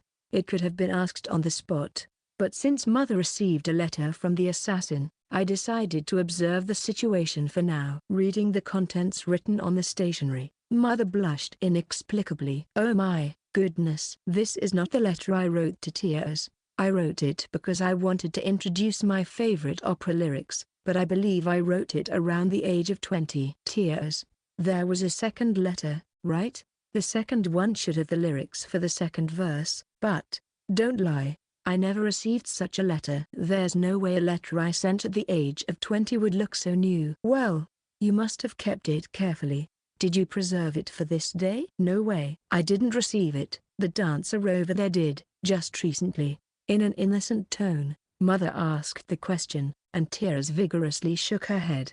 As expected, it was something like this. Similar to the situation with Barton's letter, Tyrus decided that the letter addressed to her had been received by the dancer. Mother handed me the letter. Upon closer inspection, Perhaps due to excellent preservation, the stationery hadn't faded at all, and it seemed impossible that it had been more than 20 years. Even if she claimed to have received it recently, no one would doubt it with the current condition. Tears, upon receiving this letter from Mother, probably stored it in a storage facility with a time-freezing effect. This content was perfectly suited to framing Mother as a criminal. Tears must have thought it might come in handy someday. These lyrics, you can find it out. It's an aria from the opera titled Forgiven Love. Since there's no internet like in my previous life, there are rarely people who know the lyrics of operas sung abroad.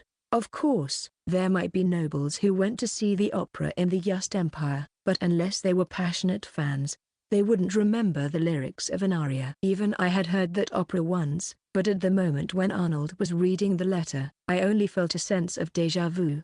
It wasn't easy to recall that it was the lyrics of an opera. Mother walked straight to Tears and peered into her face. Tears Hardin, the chief pharmacist you introduced, was truly wonderful. I had no idea that poison was mixed into the medicine he prescribed. What? He told me everything. Also, the medicine he prescribed for me, that's been analyzed too. It's a well-made poison that accumulates little by little when consumed. Mother, once described as naive and innocent, seemed ignorant of the world. With a soft-spoken manner, she was now denouncing someone she had once called a friend. Tears shook her head, denying with a trembling voice. In no way I would kill you, my dearest friend.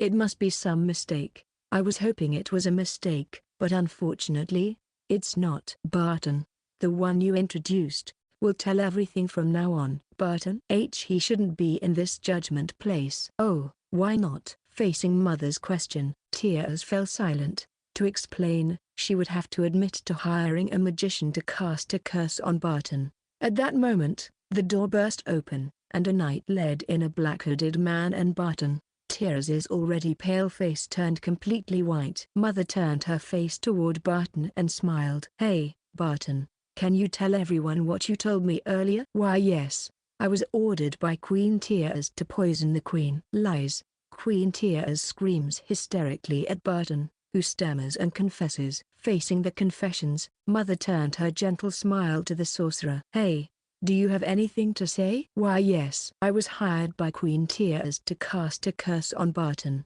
It's to prevent him from confessing here. Lies. Tears glared at the two confessions with bloodshot eyes, shaking her head vehemently. However, neither Barton nor the magician looked at Tears, instead lowering their heads to begin confessing their sins. The nobles who had been on Tears's side, now revived, fell into an eerie silence, resembling a funeral. Mother gently touched Tears's shoulder and, with a soft smile, spoke, to prove Barton and the others' lies. It seems we need thorough verification. I hope evidence and testimonies proving your innocence will surface. Having said that, Mother released her hand from Tears's shoulder and turned on her heel to walk away. There was a momentary shadow on her calm smile, but I pretended not to notice. Tears reached out towards Mother's retreating figure, but as Mother didn't turn around, Tears's shoulders slumped in defeat. After Mother left the judgment chamber, Arnold spoke. In any case, you abandoned your duties as the Queen Mother, leaving behind the castle's retainers and the citizens living in the capital, fleeing first. You no longer qualify to call yourself the Queen Mother. I, who became king through your arrangements, also believe that I do not qualify to be a king. Arnold, take Mother to the room in the Northern Tower. The Northern Tower? That's not a place to detain criminals or prisoners. We'll prepare the most comfortable room for you, so don't worry. Although, considering that you're now confirmed as the mastermind behind the king's assassination, you'll be moved to the underground dungeon shortly. We'll meet again on the execution platform soon. Tears was dragged away by the knights, her disheveled hair and shrill screams echoing. She cursed Arnold. I raised you with so much care. Everything. I did it all for you. Why would you betray me? You ungrateful wretch. What did Ediardo fill your head with? It's you who'll meet ruin, believing the words of such a foolish man. I'm already in ruins, so don't worry. What do you mean by ruins? You're still on the throne, aren't you? You're just trying to give it up yourself. Irresponsible ingrate. Since I found out my mother was a demon, My heart was already in ruins. Well, I think it's good that it's in ruins. If I'm going to sit on the throne prepared with your blood-stained hands, it's better to be dead. Tears was left speechless by her son's harsh words. The door of the judgment chamber opened, and she was dragged out while still in a state of shock. No, no, no, I was reborn. And why do I have to end up on the execution platform again? No, no, no. Through the door, hysterical screams echoed. The nobles in the gallery exchanged glances and tilted their heads, and various voices, questioning and mocking Tears' entourage, were heard. What does she mean by being reborn? She must have gone mad. Can't sympathize with her at all. More importantly, look. Those who were lively just a while ago now have faces like they're about to die. Various voices filled the gallery. I'm probably the only one who can understand Tears' words in this place. Tears is the reincarnation of Kiara Yust, a notorious villainess created by the Yust Empire. Kiara was executed in public for the crime of killing 1,000 people. Tears is destined to meet the same end as her past life. Soon, the purge of Tears' entourage of nobles will begin. In the best case, they might be sent to remote areas or mines to work, and in the worst case, they might be executed.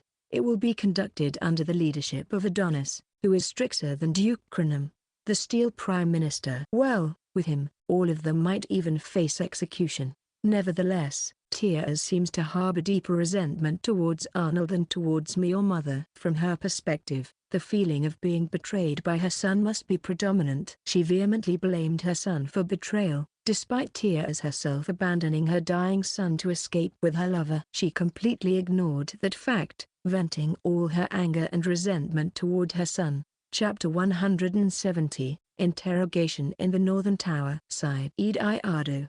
3 days later, I headed to the interrogation room in the basement of the Northern Tower.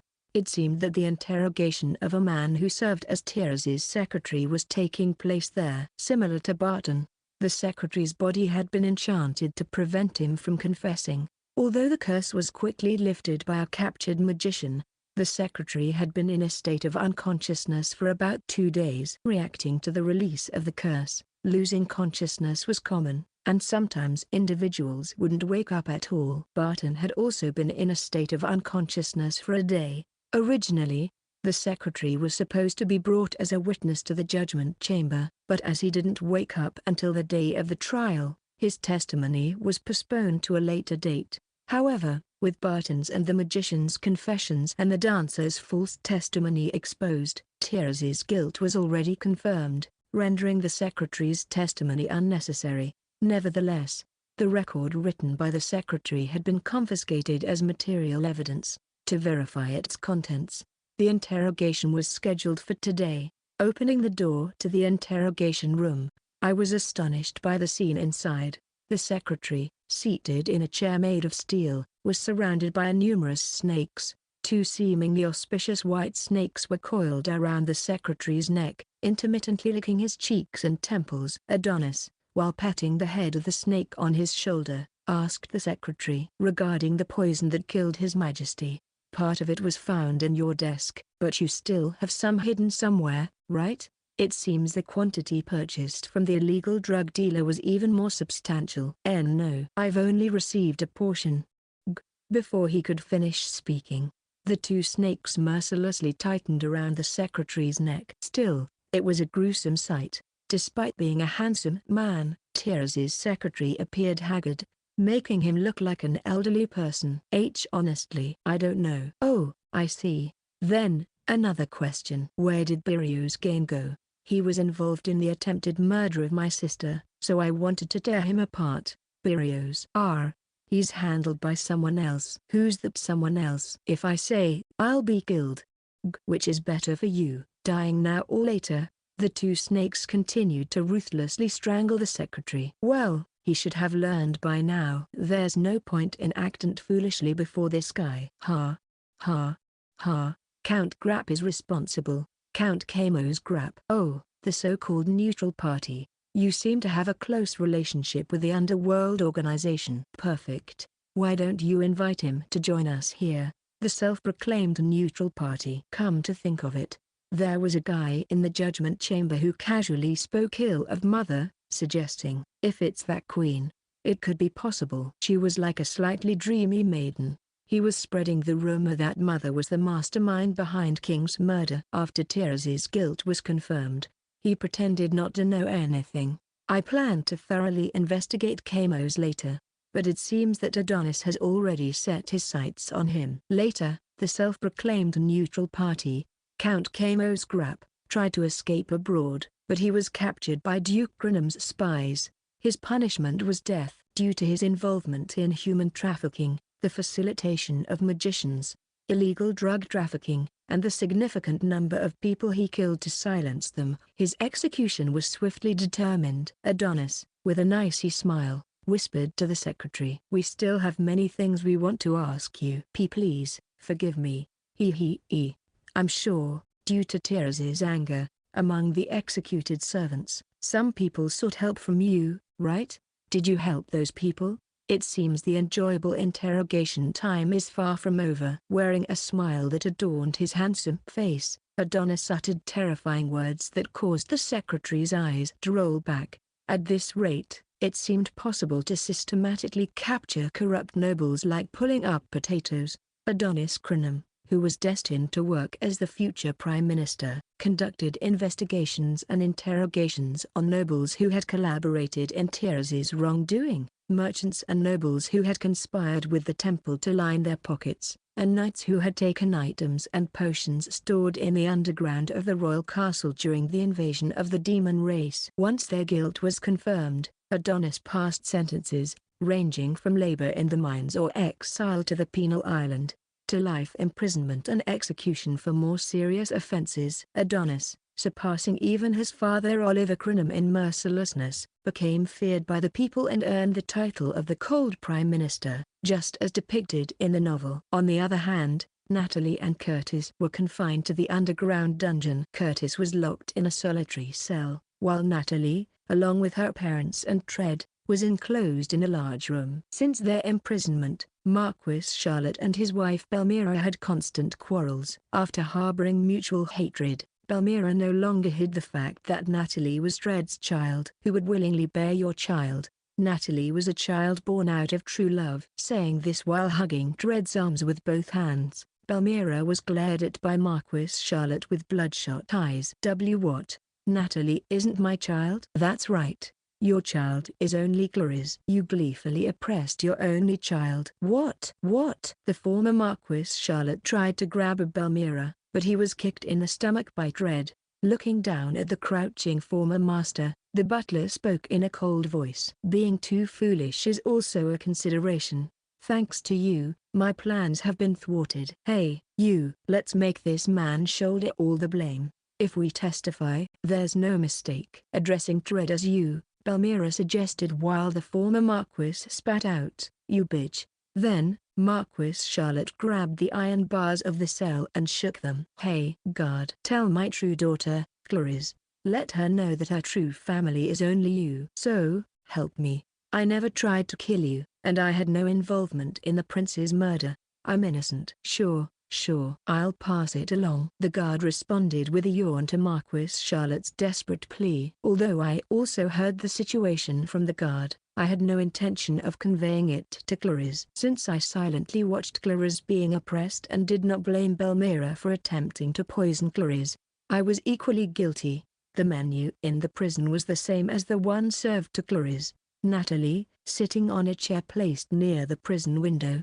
observed the arguing adults with a cool gaze. "Ridiculous.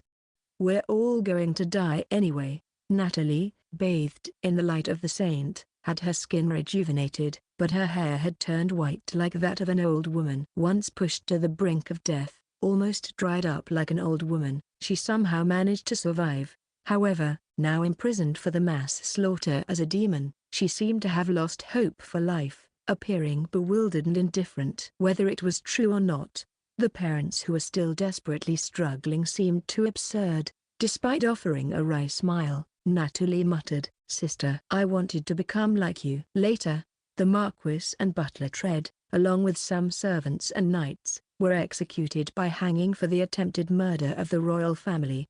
Their fiancé, and the Duke's son, Marquis Charlotte, and other servants, not directly involved in the murder of the royal family, escaped execution but were sentenced to hard labor in the mines on a distant island. Natalie and Curtis were spared to be kept alive for the study of dark magic. Since their bodies were still transformed into demons, they were considered effective research materials. While their living conditions in the research facility were better than in prison, they would face mentally and physically challenging days, being frequently used as experimental subjects.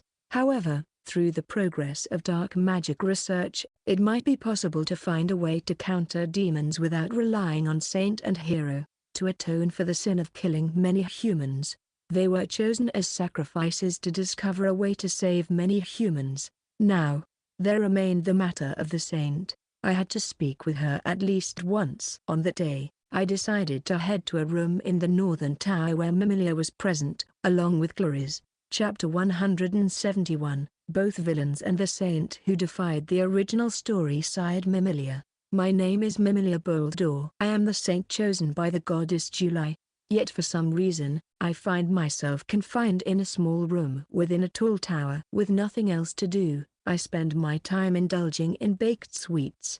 Thanks to that, I've noticed a recent increase in my body weight, and lately, my body feels heavy. Ediardo and Claris entered the room together. After swallowing the baked sweet I had in my mouth, I irritably asked them, "What business do the two villains have with me? Why is it that you two are praised by everyone, while I'm stuck in this small room?" Even though I've been confined in this narrow room within the tower, I'm well aware that Ediardo and Claris are celebrated as heroes. Every morning, newspapers are delivered to my room. I never used to read newspapers, but being confined in such a small space with nothing else to do, reading the newspaper became my only pastime. Isn't it unfair for you two villains to have the good parts while I, a victim of the demons, am confined to this small room? Why? Ediardo responded to my question in a very cold voice. You are suspected of incitement to murder. Therefore, you are currently in a state of house arrest. Incitement to murder? What's that? I don't want him to use complicated words. Even in my previous life, I was not good at the subject of language. I used to skip over difficult scenes when reading the Destined Love novel, Destined Love, From a Commoner Girl to a Queen. Ediardo sighed and said, "You tried to instigate believers to carry out Claris's murder, didn't you?" "I don't know." I turned my face away with a huff. There's no way I would admit something like, "Yes, that's correct." Besides, even if the believers are found, they will never, ever talk about me ordering Claris's murder. Even in novels, those who withstood any torture without talking were heroes. But there's something else I'm curious about. So I bravely asked Ediardo, "Hey, aren't you also a reincarnator like me?" During the battle against the demons when I was confined in a birdcage, I remembered the conversation I had with Ediardo. "You, the novel's Mimilia, said you faithfully visited the temple and prayed to the goddess July every day. That means you knew about the original story, right?" "That's right." "Like you, I was a Japanese person in my previous life." By the way, Claris was also a Japanese person in her previous life and knew about the novel. Huh? Even Claris? So, both of them knew the development of the story from the beginning, and they intentionally took different actions? Why? If you knew, why didn't you follow the story? Of course, because unlike you, Claris and I have a bad ending. I didn't want to die, so I didn't follow the story, and I made efforts to gain various skills so that I could handle any development. Unlike you, who didn't make any effort, just lazing around as the heroine. If we're both reincarnators, aren't we comrades? If we were comrades, you should have helped me. Don't treat me like a comrade only when it's convenient for you. Despite trying to kill my fiancé, Claris. Exactly. If you knew the story, why did you deliberately choose such a wicked woman as your fiancé? Even if they knew the contents of the story, they should have been well aware of how vile Claris was. Despite that, intentionally choosing such a woman as a fiancé, isn't that insane? Claris was portrayed as a villain in the story, but she had abilities and was more hardworking than anyone else. From the moment I read the novel, I always thought Claris was a better woman. What nonsense. Even if she's hardworking, do you know what she did afterward? Trying to kill Mimilia. plotting to destroy the country with the demons. That was because in the novel, Arnold became romantically involved with Mimilia, and that triggered the change in Claris. To regain Arnold's affection and protect her position, the Claris in the novel turned into a demon. Before that, she was a serious and hard-working fiancée. Come to think of it, many readers had favorable impressions of the novel's Claris. When she committed suicide, there were also many expressions of mourning for her death. I could never understand the feelings of readers who empathized with the villain. Ediardo placed his hand on the real Claris's shoulder. The real Claris wasn't a villain at all, just a cute girl. Well, maybe it was love at first sight. When Ediardo looked at Claris, she blushed shyly. Geez, don't flaunt it in front of me. I became extremely irritated at that annoying scene. What's going on? I suspected something strange, but did you two mess up my heroine's story? Whether we acted or not, if you had faithfully followed the story, you would have undoubtedly found happiness. The original Mimilia didn't indulge in luxury and didn't flaunt her status as a saint. She was diligent in magic training and prayer to the goddess July. You are deviating from the story just like us. Annoying. I didn't know about that. You probably just skimmed through the training scenes and tough parts. Moreover, being a saint, you're quite audacious. Many believers who believed in your words and tried to kill Claris have lost their lives. They died for my sake, so it's what they wished for, right? Because, in the novel, those people fought against the demons to the death for the sake of the saint. They just changed from facing demons to becoming knights and joining Claris, right? Having no awareness of the sins you've committed. There's truly no hope for you. I'll never forgive you. I don't need your forgiveness, I shouted and threw the cushion on the sofa towards Ediardo. Ugh. He easily dodged it. With a complex expression, Claris asked me, "Why do you harbor such hostility toward me?" Certainly, it might have been unpleasant when Arnold proposed to me, but he merely sought my abilities. I knew you were the one he truly wanted. Well, certainly, I might not have been suitable for the role of queen, and maybe Arnold proposed to you to ease my burden, but I found your existence itself annoying. If you couldn't play the role of a proper villain, you're not needed in this world. This time, I threw a cup on the table toward Claris. Ediardo chanted a spell, causing the cup to shatter before reaching Claris. The way of thinking of the saint seems to be beyond our understanding. Well then, goodbye, Mimilia. It's a shame we couldn't get along as fellow Japanese. With cold eyes from Ediardo and a pitiful look from Claris, they left the room. I pounded the cushion onto the sofa. Ah, so annoying. Annoying. Annoying. Annoying. And even more annoying. Especially Ediardo, so preachy. What's with that? Were you a school teacher in your previous life? And Claris, saying it's a shame we couldn't get along. Seriously, I don't like your type the most. Because of people like you, I've been constantly compared. Even in my previous life, I was always compared to that ex-girlfriend. I hated that kind of life even after being reborn. Chapter 172. Mimilia's Past Life. Sighed Maiko. Maiko-chan is so cute. Seriously, she doesn't feel like our sister at all. Maiko, is there something you want today? Maiko, I love you. My name is Mimilia, and in my past life, I was called Nakab Maiko. Born into an ordinary family, I received lots of love and care from my parents and siblings. Thanks to my cute appearance, I was popular among boys since childhood, and jealousy from girls was not uncommon. Even when it seemed like I might be bullied, a boy playing the role of a knight would often show up and defend me. From the later years of elementary school, I started receiving confessions from boys, some of whom already had girlfriends. I even accepted a confession from the captain of the soccer team, who was incredibly handsome, even though I knew he had a girlfriend. The pleasure I felt when I saw the face of the ex-girlfriend, who looked frustrated seeing me go to school with him, was indescribable. After that, I dated various people, including friends' boyfriends, juniors who had feelings for me, and even the husband of a senior at my part-time job. I acknowledge that I'm a bad woman, but it feels so good. Stealing things from others. Some people had their happy families ruined, and some even died from the shock, but I didn't care. If your charm wasn't enough to keep your husband from betraying you, It's your fault. To buy my favorite bags and accessories. I initially worked part-time, but my boyfriends started buying them for me, so working seemed pointless.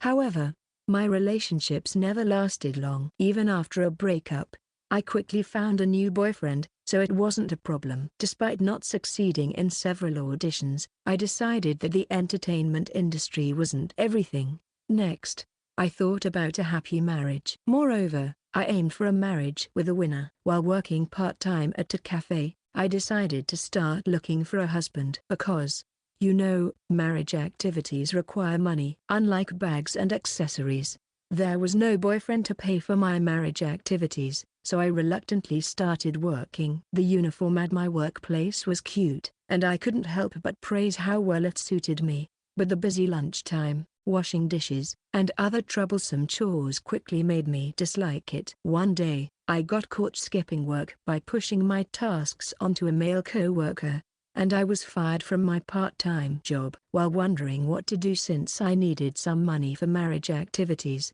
a friend invited me to a group blind date with a male employee from a top-tier company. I decided to go because, unlike bags and accessories, there was no boyfriend to pay for my marriage activities. I had high expectations for doctors or company presidents, but elite businessmen from top-tier companies were also attractive, and with successful career advancements, luxurious life wasn't just a dream. With expectations in my heart, I participated in the group blind date, where I had a fateful encounter. Tall, well-built, and stylish in a suit, he looked so refined that he could pass for a celebrity. I'm Masaya Shimizu. I work for XYZ Company. XYZ Company was known for being a top-tier company, appearing in commercials and such. Absolutely, I had to catch this guy. I pushed hard on him. He seemed not entirely uninterested, and on that very day, we entered into the romantic relationship. After several dates, one day, he came out with it. He had a fiancée. However, he still wanted to marry me. She can be so naggy. It feels like she's my mother or something. In that regard, you're adorable. You're my source of comfort. Masaya, why are you even dating her? She was my parents' chosen fiancée. There wasn't any romantic feeling from the start. Upon hearing that, I became completely fired up. He's a wonderful man, and it's quite normal to have one or two fiancés. I made an effort to sell myself to him. I promised that I could take better care of him than she could, soothing his tired heart.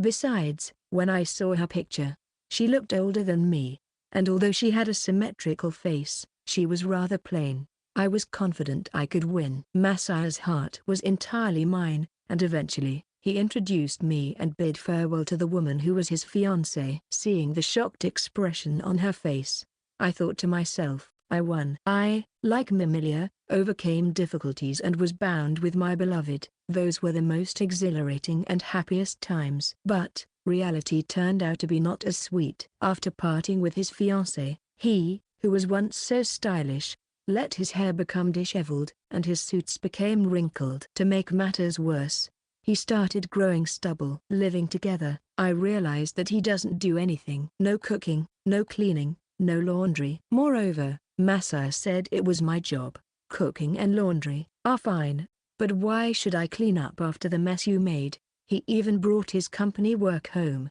asking, I have this project. How would you handle it? Why should I know? It's your job. But he said, you promised to take better care of me than she did.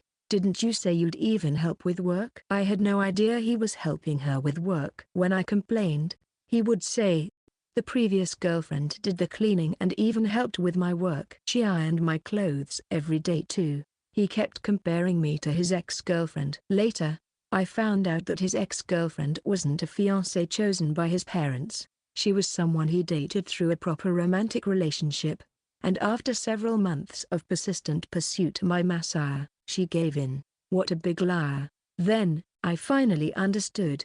The stylish appearance he had was all thanks to the preparations his ex-fiancée made. When she was gone, he couldn't even tidy up himself.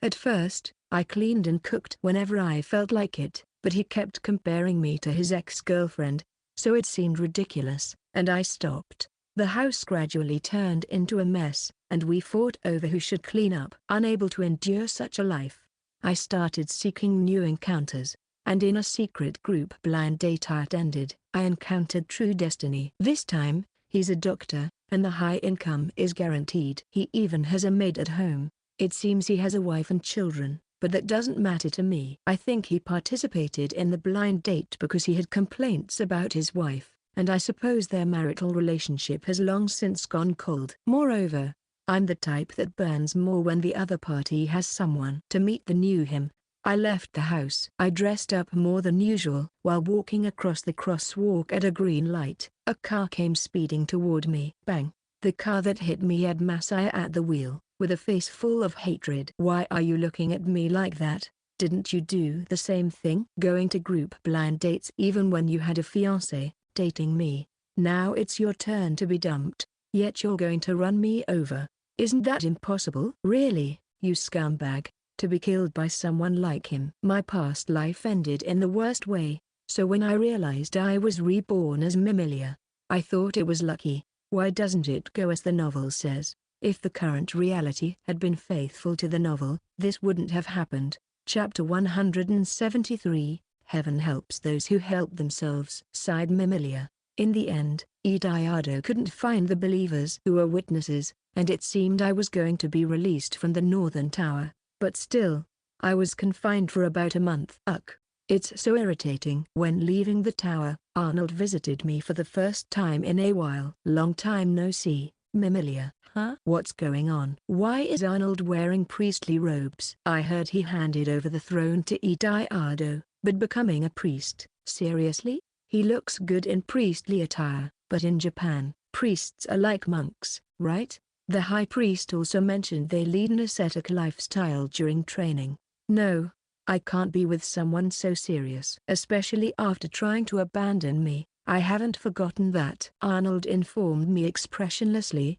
I can no longer be with you. Well, of course. After abandoning me, you can't play the lover role anymore. Sorry, but I'm the one rejecting you. You're no longer a king, and you're worthless to me. Fine, let's cleanly part ways. I will return to the Bordel family. The Bordel family who cared for you have passed away. What? At the time of the demon invasion, your parents were heading to the royal castle, worrying about you. They were killed by monsters on the way. What?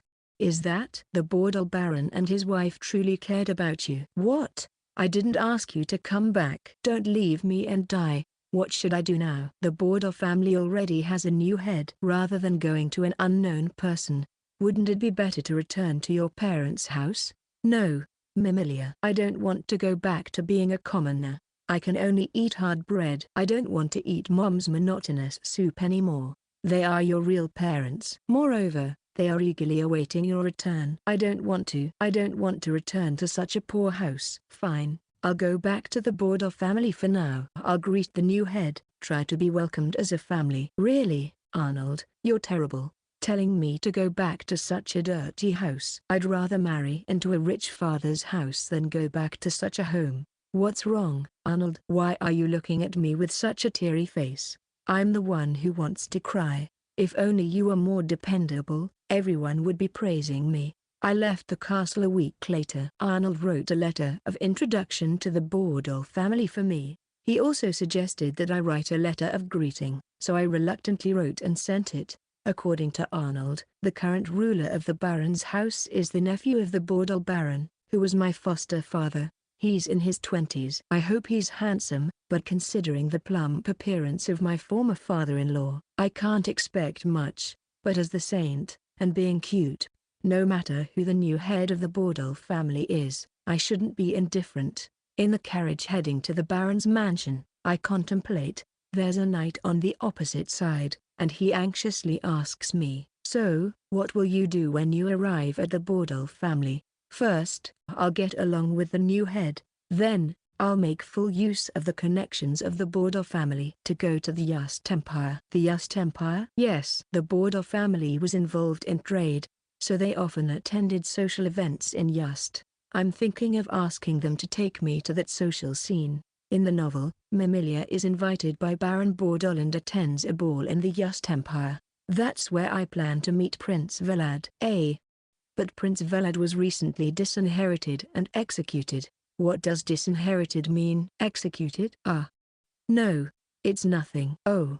What's with that exasperated sigh? I'm not good with difficult words. According to the novel, Velad has many lovers, but he's handsome. For now, let's make him my lover and turn him into a hero. As the saint, the one I choose as my partner will surely become a hero, so Velad should be able to. If the villains take a different route, I'll do it too. With the now heroic Velad, I'll attack the Hardin Kingdom. Now, watch me, Ediardo, Claris. Because I'll have both of you under my control. I'll turn you both into slaves, exploit you until you're completely worn out, and, in front of Ediardo's eyes, execute Claris. I'll stab that annoying face multiple times, cut off limbs, and kill her slowly. I'll make you deeply regret turning me into an enemy. He. Thinking about Claris's execution scene, I got a little excited. I'm really cruel to myself. But, you know, cruel execution scenes give you chills, right? While thinking about such things,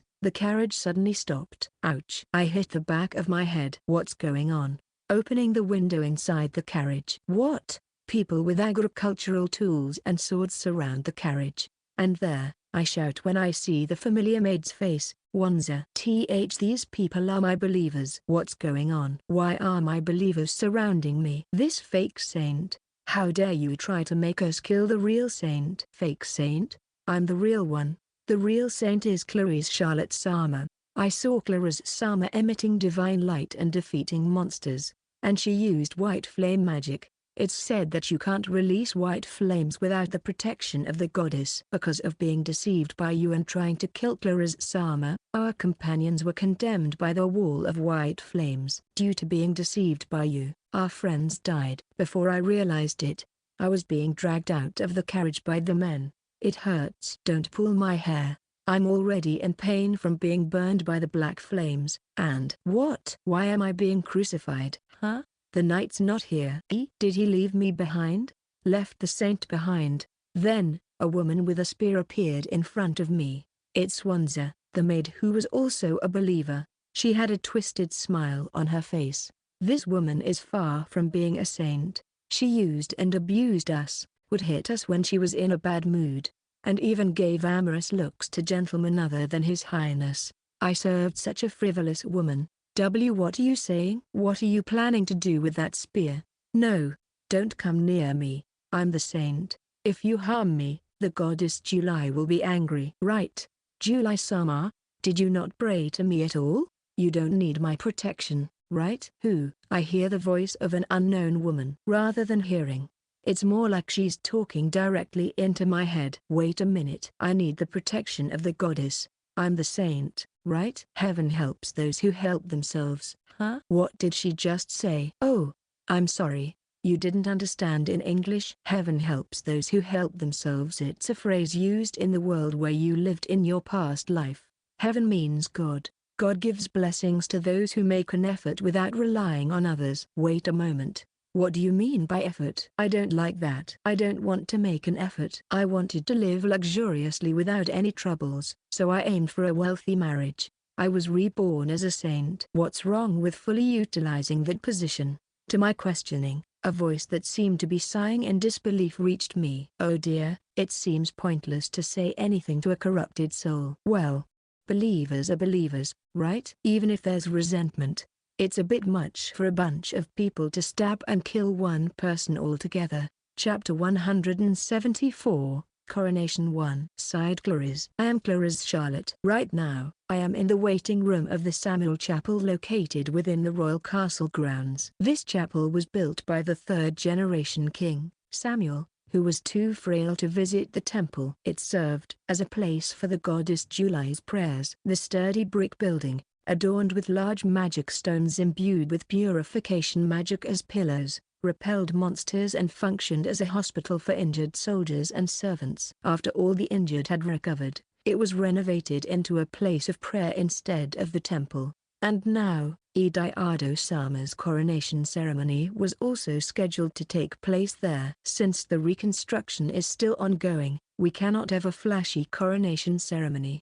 However, high-class magicians, pharmacists, and the first unit of the Elite 7 squads, which had played a crucial role in the battle against the demonic forces, were deployed for security. Representatives from friendly nations, such as the Imperial Prince of the Yust Empire, Syriad Yust, and the Prime Minister of Tehetanese Republic, were also invited. To avoid showing the weakened state of the Harden Kingdom due to the demonic invasion, it was necessary to emphasize the presence of powerful knights, magicians, and pharmacists. Additionally, demonstrating a strong alliance with a powerful military and economic nation, the Tehetanese Republic, was crucial. The neighboring countries that had been eyeing even a small part of the Harden Kingdom's territory seemed to have been greatly shocked by the fact that the militaristic nation Yust had formed a friendly relationship with the Harden Kingdom. I am dressed in a simple navy long dress, while Ediardo-sama is adorned in clothing made of navy fabric with gold thread embroidery. Seated on the couch in the waiting room,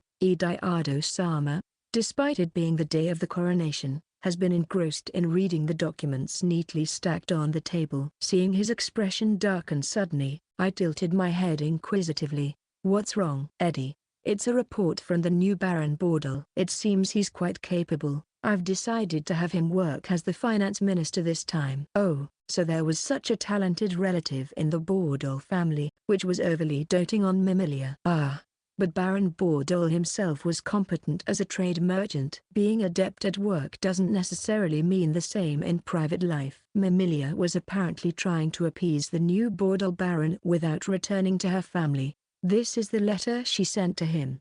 Handed the report along with the letter, and I read its contents. It stated her desire to be welcomed as an adopted daughter, her wish to attend social events in the Yust Empire, and her request to be taken along. She even wrote that she wanted to be introduced to Prince Velad. Mimilia seems to have read the side story as well. Velad is the man who instigated the war against the Harden Kingdom to obtain the Saint. She probably tried to ally herself with him. Mimilia cleverly used the side story's development to her advantage, trying to ally with Velad.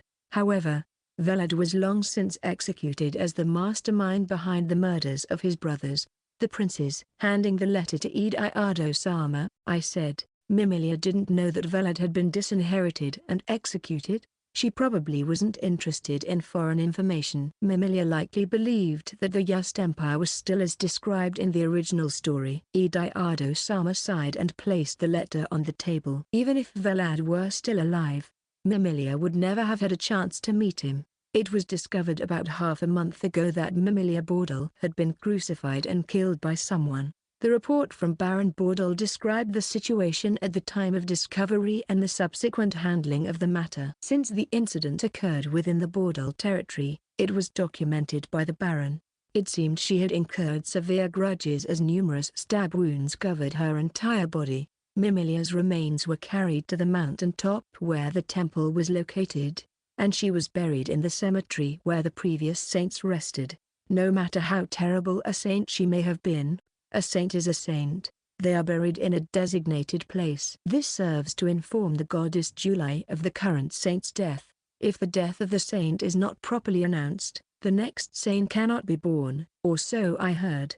I couldn't help but wish for the next saint born in this land to be a decent person, regardless of how awful Mimilia might have been. Former Queen Tiras was executed by beheading as the mastermind behind the king's assassination. Even as she ascended the execution platform, she reportedly continued to scream, "This is a false charge. Call Arnold, call media. They should be able to help me." However, the execution was carried out as planned. Under the hateful gaze of the hardened citizens, Teresa's expression as she was executed was said to be filled with unimaginable terror. After witnessing his mother's execution, King Arnold abdicated and passed the throne to Ediardo-sama. He then assumed the position of duke and took control of the territory near the temple, the Lysol territory, which was previously governed by his great-uncle, the chief priest. During the tenure of the former chief priest, the central city of Lysol territory was notorious for its poor security, serving as a den for underworld organizations. However, due to attacks by monsters, the city was almost destroyed. The influential figures of the underworld were either killed by monsters or, if they survived, apprehended by the Royal Investigative Corps under the command of Adonis Senpai. Duke Arnold had in devoted efforts to the reconstruction of the temple and the restoration of the territory. Simultaneously, he embarked on rigorous training to become a priest. Ivan and Gerd, in service to the temple, became Knights of the Holy Order serving under Arnold. Gay Ive, after various adventures as an adventurer, eventually joined the ranks of the Holy Order. Arnold later excelled as a healing priest and remarkably assumed the position of chief priest at an unprecedented pace. While the youthful and handsome chief priest gained more female believers due to his accomplishments, he seemed to have no intention of engaging in romantic relationships for the time being, perhaps developing a distrust of women. Ediardo Sama, upon ascending the throne, immediately instructed his subjects to expedite the reconstruction of the capital, reassess military strategies, and enhance collaboration with allied nations. Many foreign countries sought to exploit the weak and hardened kingdom due to attacks by demonic forces. Therefore, Ediardo Sama emphasized strengthening border defenses and intensifying measures against illegal immigration attempts during the post-war chaos. Although the complete restoration would take time, reconstruction projects were gradually gaining momentum. I asked suddenly, Eddie, is it true that Mimilia's killer was one of her believers? I don't have definitive evidence or testimony, but the perpetrators were likely her believers. According to Baron Bordel's report, near the scene of Mimilia's murder, some believers confessed to killing her in the chapel. Those believers either committed suicide later, unable to bear the guilt. But why the believers? They adored the saint so much. Those believers who learned of your deeds began to believe that you were the true saint. Once that belief took hold, Mimilia, who incited your murder, became the false saint, and it's not surprising that the believers harbored hatred toward her. Now, donations from the believers are regularly sent to the Emilia Palace. Money, local products, and crafts. It seems the believers believe I'm the saint. Apparently, some believers who came to see the broken temple witnessed me, with the assistance of the goddess, gaining the powers of a saint, fighting monsters alongside Ediardo Sama. When they attacked me, thinking I was the wicked woman, the elder, representing the believers, saw me using white flame magic and believed I was the saint, since only a saint can use white flame magic. However, if you look closely, the flames I use have a faint purple tint and are not pure white. Still, they looked mostly white, so the elders assumed I was the real saint. The elder apologized for trying to kill me, pledging his life for forgiveness. The other believers, deceived by Mimilia, were spared from the death penalty, but in return, they were assigned to labor-intensive work for the construction of the temple. While their basic needs were guaranteed, they were essentially working for free. However, the believers were happy to work for the goddess July, and they labored joyfully. Some believers, particularly the fanatical and violent extremists among them, passed away during construction accidents. Among them was a female believer who served Mimilia, Wanza, crushed under the raw materials for the pillars. According to the elder, all those who died were particularly fanatical and aggressive extremists among the believers. It seems those who killed Mimilia were also among them. When blind devotion goes too far, even the goddess might find the believers annoying. Mimilia was, in a way, a genuine saint. Maybe the way she was killed brought some divine retribution? Who knows? I don't think Mimilia had the goddess's protection. However, even from the goddess's perspective, brutally stabbing a single person, driven by excessive blind faith, might have been distasteful. Ediardo Sama sighed and took a sip of coffee. I silently stared at his profile. Suddenly, I remembered the words he said to Mimilia. For not realizing how sinful you are. There's truly no salvation. I will never forgive you. Eddie, are you involved in Mimilia's murder? I asked, gathering my courage. Chapter 175, Coronation 2. Sighed Claris. Eddie, are you involved in Mimilia's murder? I asked, gathering my courage. If Ediardo Sama had decided, he could have accused Mimilia of the crime of inciting murder. The elders of the believers would likely speak the truth, and other believers would gladly testify. Even though Ediardo Sama could have pursued Mimilia for her crimes, I was bothered by the fact that he deliberately chose not to. After taking a sip of coffee, Ediardo Sama displayed a chilling smile. Even if we were to accuse her of inciting murder, Mimilia wouldn't be subjected to severe punishment. After all, she is supposed to be a genuine saint. It would be highly unseemly for the royal family. Certainly, even if Mimilia's guilt were proven, severe punishment might be challenging. She hadn't personally harmed me. The harshest penalty would likely be exile to the borderlands or confinement in the Northern Tower. However, in such a scenario, there might be individuals who would try to use Mimilia and attempt to rescue her. During the battle with the demons, you treated a believer, a woman who was severely injured, didn't you? Well, yes, I couldn't just leave her. She was very grateful and regretful. Regretful for trying to kill you, for insulting you. I just asked her, did the person you serve truly a saint? The voice must have deeply pierced the believer, who had been oppressed by Mimilia until now. Ediardo-sama, still with a hint of a smile, clarified that he only voiced a casual question, not taking any further action. However, that question caused ripples among the believers, transforming their faith in Mimilia into resentment. Claris was surprised. Did you despise me, Eddie? Your new believers would come to hate Mimilia, and you raised doubts among them. I just voiced a question. How they interpret it and what action they take is up to that believer. She had the choice to forget about the saint and live an ordinary life.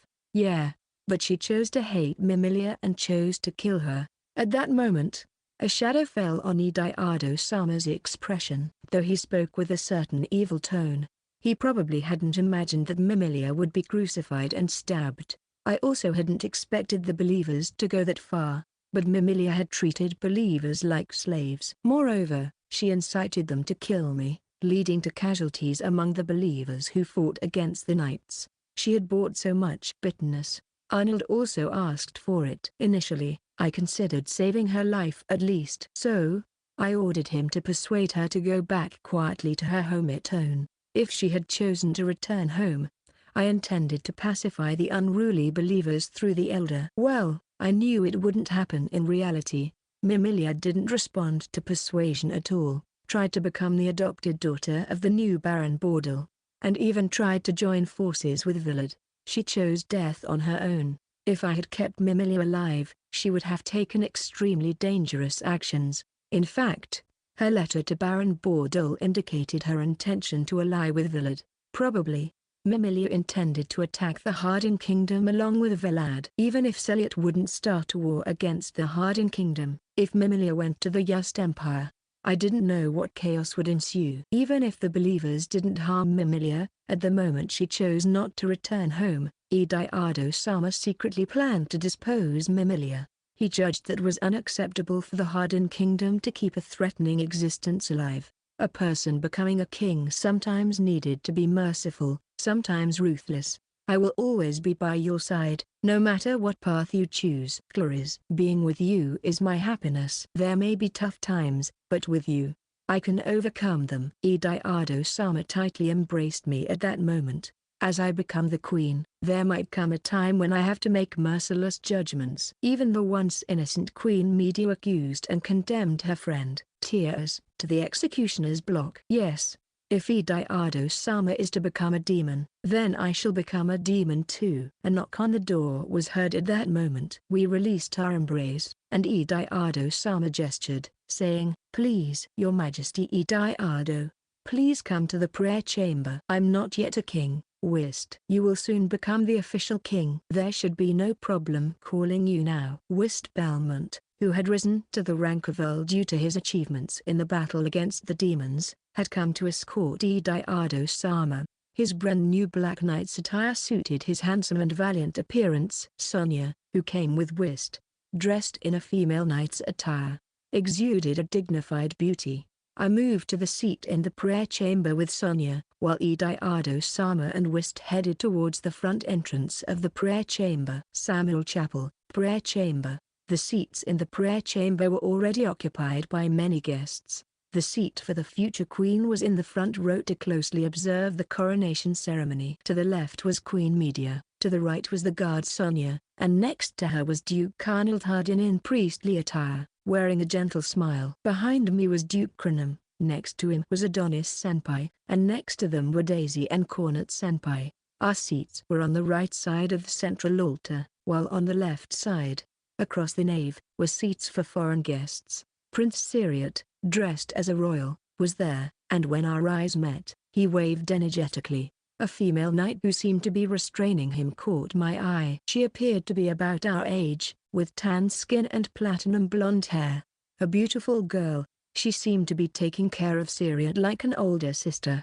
The priest with the crown was the oldest priest in the kingdom of Hardin, who had continued to care for the people affected by disasters in the capital's evacuation facility. At Ediardo-sama's request, the person most beloved by the people had been chosen to perform the ceremony. The door opened, and Ediardo-sama, accompanied by Whist, Ivan, Gerd, and Elder, appeared. As before, during the reign of King Arnold, the coronation ceremony required the next king to walk the nave of the chapel with the knights appointed by the king. Ediardo-sama chose the knights who had fought alongside him against the demons. Of course, Sonia was also chosen, but she wished to fulfill her duty as my guard. Ediardo-sama stood before the priest, knelt, and offered a prayer to the goddess July. After reciting the prayer, the priest approached, placing the crown on Ediardo-sama's head.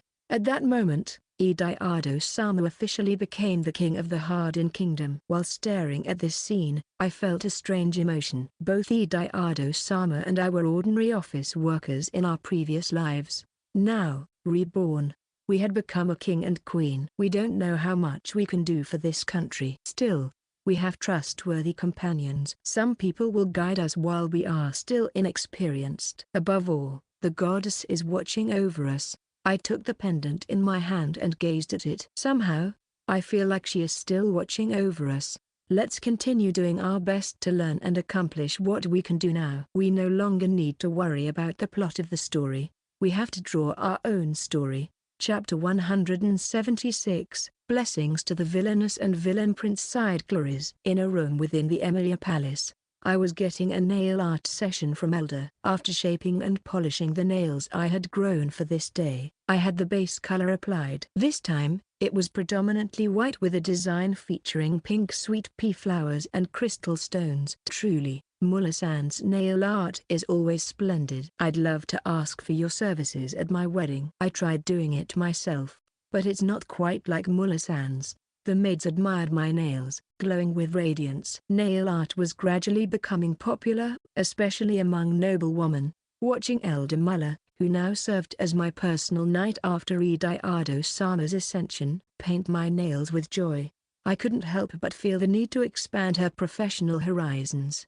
Elder, who was once one of the four guardians, became my exclusive knight after Ediardo-sama's ascension. Well, in these peaceful days, about 90% of her job is as a nail artist. Lately, he's been gathering people interested in nail art and conducting classes. Now that your nails are beautifully done, the rest is up to you. Upon Elder's words, the maids standing nearby had flames in their eyes. If it came to this, I couldn't stop them. Maids with multiple makeup brushes, puff holders, and brushes surrounded me. They all smiled and said, "We will make you the most beautiful bride, Your Majesty." Ediardo-sama and I decided to hold our wedding 1 year after the coronation ceremony. We prioritized the reconstruction efforts, which is why it took until now. Although the domestic situation is far from complete recovery, we were pressured by those around us that if we waited for full recovery, the wedding would be 10 years later. My,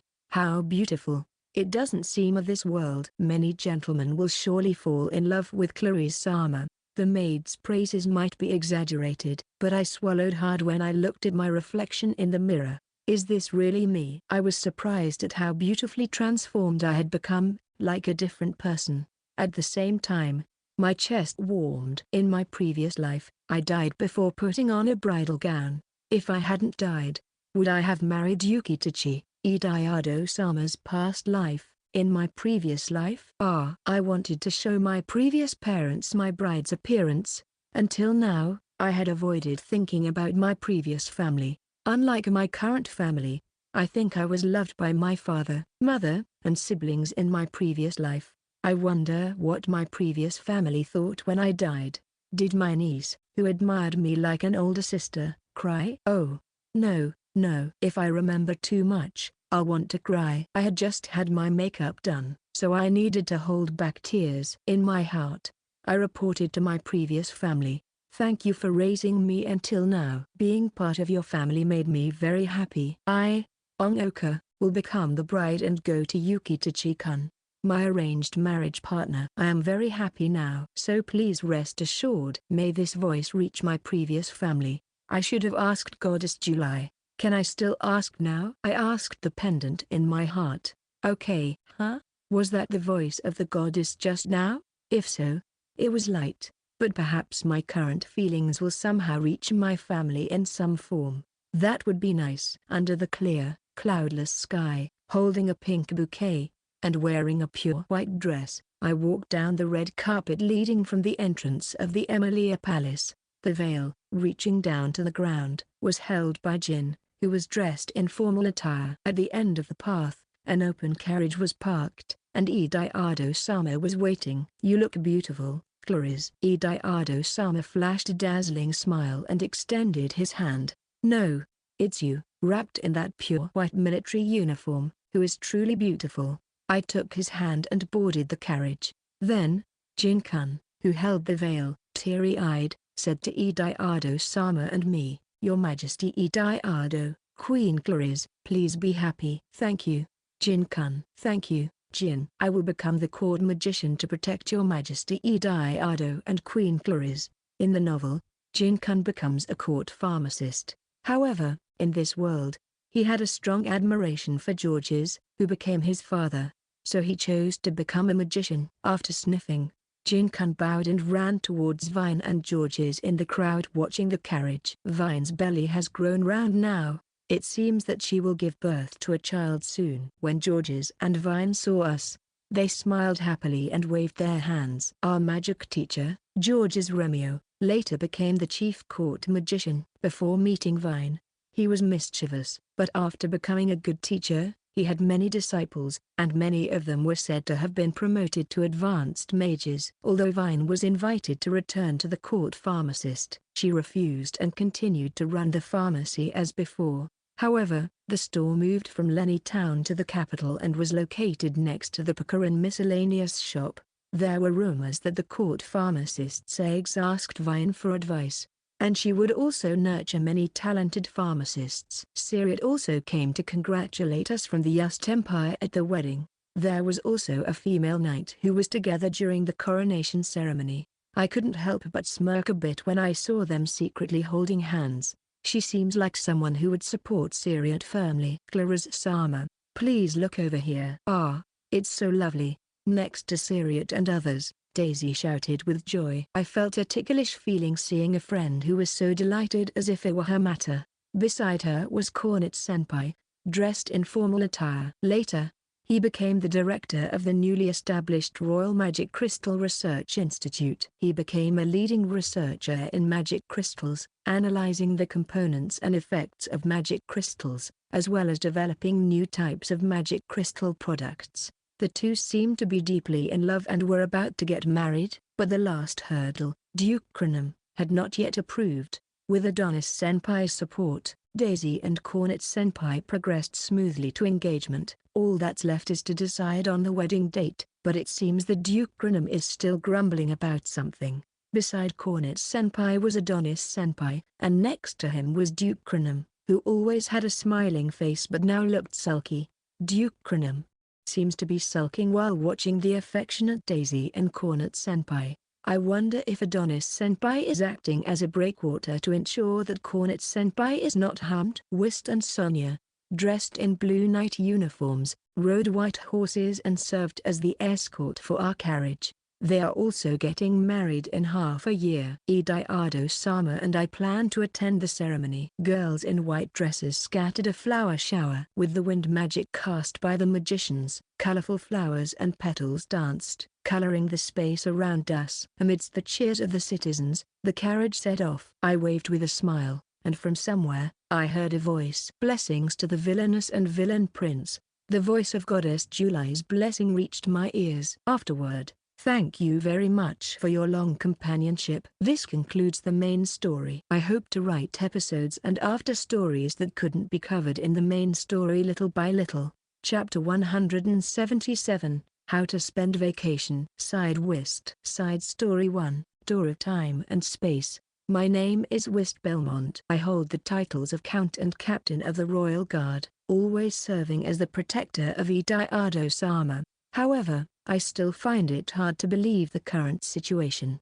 Not too long ago, I was just a knight baron, and in my younger days, I was a commoner. Climbing the social ladder was something I considered an impossible dream. When I started attending the academy, I was a member of the Knight Order, but I struggled to be noticed by the operational units. Actually, the second execution unit is short on manpower. We need someone with skills. If that's the case, the one over there would be a good choice. He's the second son of Count Barry. Oh, by the way, who is that wielding a sword over there? Quite a skillful swordsman, but that's the son of a commoner who became a knight baron. Can't make many connections with him. Coming from a commoner background, I was looked down upon even by the Knight Order. I was rarely allowed to shine in combat, and my skills were underutilized. I spent most of my time either practicing at the training grounds or performing miscellaneous tasks assigned by senior knights. But meeting Ediardo-sama changed my life. Whist Belmont,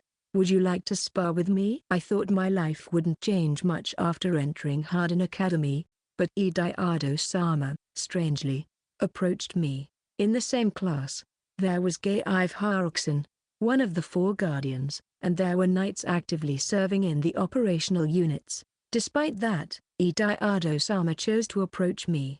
Bypassing those individuals, the first prince is not well liked. He could only approach a commoner. The knight who had been active and the operational units said this in a somewhat bitter tone. Whatever the reason, being approached by a prince of a country was a big deal. It felt like a dream, and I was incredibly happy. Moreover, there were rumors that the first prince was not as good as the second prince, but I quickly realized during our spar that Ediardo-sama was skilled in both swordsmanship and magic. I also had the opportunity to spar with the second prince, Arnold, but frankly speaking, Ediardo-sama's skills were superior. It was just a gut feeling, but I believed that he was the one destined to become the king.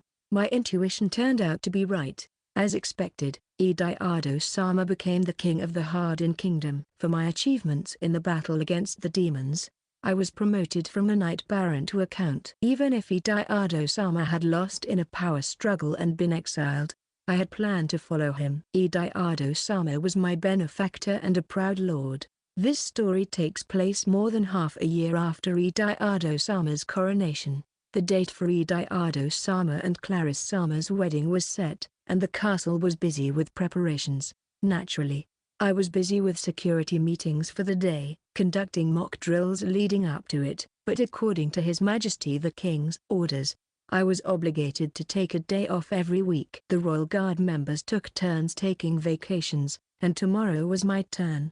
Returning to the office of the Captain of the Royal Guard, I sat on the sofa by the window and sighed. A day off. What should I do? I don't like staying still, so I want to do something only possible on a day off, but I don't know what. At that moment, there was a knock on the door. Whist, it's me. Just hearing that voice through the door made my heart race. It was Sonia-chan. Her clear and dignified voice was refreshing, undoubtedly hers. I wonder what she wants. Her work hours for today should be over. Does she have some business with me outside of work? My face reflected in the window caught my eye, and I was shocked. What's with this sloppy face? I look so disheveled from happiness. I can't meet Sonia-chan with such a face. I managed to tighten my facial muscles and return to a normal expression before opening the door. Then, Sonia-chan smiled with an incredibly cute smile and tilted her head. Ugh. That smile just now had the destructive power of an advanced explosion magic. Anyway, Sonia-chan's smile is ridiculously cute. The contrast between her dignified self in battle and this adorable smile creates an irresistible feeling. I'm probably the only one who notices this level of cuteness. Being acquainted for a long time, she shows me this unaffected smile. I like her too much. Lately, I find it increasingly difficult to control my feelings. Although my heart may be in turmoil, as a knight, I must always maintain composure. From an outsider's perspective, I probably appear quite calm. Do you need something, Sonia-chan? Yeah, I wanted to talk a bit. Sonia-chan lowered her head a bit, scratching her cheek with her index finger. Even the gesture is cute. Managing to tighten my loosening facial muscles, I inquire, talk? Yeah. Tomorrow is your day off, right? I'm also off, so I thought we could go shopping together. Shopping together? Shopping together? Shopping together? No. Calm down, me. This is not the time to keep repeating Sonia-chan's words in my head. In situations like this, we might go with everyone, not just the two of us. It's okay, but should we invite others? That could be fun too, but this time, I wanted to go with Whist alone. She seems a bit embarrassed. Her face slightly reddened. That face is incredibly cute. Sonia-chan invited me unexpectedly and wanted to go alone. In my heart, I offer a prayer of gratitude to the god of chance. Oh, God, thank you for being born. Is it okay to consider this a date? Is it okay to assume we share mutual feelings? Sonia-chan, who doesn't get a clear response from me, wears a slightly anxious expression. I think it's better with everyone than just the two of us. Of course. Let's go shopping together tomorrow. Really? Great. I'm looking forward to it. Saying that, she left the room. I waved to her with a smile. After she left, overwhelmed with joy, I unintentionally clenched my fist tightly and shook my body. Alright. I want to scream in joy, but I diligently force myself to exercise self-restraint. Remaining silent, I, who was in ecstasy, leaned against the wall and took a deep breath. Somehow, it's getting tense. I don't want to disappoint Sonia-chan, who's looking forward to it. Now, where should we go? It's the first time I've gone shopping alone with a woman. Going to a weapon or armor shop is probably not the right idea. Conquering a dungeon together sounds fun. Wait, are we going shopping in the first place? Calm down, Whist Belmont. I want to consult someone. The first face that comes to mind is Ediardo-sama. But I can't consult my lord about such things. Although he would probably willingly help, it still feels inappropriate. Next, Cornet-senpai comes to mind. He's knowledgeable and reliable. He helped me with advice on magic stones before, but it's probably hard to consult him about matters of love. He probably has about as much romantic experience as I do. The next face that comes to mind is Adonis-senpai. It's a bit scary to consult that person. There's no basis or reason for it, but my instincts tell me that it's not good to ask him for help or advice. That leaves only one person. Leaving the room, I quickly walked toward a certain place. Chapter 178, Professor George's Love Consultation Class. Side Whist. Side Story 2. So, did you come to consult me? The earnest and loyal knight, Whist. Somehow, that was a harsh way to put it. The ones I chose as masters are Ediardo-sama, Claris-sama, and Professor Georges, who is also Sonia-chan's magic instructor. Professor Georges, who has returned as a court magician, has been given a private room next to Professor Tolman's. At this stage, he seems to be in the role of Tolman-sensei's assistant. A bed for short naps, a bookshelf, and a neatly arranged desk. Except for days with work, he spends time in this room, while his wife, Professor Vine, waits at their home. There's little evidence of him using this room. You're the fourth to consult me about love. Fourth, when you have students of a certain age, you often get approached for love advice. I wonder if Ediard and Cornet-senpai also sought love advice? Well, with Professor Georges' extensive experience, I can rest assured. So, did something happen with Sonia? Wow, Sensei, you're amazing. You guessed it without me saying anything. Well, it's pretty obvious from your attitude. In fact, it's strange that Sonia hasn't noticed your feelings, given your obvious demeanor. Is that so? I tried not to show it in public, but maybe I let my guard down in front of close friends. Although I've made sure not to display these feelings in public, I may have relaxed in front of those close to me. In reality, Sonia-chan, Sonia-sama, invited me to go shopping tomorrow. Oh, a date invitation. Good for you. So, Is it okay to consider it a date? Sensei, can't you figure that out yourself? Well, in our childhood, we used to play together a lot. Do you think it's an extension of that? Well, Sonia seems a bit clueless about romance, so it's possible. Anyway, whether it's an extension of friendship or not, it's up to you to make progress from there. I see. Certainly. That's right. Even if she thinks of us as friends, if I do my best, I might be able to advance our relationship after tomorrow's date. But I have no idea how far I want to go with Sonia. How far do you want to go with Sonia?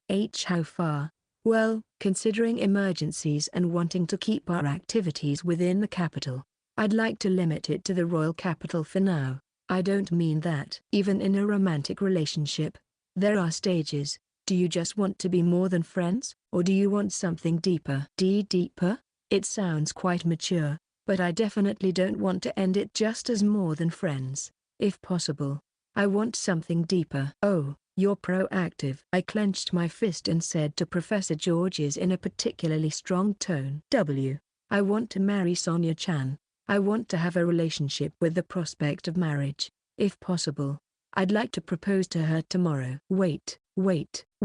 You're jumping ahead too much. It's your first date, right? With your current level of romantic skills, proposing tomorrow is as difficult as a rookie knight challenging a dragon alone. Is it that difficult? But if we're going to become a couple after tomorrow's date, we might also kiss or hold hands. We'll eat together. Without making a promise of marriage, doing those things without it seems a bit. In response to my appeal, Professor Georges made a bewildered expression, pressed his temples with his fingers, and sighed deeply. You're too extreme. Whist. Well, Sonia is inexperienced in love too, so it might not be impossible to think about proposing after your first date. Nobles sometimes marry without even going on a date, right? Well, until recently, we were commoners, so my parents and relatives had love marriages. Anyway, you have to gradually close the distance while observing Sonia's reactions. Be especially cautious about the timing of a kiss. Don't even think about proposing by tomorrow. Professor Georges is truly something. Understood. I'll observe Sonia-chan's reactions and confess. And, if possible, I'd like to kiss her too. Love is quite similar to swordsmanship. It involves observing the opponent's reactions and planning the next move toward victory. Love is truly profound. I wonder if this guy will be okay. Professor Georges muttered something with a small voice of concern, but I couldn't hear it. The next day, I arranged to meet Sonia-chan at the Clock Tower Plaza near the Royal Castle. Wearing a black shirt with a silver breastplate, and black bottoms made of ample fabric with a tight hem.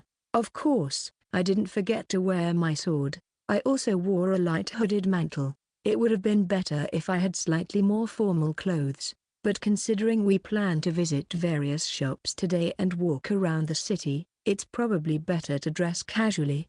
I arrived earlier than the meeting time. I'm too enthusiastic. It might be embarrassing if someone notices how eager I am. As I was pondering over such things, I thought I came early, being all excited.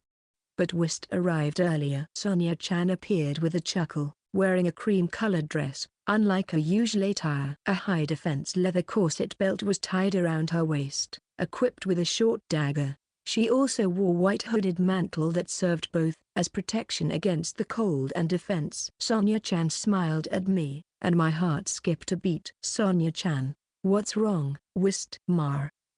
With a puzzled expression, Sonia-chan tilted her head, and I swallowed the words I was about to say. I almost blurted out, marry me. Right off the bat. That was close. Sonia-chan, you're too cute today as well. Seeing Sonia-chan so excited, I can't help but feel happy. Maybe she was looking forward to shopping with me. I tightened my face, which was about to crumble, and took Sonia-chan's hand, saying, well, let's go, Sonia-chan. Why yeah. Sonia-chan looked a bit surprised but nodded happily. Meanwhile, Georges and Vine were discreetly watching the young couple from a little distance. He was about to say, marry me, earlier, weren't you? That guy. Yes.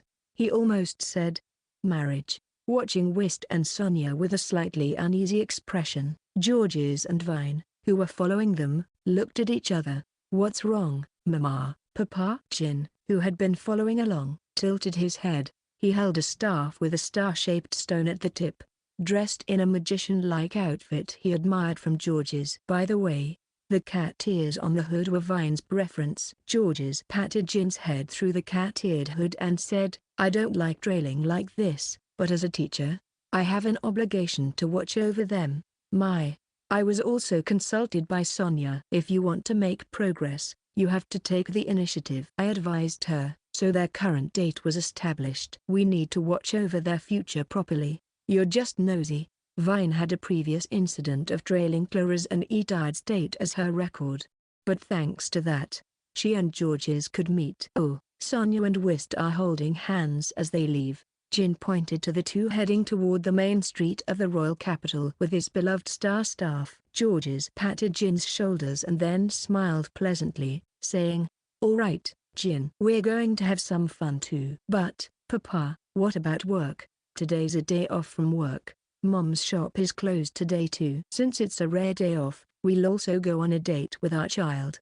Besides, I just want to enjoy myself." "It's just that you want to have fun." Hearing their conversation, Jin happily started singing, Dates. George's placed a finger on his lips and told Jin, "But, keep in mind, it's also hide and seek. Make sure not to be found by Whist and Sonia." "Yes." Chapter 179, Love Doesn't Go Like Swordsmanship, sighed Whist. Side Story 3, I led Sonia-chan away from the clock tower plaza, hand in hand. "Where should we go first?" While pondering, I suddenly stopped walking and turned around. There seems to be a family following us from behind. They're trying not to make eye contact and are all facing in the opposite direction. I involuntarily pressed my fingers to my forehead, furrowing my brows. It's Professor George's, Professor Vine, and even Jin-kun. Did they come to check on us? Using the invisibility magic, lost interest here. They seem to be trying not to be noticed by us. Unfortunately, they can't deceive me. I keep my senses sharp at all times, always alert even on days off. Sonia-chan seems to have noticed the teacher's presence, offering a troubled smile as she glances back. "Well, I can't tell them to go home, and it seems like they're enjoying themselves looking at stalls with Jin-kun. They don't seem to be constantly watching us, so I guess I don't need to worry too much. For now, let's think about where to go without worrying about them." Yesterday during the lesson, I remember Professor George's suggesting that going to the Magic Stone shop would be a good idea. Magic Stone shops have various items. I wonder which store is good? I'm tempted to ask Professor George's behind me, but I'll endure. Magic Stone shops not only have items for adventuring but also accessories that girls would appreciate. It might be nice to buy an accessory that suits Sonia-chan. Although our salary as knights was meager, after becoming Ediardo-sama's exclusive, the pay increased significantly. So, I think I can afford something a bit better. "Oh, Whist, is that shop okay?" Sonia-chan pointed to a Magic Stone shop at a stall. "I don't think there's anything too expensive, and if Sonia-chan wants to go, it's fine." So, we decided to visit the stall with Magic Stone accessories. The elderly lady running the stall smiled as she looked at us and said, "Oh my, a couple?" "In that case, how about this pair of bracelets?" Sonia-chan and I both blushed simultaneously. Do we really look like a couple? When we were in the night order, even if we walked together, we had never seen that way. Probably because we were in uniforms. Since you're holding hands so lovingly, there's no need to be shy now, huh? See, come to think of it, I might have unconsciously been holding Sonia-chan's hand. Well, we used to hold hands like this when we were kids. I glanced at Sonia-chan, who had a face redder than before. She seemed embarrassed, but not unwilling, right? If that's the case. Sonia-chan looked at me with a surprised expression. I had unintentionally gripped her hand even tighter than before.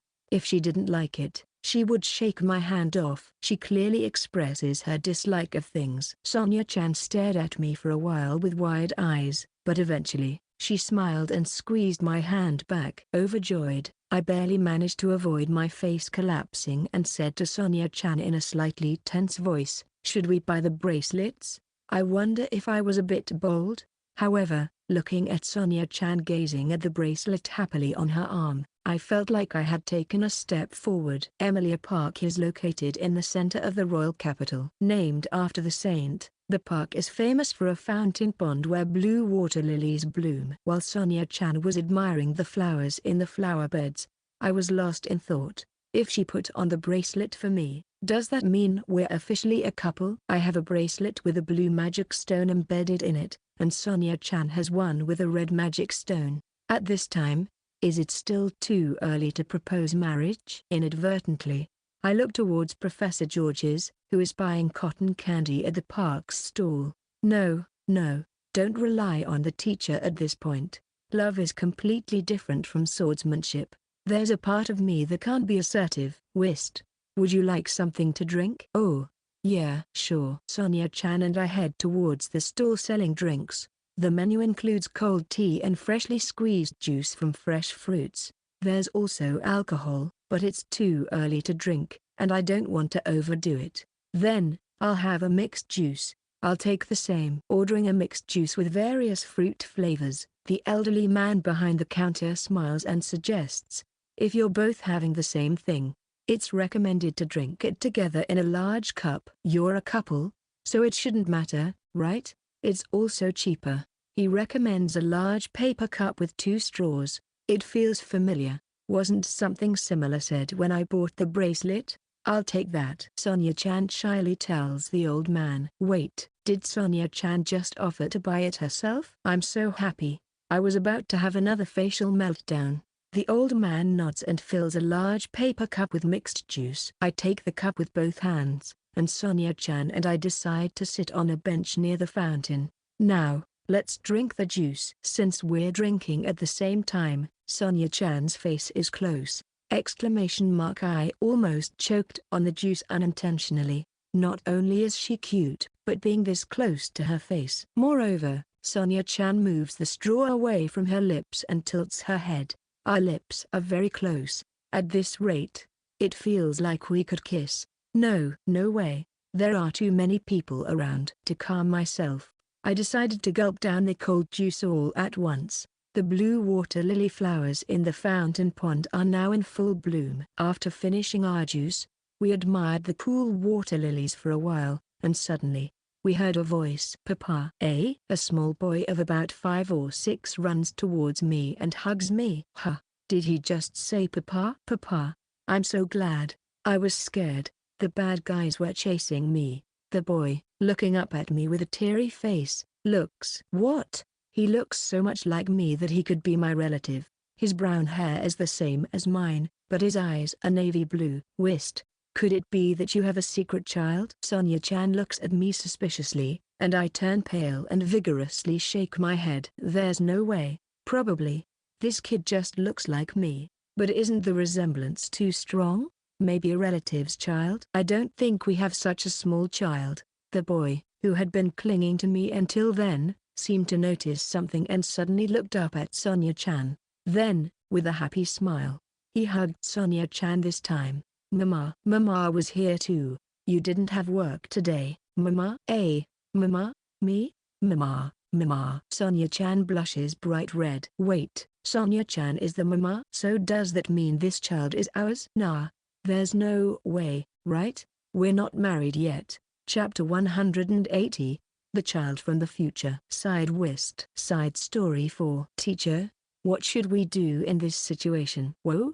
Did you guys notice our presence? We, who had never been treated like mom and dad by an unfamiliar child, had no choice but to seek advice from Professor Georges and Professor Vine. The teachers seemed surprised, thinking they hadn't been found by us as they had followed us without being noticed. Jin, who was eating cotton candy, was the only one laughing, saying, "We've been spotted." A boy looked enviously, watching Jin's cotton candy while sucking on his fingers. Professor Georges, I need to consult with you privately. A child claiming to be our son has appeared. 12. Professor Georges spat out his drink, and Professor Vine almost dropped her ice candy in surprise. Professors Georges and Vine stared closely at the boy's face. After comparing our faces and theirs, Professor Georges patted my shoulder. Skipping marriage and going straight to having a child, You guys are quite bold.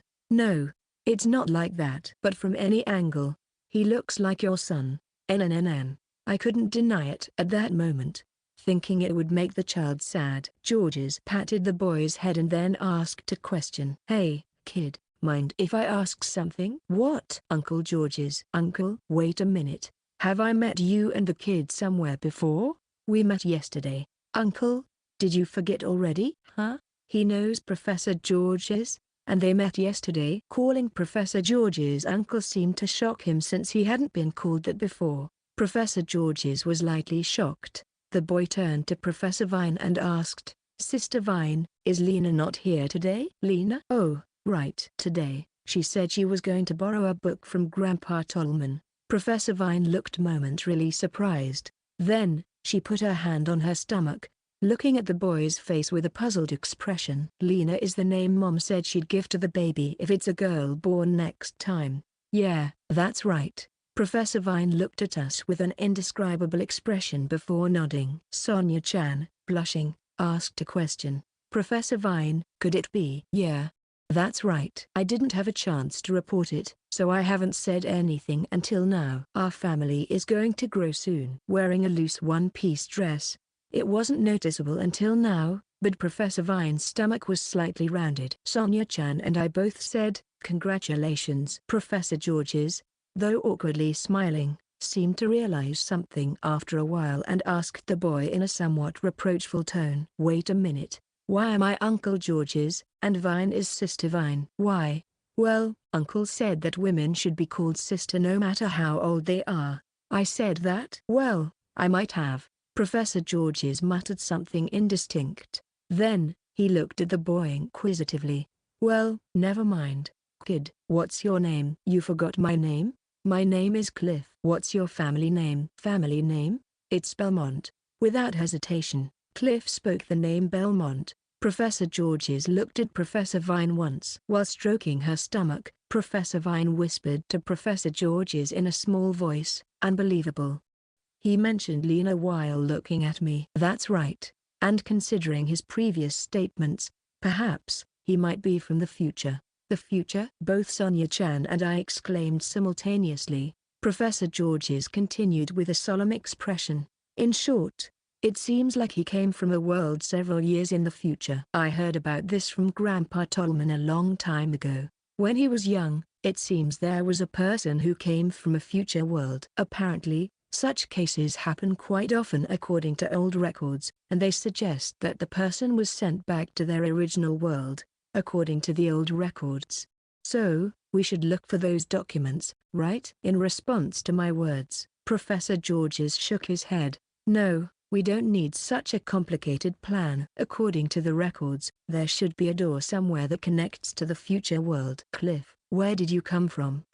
That way. Cliff pointed towards the east side of the park, in the direction of a residential area with narrow alleys, even narrower than those in the capital. It was a maze-like place, and those unfamiliar with the area could easily get lost and fail to find their way to the main streets. You managed to come here alone in such a complicated place. I was out in the city with the escort. Then, I got surrounded by scary, black people. What was the escort doing? In response to my question, Cliff made a face that seemed about to cry and hugged me. The escort was trying to hand me over to those guys. What? This child was betrayed by the escort. Such a terrible thing to do to a child who was still so young. Perhaps recalling the fear from that time, Cliff's body was trembling. I used the smoke magic to somehow escape. You can use smoke magic. Impressive. While wiping away tears with his finger, Cliff smiled proudly as Professor Georges patted his head. The magic Uncle Georges taught me worked well. It seemed that Professor Georges from the future had taught Cliff. Georges nodded approvingly and patted Cliff's head again.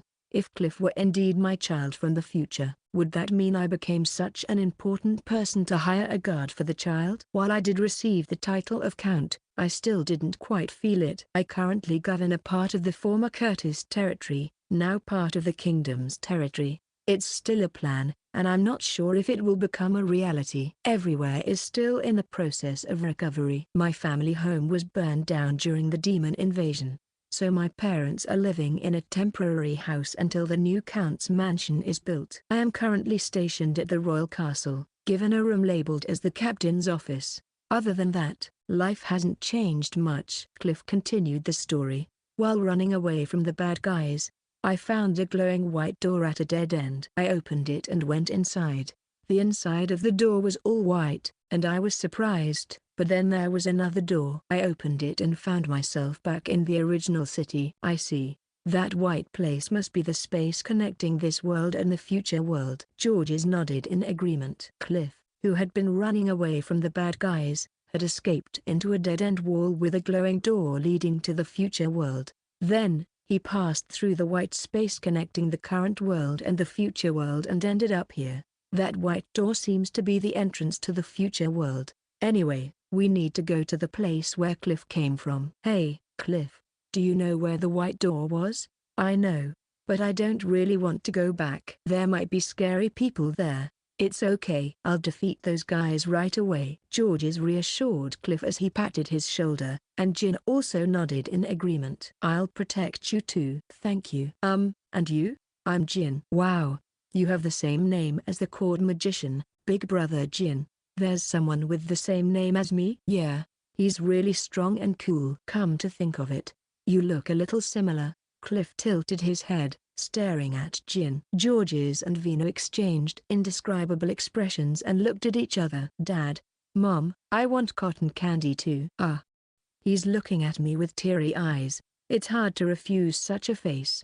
Besides, this child must have been really scared, chased by so many adults. Sonia-chan and I nodded to each other, then took Cliff's hand and headed towards the stall selling cotton candy. Chapter 181, The Betrayer Knight and Men in Black Side West. Side Story 5. Children are truly busy. After enjoying cotton candy, they ran to the park to see a street performance, shouting, "We want to see that!" Along with Jin-kun. After thoroughly enjoying the street performance, they see bubble liquid being sold at a stall and say, "We want to do that," and start running again. Seems like Jin-kun and the kids have become good friends. They run hand in hand towards the stall selling bubble liquid. Sonia-chan buys bubble liquid and hands them bubble wands. The two kids happily start blowing bubbles. Looking at Sonia-chan, her eyes shining as many bubbles dance in the sky, I feel a flutter in my chest. If I ever get married and have kids, will I play with them like this? Cliff runs towards me and hugs me as soon as our eyes meet. Papa, let's blow bubbles too. What is this? This unprecedented feeling of happiness. Watching this child's smile makes me feel warm. It's different from finding a young child cute. I just can't feel detached like with others. If this child can't return to the original world, can I take them in at the Belmont house? He might be my child from the future. Maybe they are Sonia-chan's and my child. Their face resembles mine, but the eye color is the same as Sonia-chan's. If that's the case, it would be great. I tightly embrace Cliff, who is innocently leaning on me. At that moment, birds in the park take off all at once. The previously relaxed atmosphere changes into a tense one. An unsettling presence. No footsteps, but there are several approaching us. Zazazazazazat. Zazazazazazat. Zazazazazazat. Men in black surround us. They wield swords, daggers, knives, and the like. Kawa. It's an armed group in black. Call for help. Report to the Royal Guard. People in the park scream and flee at the appearance of the armed group. The street vendors hastily pack their goods, and the stall owners abandon their stands and flee. Are these the bad guys chasing you? I ask Cliff near my ear, and he trembles and nods. One of the men in black says to me, "Hand over the child." What business do you have with this child? I ask the man behind me while still holding Cliff. The irritated voice comes back, "Just shut up and hand them over. What if I refuse? Then you'll die right here." Men in black rush at us from all directions.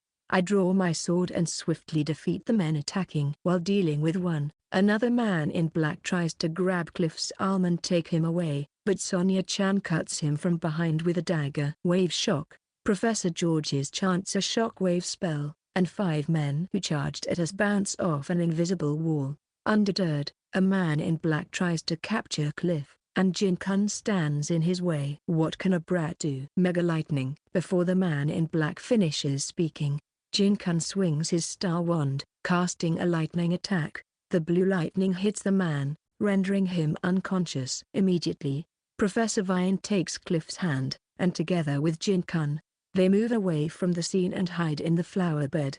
The remaining half of the men in black, along with a man who looks like a knight, brandish their swords. They wear black clothes similar to the armed group, but the swords they hold are the ones provided to the Harding Kingdom's knights. I store the sword I received when knighted as a commemoration, but many knights prefer to use the supplied knight swords. Why is a member of the Knight Order collaborating with these suspicious individuals? The knight recognizes my face and shows a dismayed expression. General Sama. Why are you here? I'm not a general. Now that you mention it, you're quite young. Could you be a relative of the general or something? No, I'm not. You're from the Harding Knight Order, right? Which squad are you from? Unfortunately, I'm not part of the execution unit. My main job is to serve as an escort for noble folks. Your name? I go by the name of Baden. It's somewhat well known, I suppose. Baden? Who's that? I tilt my head in confusion, and Baden seems irritated. HMPH, you're a knight from the countryside. If you don't know me, I don't know what I don't know. My indifferent response seems to irk Baden. Well, you're quite the ignorant knight from the sticks. If he's famous for defeating legendary monsters, I haven't heard of him, especially as an escort. I decided to ask Baden a question. Why would a grown man relentlessly chase a child like this? I was hired as this kid's escort, but then, a certain noble offered me an outrageous sum to hand the kid over. I decided to accept that noble's request. What happens if you hand over the child? Holding the child hostage, I'm supposed to call out the general alone and finish him off. If the general dies, the current king is as good as losing his right-hand man. It will be my employer's reign then. The king's right-hand man? General? If it were General Robert, even if the child isn't his blood relative, he would probably go alone to rescue the child held hostage. The man smirks and extends his hand, beckoning me. I won't say anything bad. If you join us, you can receive an outrageous reward too. You seem like a poor knight from humble beginnings. Wouldn't you be envious of your relative, the general, living a good life? If you join us, you can have a better life than now. No, I'm not related to any general. Perhaps this person was tempted by some noble just like me now. He seems like the type to be jealous if his relatives prosper. Currently, I'm dressed casually to blend in with the commoners. It's not unreasonable for them to think of me as a poor knight. Getting blinded by an outrageous reward and betraying your employer is unimaginable for a knight, or rather, for any decent person. You will regret betraying your employer. You seem like a lower-ranking knight, but the name Baden is not to be taken lightly. I don't know about that. I ready my sword and charge at the knight, either unable to keep up with my movements or without the composure to draw his sword. The opponent had no chance. I swing my sword horizontally, slashing his abdomen. What? That's too fast. I'm holding back significantly. Why such swift movements? Only the general. Damn. Why is a skilled person like you here? Before the traitor Baden could swing his sword, he clutches his stomach and collapses on the spot. The remaining men in black hesitate as they witness Baden fall, but realizing there's no turning back, they all rush at us. Wave shock. Professor Georges chants a spell, and everyone is sent flying as if hitting an invisible wall. Despite that, two men in black who manage to get up are swiftly taken down by Sonia-chan with her dagger, confirming that everyone has fallen. Professor Georges says, "It seems these guys also came from the other world chasing Cliff. Shall we wake one up and get some information?" Since I've avoided fatal injuries, it's possible to tighten the screws and extract information. In response to my question, Professor Georges shrugs. Since they seem to be unaware of the situation, even if we interrogate them, we might not get much useful information. The guards will arrive soon, so let them handle the cleanup. The traitorous escort knight and the men in black are taken into custody by the royal guards who responded to the residents' reports. Fortunately, one of the guards is my classmate, and we are released after a brief questioning. Professor Georges pats Cliff on the shoulder and says, "Well, the bad guys are gone." "Cliff, could you guide us back to where you originally came from?" "Yeah." Now that Cliff no longer has to fear the adults who chased him, he nods enthusiastically with a clear smile. Chapter 182, Door to the Future. Side West. Side Story 6. Following Cliff's memories. The place we arrived at was a residential area alley slightly away from Emilia Park. As we headed toward the direction where stray dogs were barking incessantly, we found a white door shining on a brick wall. "Did you come out from this door?" In response to Professor George's inquiry, Cliff nodded silently. "Is the world beyond that door the future?" I gently opened the door and find a completely white space on the other side. "Probably. If you pass through this white space, you should reach the world beyond." "Good. The path to the future world hasn't been cut off yet." "Cliff, run straight through this white space." "Huh? Why?" Cliff blinked in response to Professor George's words. It's troublesome to be told to run through a white space with an unseen future all of a sudden. Professor Georges patted Cliff's shoulder and spoke in a comforting tone.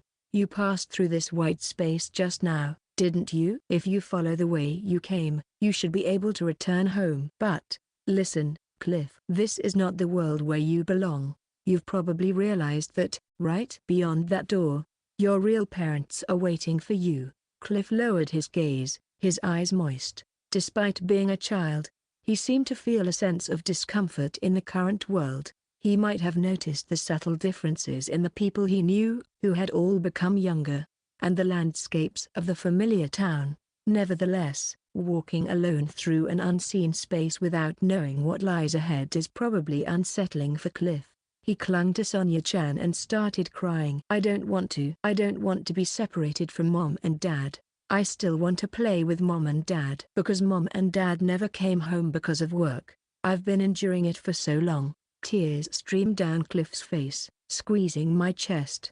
Had his parents been unable to come home due to work? If Cliff is our child, that could be plausible. Given the nature of the job of protecting Ediardo-sama and Claris-sama, it wouldn't be strange for days to pass without being able to return home. As a knight's child, Cliff must have endured for a long time. However, betrayed by the guards, experiencing frightening situations, and feeling anxious and helpless until he reached us. He must have finally reached his limit when told to go home alone. Holding Cliff to reassure him, Sonia-chan, who was patting his back, also looked somehow pained. "In this situation, maybe I should go to the future world as well? Deliver Cliff home, advise my future self, probably, and come back to this door immediately. As long as the path connecting the future world and the current world hasn't closed by then." Just as I was about to think that, "Cliff," a voice came from beyond the door. Cliff lifted his face in surprise and looked towards the door. From the white space, a boy around 17 or 18 years old with red hair and sky blue eyes appeared. "Cliff, we've been looking for you." Following, a girl with milky tea-colored hair and reddish-purple eyes revealed herself. Her face somehow resembled Professor George's. Then, a young man with wisteria-colored hair and reddish-purple eyes appeared. "Wow, he's quite handsome. He could rival even Senior Adonis." Cliff wiped away his tears and stared intently at the three: Prince Leo, Sister Lena, and even Brother Jin. Surprised by Cliff's words, Professor Georges and Professor Vine were taken aback. It's probably because the grown-up Jin is appearing, making it hard to conceal their surprise. They must have compared him with the young Jin many times. The boy dressed as Prince Leo ran towards Cliff and said, "I heard the information that you were being chased by assassins and escaped through this door, so I followed." According to Professor Tolman, this door seems to connect to the world of the past. "The past world?" Cliff seemed a bit confused and tilted his head. How did the information from a corner of the city reach them so quickly? Does this red-haired boy have his information network? He looks younger than us, though. But why did Prince Leo and the others come to welcome me? Anyway, we had to bring you back before the door disappeared, since the ones who could move immediately were me, Jin, and Lena.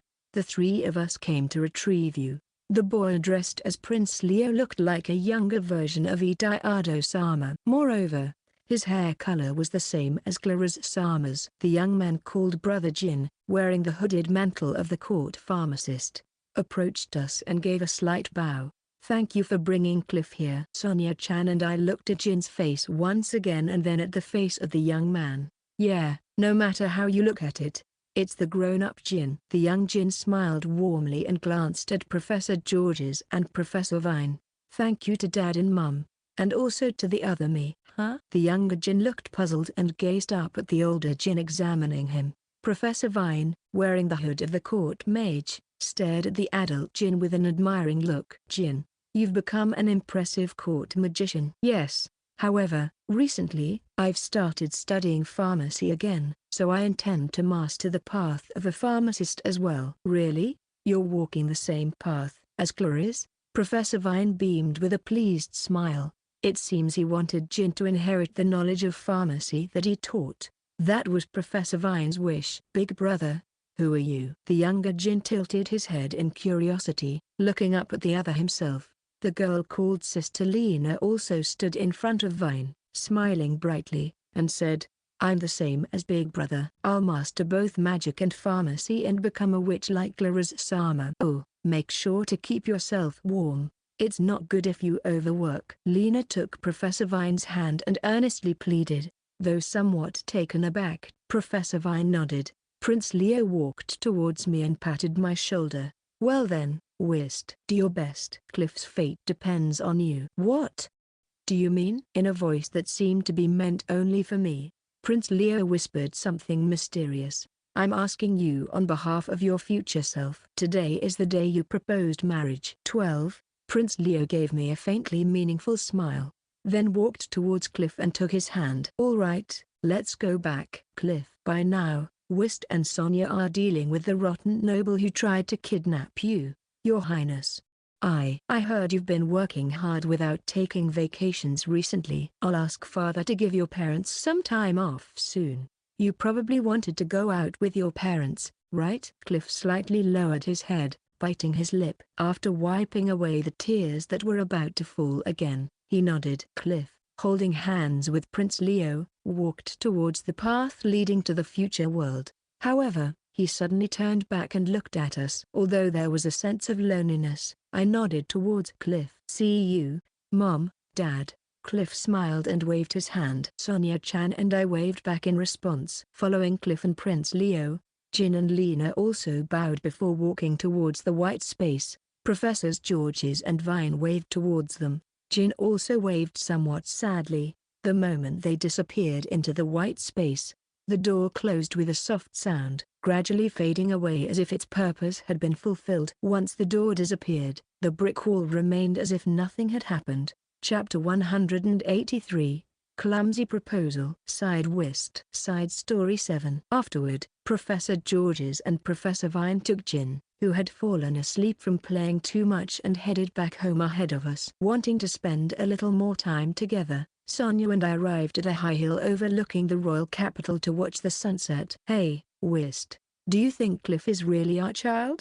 I just don't feel like he's someone else's." Sonia-chan's face, as she spoke while looking down, appeared redder, whether it was due to the sunlight or her blush. Hoping it was the latter, I mustered the courage to ask, "Would you be happy if he were our child?" In response to my question, Sonia-chan's face turned noticeably red this time. She remained bowed, answering in a small voice, "I would be really happy." I hadn't expected her to answer so quickly, and certainly not with such a strong happy.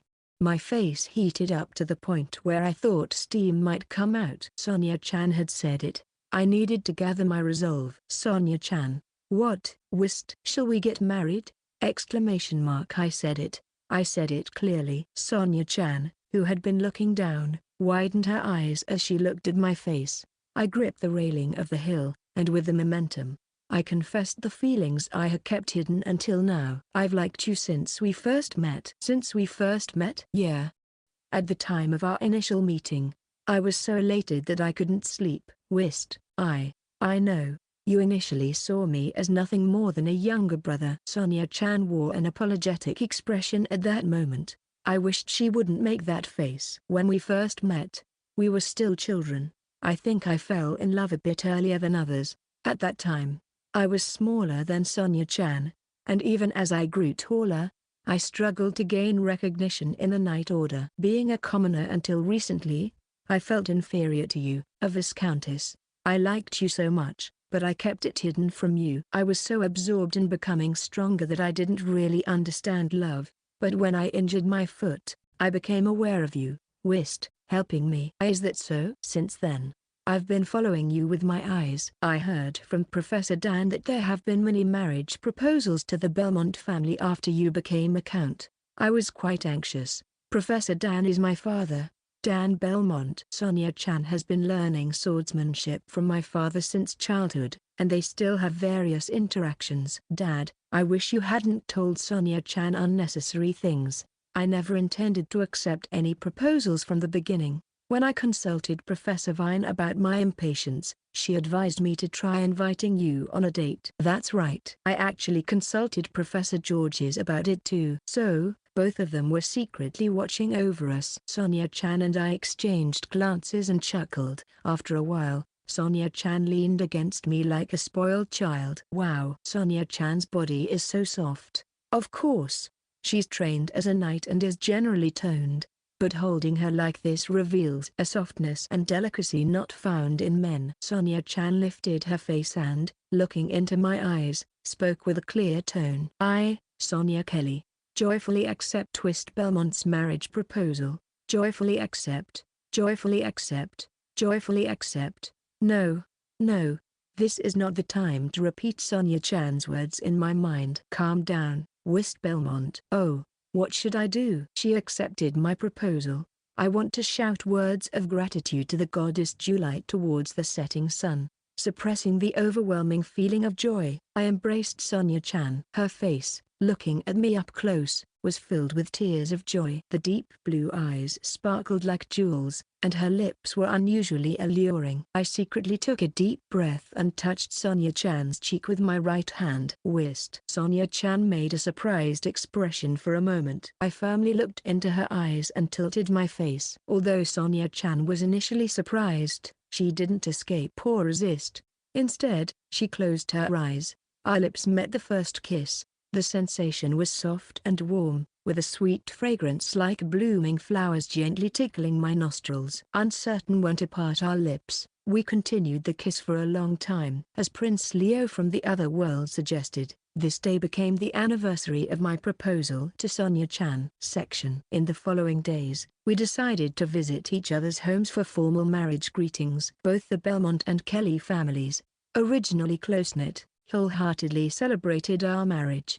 We also had to report to Ediardo-sama and Claris-sama, not only about our marriage but also about the events during the vacation. After all, the appearance of a door leading to the other world within the country was a serious matter. In the reception set in the king's office, Sonia-chan and I sat on the sofa, facing Ediardo-sama and Claris-sama on the opposite sofa. Congratulations, Sonia, Whist. Claris-sama seemed quite surprised when she heard about my marriage proposal to Sonia-chan on our first date. However, she was delighted as if it were her own matter and applauded. Let us know the date and time of the wedding. Claris and I will attend together. The king attended the wedding. Relatives might get nervous, but I'm happy about it. Ediardo-sama added further. Send invitations to Cornet-senpai, Adonis-senpai, and also to Daisy. Is that alright? Until recently, I was just a knight. Well, you're a count now, right? Also, forget about your status at this point. Aren't we comrades who have shared joys and sorrows together? In Ediardo-sama's words, I felt the urge to cry. To be called a comrade, it's too much to bear, yet it fills me with joy. Memories of the journey to find the hero's sword and the first challenge in the school dungeon come flooding back one after another. Looking back now, they are truly enjoyable memories. However, before our marriage, it's the wedding of Ediardo-sama and Claris-sama that comes first. They are still in the midst of preparations even now. After their ceremony is over and things settle down, we plan to have our own wedding. I look at Ediardo-sama and Claris-sama alternately, and I recall Prince Leo, whom I met recently. With the same crimson hair as Claris-sama and the same sky blue eyes as Ediardo-sama, His face was a spitting image of Ediardo-sama. Prince Leo, he must indeed be your child. A very bright-looking and clever prince, he was. Chapter 184, Marriage Announcement and Post-Announcement Side Twist. Side Story 8. A door leading to the future. I would have liked to see that too. Ediardo-sama looked up at the ceiling, wearing a contemplative expression as he muttered. After the marriage announcement, Sonia and I reported the events we encountered during our vacation to both of them. The appearance of a door leading to the other world within the country is a serious situation. It was an unbelievable story, so I was initially anxious about whether they would believe us or not. However, without a hint of doubt, Ediardo-sama and Claris-sama listened attentively to our report. Can you believe such a fantastical story? Just to confirm, I asked Ediardo-sama, who chuckled and then nodded. Georges had already explained the situation, and Professor Tolman also explained the door. Oh, I see. Besides, in this world, nothing is too strange no matter what happens. Ediardo-sama muttered with a somewhat resigned tone, and I tilted my head in confusion. Claris-sama also wore an indescribable expression and smiled wryly, but still, I wanted to meet our child. Right. Hey, I wonder what our child was like? Ediardo-sama and Claris-sama looked at us with keen interest. The face was exactly like Ediardo-sama. The personality was probably similar to Ediardo-sama. The hair was similar to Claris-sama, and the eye color was like Ediardo-sama. Except for the hair, he was almost identical to Ediardo-sama. What? To the astonished expressions of Ediardo-sama and Claris-sama, Sonia nudged me with her elbow and whispered in a low voice. Hey, Whist. There must be a better way to say that. Well, but, he really looked like a spitting image of Ediardo-sama. Prince Leo. That's true, but find a better way to say it. Claris-sama, as if to calm us arguing, asked with a smiling expression. In other words, our child resembles Ediardo-sama? Yes, that's right. The hair was the same beautiful crimson as Claris-sama. Very intelligent, didn't just settle for the position of a prince, and seemed to take the initiative in his actions. I see. Maybe I should have explained it like Sonia did. I unintentionally blurted out my impression as I saw it. When Claris-sama heard about Prince Leo, she let out an envious sigh. I wish we could have met him too. You can meet him soon. Sonia replied with a smile. In the next moment, both Ediardo-sama and Claris-sama turned bright red simultaneously. Right, that's true. Yeah, that's true. Both of them seemed embarrassed. The day to meet Prince Leo also seemed to be approaching. There might even be other siblings born before Prince Leo. After all, how many years into the future did Cliff and the others come from? Even estimating His Highness Leo's age on the younger side, he would be around 15. It's certainly a world that has passed at least 15 years. I wonder what I'll be like in about 15 years. As if to change the mood, Ediardo-sama cleared his throat once. Whist, there's something I want to talk to you about. It's regarding your personnel transfer. Personnel transfer? Yeah, you're going to serve as the captain of the Royal Guard under me for the rest of this year, but from next year, I want you to work as Robert's vice captain. What? A vice captain? For General Robert. Under the command of the highly respected General Robert. I was so happy that I couldn't find any words. Ediardo-sama smiled and continued. Robert intends to have you succeed him as a general eventually. I want you to support Robert as the next general. By the way, the knight who came chasing Cliff from the future referred to me as general upon seeing my face. It seemed like he thought I was related to the general, and I, in turn, casually let it slide. He also mentioned something about taking Cliff hostage to lure out the general, who is the right-hand man of the current king.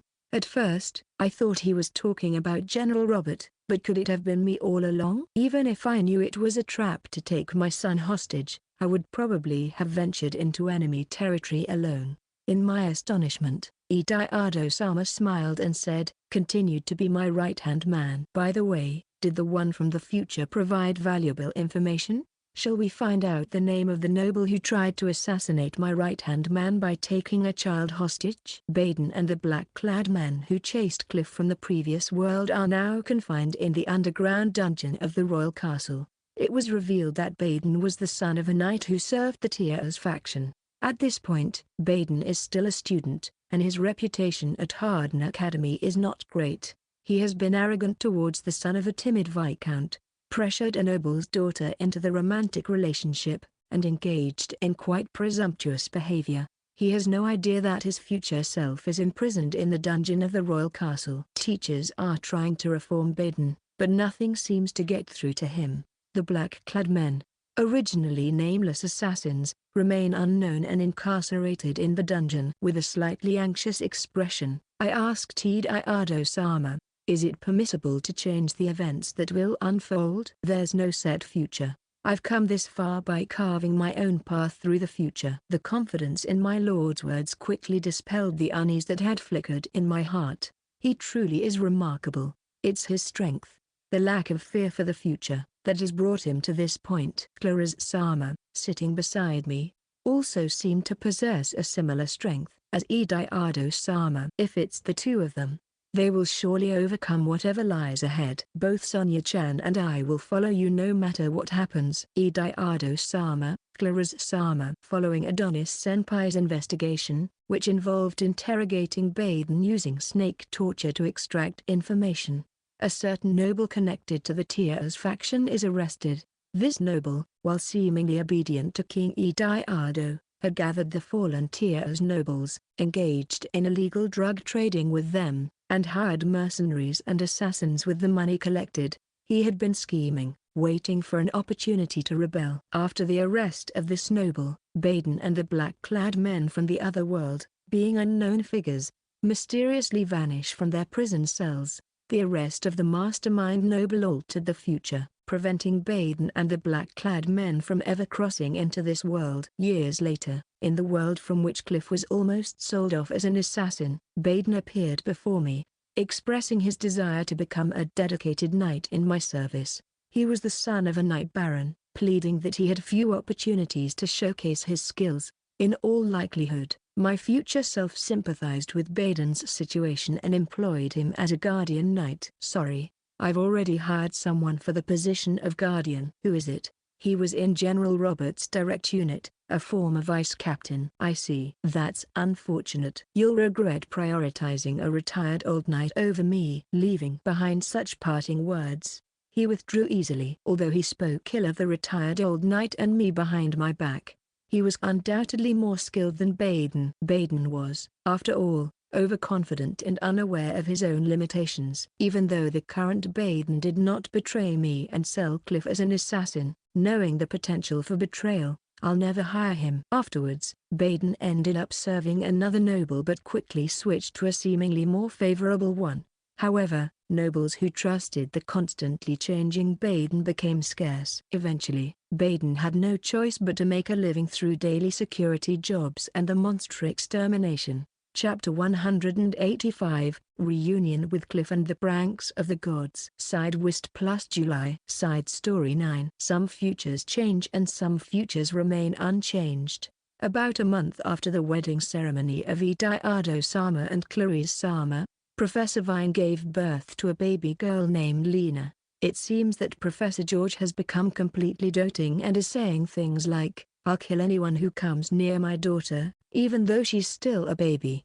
There were concerns among the neighbors, including Pukarin, that Jin might get jealous or throw a tantrum because of the birth of his sister, but Jin was more delighted than anyone about her arrival. He took the initiative to take care of Lena and is often heard saying things like this while soothing her. "Whatever happens, I'll protect Lena, okay?" "Yeah." Furthermore, the first child of Ediardo-sama and Claris-sama, Prince Leonardo, was born the following year. His hair was the same crimson as Claris-sama, and his eyes were the same sky blue as Ediardo-sama. It was indeed Prince Leo, who came to welcome Cliff from the previous world. 2 years later, Princess Iris was born. Princess Iris had golden hair, pink gold eyes, and a face that resembled Claris Sama. The rumors of the beautiful and wise prince and princess of the Harden Kingdom quickly spread worldwide. Prince Leonardo, at the age of 5, and Princess Iris, at the age of 3,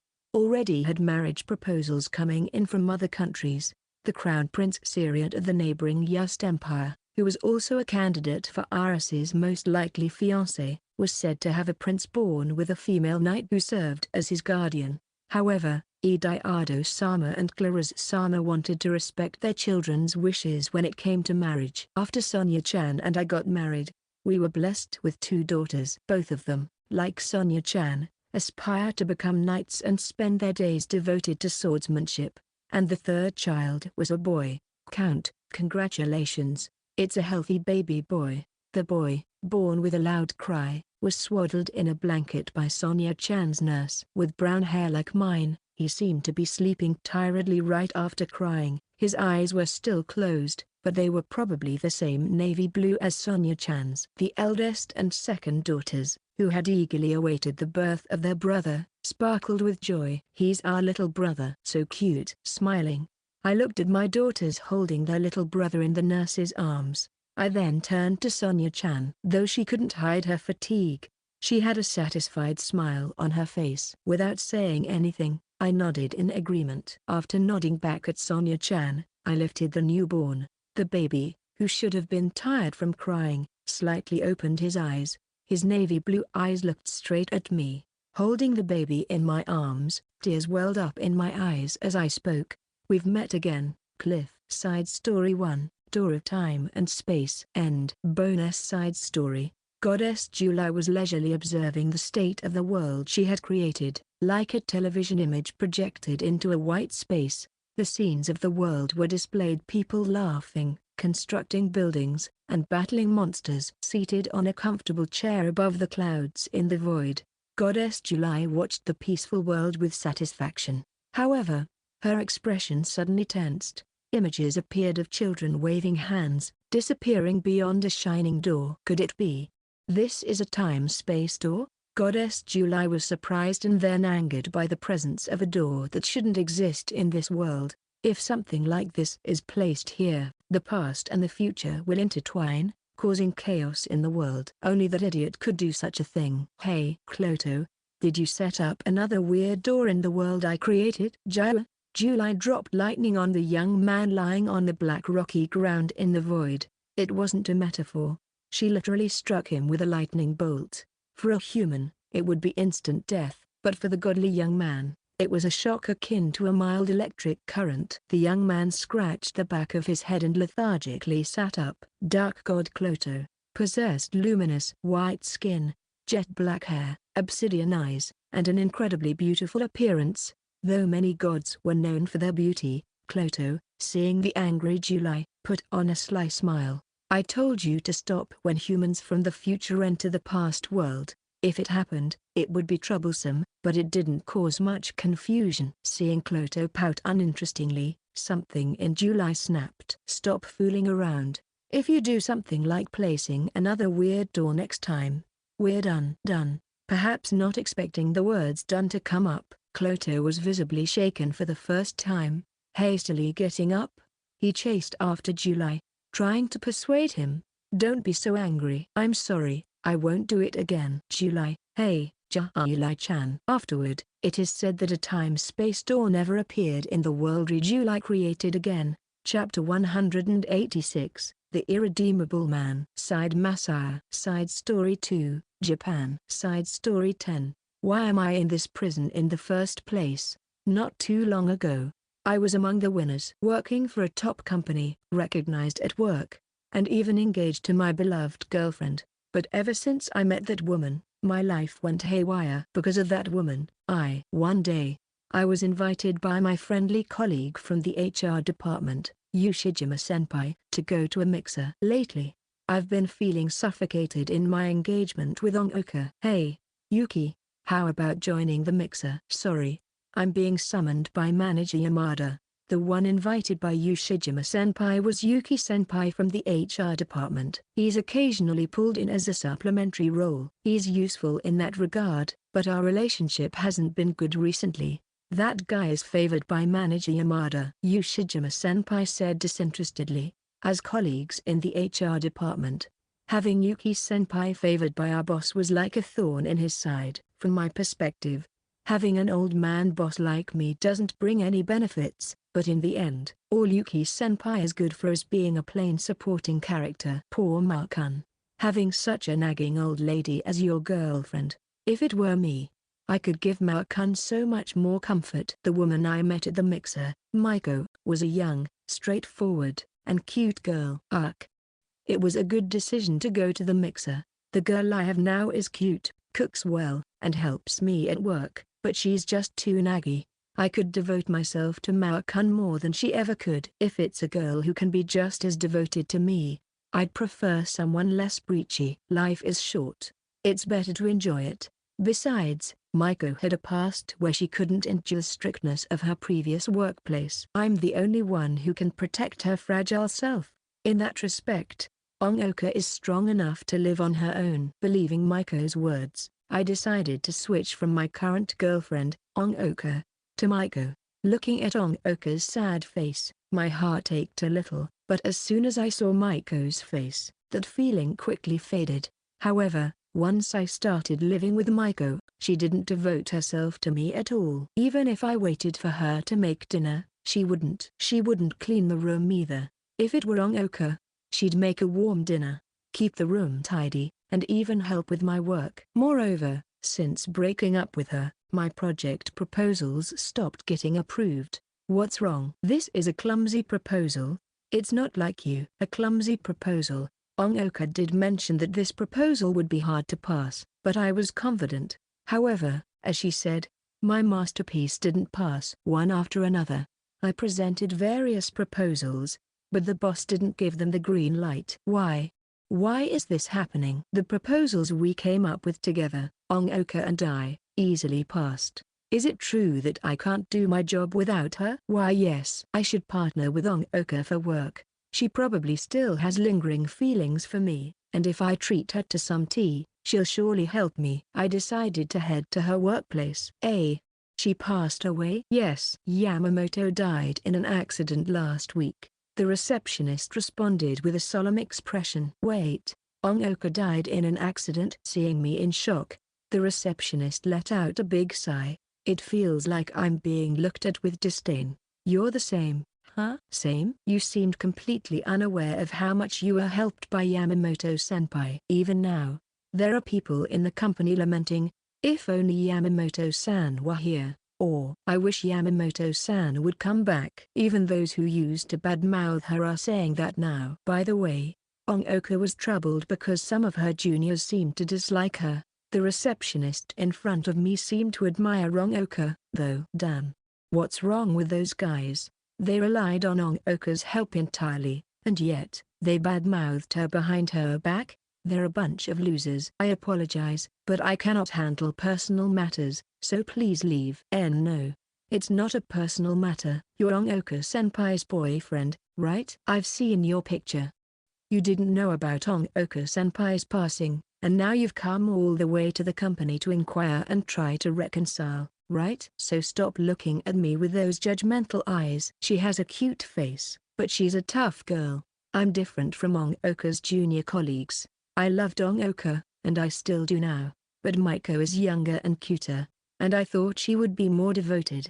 Ongoka is no longer in this world. She won't help me anymore. What am I supposed to do now? Yuki apparently died in an accident. Senpai, you seem happy. That's just your imagination. It's shocking when a junior suddenly dies in the same workplace. Ushijima-senpai, senior in the same HR department as Yuki. It's probably true that it was shocking for someone in the same workplace to die suddenly, but it's also true that he's excited that the competition has decreased. Manager Yamada continues to work as usual, but lately, he often looks lonely while gazing out the window.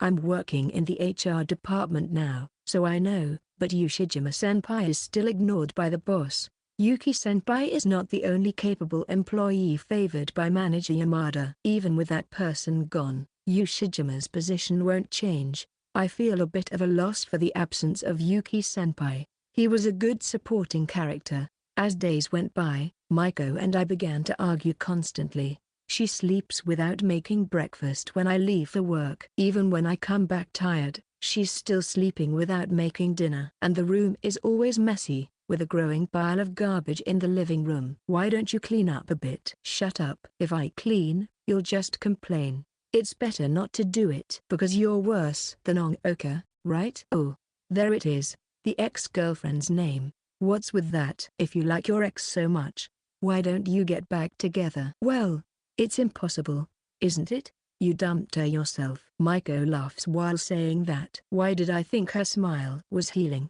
Now it's just irritating. It's because of you that I ended things with Ongoka. If you hadn't appeared lately, Maiko has been going out frequently. She's constantly checking line. The presence of a man.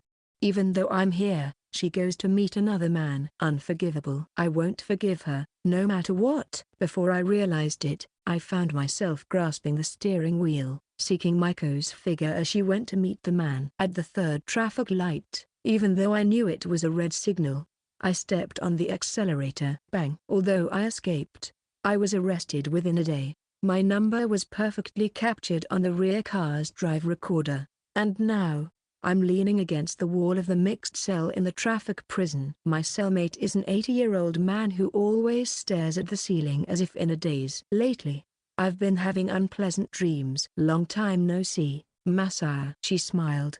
A beautiful woman I had never seen before. Crimson hair, pink gold eyes, and flawless white skin. She was an extraordinarily beautiful woman, not commonly found, perhaps even in the realm of actresses. For a moment, the faces of that woman and Ongoka seemed to overlap. Somehow, I knew that woman was Ongoka. In my dream, she was alive. Moreover, she had become an exceptionally beautiful woman. Ongoka, it was tough without you. At work, it's a precarious situation. Not to mention, I'm in prison now. Even if I manage to get out of prison, I won't be able to work in any decent place. You're the only one left for me. While crying, I tried to embrace Ongoka, but she smoothly extended her palm, showing a rejection reaction. Her face still wore a smile. Masaya. What, Ongoka? I found a new partner and I'm happy. I've found someone special too. Ha! You already have a new girlfriend, so you'll be fine without me, right? But he needs me. I thought I had heard those lines somewhere before. They resemble the words I had told her in the past. You are strong, and you can live alone without me, right? But she can't live without me. That's how I had bid farewell to Ongoka. But the circumstances were different then compared to now. Let me introduce you to my fiancé, Yuki Tachi. Yuki Tachi? Saying that, standing next to her was a handsome man with blonde hair, sky blue eyes, and an infuriating level of handsomeness. His face seemed to overlap with the plain-looking Yuki-senpai. For some reason, I knew this blonde guy was that Yuki-senpai. It's a lie, right? The supporting character is marrying Ongoka. I can't tolerate such nonsense. Why are you marrying Ongoka? You're a man with no abilities other than work. Ongoka, what's good about this plain-looking guy? Tachi protects me. Of course. There are times when I rely on him, but we're partners who help each other. What do you mean by helping each other? While I'm in such a predicament, why are you two happily getting along? I won't forgive this. There's no way I can forgive this. When I woke up, there was a dull gray ceiling. I sighed a few times and raised my upper body. The old man who usually leaned against the wall and stared at the ceiling spoke to me for the first time. You've been having quite a few nightmares lately. Did you get possessed by the ghost of the person you killed? No. Not at all. I'm surprised. You don't seem to feel any guilt for killing someone. That woman deserved to die. Blaming the person you killed for the crime you committed is hopeless. The old man sighed as if he were exasperated. I indeed committed the crime. But it's because of that woman. What could be wrong with that? More than anything, I want to see Ongoka. If she were here, I wouldn't have ended up in a place like this. Ongoka, Ongoka, Ongoka. Section. My name is Claris Charlotte. Today, after a long time, I had a dream about Masaya, whose face I was beginning to forget. It seemed like he was alone in a dark room, but since I had the opportunity, I decided to introduce him as Ediardo-sama. No, To make it understandable to Masaya, I introduced him by his past life's name, Tachi. Masaya had a very surprised expression. Didn't he think I would marry so quickly? By the time I woke up, I had already forgotten Masaya's face. The memory of being jilted was really painful, and I think I wanted to forget it soon. He already has a new lover, and both of us should forget each other, I believe. Claris is not aware that Maiko is Mimilia. Next to me, Ediardo-sama was making regular breathing sounds. It's still too early to wake up. I'll sleep a little longer. Chapter 187, So You Can Be Happy to One. Side Story 11. I had a dream. A woman with crimson hair, clear pink gold eyes, wearing a pure white bridal gown. She held hands with a dazzling man with golden hair and sky blue eyes. The two kissed in a church-like setting, sharing smiles of happiness. Why, I wonder? Although everything about her, her face, eye color, and hair color, was different, I immediately knew that woman was my sister, Ongoka. The woman with crimson hair spoke to me. Yui, I'm marrying Tachi-kun. Tachi-kun. With him, we can help each other and live together. He's a very, very important person to me. Really? Sister, are you happy now? I'm very happy. So, Yui, it's your turn to be happy. Saying that, my sister smiled happily, and tears overflowed from my eyes. She had finally met a wonderful person. Sister, I love you so much. I regretted it for so long. When I heard that Sister Ongoka's engagement was broken, I thought I shouldn't have shown her that story. Destined love. From a commoner girl to a queen. Despite being a commoner girl, Mimilia, adopted into the Baron's family due to her saintly powers, enrolled in a noble school. There, she fell in love with Prince Arnold. Upon learning about Mimilia and Prince Arnold's love, Claris Charlotte, Prince Arnold's fiancée, began to harass Mimilia. However, with each obstacle they faced, the love between the two of different statuses deepened. Jealous and enraged, Claris began to target Mimilia's life. Eventually, Claris, who had committed wrongdoings, was exposed and cornered to the point of taking her own life. Overcoming various difficulties, Arnold and Mimilia were united in marriage. It was a truly captivating and beloved story, one that I recommended to Sister Ongoka. But Sister Ongoka's engagement was broken. Sister Ongoka, my aunt who was much closer to my age than my father, had always been a reliable figure like an older sister. That's why I always called her Sister Ongoka. She used to play with me a lot when I was little and still advised me when I had troubles. So, it was unbelievable that Sister Ongoka's engagement was broken. Moreover, the man chose another woman over Sister Ongoka. Sister Ongoka, unlike the villain Claris, had done nothing wrong. What was the reason? Sister Ongoka, unlike Claris, didn't become a villain and ran away, yet she was left by her ex-boyfriend for another woman. Sister Ongoka should find someone even more wonderful than her ex-boyfriend now. My grandfather and grandmother seem to be sending a lot of matchmaker photos in the marriage proposals to Sister Ongoka. Matchmaker photos. It sounds old-fashioned, but in any form, I hoped for a good encounter. That wish was in vain, and not long after, news of Sister Ongoka's passing arrived. She was reported to have fallen down the stairs and died. Why does my sister have to die right after her engagement is broken? God, this is too much. This is too much. Since then, I stopped reading Destined Love.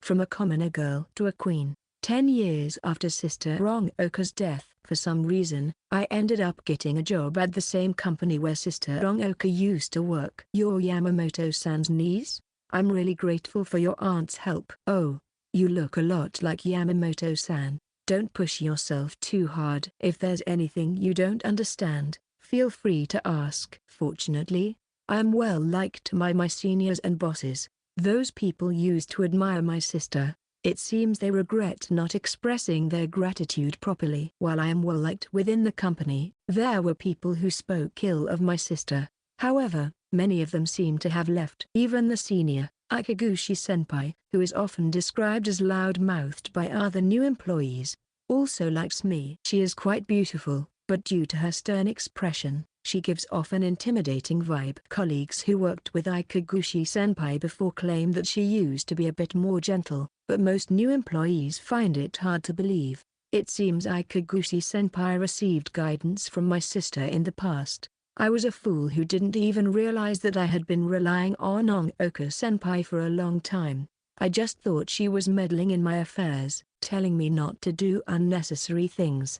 But she was giving me proper advice. Sister Ongoka had a somewhat motherly aspect to her. She couldn't ignore unreliable people. But surely, my sister must have appreciated Ikaguchi-senpai. She was the type to not say anything to people who wouldn't listen. Since Ongoka-senpai passed away, I've realized how much she helped me. Since then, I've been working on my tasks, recalling each piece of advice she gave me. Thanks to that, I've received many evaluations. It seems Ikaguchi-senpai is slated for promotion to the next section chief. She is currently working and raising children. The daycare at this workplace is said to be thanks to her efforts. Yamamoto-senpai used to be called an office lady behind her back by some people, but now, I'm also being called an old lady, so I can only laugh. Perhaps Ikaguchi-senpai wanted to confess and share her embarrassing past with me out of a sense of repentance towards my sister. I don't know how she was in the past, but according to the department head, Ikaguchi-senpai is becoming more like my sister now. Although Ikaguchi-senpai may sound like she's nagging, what she says is accurate. She always gives advice that will be a source of strength for me. By the way, I heard that Yuakiyama-san is quite interested in you. What do you think of him? Yuakiyama-san is a senior in the same planning department. He's quite handsome, and it seems several female colleagues are interested in him. Well, I haven't been at the company for that long, so I'm not thinking about romance yet. If you keep saying that, you might miss your chance for marriage, you know? But well, yeah, it might be better to get used to work a bit more first. Perhaps Ikaguchi-senpai wants to say that I should be more conscious of the opposite sex because I'm not familiar with romance. I appreciate the concern from my senior, but I can't really like Yuakiyama-san. The other day, when I passed by the meeting room, I happened to hear Yuakiyama-san and Ediardo-san from the accounting department talking. Yuakiyama-san, while drinking canned coffee, asked Ediardo-san, who do you think is the best among the new recruits this time? Well, isn't it Yamamoto? She seems serious and hardworking. Oh, Ediardo-san. Thank you. I thought it was a bit embarrassing. But it was short-lived. Yuakiyama-san laughed disdainfully. Well, yeah, among the newcomers, that girl is probably the best, but she seems a bit plain, you know? Indeed, she doesn't give off a glamorous vibe. She might be as loud-mouthed as the late Yamamoto-senpai, you know? Well, I don't like loud-mouthed people. I really respected her as a senpai, but as a girlfriend, it's kind of tricky. It irritated me as if they were mocking my sister. Ongoka, what do you mean loud-mouthed? Sister Ongoka always thought about others and said various things. Senpai, too, doesn't seem to have a good eye for people. She respects Sister Ongoka as a senpai, but as a girlfriend, it's tricky. They really don't understand Sister Ongoka's charm. Sister Ongoka is beautiful, has a high level of femininity, is incredibly kind when she wants to be, has a lot of tolerance. If I were a man, I'd definitely want to marry her. While I appreciate being recognized as serious and hardworking, I find it hard to be happy about it. Ikaguchi-senpai mentioned that Yuakiyama-san senpai seems to be interested in me, but I think it's just because my way of working resembles Ongoka's, who he admires. That's probably it. From their perspective, I may seem serious and hardworking, but it seems I'm not quite girlfriend material. Well, I don't really care about those two anyway. I just hate it when they speak ill of my sister. Chapter 188, So You Can Be Happy Too. Side Story 12. Since I became a university student, I started living alone in an apartment. Changing into my lounge air, I turned on the TV and opened the fridge, planning to make some food. The TV was calmly reporting the news. Next on the news, at 7 a.m. this morning, a 70-year-old woman was hit by a car and died at a pedestrian crossing in Ikebukuro, Tokyo.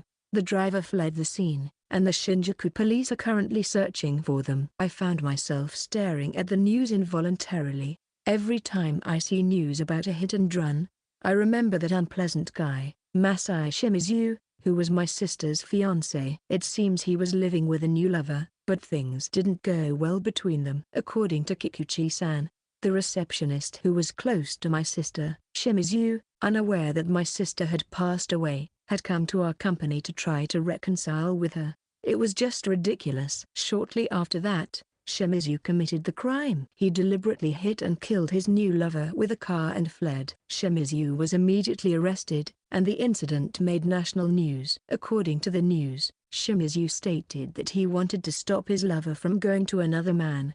How selfish can you be to not accept your lover's change of heart after you betrayed my sister and ran off with someone else? Shimizu is still in prison. I hope he stays in jail for the rest of his life. I had another dream. A woman with red hair dressed in a wedding gown. She is addressed by the people around her as Claris-sama or Queen Claris.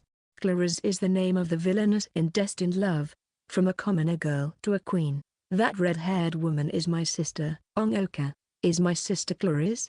Then, a beautiful man with dazzling golden hair and sky-blue eyes takes her hand. He is referred to as King Ediardo or His Majesty Ediardo. Ediardo, the villainous prince who collaborated with Claris. The two gaze at each other and share a kiss. In Destined Love, they were both villains who cooperated but didn't get along. Yet, they are happily embracing and kissing now. Besides, wasn't Ediardo a foolish prince? Sister Ongoka, is it really okay for you to be with such a person? As I pondered, Sister Ongoka. No, Claris, looked at me and giggled. Tachi-kun is not foolish. He used to work in the human resources of a major company. He has a better eye for people than I do. Does that mean Ediardo is Tachi-kun? Who is Tachi-kun? Anyway, if he used to work in the human resources of a major company, he might indeed have a good eye for people. I can understand why he chose my sister. This time, I truly hope he brings happiness to my sister. Tachi-kun, please. Oh, calling him Tachi-kun might be rude since he's older. Tachi-san, please make my sister happy. I abruptly woke up, finding myself in my familiar apartment room. I sat up and absent-mindedly furrowed my brows, scratching my forehead with my fingers. It's getting confusing. I've been staring at the cover of the novel where Claris and Ediardo are the main characters in the bookstore, so maybe my dream got mixed up with reality. Since today is Sunday, I decided to go visit Sister Ongoka's grave for the first time in a while. The flowers I offered should be withering by now. After paying my respects at the grave, I plan to stop by a nearby cat cafe where I can read books. The time spent reading in that space with my favorite cats is exceptionally soothing. I notified my grandmother of my plan to visit the grave through line. I received a reply with a stamp of a bear saluting and a message. The person named Yuki-san might be visiting the grave. He asked about the location of the Yamamoto family's grave. Yuki-san? Who's that? To find out more, I called my grandmother. She answered immediately and explained to me. There was a guy named Tachiyuki who was a candidate for Ongoka's arranged marriage. He seemed to like Ongoka. If Ongoka were alive, they might have gone on a date and been happily married. Yuki-san? Who is he? I felt my heart racing as I listened to my grandmother's explanation. Tachi-kun. The person who appeared in my dream was Sister Ongoka's husband. Is this Tachiyuki-san visiting the grave? No, dear. Tachi-kun passed away in an unfortunate accident. It happened in the same year Ongoka passed away. The one visiting the grave is Tachi-kun's younger brother, Igo. Sister Ongoka's potential match's younger brother? Why? They weren't even dating. And why now, after 10 years? My grandmother told me something even more surprising. I had a dream of Ongoka getting married to Tachi-kun. On the day I had that dream, Tachi-kun's younger brother, Igo-kun, came to visit. I felt a mysterious connection, so I decided to tell him the location of the grave. I hurriedly made my way to the cemetery where my sister rested, overwhelmed with unbelievable feelings. Even my grandmother had the same dream as me. Perhaps Yuki-san had the same dream. With that thought, I couldn't stay put, so I hastened my steps towards the graveyard.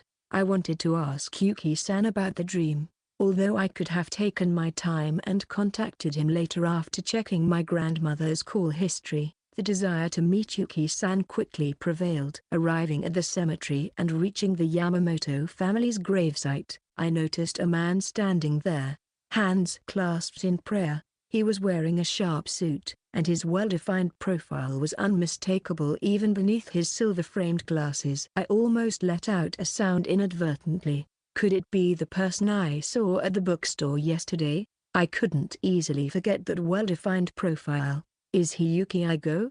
As I approached, he seemed to notice me and looked in my direction. Oh, his front view is handsome too. Is he around the same age as me? Not flashy, but I could tell he had a handsome face. Oh, but staring at his face like that would be impolite. Despite feeling embarrassed about being so captivated, I addressed him. Are you Yuki Igo-san? Yes, and are you, by any chance, a family member of Yamamoto Ongoka-san? Yes. I'm Yamamoto Yue. My grandmother told me about you. While saying that, I happened to notice a bouquet of flowers in blue and white hues placed in a flower vase. Thank you very much for the lovely flowers. I'm sure my aunt will be delighted. Aunt? Not sister? Yes. My aunt was much older than my father, so our ages were closer. So, rather than an aunt, I always thought of her more like an older sister. Since incense had already been offered at the grave, and the water basin was neatly arranged, it seemed like there was nothing left for me to do. Thank you so much. No, I wanted to greet Yamamoto Ongoka-san. I'm curious, but why are you here? Aunt and Yuki Tachi-san weren't even dating, let alone meeting each other. Why now? Yuki Igo-san smiled somewhat awkwardly and then looked down, hesitating to speak. It seemed like he was debating whether to say something or not. Encouraged by his expression, I took the plunge. Perhaps you had the same dream? A dream of your aunt and Yuki Tachi-san getting married. Upon my words, Yuki Igo-san, with a look of utter surprise, widened his eyes. Then, maybe you did too? With an expression as if witnessing something unbelievable, Yuki Igo-san asked me, and I vigorously nodded. I dreamt of a scene where a woman with red hair and a man with golden hair were having a wedding. Even though they looked completely different, I somehow knew that the woman was my sister, Ongoka. I had the same dream.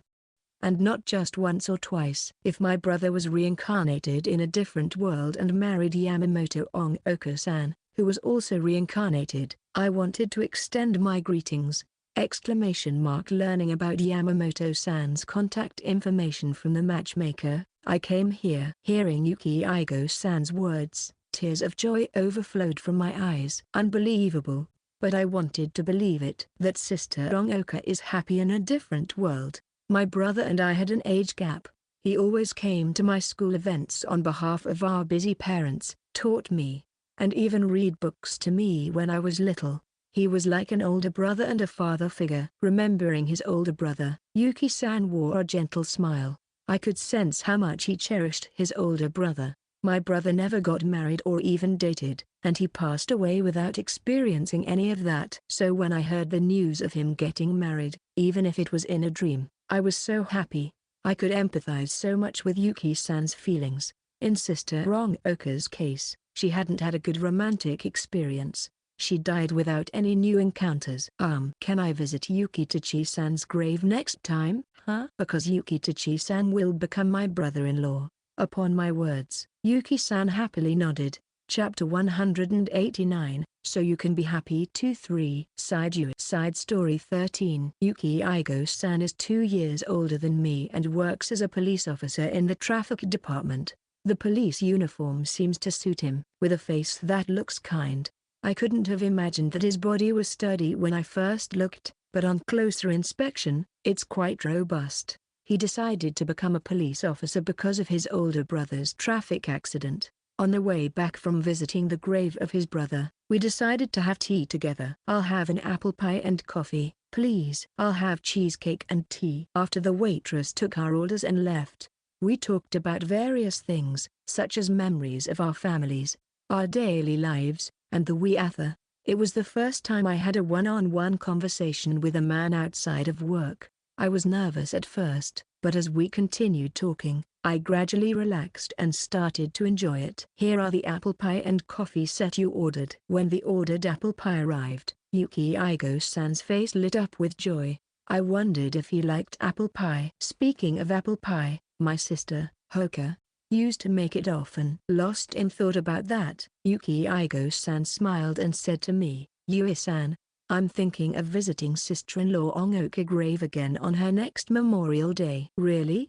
I'm sure Aunt will be delighted. I didn't want to end this mysterious connection, so I was very happy about Igo-san's offer. The next month, we met again to visit Hoka's grave. This time, I also decided to visit Daki's grave. While thinking about that, Yuki Igo-san looked a bit embarrassed and said to me, are you free after this? Why yes. Why? I received movie tickets from a friend.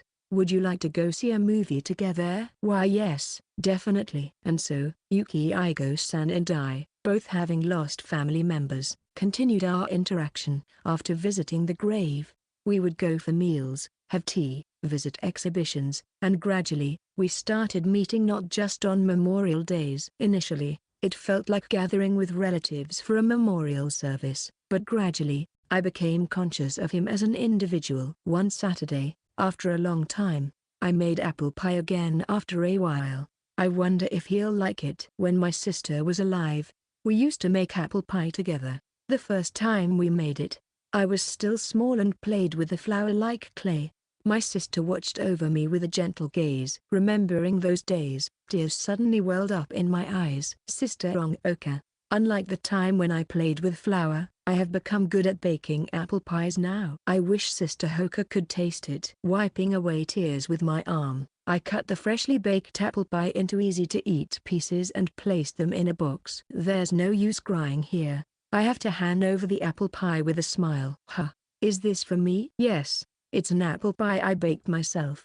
I nodded at Igo-san, who pointed at himself with wide eyes. On the way back from the grave visit, I handed him a paper bag containing the box of apple pie. Did you order at the cafe before? I thought you might like apple pie. Why yes, I really do. But, is it really okay for me to have it? If it's not a bother. Bother? Not at all. I'm super happy. Phew. He seems pleased.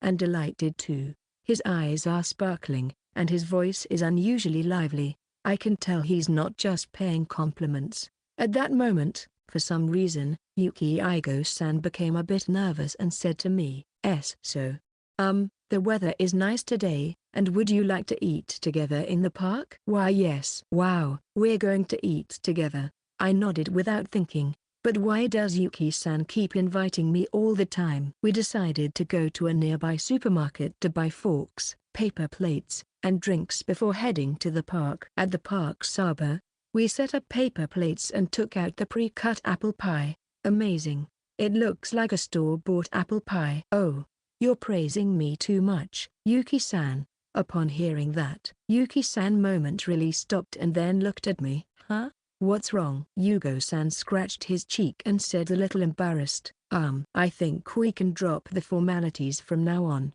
Huh? Since my brother and sister-in-law Ongoka are married, we're going to be family-in-law. I see. In that case, we're like in-law siblings, right? Does that mean I should treat him like a brother?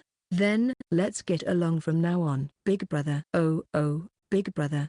Well, it's not bad being called big brother. Huh?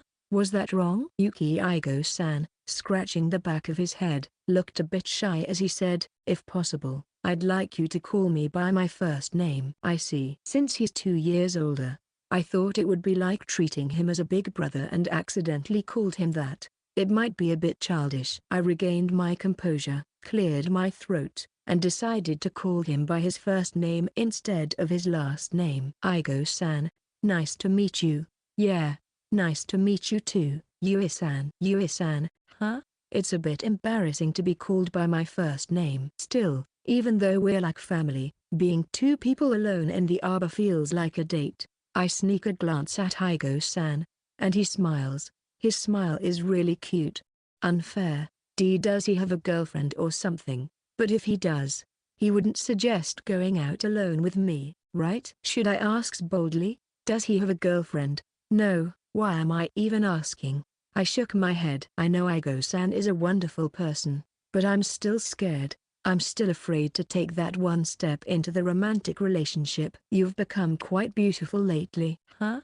Yukiyama mentioned he wants to have a meal with you next time. If you want to invite someone, you should do it yourself. Ah, I'm sorry. I have a prior engagement. Do you have some you're dating? Oh, Yukiyama.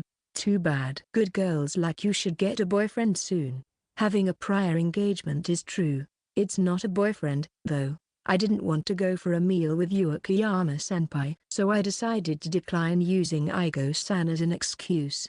However, Yukiyama-san's story didn't end there. As I was leaving, or perhaps he was waiting in the office lobby, Yukiyama-san approached swiftly and directly invited me this time. Yamamoto-san, want to have a meal together? I can help with anything you don't understand about work. He's openly inviting me like this in front of someone else? He's making it hard for me to refuse. I appreciate the offer, but I have a prior engagement. Then, cancel the engagement and have a meal with me. Huh? What is he saying? This guy? Why should I apologize for having a prior engagement? Canceling a promise means I have to lower my head to that person. Why should I lower my head to someone I'm not even close to? To my indescribable frustration, Yukiyama-senpai added, "You won't regret it. So cancel that prior engagement and have a meal with me." I decline. I immediately rejected Yukiyama-senpai's invitation. I don't know how confident he is, but to casually say, "Cancel and come eat with me," like that, how can he ask me to lower my head to someone I don't even know well? Does he say the same things to clients during business negotiations? Yukiyama-senpai probably didn't expect an immediate refusal. His previously smiling face twitched awkwardly. With his good looks, he must be someone who never experienced rejection before. Perhaps some people cancelled prior engagements to dine with him. But I have no intention of cancelling my plans just to dine with him. In fact, I don't want to. He somewhat reminds me of Sister Rongoka's ex-boyfriend. I met him a few times when they were dating.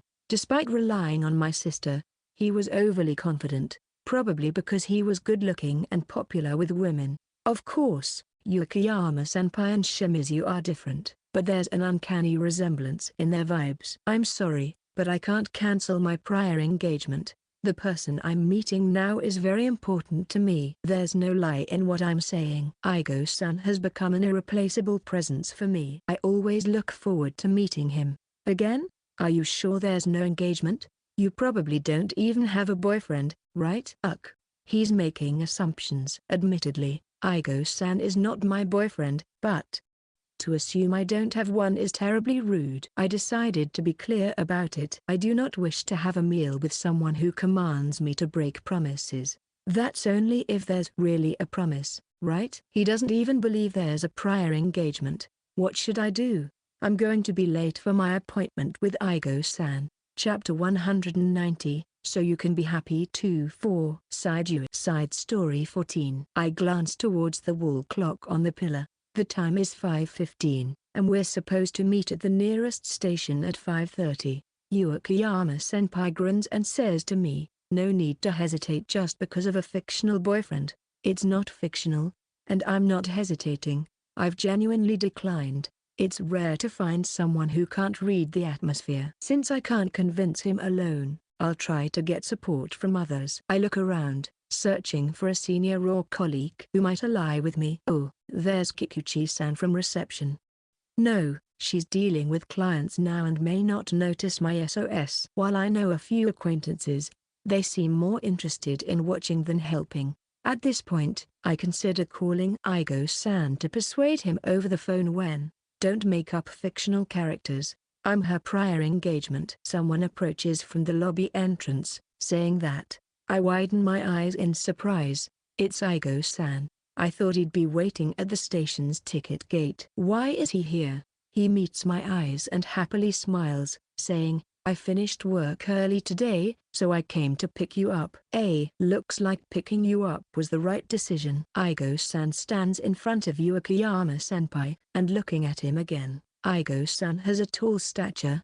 Yukiyama-senpai isn't short or frail, but the height difference is evident when facing each other. Igo-san's side profile, seen from a slight angle behind, looks unusually stern. He stares at Yukiyama-senpai with a piercing gaze, making Yukiyama-senpai shiver. Can you believe it now? She has a prior engagement, so please give up. What are you to her? Igo-san changes from an intimidating expression to a gentle smile as he responds.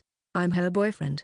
Is there a problem? What? Boyfriend? Wait a minute. Since when are we dating? Wait. He just said boyfriend. Calm down, me. Igo-san is quick-witted. And he's pretending to be my boyfriend to drive away this persistent person. Akiyama-senpai probably wouldn't back off unless he felt there was some ambiguity in our relationship. This is Igo-san's way of dealing with the situation. Akiyama-senpai, with a slightly strained voice, asks Igo-san, boyfriend, huh? Where do you work? I don't work for a company. I'm a public servant. A public servant. People often blur the workplace without being specific. Are you a public servant? I'm a legitimate public servant. I work for the Tokyo Metropolitan Police Department. Seeing Igo-san respond with a salute and a light answer, Akiyama-senpai's face turned into a surprised expression. Although he managed to regain a composed smile, Akiyama-san continued in a slightly condescending tone. If you're a police officer, you should have a police ID, right? Could you show it to us? Asking to see a police ID. You're not conducting an interrogation, are you? Akiyama-senpai is someone who doubts everything. Maybe Igo-san purposely avoided saying he was a police officer directly to avoid intimidating others. Igo-san sighed before showing his police ID from his breast pocket. I usually only show this during official duties. I wouldn't want to be reported as a fake police officer. Akiyama-san stared at the police ID intently. Is he trying to determine if it's genuine? Regardless, after deciding that it was undoubtedly authentic, Akiyama-san's face turned pale, and he bowed his head. I apologize for being suspicious. About the dinner, Yamamoto-kun, let's do it another time. Perhaps realizing it wouldn't be wise to say anything more, especially now that he knew Igo-san was a genuine police officer, Akiyama-san retreated. Even if there's another opportunity, I'd decline. As Akiyama-senpai hurriedly left, I muttered to myself, grateful that Igo-san's presence helped me avoid him. Did you hear? Yamamoto-san has a boyfriend. No way Akiyama could compete with that. He seems serious, and they look good together. It's nice. Something's not right. Igo-san declared us as a couple right in the lobby. Kikuchi-san, who seemed to have watched the entire scene after dealing with clients, is making a thumbs-up gesture with one eye closed. Panicking, I quickly pulled Igo-san's arm and led him out of the office. So, you don't have to be in such a hurry. Igo-san called out to me, and I snapped back to reality. Before I knew it, we had walked briskly to a nearby park. I hastily released my arm from Igo-san's grasp, and with a flushed face, I exclaimed, is it okay? Because people from the company will get the wrong idea that we're a couple. We can't leave it as a misunderstanding. Yeah, you're right. We'll explain things properly later, but, no, I don't want it to be a misunderstanding. I want it to be a fact. To my surprised expression, Igo-san looked at me with a serious gaze. I couldn't bring myself to say it earlier, but I'll express my feelings now. Igo-san, I've been looking forward to seeing you today. I wanted to meet you early, so I came to pick you up at your workplace. This handsome person wants to meet me? Is this a dream? I instinctively pinched my cheek. Ouch. It's not a dream. But I'm plain, and I'm not that interesting, right? Suddenly, I remembered Akiyama-senpai gossiping about me being dull. He described me as a plain and convenient girl. Igo-san vehemently shook his head. Why would you think that? You're incredibly cute. Even that guy earlier was persistently trying to charm you. Why did he invite me to dinner then? I don't understand. He was saying I'm plain behind my back with my colleagues. I see. Igo-san put his hand to his chin and looked up at the sky thoughtfully. Then, with a wry smile, he said, that gossip probably doesn't reflect their true feelings. By emphasizing that you're plain, they might be trying to ensure their colleagues don't show interest in you. But Akiyama-senpai was also complaining about my sister being loud. Maybe that guy secretly liked your sister. You know, there are people who, despite having feelings, end up speaking ill of the person they like. It's not just about avoiding others showing interest. They might be twisted to some extent. Akiyama-senpai liked my sister? Well, it feels a bit too twisted. When I realized there's someone who wants you that badly, I thought I shouldn't hesitate either. Igo-san, staring at me, has beautiful, single-lidded eyes. My heart is pounding. It feels like it might burst at any moment. Igo-san takes a deep breath, and then bows deeply toward me. Please be my girlfriend, Yamamoto Yue. For the first time in my life, I'm being confessed to by a man. What should I do? How should I respond? The tension reaches its peak, and my mind goes blank. At that moment, Yue, this time, may you find happiness. Suddenly, it felt like I heard my sister's voice. It felt like she was encouraging me, and I took a step closer to Igo-san. Tears welled up in my eyes. Was I happy about the confession? Or was I happy about my sister's support? I don't know. Maybe both. Suppressing my tears, I smiled. Igo-san, too, mustered up the courage to confess. So I need to summon my courage and respond. After taking a breath, I spoke to Igo-san with a clear tone. I like you too, Igo-san. If it's okay with me, please take care of me. Chapter 191, So You Can Be Happy too. 5. Side Claris, Side Yue. Side Story 15, End. My name is Claris Charlotte. I am married to Ediardo-sama and, as the queen, I have many busy days, but I live a fulfilling and happy life. My niece Yue, whom I had treated like a younger sister, started appearing in my dreams. Despite having grown into a beautiful adult, she seemed to lack awareness of her beauty. She had always been someone with low self-esteem. Moreover, she became somewhat pessimistic about love, possibly due to the shock of my broken engagement and her subsequent passing. It was frustrating not being able to assist or offer advice when my adorable niece was troubled. I am grateful for being able to reincarnate into a different world and meet Ediardo-sama and my precious companions. However, leaving behind my family from my previous life was a source of great sadness. Ediardo-sama seemed to share those feelings. Occasionally, when we talked about our past lives, shadows would flicker across our faces. One day, I had a different dream than usual. Yue was being confessed to by a man. He resembled Dicky, a very sincere and handsome guy, although Yue seemed to like him.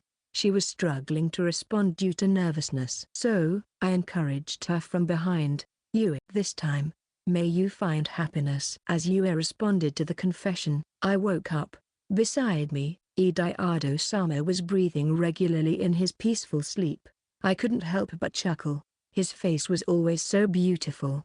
I could gaze at it forever. Suddenly, I remembered last night and felt my face burning. Claris, I love you.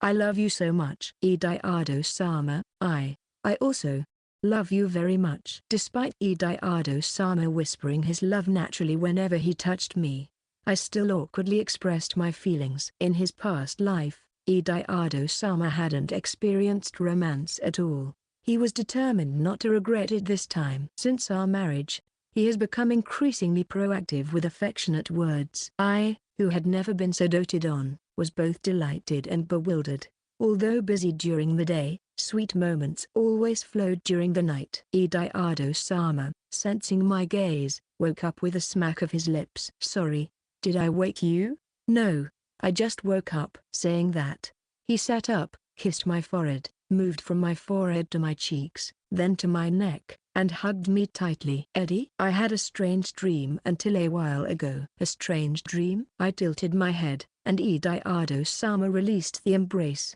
placing his hands on my shoulders. Did I tell you before? I had siblings in my past life. Yes. Your sister must have read that novel, right? Yeah. The one who appeared in my dream was my younger brother. He was as reserved as I used to be, probably. There wasn't a single incident of him approaching a woman even after I died. The dream I had today was his first confession to a woman. The woman he confessed to looked a lot like you. Upon hearing Ediardo-sama's words, I felt warmth welling up in my eyes. What if the dream we were witnessing was orchestrated by the goddess July? Claris, are you crying? Ediardo-sama seemed perplexed, and I shook my head. I was crying, but these weren't tears of sorrow. I was overjoyed that my niece, now in a distant world, had finally encountered someone she liked. Eddie, I had a dream too. My niece, whom I thought of like a sister, dreamed of confessing to a man resembling you and responded to those feelings. 12. Unable to contain myself any longer, tears spilled from my eyes, and Ediardo-sama gently embraced me once again. My niece, meeting Tachi-kun, Ediardo-sama's brother, and becoming a couple, such an inexplicable and mysterious connection. And from the bottom of my heart, please be happy. 1 year later, after a smooth courtship, Igo-san and I decided to get married. Today is our wedding day. Adorned in a pure white wedding dress, escorted by my father, I walked down the aisle. Such a beautiful bride. You two make a perfect couple. Yui-chan, Igo-kun, look this way. While my parents were delighted to see me in my bridal attire, the happiest were my grandparents. Igo-san's parents were genuinely pleased, and his father was moved to tears. Yui-chan, take good care of Igo. Igo-san's older sister is currently engaged to her foreign lover, planning to have their wedding in Hawaii next year. She and I get along well. Sharing a love for reading, we plan to go to a cat cafe together and enjoy a leisurely reading session. Among the guests was my senior at work, Ikaguchi-senpai, who, along with receptionist Kikuchi-san, was moved to tears. Perhaps she was thinking about her sister who passed away before getting married. Now, I want to convey all of this to my sister Hoka, who lives in a distant world. I, Yamamoto Yui, am marrying the person I fell in love with for the first time. Sister Oka, I am very happy now. So, please don't worry. Someone, please convey these feelings to my sister. Okay, I'll let her know. Who? Wait. A voice just echoed in my head.